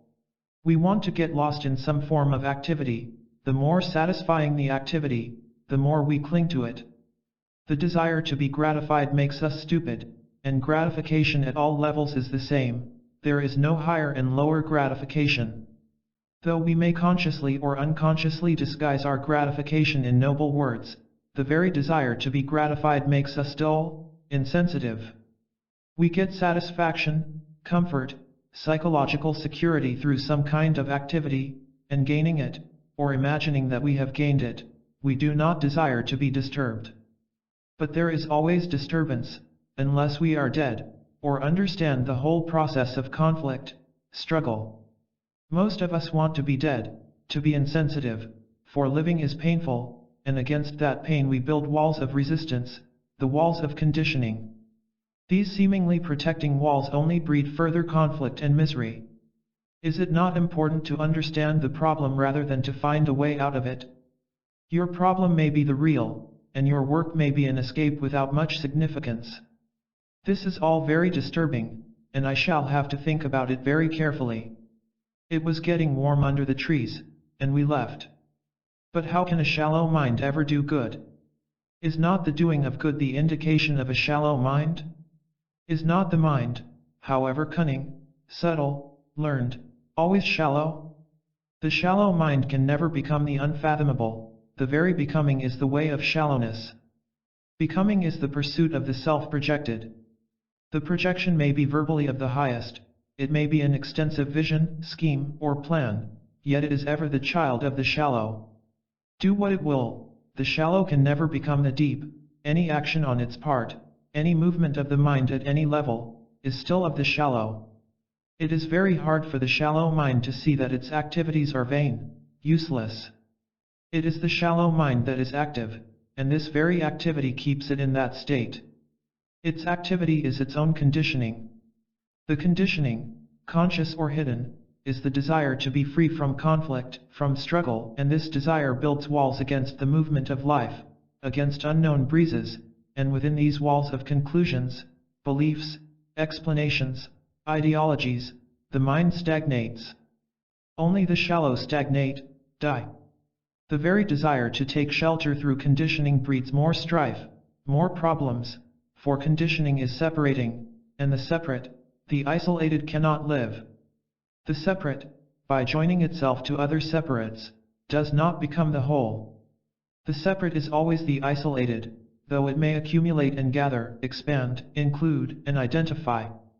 Conditioning is destructive, disintegrating, but the shallow mind cannot see the truth of this, for it is active in search of truth. This very activity hinders the receiving of truth.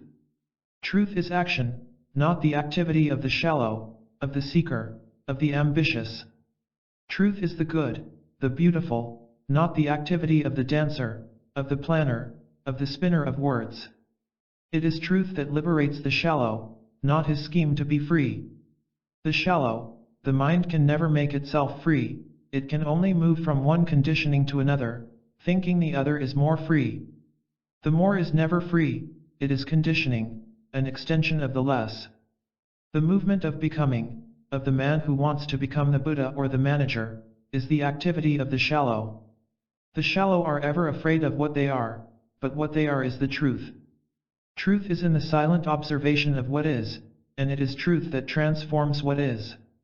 The learned or the wise. The rains had washed away the dust and heat of many months, and the leaves were sparklingly clean, with new leaves beginning to show. All through the night the frogs filled the air with their deep croaking, they would take a rest, and start again. The river was swift flowing, and there was softness in the air. The rains were not over by any means. Dark clouds were gathering, and the sun was hidden. The earth, the trees, and the whole of nature seemed to be waiting for another purification. The road was dark brown, and the children were playing in the puddles, they were making mud pies, or building castles and houses with surrounding walls. There was joy in the air after months of heat, and green grass was beginning to cover the earth. Everything was renewing itself. This renewal is innocence. The man considered himself vastly learned, and to him knowledge was the very essence of life. Life without knowledge was worse than death. His knowledge was not about one or two things, but covered a great many phases of life. He could talk with assurance about the atom and communism, about astronomy and the yearly flow of water in the river, about diet and overpopulation. He was strangely proud of his knowledge and, like a clever showman, he brought it to impress, it made the others silent and respectful. How frightened we are of knowledge, what awesome respect we show to the knower. His English was sometimes rather difficult to understand. He had never been outside of his own country, but he had books from other countries. He was addicted to knowledge as another might be to drink or to some other appetite. What is wisdom, if it is not knowledge? Why do you say that one must suppress all knowledge? Is not knowledge essential? Without knowledge, where would we be? We would still be as the primitives, knowing nothing of the extraordinary world we live in. Without knowledge, existence at any level would be impossible. Why are you so insistent in saying that knowledge is an impediment to understanding? Knowledge is conditioning. Knowledge does not give freedom. One may know how to build an airplane and fly to the other end of the world in a few hours, but this is not freedom. Knowledge is not the creative factor, for knowledge is continuous, and that which has continuity can never lead to the implicit, the imponderable, the unknown. Knowledge is a hindrance to the open, to the unknown. The unknown can never be clothed in the known is always moving to the past is ever overshadowing the present, the unknown. Without freedom, without the open mind, there can be no understanding. Understanding does not come with knowledge. In the interval between words, between thoughts, comes understanding. This interval is silence unbroken by knowledge. It is the open, the imponderable, the implicit. Is not knowledge useful, essential? Without knowledge, how can there be discovery? Discovery takes place, not when the mind is crowded with knowledge, but when knowledge is absent, only then is there stillness and space, and in this state understanding or discovery comes into being. Knowledge is undoubtedly useful at one level, but at another it is positively harmful. When knowledge is used as a means of self-aggrandizement, to puff oneself up, then it is mischievous, breeding separation and enmity. Self-expansion is disintegration, whether in the name of God, of the state, or of an ideology. Knowledge at one level, though conditioning, is necessary, language, technique, and so on. This conditioning is a safeguard, an essential for outer living, but when this conditioning is used psychologically, when knowledge becomes a means of psychological comfort, gratification, then it inevitably breeds conflict and confusion. Besides, what do we mean by knowing? What actually do you know? I know about a great many things. You mean you have lots of information, data about many things. You have gathered certain facts, and then what? Does information about the disaster of war prevent wars? You have, I am sure, plenty of data about the effects of anger and violence within oneself and in society, but has this information put an end to hate and antagonism? Knowledge about the effects of war may not put an immediate end to wars, but it will eventually bring about peace. People must be educated, they must be shown the effects of war, of conflict. People are yourself and another. You have this vast information, and are you any less ambitious, less violent, less self-centered? Because you have studied revolutions, the history of inequality, are you free from feeling superior, giving importance to yourself? Because you have extensive knowledge of the world's miseries and disasters, do you love? Besides, what is it that we know? Of what have we knowledge? Knowledge is experience accumulated through the ages. In one form it is tradition, and in another it is instinct, both conscious and unconscious. The hidden memories and experiences, whether handed down or acquired, act as a guide and shape our action. These memories, both racial and individual, are essential, because they help and protect man. Would you do away with such knowledge? Action shaped and guided by fear is no action at all. Action which is the outcome of racial prejudices, fears, hopes, illusions, is conditioned, and all conditioning, as we said, only breeds further conflict and sorrow. You are conditioned as a Brahmin in accordance with a tradition which has been going on for centuries, and you respond to stimuli, to social changes and conflicts, as a Brahmin. You respond according to your conditioning, according to your past experiences, knowledge, so new experience only conditions further. Experience according to a belief, according to an ideology, is merely the continuation of that belief, the perpetuation of an idea. Such experience only strengthens belief. Idea separates, and your experience according to an idea, a pattern, makes you more separative. Experience as knowledge, as a psychological accumulation, only conditions, and experience is then another way of self-aggrandizement. Knowledge as experience at the psychological level is a hindrance to understanding. Do we experience according to our belief? That is obvious, is it not? You are conditioned by a particular society, which is yourself at a different level, to believe in God, in social divisions, and another is conditioned to believe that there is no God, to follow quite a different ideology. Both of you will experience according to your beliefs, but such experience is a hindrance to the unknown. Experience, knowledge, which is memory, is useful at certain levels, but experience as a means of strengthening the psychological me, the ego, only leads to illusion and sorrow. And what can we know if the mind is filled with experiences, memories, knowledge? Can there be experiencing if we know? Does not the known prevent experiencing? You may know the name of that flower, but do you thereby experience the flower? Experiencing comes first, and the naming only gives strength to the experience. The naming prevents further experiencing. For the state of experiencing, must there not be freedom from naming, from association, from the process of memory? Knowledge is superficial, and can the superficial lead to the deep? Can the mind, which is the result of the known, of the past, ever go above and beyond its own projections? To discover, it must stop projecting. Without its projections, mind is not. Knowledge, the past, can project only that which is the known. The instrument of the known can never be the discoverer. The known must cease for discovery, the experience must cease for experiencing. Knowledge is a hindrance to understanding. What have we left if we are without knowledge, experience, memory? We are then nothing. Are you anything more than that now? When you say, without knowledge we are nothing. You are merely making a verbal assertion without experiencing that state, are you not? When you make that statement there is a sense of fear, the fear of being naked. Without these accretions you are nothing, which is the truth. And why not be that? Why all these pretensions and conceits?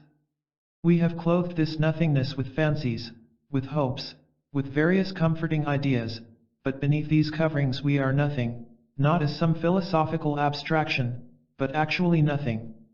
The experiencing of that nothingness is the beginning of wisdom. How ashamed we are to say we do not know. We cover the fact of not knowing with words and information.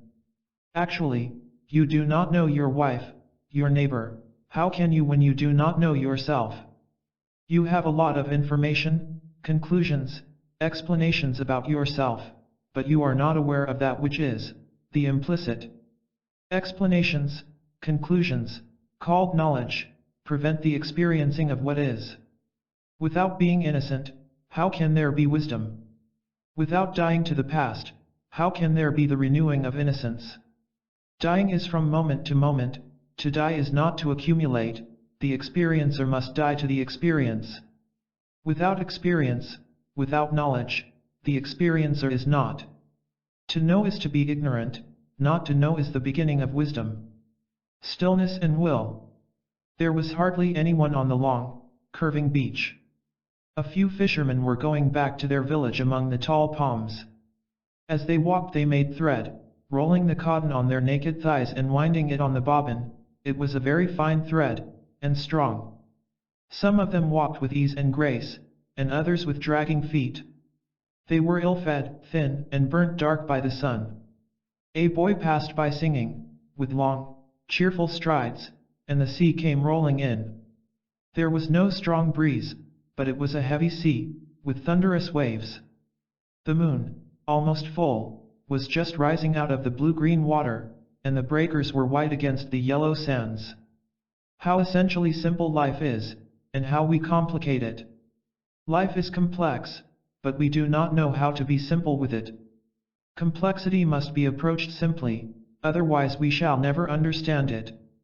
We know too much, and that is why life eludes us, and the too much is so little. With that little we meet the immense, and how can we measure the immeasurable? Our vanity dulls us, experience and knowledge bind us, and the waters of life pass us by. To sing with that boy, to drag wearily with those fishermen, to spin thread on one's thigh, to be those villagers and that couple in the car, to be all that, not as a trick of identity, needs love.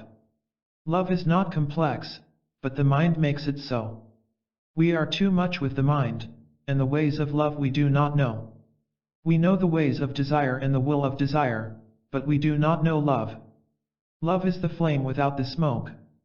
We are too familiar with the smoke, it fills our heads and hearts, and we see darkly. We are not simple with the beauty of the flame, we torture ourselves with it. We do not live with the flame, following swiftly wherever it may lead. We know too much, which is always little, and we make a path for love. Love eludes us, but we have the empty frame.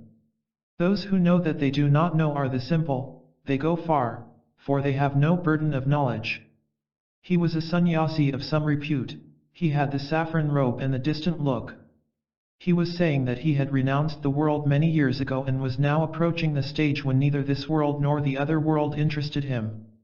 He had practiced many austerities, driven the body hard and fast, and had extraordinary control over his breathing and nervous system. This had given him a great sense of power, though he had not sought it. Is not this power as detrimental to understanding as the power of ambition and vanity? Greed, like fear, breeds the power of action. All sense of power, of domination, gives strength to the self, to the me and the mine, and is not the self a hindrance to reality? The lower must be suppressed or made to conform to the higher. Conflict between the various desires of the mind and the body must be stilled. In the process of control, the writer tastes power, but power is used to climb higher or go deeper. Power is harmful only when used for oneself, and not when used to clear the way for the supreme. Will is power, it is the directive, when used for personal ends it is destructive. but when used in the right direction it is beneficial. Without will, there can be no action. Every leader uses power as a means to an end, and so does the ordinary man, but the leader says that he is using it for the good of the whole, while the everyday man is just out for himself. The goal of the dictator, of the man of power, of the leader, is the same as that of the led. They are similar, one is the expansion of the other, and both are self-projections.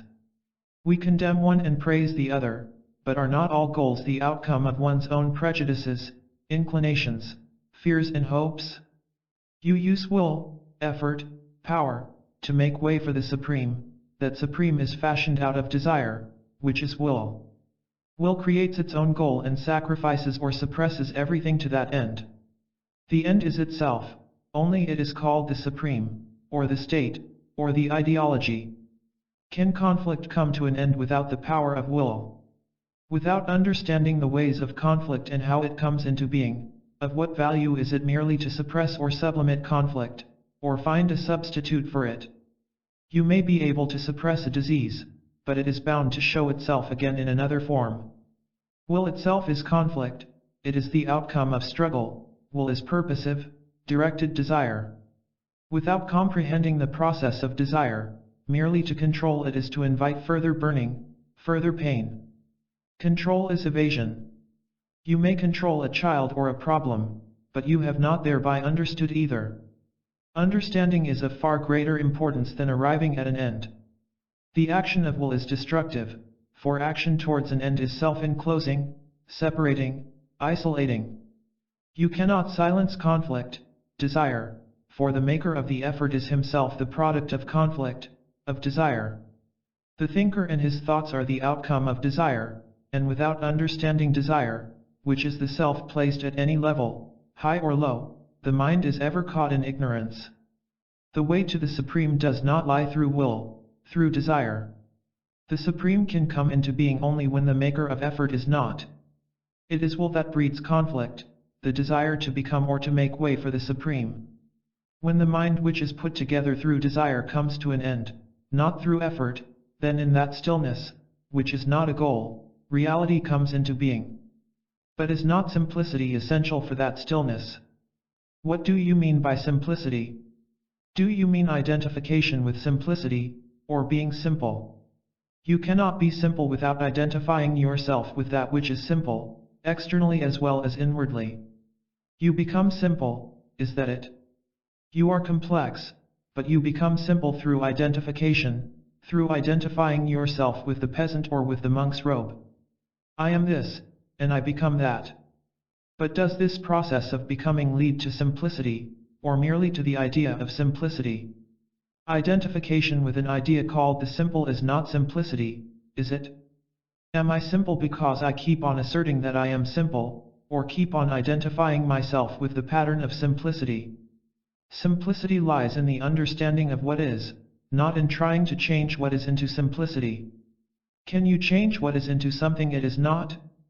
Can greed, whether for God, money, or drink, ever become non-greed? What we identify ourselves with is always the self-projected, whether it is the supreme, the state, or the family. Identification at any level is the process of the self. Simplicity is the understanding of what is, however complex it may appear. The what is not difficult to understand, but what prevents understanding is the distraction of comparison, of condemnation, of prejudice, whether negative or positive, and so on. It is these that make for complexity. What is never complex in itself, it is always simple. What you are is simple to understand, but it is made complex by your approach to it, so there must be an understanding of the whole process of approach, which makes for complexity. If you do not condemn the child, then he is what he is and it is possible to act. The action of condemnation leads to complexity, the action of what is simplicity. Nothing is essential for stillness but stillness itself, it is its own beginning and its own end.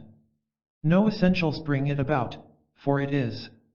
No means can ever lead to stillness. It is only when stillness is something to be gained, achieved, that the means become essential. If stillness is to be bought, then the coin becomes important, but the coin, and that which it purchases, are not stillness. Means are noisy, violent, or subtly acquisitive, and the end is of like nature, for the end is in the means. If the beginning is silence, the end is also silence.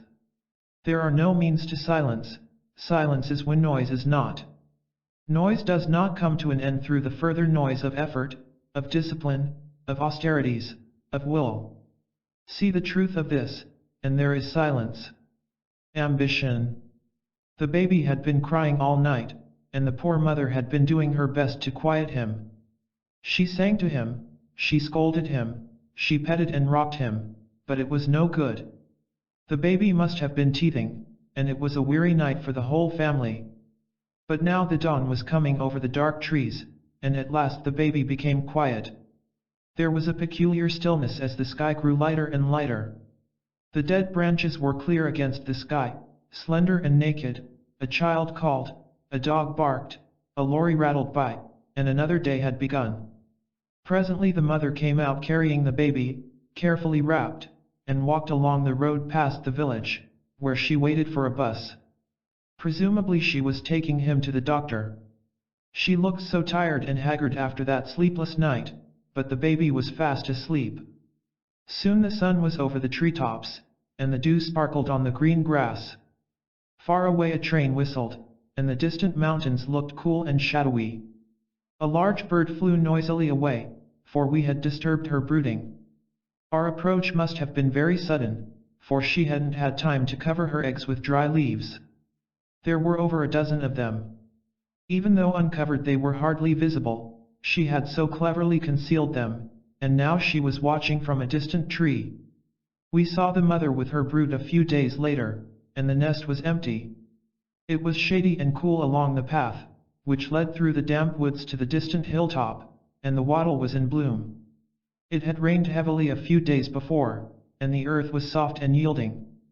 There were fields of young potatoes, and far down in the valley was the town. It was a beautiful, golden morning. Beyond the hill the path led back to the house. She was very clever.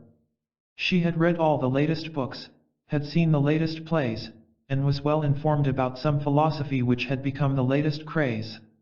She had been analyzed and had apparently read a great deal of psychology, for she knew the jargon. She made a point of seeing all the important people, and had casually met someone who brought her along. She talked easily and expressed herself with poise and effect. She had been married, but had had no children, and one felt that all that was behind her, and that now she was on a different journey. She must have been rich, for she had about her that peculiar atmosphere of the wealthy. She began right away by asking, "In what way are you helping the world in this present crisis?"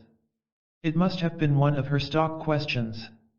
She went on to ask, more eagerly, about the prevention of war, the effects of communism, and the future of man. Are not wars, the increasing disasters and miseries, the outcome of our daily life? Are we not, each one of us, responsible for this crisis?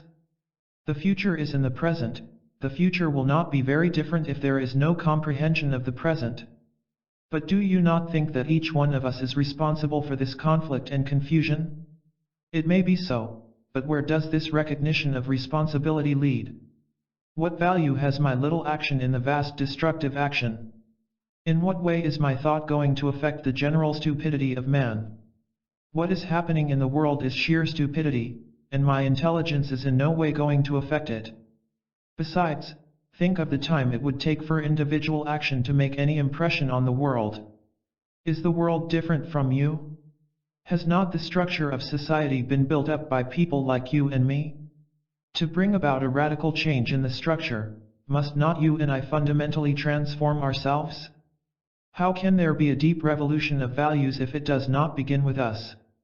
To help in the present crisis, must one look for a new ideology, a new economic plan? Or must one begin to understand the conflict and confusion within oneself, which, in its projection, is the world? Can new ideologies bring unity between man and man? Do not beliefs set man against man? Must we not put away our ideological barriers, for all barriers are ideological, and consider our problems, not through the bias of conclusions and formulas, but directly and without prejudice? We are never directly in relationship with our problems, but always through some belief or formulation. We can solve our problems only when we are directly in relationship with them. It is not our problems which set man against man, but our ideas about them. Problems bring us together, but ideas separate us. If one may ask, why are you so apparently concerned about the crisis? Oh, I don't know. I see so much suffering, so much misery, and I feel something must be done about it. Are you really concerned, or are you merely ambitious to do something? When you put it that way, I suppose I am ambitious to do something in which I shall succeed. So few of us are honest in our thinking. We want to be successful, either directly for ourselves, or for the ideal, the belief with which we have identified ourselves. The ideal is our own projection, it is the product of our mind, and our mind experiences according to our conditioning. For these self-projections we work, we slave away and die. Nationalism, like the worship of God, is only the glorification of oneself. It is oneself that is important, actually or ideologically, and not the disaster and the misery.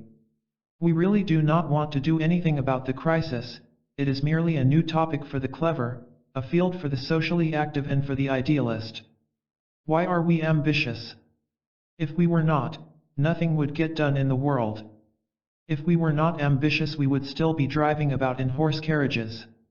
Ambition is another name for progress. Without progress, we would decay, wither away. In getting things done in the world, we are also breeding wars and untold miseries. Is ambition progress? For the moment we are not considering progress, but ambition. Why are we ambitious? Why do we want to succeed, to be somebody? Why do we struggle to be superior? Why all this effort to assert oneself, whether directly, or through an ideology or the state? Is not this self-assertion the main cause of our conflict and confusion? Without ambition, would we perish? Can we not physically survive without being ambitious? Who wants to survive without success, without recognition? Does not this desire for success, for applause, bring conflict both within and without? Would being free of ambition mean decay? Is it stagnation to have no conflict? We can drug ourselves, put ourselves to sleep with beliefs, with doctrines, and so have no deep conflicts. For most of us, some kind of activity is the drug. Obviously, such a state is one of decay, disintegration. But when we are aware of the false as the false, does it bring death? To be aware that ambition in any form, whether for happiness, for God, or for success, is the beginning of conflict both within and without, surely does not mean the end of all action, the end of life. Why are we ambitious? I would be bored if I were not occupied in striving to achieve some kind of result. I used to be ambitious for my husband, and I suppose you would say it was for myself through my husband, and now I am ambitious for myself through an idea. I have never thought about ambition, I have just been ambitious. Why are we clever and ambitious? Is not ambition an urge to avoid what is? Is not this cleverness really stupid, which is what we are? Why are we so frightened of what is? What is the good of running away if whatever we are is always there? We may succeed in escaping, but what we are is still there, breeding conflict and misery. Why are we so frightened of our loneliness, of our emptiness? Any activity away from what is bound to bring sorrow and antagonism. Conflict is the denial of what is or the running away from what is, there is no conflict other than that. Our conflict becomes more and more complex and insoluble because we do not face what is. There is no complexity in what is, but only in the many escapes that we seek. Satisfaction. The sky was heavy with clouds and the day was warm, though the breeze was playing with the leaves. There was distant thunder, and a sprinkling of rain was laying the dust on the road. The parrots were flying about wildly, screeching their little heads off, and a big eagle was sitting on the topmost branch of a tree, preening itself and watching all the play that was going on down below. A small monkey was sitting on another branch, and the two of them watched each other at a safe distance. Presently a crow joined them. After its morning toilet the eagle remained very still for a while, and then flew off. Except for the human beings, it was a new day, nothing was like yesterday. The trees and the parrots were not the same, the grass and the shrubs had a wholly different quality. The remembrance of yesterday only darkens today, and comparison prevents perception. How lovely were those red and yellow flowers! Loveliness is not of time. We carry our burdens from day to day, and there is never a day without the shadow of many yesterdays. Our days are one continuous movement, yesterday mingling with today and tomorrow, there is never an ending. We are frightened of ending, but without ending, how can there be the new? Without death, how can there be life? And how little we know of either. We have all the words, the explanations, and they satisfy us. Words distort ending, and there is ending only when the word is not. The ending that is of words we know, but the ending without words, the silence that is not of words, we never know. To know is memory, memory is ever continuous, and desire is the thread that binds day to day. The end of desire is the new. Death is the new, and life as continuance is only memory, an empty thing. With the new, life and death are one. A boy was walking with long strides, singing as he walked.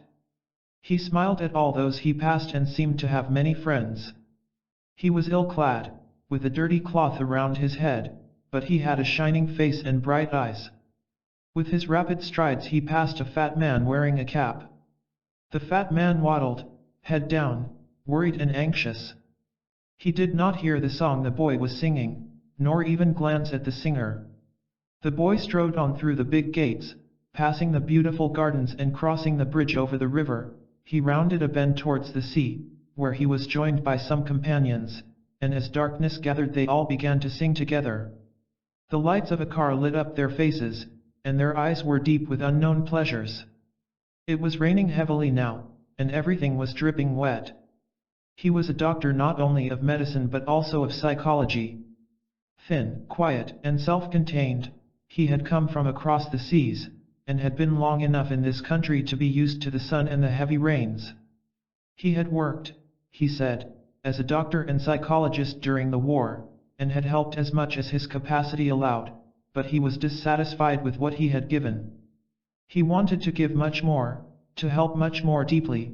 What he gave was so little, and there was something missing in it all. We sat without a word for a long period while he gathered the pressures of his distress. Silence is an odd thing. Thought does not make for silence, nor does it build it up. Silence cannot be put together, nor does it come with the action of will. Remembrance of silence is not silence. Silence was there in the room with throbbing stillness, and the talk did not disturb it. The talk had meaning in that silence, and silence was the background of the word. Silence gave expression to thought, but the thought was not silence. Thinking was not, but silence was, and silence penetrated, gathered, and gave expression. Thinking can never penetrate, and in silence there is communion.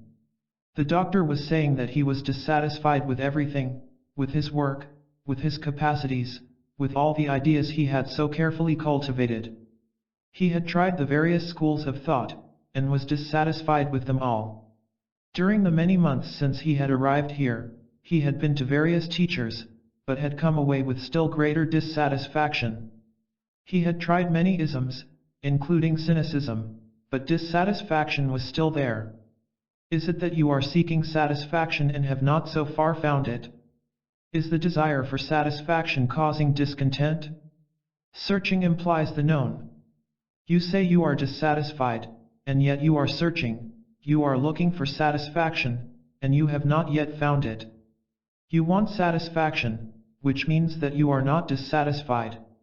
If you were really dissatisfied with everything, you would not be seeking a way out of it. Dissatisfaction which seeks to be satisfied soon finds what it wants in some kind of relationship with possessions, with a person, or with some ism. I have been through all that, yet I am completely dissatisfied. You may be dissatisfied with outward relationships, but perhaps you are seeking some psychological attachment that will give full satisfaction. I have been through that too, but I am still dissatisfied. I wonder if you really are? If you were wholly discontented, there would be no movement in any particular direction, would there? If you are thoroughly dissatisfied with being in a room, you do not seek a bigger room with nicer furniture, yet this desire to find a better room is what you call dissatisfaction. You are not dissatisfied with all rooms, but only with this particular one, from which you want to escape. Your dissatisfaction arises from not having found complete satisfaction. You are really seeking gratification, so you are constantly on the move, judging, comparing, weighing, denying, and naturally you are dissatisfied. Is this not so?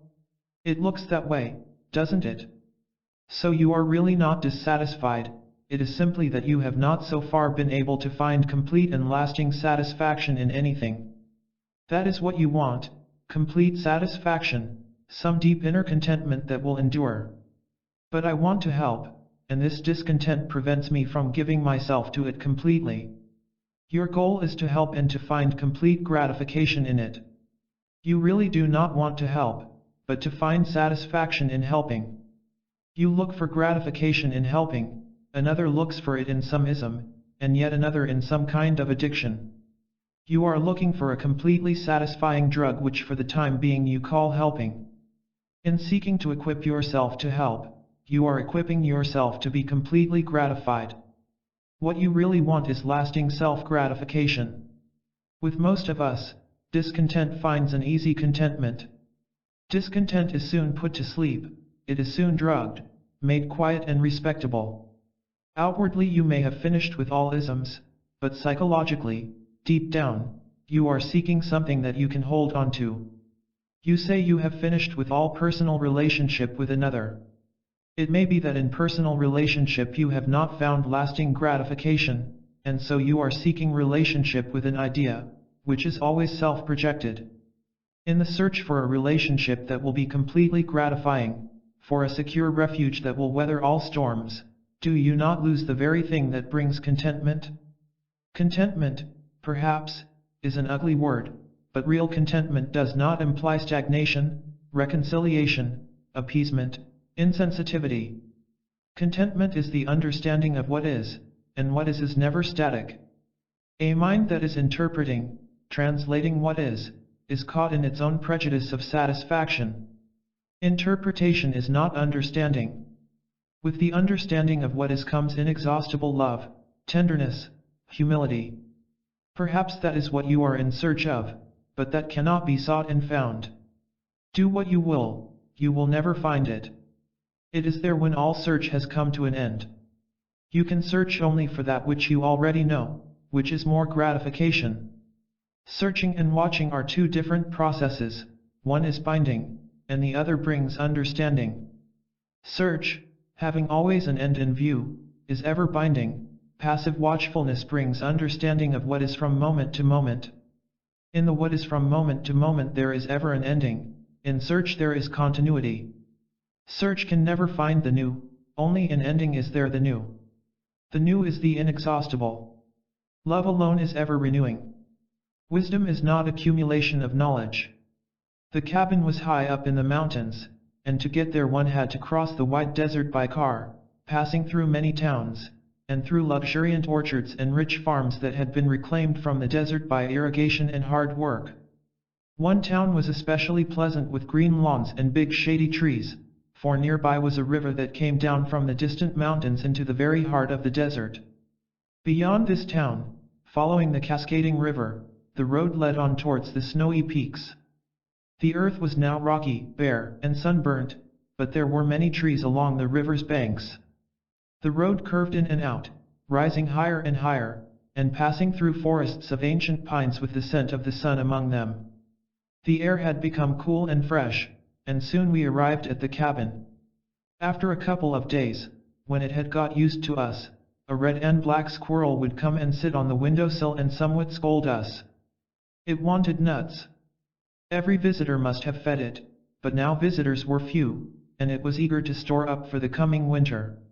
It was a very active, cheerful squirrel, and it was always ready to gather what it could for the many cold and snowy months ahead. Its home was in the hollow of a tree that must have been dead for many years. It would grab a nut, race across to the huge trunk, climb up it noisily, scolding and threatening, disappear into a hole, and then come down again with such speed that one thought it would fall, but it never did. We spent a morning giving it a whole bag of nuts. It became very friendly and would come right into the room, its fur shining and its large beady eyes sparkling. Its claws were sharp, and its tail very bushy. It was a gay, responsible little animal, and it seemed to own the whole neighborhood, for it kept off all the other squirrels. He was a pleasant man, and eager for wisdom. He wanted to collect it as that squirrel gathered nuts. Though he was not too well-to-do, he must have traveled a good bit, for he seemed to have met many people in many countries. He had apparently read very extensively also, for he would bring out a phrase or two from some philosopher or saint. He said he could read Greek easily and had a smattering of Sanskrit. He was getting old and was eager to gather wisdom. Can one gather wisdom? Why not? It is experience that makes a man wise, and knowledge is essential for wisdom. Can a man who has accumulated be wise? Life is a process of accumulation, the gradual building up of character, a slow unfoldment. Experience, after all, is the storing up of knowledge. Knowledge is essential for all understanding. Does understanding come with knowledge, with experience? Knowledge is the residue of experience, the gathering of the past. Knowledge, consciousness, is always the past, and can the past ever understand? Does not understanding come in those intervals when thought is silent? And can the effort to lengthen or accumulate those silent spaces bring understanding? Without accumulation, we would not be, there would be no continuity of thought, of action. Accumulation is character, accumulation is virtue. We cannot exist without gathering. If I did not know the structure of that motor, I would be unable to understand it. If I did not know the structure of music, I would be unable to appreciate it deeply. Only the shallow enjoy music. To appreciate music, you must know how it is made, put together. Knowing is accumulation. There is no appreciation without knowing the facts. Accumulation of some kind is necessary for understanding, which is wisdom. To discover, there must be freedom, must there not? If you are bound, weighed down, you cannot go far. How can there be freedom if there is accumulation of any kind? The man who accumulates, whether money or knowledge, can never be free. You may be free from the acquisitiveness of things, but the greed for knowledge is still bondage, it holds you. Is a mind that is tethered to any form of acquisition capable of wandering far and discovering? Is virtue accumulation? Can a mind that is accumulating virtue ever be virtuous? Is not virtue the freedom from becoming? Character may be a bondage too. Virtue can never be a bondage, but all accumulation is. How can there be wisdom without experience? Wisdom is one thing, and knowledge another. Knowledge is the accumulation of experience, it is the continuation of experience, which is memory. Memory can be cultivated, strengthened, shaped, conditioned, but is wisdom the extension of memory? Is wisdom that which has continuance? We have knowledge, the accumulation of ages, and why are we not wise, happy, creative? Will knowledge make for bliss? Knowing, which is the accumulation of experience, is not experiencing. Knowing prevents experiencing. The accumulation of experience is a continuous process, and each experience strengthens this process, each experience strengthens memory, gives life to it. Without this constant reaction of memory, memory would soon fade away. Thought is memory, the word, the accumulation of experience. Memory is the past, as consciousness is. This whole burden of the past is the mind, is thought. Thought is the accumulated, and how can thought ever be free to discover the new? It must end for the new to be. I can comprehend this up to a point, but without thought, how can there be understanding? Is understanding a process of the past, or is it always in the present? Understanding means action in the present. Have you not noticed that understanding is in the instant, that it is not of time? Do you understand gradually? Understanding is always immediate, now, is it not? Thought is the outcome of the past, it is founded on the past, it is a response of the past. The past is the accumulated, and thought is the response of the accumulation. How, then, can thought ever understand? Is understanding a conscious process? Do you deliberately set out to understand? Do you choose to enjoy the beauty of an evening? But is not understanding a conscious effort? What do we mean by consciousness? When are you conscious? Is consciousness not the response to challenge, to stimulus, pleasant or painful? This response to challenge is experience. Experience is naming, terming, association. Without naming, there would be no experience, would there? This whole process of challenge, response, naming, experience, is consciousness, is it not? Consciousness is always a process of the past. Conscious effort, the will to understand, to gather, the will to be, is a continuation of the past, perhaps modified, but still of the past. When we make an effort to be or to become something, that something is the projection of ourselves. When we make a conscious effort to understand, we are hearing the noise of our own accumulations. It is this noise that prevents understanding. Then what is wisdom? Wisdom is when knowledge ends. Knowledge has continuity, without continuity there is no knowledge. That which has continuity can never be free, the new. There is freedom only to that which has an ending. Knowledge can never be new, it is always becoming the old. The old is ever absorbing the new and thereby gaining strength. The old must cease for the new to be. You are saying, in other words, that thought must end for wisdom to be. But how is thought to end? There is no ending to thought through any kind of discipline, practice, compulsion. The thinker is the thought, and he cannot operate upon himself. When he does, it is only a self-deception. He is thought, he is not separate from thought, he may assume that he is different, pretend to be dissimilar, but that is only the craftiness of thought to give itself permanency. When thought attempts to end thought, it only strengthens itself. Do what it will, thought cannot end itself. It is only when the truth of this is seen that thought comes to an end. There is freedom only in seeing the truth of what is, and wisdom is the perception of that truth. The what is never static, and to be passively watchful of it there must be freedom from all accumulation. Distraction. It was a long, wide canal, leading from the river into lands that had no water. The canal was higher than the river, and the water which entered it was controlled by a system of locks. It was peaceful along that canal, heavy-laden barges moved up and down it, and their white triangular sails stood out against the blue sky and the dark palms. It was a lovely evening, calm and free, and the water was very still. The reflections of the palms and of the mango trees were so sharp and clear that it was confusing to distinguish the actual from the reflection. The setting sun made the water transparent, and the glow of evening was on its face. The evening star was beginning to show among the reflections. The water was without a movement, and the few passing villagers, who generally talked so loud and long, were silent.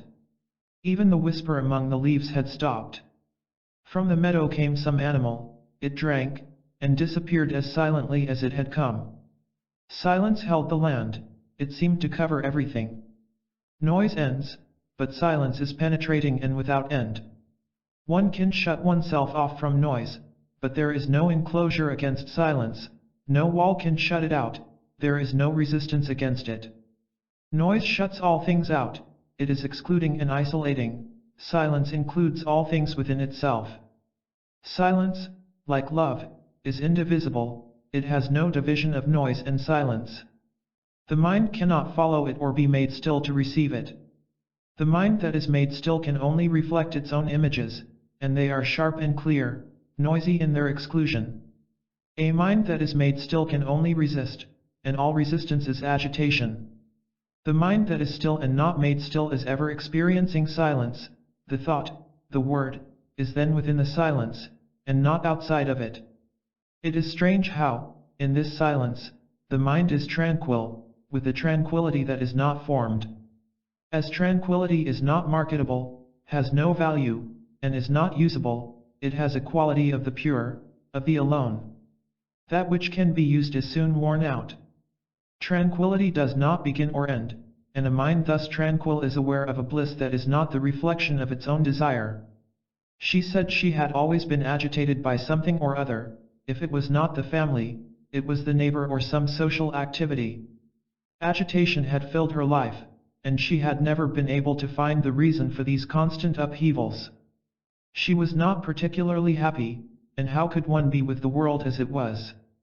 She had had her share of passing happiness, but all that was in the past, and now she was hunting for something that would give a meaning to life. She had been through many things which at the time seemed worthwhile, but which afterwards faded into nothingness. She had been engaged in many social activities of the serious kind. She had ardently believed in the things of religion, had suffered because of death in her family, and had faced a major operation. Life had not been easy with her, she added, and there were millions of others in the world like herself. She wanted to go beyond all this business, whether foolish or necessary, and find something that was really worthwhile. The things that are worthwhile are not to be found. They cannot be bought, they must happen, and the happening cannot be cunningly planned. Is it not true that anything that has deep significance always happens? It is never brought about? The happening is important, not the finding. The finding is comparatively easy, but the happening is quite another matter. Not that it is difficult, but the urge to seek, to find, must wholly stop for the happening to take place. Finding implies losing, you must have in order to lose. To possess or be possessed is never to be free to understand.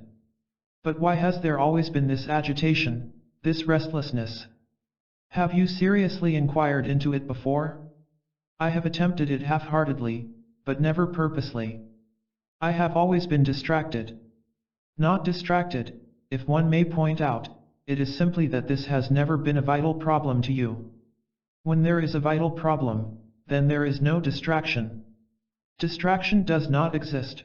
Distraction implies a central interest from which the mind wanders, but if there is a central interest, there is no distraction. The mind's wandering from one thing to another is not distraction, it is an avoidance of what is. We like to wander far away because the problem is very close. The wandering gives us something to do, like worry and gossip, and though the wandering is often painful, we prefer it to what is. Do you seriously wish to go into all this, or are you merely playing around with it? I really want to go through to the very end of it. That is why I have come. You are unhappy because there is no spring that keeps the well full, is that it? You may once have heard the whisper of water on the pebbles, but now the river bed is dry. You have known happiness, but it has always receded, it is always a thing of the past. Is that spring the thing you are groping after? And can you seek it, or must you come upon it unexpectedly? If you knew where it was, you would find means to get to it, but not knowing, there is no path to it. To know it is to prevent the happening of it. Is that one of the problems? That definitely is. Life is so dull and uncreative, and if that thing could happen one wouldn't ask for anything more. Is loneliness a problem? I don't mind being lonely, I know how to deal with it. I either go out for a walk, or sit quietly with it till it goes. Besides, I like being alone. We all know what it is to be lonely, an aching, fearsome emptiness that cannot be appeased. We also know how to run away from it, for we have all explored the many avenues of escape. Some are caught in one particular avenue, and others keep on exploring, but neither are in direct relationship with what is. You say you know how to deal with loneliness. If one may point out, this very action upon loneliness is your way of avoiding it. You go out for a walk, or sit with loneliness till it goes. You are always operating upon it, you do not allow it to tell its story. You want to dominate it, to get over it, to run away from it, so your relationship with it is that of fear. Is fulfillment also a problem? To fulfill oneself in something implies the avoidance of what one is, does it not? I am puny, but if I identify myself with the country, with the family, or with some belief, I feel fulfilled, complete. This search for completeness is the avoidance of what is. Yes, that is so, that is also my problem. If we can understand what is, then perhaps all these problems will cease. Our approach to any problem is to avoid it, we want to do something about it. The doing prevents our being in direct relationship with it, and this approach blocks the understanding of the problem. The mind is occupied with finding a way to deal with the problem, which is really an avoidance of it, and so the problem is never understood, it is still there. For the problem, the what is, to unfold and tell its story fully, the mind must be sensitive, quick to follow. If we anesthetize the mind through escapes, through knowing how to deal with the problem, or through seeking an explanation or a cause for it, which is only a verbal conclusion, then the mind is made dull and cannot swiftly follow the story which the problem, the what is unfolding. See the truth of this, and the mind is sensitive, and only then can it receive. Any activity of the mind with regard to the problem only makes it dull and so incapable of following, of listening to the problem. When the mind is sensitive, not made sensitive, which is only another way of making it dull, then the what is, the emptiness, has a wholly different significance. Please be experiencing as we go along, do not remain on the verbal level. What is the relationship of the mind to what is? So far, the what is has been given a name, a term, a symbol of association, and this naming prevents direct relationship, which makes the mind dull, insensitive. The mind and what is are not two separate processes, but naming separates them. When this naming ceases, there is a direct relationship, the mind and the what is are one. The what is now the observer himself without a term, and only then is the what is transformed, it is no longer the thing called emptiness with its associations of fear, and so on. Then the mind is only the state of experiencing, in which the experiencer and the experienced are not. Then there is immeasurable depth, for he who measures is gone. That which is deep is silent, tranquil, and in this tranquility is the spring of the inexhaustible. The agitation of the mind is the usage of word. When the word is not, the measureless is. Time. He was an oldish man, but well preserved, with long, grey hair and a white beard. He had lectured about philosophy at universities in different parts of the world. He was very scholarly and quiet. He said he did not meditate, nor was he religious in the ordinary sense. He was concerned with knowledge only, and though he lectured on philosophy and religious experiences, he hadn't any of his own nor was he looking for any. He had come to talk over the question of time. How difficult it is for the man of possessions to be free. It is a great hardship for a rich man to put aside his wealth. Only when there are other and greater inducements will he forego the comforting realization that he is a rich man. He must find the fulfillment of his ambition at another level before he will let go the one he has. To the rich man, money is power, and he is the wielder of it. He may give away large sums, but he is the giver. Knowledge is another form of possession, and the man of knowledge is satisfied with it, for him it is an end in itself. He has a feeling, at least this one had, that knowledge will somehow solve our problems if only it can be spread, thick or thin, around the world. It is much more difficult for the man of knowledge to be free from his possessions than for the man of wealth. It is strange how easily knowledge takes the place of understanding and wisdom. If we have information about things, we think we understand. We think that knowing or being informed about the cause of a problem will make it non-existent. We search for the cause of our problems, and this very search is the postponement of understanding. Most of us know the cause. The cause of hate is not very deeply hidden, but in looking for the cause we can still enjoy its effects. We are concerned with the reconciliation of effects, and not with the understanding of the total process. Most of us are attached to our problems. Without them we would be lost. Problems give us something to do, and the activities of the problem fill our lives. We are the problem and its activities. Time is a very strange phenomenon. Space and time are one, the one is not without the other. Time to us is extraordinarily important, and each one gives to it his own particular significance. Time to the savage has hardly any meaning, but to the civilized it is of immense significance. The savage forgets from day to day, but if the educated man did that, he would be put in an asylum or would lose his job. To a scientist, time is one thing, to a layman, it is another. To an historian, time is the study of the past, to a man on the stock market, it is the ticker, to a mother, it is the memory of her son, to an exhausted man, it is rest in the shade. Each one translates it according to his particular needs and satisfactions, shaping it to suit his own cunning mind. Yet we cannot do without time. If we are to live at all, chronological time is as essential as the seasons. But is there psychological time, or is it merely a deceptive convenience of the mind? Surely, there is only chronological time, and all else is deception. There is time to grow and time to die, time to sow and time to reap, but is not psychological time, the process of becoming, utterly false? What is time to you? Do you think of time? Are you aware of time? Can one think of time at all except in the chronological sense? We can use time as a means, but in itself it has little meaning, has it not? Time as an abstraction is a mere speculation, and all speculation is vain. We use time as a means of achievement, tangible or psychological. Time is needed to go to the station, but most of us use time as a means to a psychological end, and the ends are many. We are aware of time when there is an impediment to our achievement, or when there is the interval of becoming successful. Time is the space between what is and what might, should, or will be. The beginning going towards the end is time. Is there no other time?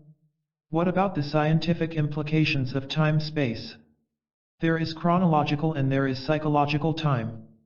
The chronological is necessary, and it is there, but the other is quite a different matter. Cause-effect is said to be a time process, not only physically but also psychologically. It is considered that the interval between cause and effect is time, but is there an interval? The cause and the effect of a disease may be separated by time, which is again chronological, but is there an interval between psychological cause and effect? Is not cause-effect a single process? There is no interval between cause and effect. Today is the effect of yesterday and the cause of tomorrow, it is one movement, a continuous flowing. There is no separation, no distinct line between cause and effect, but inwardly we separate them in order to become, to achieve. I am this, and I shall become that. To become that I need time, chronological time used for psychological purposes. I am ignorant, but I shall become wise. Ignorance becoming wise is only progressive ignorance, for ignorance can never become wise, any more than greed can ever become non-greed. Ignorance is the very process of becoming. Is not thought the product of time? Knowledge is the continuation of time. Time is continuation. Experience is knowledge, and time is the continuation of experience as memory. Time as continuation is an abstraction, and speculation is ignorance. Experience is memory, the mind. The mind is the machine of time. The mind is the past. Thought is ever of the past is the continuation of knowledge. Knowledge is ever of the past, knowledge is never out of time, but always in time and of time. This continuation of memory, knowledge, is consciousness. Experience is always in the past, it is the past. This past in conjunction with the present is moving to the future is the past, modified perhaps, but still the past. This whole process is thought, the mind. Thought cannot function in any field other than that of time. Thought may speculate upon the timeless, but it will be its own projection. All speculation is ignorance. Then why do you even mention the timeless? Can the timeless ever be known? Can it ever be recognized as the timeless? Recognition implies the experiencer, and the experiencer is always of time. To recognize something, thought must have experienced it, and if it has experienced it, then it is the known. The known is not the timeless, surely. The known is always within the net of time.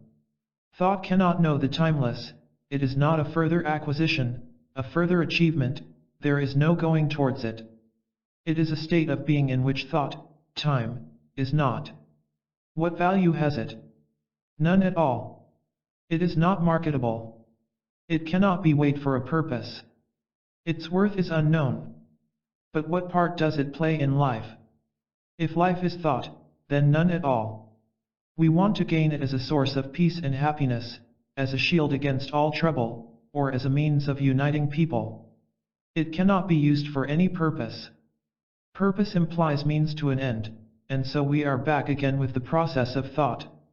Mind cannot formulate the timeless, shape it to its own end, it cannot be used. Life has meaning only when the timeless is, otherwise life is sorrow, conflict, and pain. Thought cannot solve any human problem, for thought itself is the problem. The ending of knowledge is the beginning of wisdom. Wisdom is not of time, it is not the continuation of experience, knowledge. Life in time is confusion and misery, but when that which is the timeless, there is bliss. Suffering. A large dead animal was floating down the river. On it there were several vultures, tearing away at the carcass. They would fight off the other vultures till they had their fill, and only then would they fly away. The others waited on the trees, on the banks, or hovered overhead. The sun had just risen, and there was heavy dew on the grass. The green fields on the other side of the river were misty, and the voices of the peasants carried so clearly across the water. It was a lovely morning, fresh and new. A baby monkey was playing around the mother among the branches. It would race along a branch, leap to the next one, and race back again, or jump up and down near the mother. She was bored by these antics, and would come down the tree and go up another. When she began to climb down, the baby would run and cling to her, getting on her back or swinging under her. It had such a small face, with eyes that were full of play and frightened mischief. How frightened we are of the new, of the unknown. We like to remain enclosed in our daily habits, routines, quarrels and anxieties. We like to think in the same old way, take the same road, see the same faces and have the same worries. We dislike to meet strangers, and when we do we are aloof and distraught. And how frightened we are to encounter an unfamiliar animal. We move within the walls of our own thought, and when we do venture out, it is still within the extension of those walls. We have never an ending, but always nourish the continuous. We carry from day to day the burden of yesterday, our life is one long, continuous movement, and our minds are dull and insensitive. He could hardly stop weeping. It was not controlled or restrained weeping, but a sobbing that shook his whole body. He was a youngish man, alert, with eyes that had seen visions.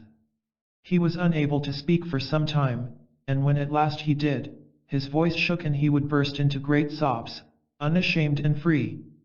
Presently he said, "I haven't wept at all since the day of my wife's death. I don't know what made me cry like that, but it has been a relief. I have wept before, with her when she was alive, and then weeping was as cleansing as laughter, but since her death everything has changed. I used to paint, but now I can't touch the brushes or look at the things I have done. For the last 6 months I also have seemed to be dead. We had no children, but she was expecting one, and now she is gone. Even now I can hardly realize it, for we did everything together. She was so beautiful and so good, and what shall I do now? I am sorry to have burst out like that, and God knows what made me do it, but I know it is good to have cried. It will never be the same again, though, something has gone out of my life. The other day I picked up the brushes, and they were strangers to me. Before, I didn't even know I held a brush in my hand, but now it has weight, it is cumbersome. I have often walked to the river, wanting never to come back, but I always did. I couldn't see people, as her face was always there. I sleep, drink and eat with her, but I know it can never be the same again. I have reasoned about it all, tried to rationalize the event and understand it, but I know she is not there. I dream of her night after night, but I cannot sleep all the time, though I have tried. I dare not touch her things, and the very smell of them drives me almost crazy. I have tried to forget, but do what I will, it can never be the same again. I used to listen to the birds, but now I want to destroy everything. I can't go on like this. I haven't seen any of our friends since then, and without her they mean nothing to me. What am I to do? We were silent for a long time. Love that turns to sorrow and to hate is not love. Do we know what love is? Is it love that, when thwarted, becomes fury? Is there love when there is gain and loss? In loving her, all those things cease to exist. I was completely oblivious of them all, oblivious even of myself. I knew such love, and I still have that love for her, but now I am aware of other things also, of myself, of my sorrow, of the days of my misery. How quickly love turns to hate, to jealousy, to sorrow. How deeply we are lost in the smoke, and how distant is that which was so close. Now we are aware of other things, which have suddenly become so much more important. We are now aware that we are lonely, without a companion, without the smile and the familiar sharp word. We are aware of ourselves now, and not only of the other. The other was everything, and we nothing. Now the other is not, and we are that which is. The other is a dream, and the reality is what we are. Was the other ever real, or a dream of our own creation, clothed with the beauty of our own joy which soon fades? The fading is death, and life is what we are. Death cannot always cover life, however much we may desire it. Life is stronger than death. The what is stronger than what is not. How we love death, and not life. The denial of life is so pleasant, so forgetting. When the other is, we are not. When the other is, we are free, uninhibited. The other is the flower, the neighbor, the scent, the remembrance. We all want the other, we are all identified with the other. The other is important, and not ourselves. The other is the dream of ourselves, and upon waking, we are what is. The what is deathless, but we want to put an end to what is. The desire to end gives birth to the continuous, and what is continuous can never know the deathless. I know I cannot go on living like this, a half-death. I am not at all sure that I understand what you are saying. I am too dazed to take anything in. Do you not often find that, though you are not giving your full attention to what is being said or to what you are reading, there has nevertheless been a listening, perhaps unconsciously, and that something has penetrated in spite of yourself? Though you have not deliberately looked at those trees, yet the image of them suddenly comes up in every detail. Have you never found that happening? Of course you are dazed from the recent shock, but in spite of that, as you come out of it, what we are saying now will be remembered and then it may be of some help. But what is important to realize is this: when you come out of the shock, the suffering will be more intense, and your desire will be to escape, to run away from your own misery. There are only too many people who will help you to escape. They will offer every plausible explanation, conclusions which they or others have arrived at, every kind of rationalization, or you yourself will find some form of withdrawal, pleasant or unpleasant, to drown your misery. Till now you have been too close to the event, but as the days go by you will crave for some kind of consolation, religion, cynicism, social activity, or some ideology. But escapes of any kind, whether God or drink, only prevent the understanding of sorrow. Sorrow has to be understood and not ignored. To ignore it is to give continuity to suffering. To ignore it is to escape from suffering.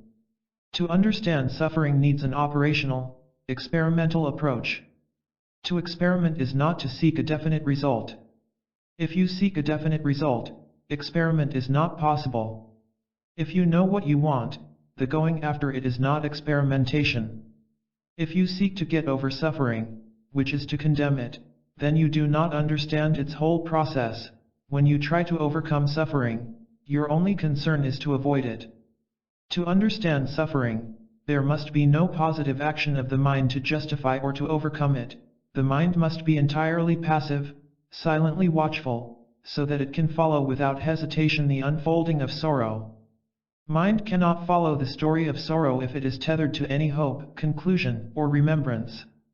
To follow the swift movement of what is, the mind must be free. Freedom is not to be had at the end, it must be there at the very beginning. What is the meaning of all this sorrow? Is not sorrow the indication of conflict, the conflict of pain and pleasure? Is not sorrow the intimation of ignorance? Ignorance is not lack of information about facts. Ignorance is unawareness of the total process of oneself. There must be suffering as long as there is no understanding of the ways of the self, and the ways of the self are to be discovered only in the action of relationship. But my relationship has come to an end. There is no end to relationship.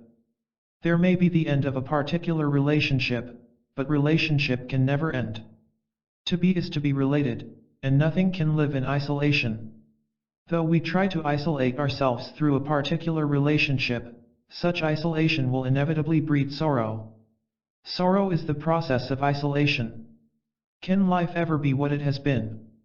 Can the joy of yesterday ever be repeated today? The desire for repetition arises only when there is no joy today. When today is empty, we look to the past or to the future. The desire for repetition is desire for continuity, and in continuity there is never the new. There is happiness, not in the past or in the future, but only in the movement of the present. Sensation and happiness. We were high up over the green sea, and the noise of the propellers beating the air and the roar of the exhaust made talking difficult. Besides, there were some college boys going to an athletic meet on the island. One of them had a banjo, and he played upon it and sang for many hours. He egged on the others, and they all joined in singing together. The boy with the banjo had a good voice, and the songs were American, songs of the crooners and the cowboys, or jazz. They did it all very well, just like the gramophone records. They were an odd group, concerned only with the present. They had not a thought of anything but immediate enjoyment. Tomorrow held all the troubles, job, marriage, old age, and death. But here, high over the sea, it was American songs and picture papers. The lightning among the dark clouds they ignored, and they never saw the curve of the land as it pursued the sea, nor the distant village in the sun. The island was almost below us now. It was green and sparkling, freshly washed by the rains.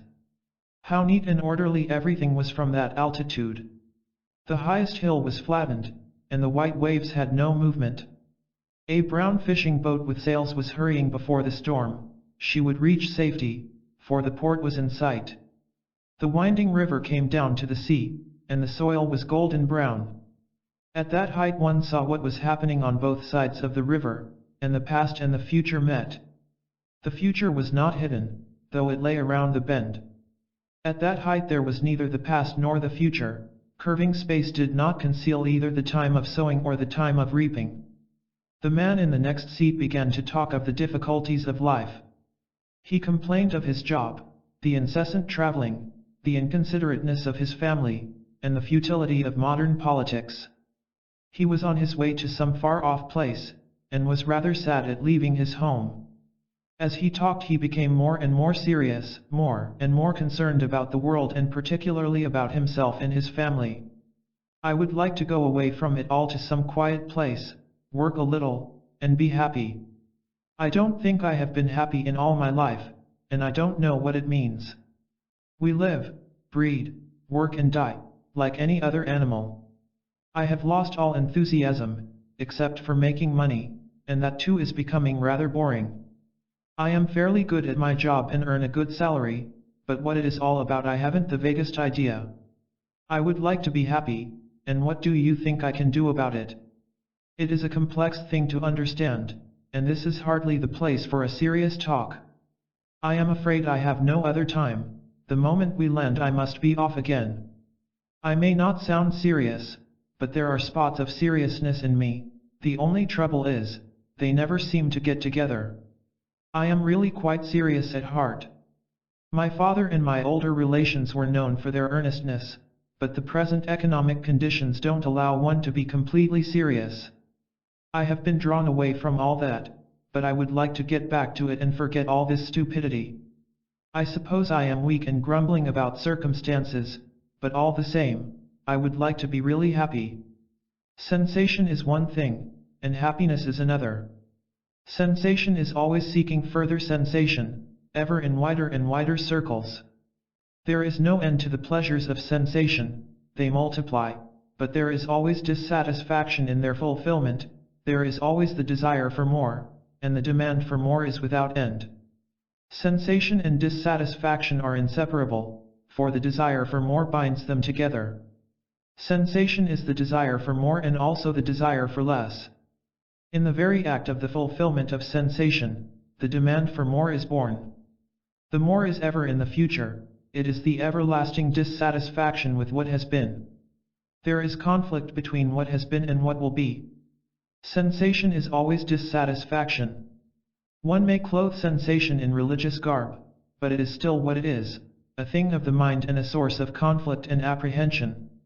Physical sensations are always crying for more, and when they are thwarted, there is anger, jealousy, hatred. There is pleasure in hatred, and envy is satisfying. When one sensation is thwarted, satisfaction is found in the very antagonism that frustration has brought. Sensation is ever a reaction, and it wanders from one reaction to another. The wanderer is the mind is sensation. The mind is the storehouse of sensation, pleasant and unpleasant, and all experience is reaction. The mind is memory, which after all is reaction. Reaction or sensation can never be satisfied, response can never be content.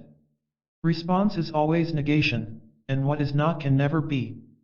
Sensation knows no contentment. Sensation, reaction must always breed conflict, and the very conflict is further sensation. Confusion breeds confusion. The activity of the mind, at all its different levels, is the furthering of sensation, and when its expansion is denied, it finds gratification in contraction.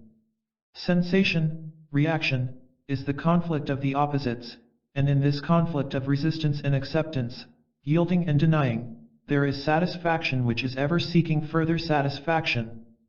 Mind can never find happiness. Happiness is not a thing to be pursued and found, as sensation. Sensation can be found again and again, for it is ever being lost, but happiness cannot be found. Remembered happiness is only a sensation, a reaction for or against the present. What is over is not happiness, the experience of happiness which is over is sensation, for remembrance is the past, and the past is sensation.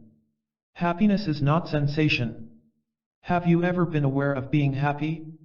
Of course I have, thank God, otherwise I would not know what it is to be happy. Surely, what you were aware of was the sensation of an experience which you call happiness, but that is not happiness. What you know is the past, not the present, and the past is sensation, reaction, memory. You remember that you were happy, and can the past tell what happiness is? It can recall but it cannot be. Recognition is not happiness, to know what it is to be happy, is not happiness. Recognition is the response of memory, and can the mind, the complex of memories, experiences, ever be happy? The very recognition prevents the experiencing. When you are aware that you are happy, is there happiness? When there is happiness, are you aware of it? Consciousness comes only with conflict, the conflict of remembrance of the more.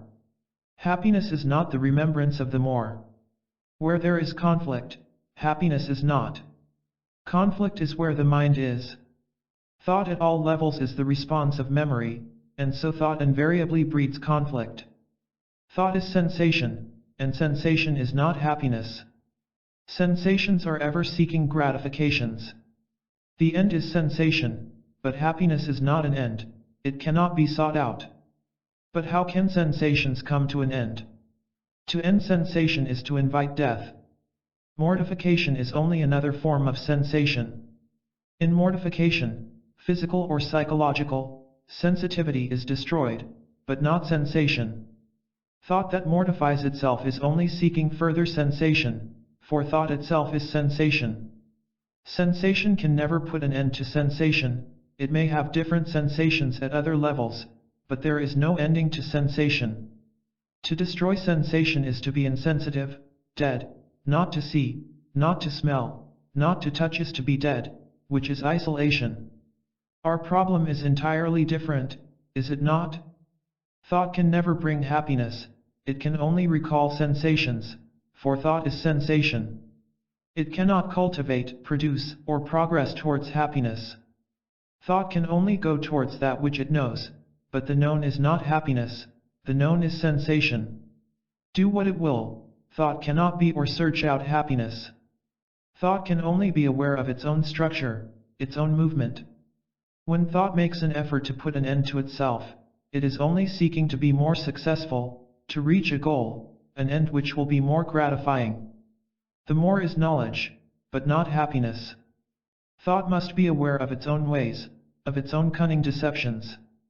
In being aware of itself, without any desire to be or not to be, the mind comes to a state of inaction. Inaction is not death, it is a passive watchfulness in which thought is wholly inactive. It is the highest state of sensitivity. When the mind is completely inactive at all its levels, only then is there action. All the activities of the mind are mere sensations, reactions to stimulation, to influence, and so not action at all. When the mind is without activity, there is action, this action is without cause, and only then is there bliss. To see the false as the false. It was a beautiful evening. The sky was flaming red behind the rice fields, and the tall, slender palms were swaying in the breeze. The bus loaded with people was making a lot of noise as it climbed the little hill, and the river wound round the hill as it made its way to the sea. The cattle were fat, the vegetation was thick, and there was an abundance of flowers. Plump little boys were playing in a field, and the little girls looked on with astonished eyes. There was a small shrine nearby, and someone was lighting a lamp in front of the image. In a solitary house the evening prayers were being said, and the room was lighted by a lamp which was not too bright. The whole family had gathered there, and they all seemed to be enjoying their prayers. A dog was fast asleep in the middle of the road, and a cyclist went round it. It was getting dark now, and the fireflies lit up the faces of the people who silently passed by. One was caught in a woman's hair, giving her head a soft glow. How kind we naturally are, especially away from the towns, in the fields and the small villages. Life is more intimate among the less educated, where the fever of ambition has not yet spread. The boy smiles at you, the old woman wonders, the man hesitates and passes by. A group stops its loud talk and turns to look with surprised interest, and a woman waits for you to pass her. We know so little of ourselves. We know, but we do not understand. We know, but we have no communion with another. We do not know ourselves. And how can we know another? We can never know another, we can only commune with another. We can know the dead, but never the living. What we know is the dead past, not the living. To be aware of the living, we must bury the dead in ourselves. We know the names of trees, of birds, of shops, but what do we know of ourselves beyond some words and appetites? We have information, conclusions about so many things, but there is no happiness, no peace that is not stagnant. Our lives are dull and empty, or so full of words and activity that it blinds us. Knowledge is not wisdom, and without wisdom there is no peace, no happiness. He was a young man, a professor of some kind, dissatisfied, worried and burdened with responsibilities. He began by narrating his troubles, the weary lot of man. He had been well educated, he said, which was mostly a matter of knowing how to read and gathering information from books. He stated that he had been to as many of the talks as he could, and went on to explain that for years he had been trying to give up smoking, but had never been able to give it up entirely. He wanted to give it up because it was expensive as well as stupid. He had done everything he could to stop smoking, but had always come back to it. This was one of his problems, among others. He was intense, nervous, and thin. Do we understand anything if we condemn it? To push it away, or to accept it, is easy, but the very condemnation or acceptance is an avoidance of the problem. To condemn a child is to push him away from you in order not to be bothered by him, but the child is still there. To condemn is to disregard, to pay no attention, and there can be no understanding through condemnation. I have condemned myself for smoking, over and over again. It is difficult not to condemn. Yes, it is difficult not to condemn, for our conditioning is based on denial, justification, comparison, and resignation. This is our background, the conditioning with which we approach every problem. This very conditioning breeds the problem, the conflict. You have tried to rationalize away the smoking, have you not? When you say it is stupid, you have thought it all out and come to the conclusion that it is stupid. And yet rationalization has not made you give it up. We think that we can be free from a problem by knowing its cause, but the knowing is merely information, a verbal conclusion. This knowledge obviously prevents the understanding of the problem. Knowing the cause of a problem and understanding the problem are two entirely different things. But how else can one approach a problem? That is what we are going to find out. When we discover what the false approach is, we shall be aware of the only approach. The understanding of the false is the discovery of the true. To see the false as the false is arduous. We look at the false through comparison, through the measure of thought, and can the false be seen as the false through any thought process? Is not thought itself conditioned and so false? But how can we know the false as the false without the thought process? This is our whole trouble, is it not? When we use thought to solve a problem, surely we are using an instrument which is not at all adequate, for thought itself is a product of the past, of experience. Experience is always in the past. To see the false as the false, thought must be aware of itself as a dead process. Thought can never be free, and there must be freedom to discover, freedom from thought. I don't quite see what you mean. One of your problems is smoking. You have approached it with condemnation, or you have tried to rationalize it away. This approach is false. How do you discover that it is false? Surely, not through thought, but by being passively watchful of how you approach the problem. Passive watchfulness does not demand thought, on the contrary, if thought is functioning there can be no passivity. Thought functions only to condemn or justify, to compare or accept. If there is a passive watchfulness of this process, then it is perceived as what it is. Yes, I see that, but how does this apply to my smoking? Let us experiment together to find out if one can approach the problem of smoking without condemnation, comparison, and so on. Can we look at the problem afresh, without the past overshadowing it?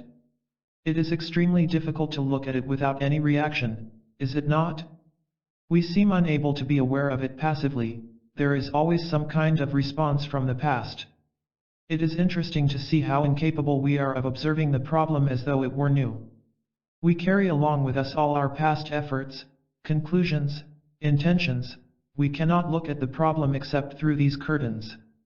No problem is ever old, but we approach it with the old formulations, which prevent our understanding it.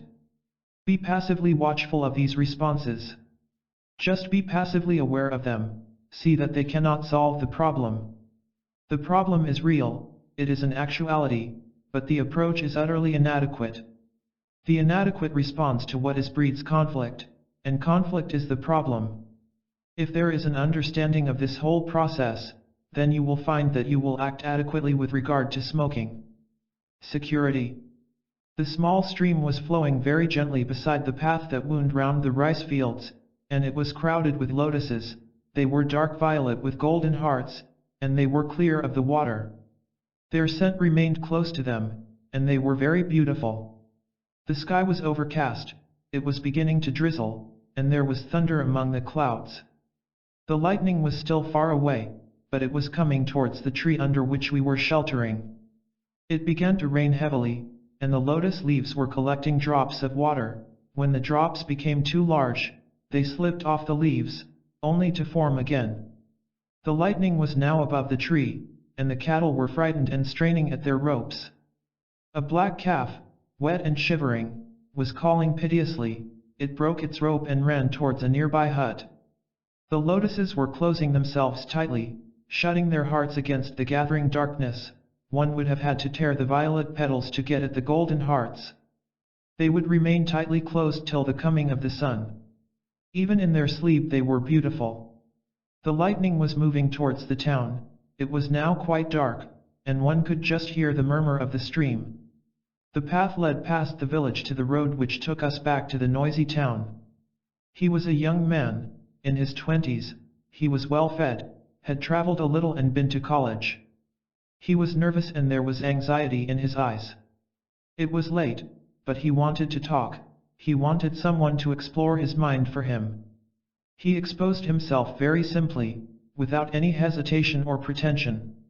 His problem was clear, but not to him, he went groping about.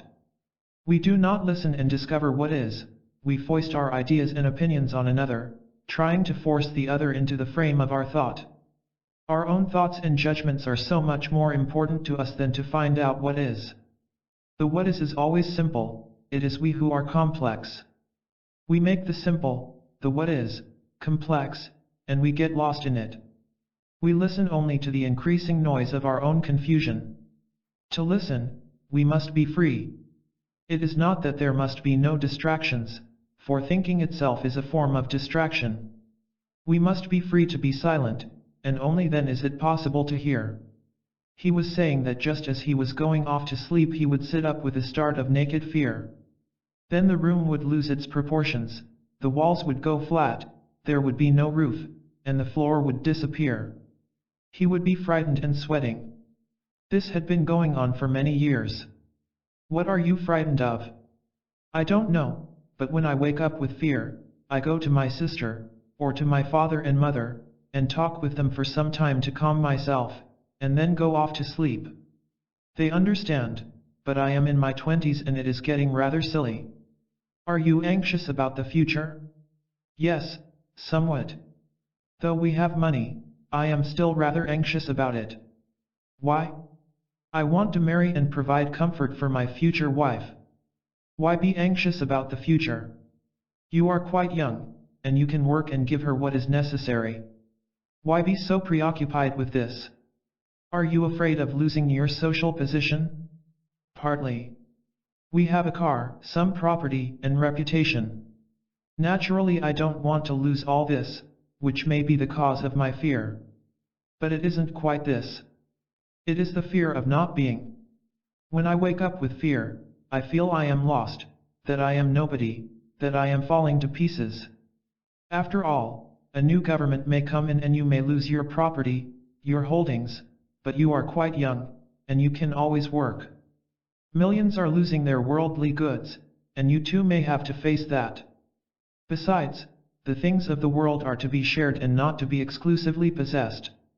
At your age, why be so conservative, so afraid of losing? You see, I want to marry a particular girl, and I am anxious that nothing should stop it. Nothing is likely to stop it, but I miss her and she misses me, and this may be another cause of my fear. Is that the cause of your fear? You say that nothing out of the ordinary is likely to happen to prevent your marrying her, so why this fear? Yes, it is true that we can marry whenever we decide to, so that cannot be the cause of my fear, at least not now. I think I am really frightened of not being, of losing my identity, my name. Even if you did not care about your name, but had your property and so on, would you not still be afraid? What do we mean by identity?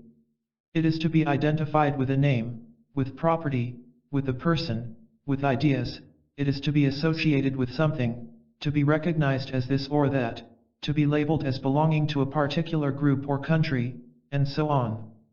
You are afraid of losing your label, is that it? Yes. Otherwise, what am I? Yes, that is it. So you are your possessions. Your name and reputation, your car and other property, the girl you are going to marry, the ambitions that you have, you are these things. These things, together with certain characteristics and values, go to make up what you call I. You are the sum total of all this, and you are afraid of losing it. As with everyone else, there is always the possibility of loss. A war may come, there may be a revolution or a change in government towards the left. Something may happen to deprive you of these things, now or tomorrow. But why be afraid of insecurity? Is not insecurity the very nature of all things? Against this insecurity you are building walls that will protect you, but these walls can be and are being broken down. You may escape from it for a time, but the danger of insecurity is always there. That which is, you cannot avoid. Insecurity is there, whether you like it or not.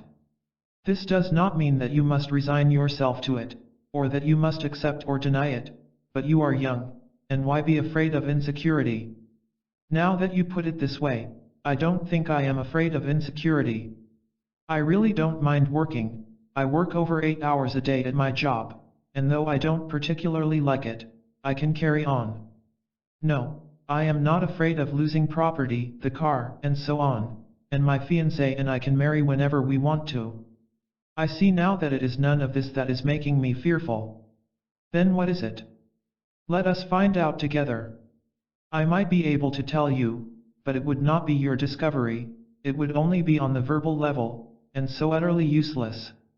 The finding of it will be your own experiencing of it, and it is this that is really important. Discovering is experiencing, we will discover it together. If it is none of these things that you are frightened of losing, if you are not afraid of being insecure outwardly, then of what are you anxious? Don't answer right away, just listen, be watchful to find out. Are you quite sure it is not physical insecurity that you are frightened of? As far as one can be sure of such things, you say that you are not frightened of it. If you are sure that this is not a mere verbal assertion, then of what are you afraid? I am quite sure I am not frightened of being physically insecure. We can marry and have what we need. It is something more than the mere loss of things that I am afraid of. But what is it? We will find out, but let us consider it quietly. You really want to find out, don't you? Of course I do, especially now that we have gone as far as this. What is it that I am frightened of? To find out we must be quiet, watchful, but not pressing. If you are not frightened of physical insecurity, are you frightened of being inwardly insecure, of being unable to achieve the end which you have set for yourself? Don't answer, just listen. Do you feel incapable of becoming somebody? Probably you have a religious ideal, and do you feel you have not the capacity to live up to or achieve it? Do you feel a sense of hopelessness about it, a sense of guilt or frustration? You are perfectly right. Ever since I heard you some years ago as a boy, it has been my ideal, if I may say so, to be like you. It's in our blood to be religious, and I have felt I could be like that, but there has always been a deep fear of never coming near it. Let us go slowly. Though you are not frightened of being outwardly insecure, you are frightened of being insecure inwardly.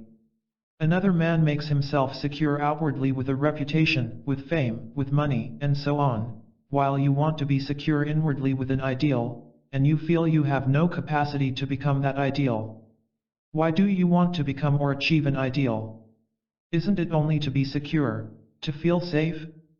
This refuge you call an ideal, but actually you want to be safe, protected. Is that it? Now that you point it out, that is exactly it. You have discovered this now, have you not? But let us proceed further. You see the obvious shallowness of outward security, but do you also see the falseness of seeking inward security through becoming the ideal? The ideal is your refuge, instead of money. Do you really see this? Yes, I really do. Then be what you are. When you see the falseness of the ideal, it drops away from you. You are what is. From there proceed to understand what is. But not towards any particular end, for the end, the goal is always away from what is. The what is yourself, not at any particular period or in any given mood, but yourself as you are from moment to moment. Do not condemn yourself or become resigned to what you see, but be watchful without interpreting the movement of what is. This will be arduous, but there is delight in it. Only to the free is there happiness, and freedom comes with the truth of what is. Work. Aloof and inclined to be cynical, he was some kind of minister in the government. He had been brought along, or more probably dragged, by a friend, and seemed rather surprised at finding himself there. The friend wanted to talk something over and evidently thought that the other might as well come along and hear his problem. The minister was curious and rather superior. He was a big man, sharp of eye and a facile talker. He had arrived in life, and was settling back. To travel is one thing, and to arrive is another. Traveling is constant arriving, an arrival that has no further traveling is death. How easily we are gratified, and how quickly discontent finds contentment. We all want a refuge of some kind, a haven from all conflict, and we generally find it. The clever, like the foolish, find their haven and are alert within it. I have been trying to understand my problem for a number of years, but I haven't been able to get to the bottom of it. In my work I have always brought about antagonism. Enmity has somehow crept in amongst all the people I have tried to help. In helping some, I sow opposition among others. With one hand I give, and with the other I seem to injure.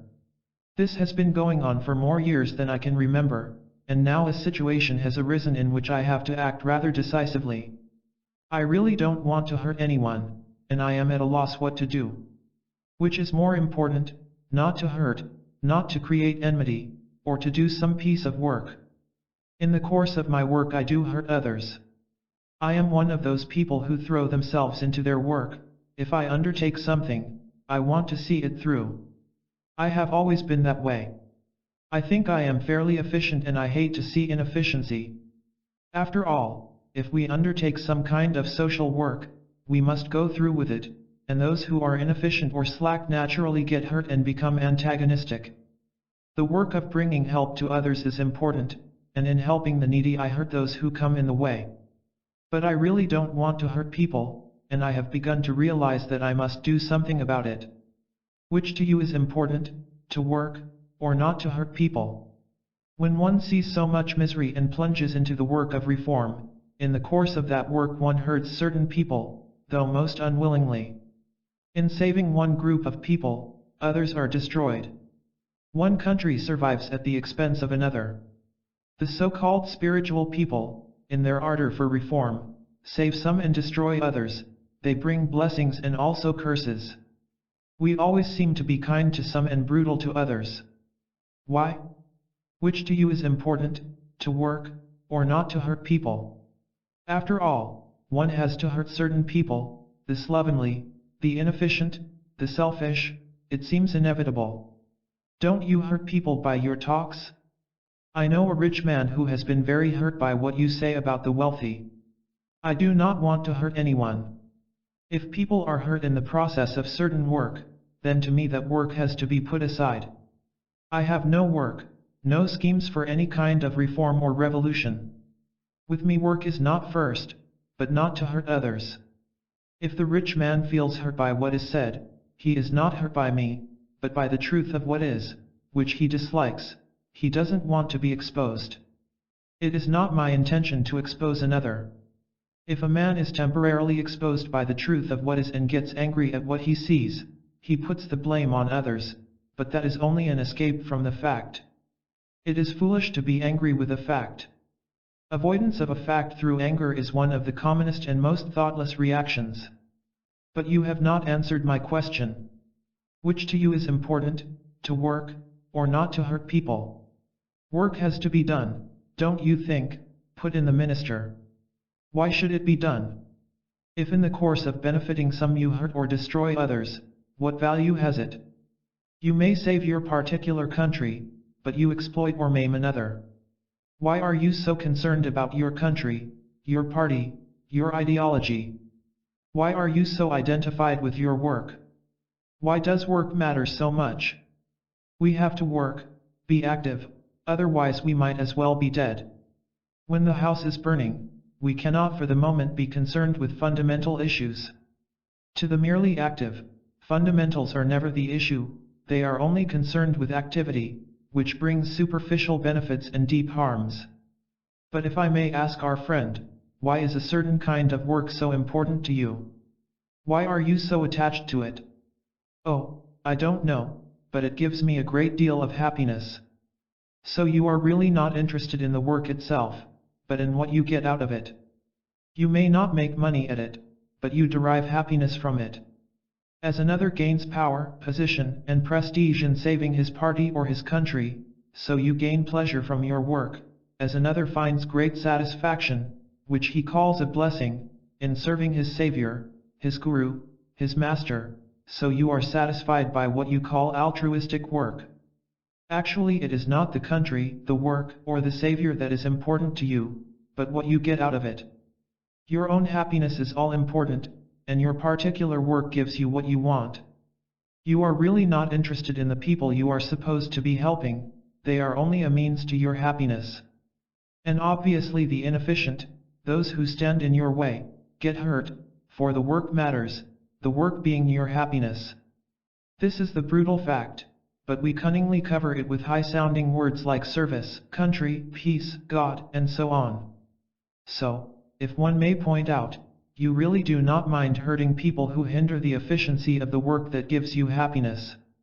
You find happiness in certain work, and that work, whatever it be, is you. You are interested in getting happiness, and the work offers you the means, therefore the work becomes very important, and then of course you are very efficient, ruthless, dominating for the sake of that which gives you happiness. So you do not mind hurting people, breeding enmity. I have never seen it that way before, and it is perfectly true. But what am I to do about it? Is it not important to find out also why you have taken so many years to see a simple fact like this?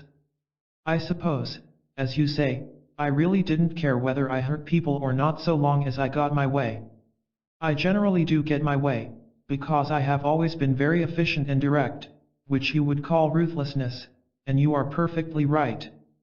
But what am I to do now? You have taken all these years to see this simple fact because until now you have been unwilling to see it, for in seeing it you are attacking the very foundation of your being.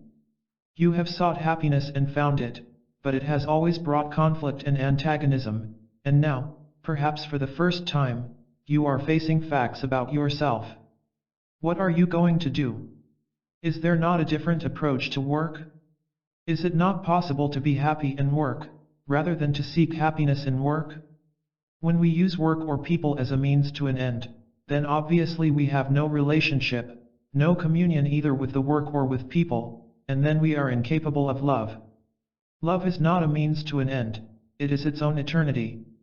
When I use you and you use me, which is generally called relationship, we are important to each other only as a means to something else, so we are not important to each other at all. From this mutual usage, conflict and antagonism must inevitably arise. So what are you going to do? Let us both discover what to do rather than seek an answer from another. If you can search it out, your finding of it will be your experiencing of it, then it will be real and not just a confirmation or conclusion, a mere verbal answer. What, then, is my problem? Can we not put it this way? Spontaneously, what is your first reaction to the question, does the work come first? If it does not, then what does? I am beginning to see what you are trying to get at. My first response is shock. I am really appalled to see what I have been doing in my work for so many years. This is the first time I have faced the fact of what is, as you call it, and I assure you it is not very pleasant. If I can go beyond it, perhaps I shall see what is important, and then the work will naturally follow. But whether the work or something else comes first is still not clear to me. Why is it not clear? Is clarity a matter of time, or of willingness to see? Will the desire not to see disappear by itself in the course of time? Is not your lack of clarity due to the simple fact that you don't want to be clear because it would upset the whole pattern of your daily life? If you are aware that you are deliberately postponing, are you not immediately clear? It is this avoidance that brings confusion. It is all becoming very clear to me now, and what I shall do is immaterial. Probably I shall do what I have been doing, but with quite a different spirit. We shall see.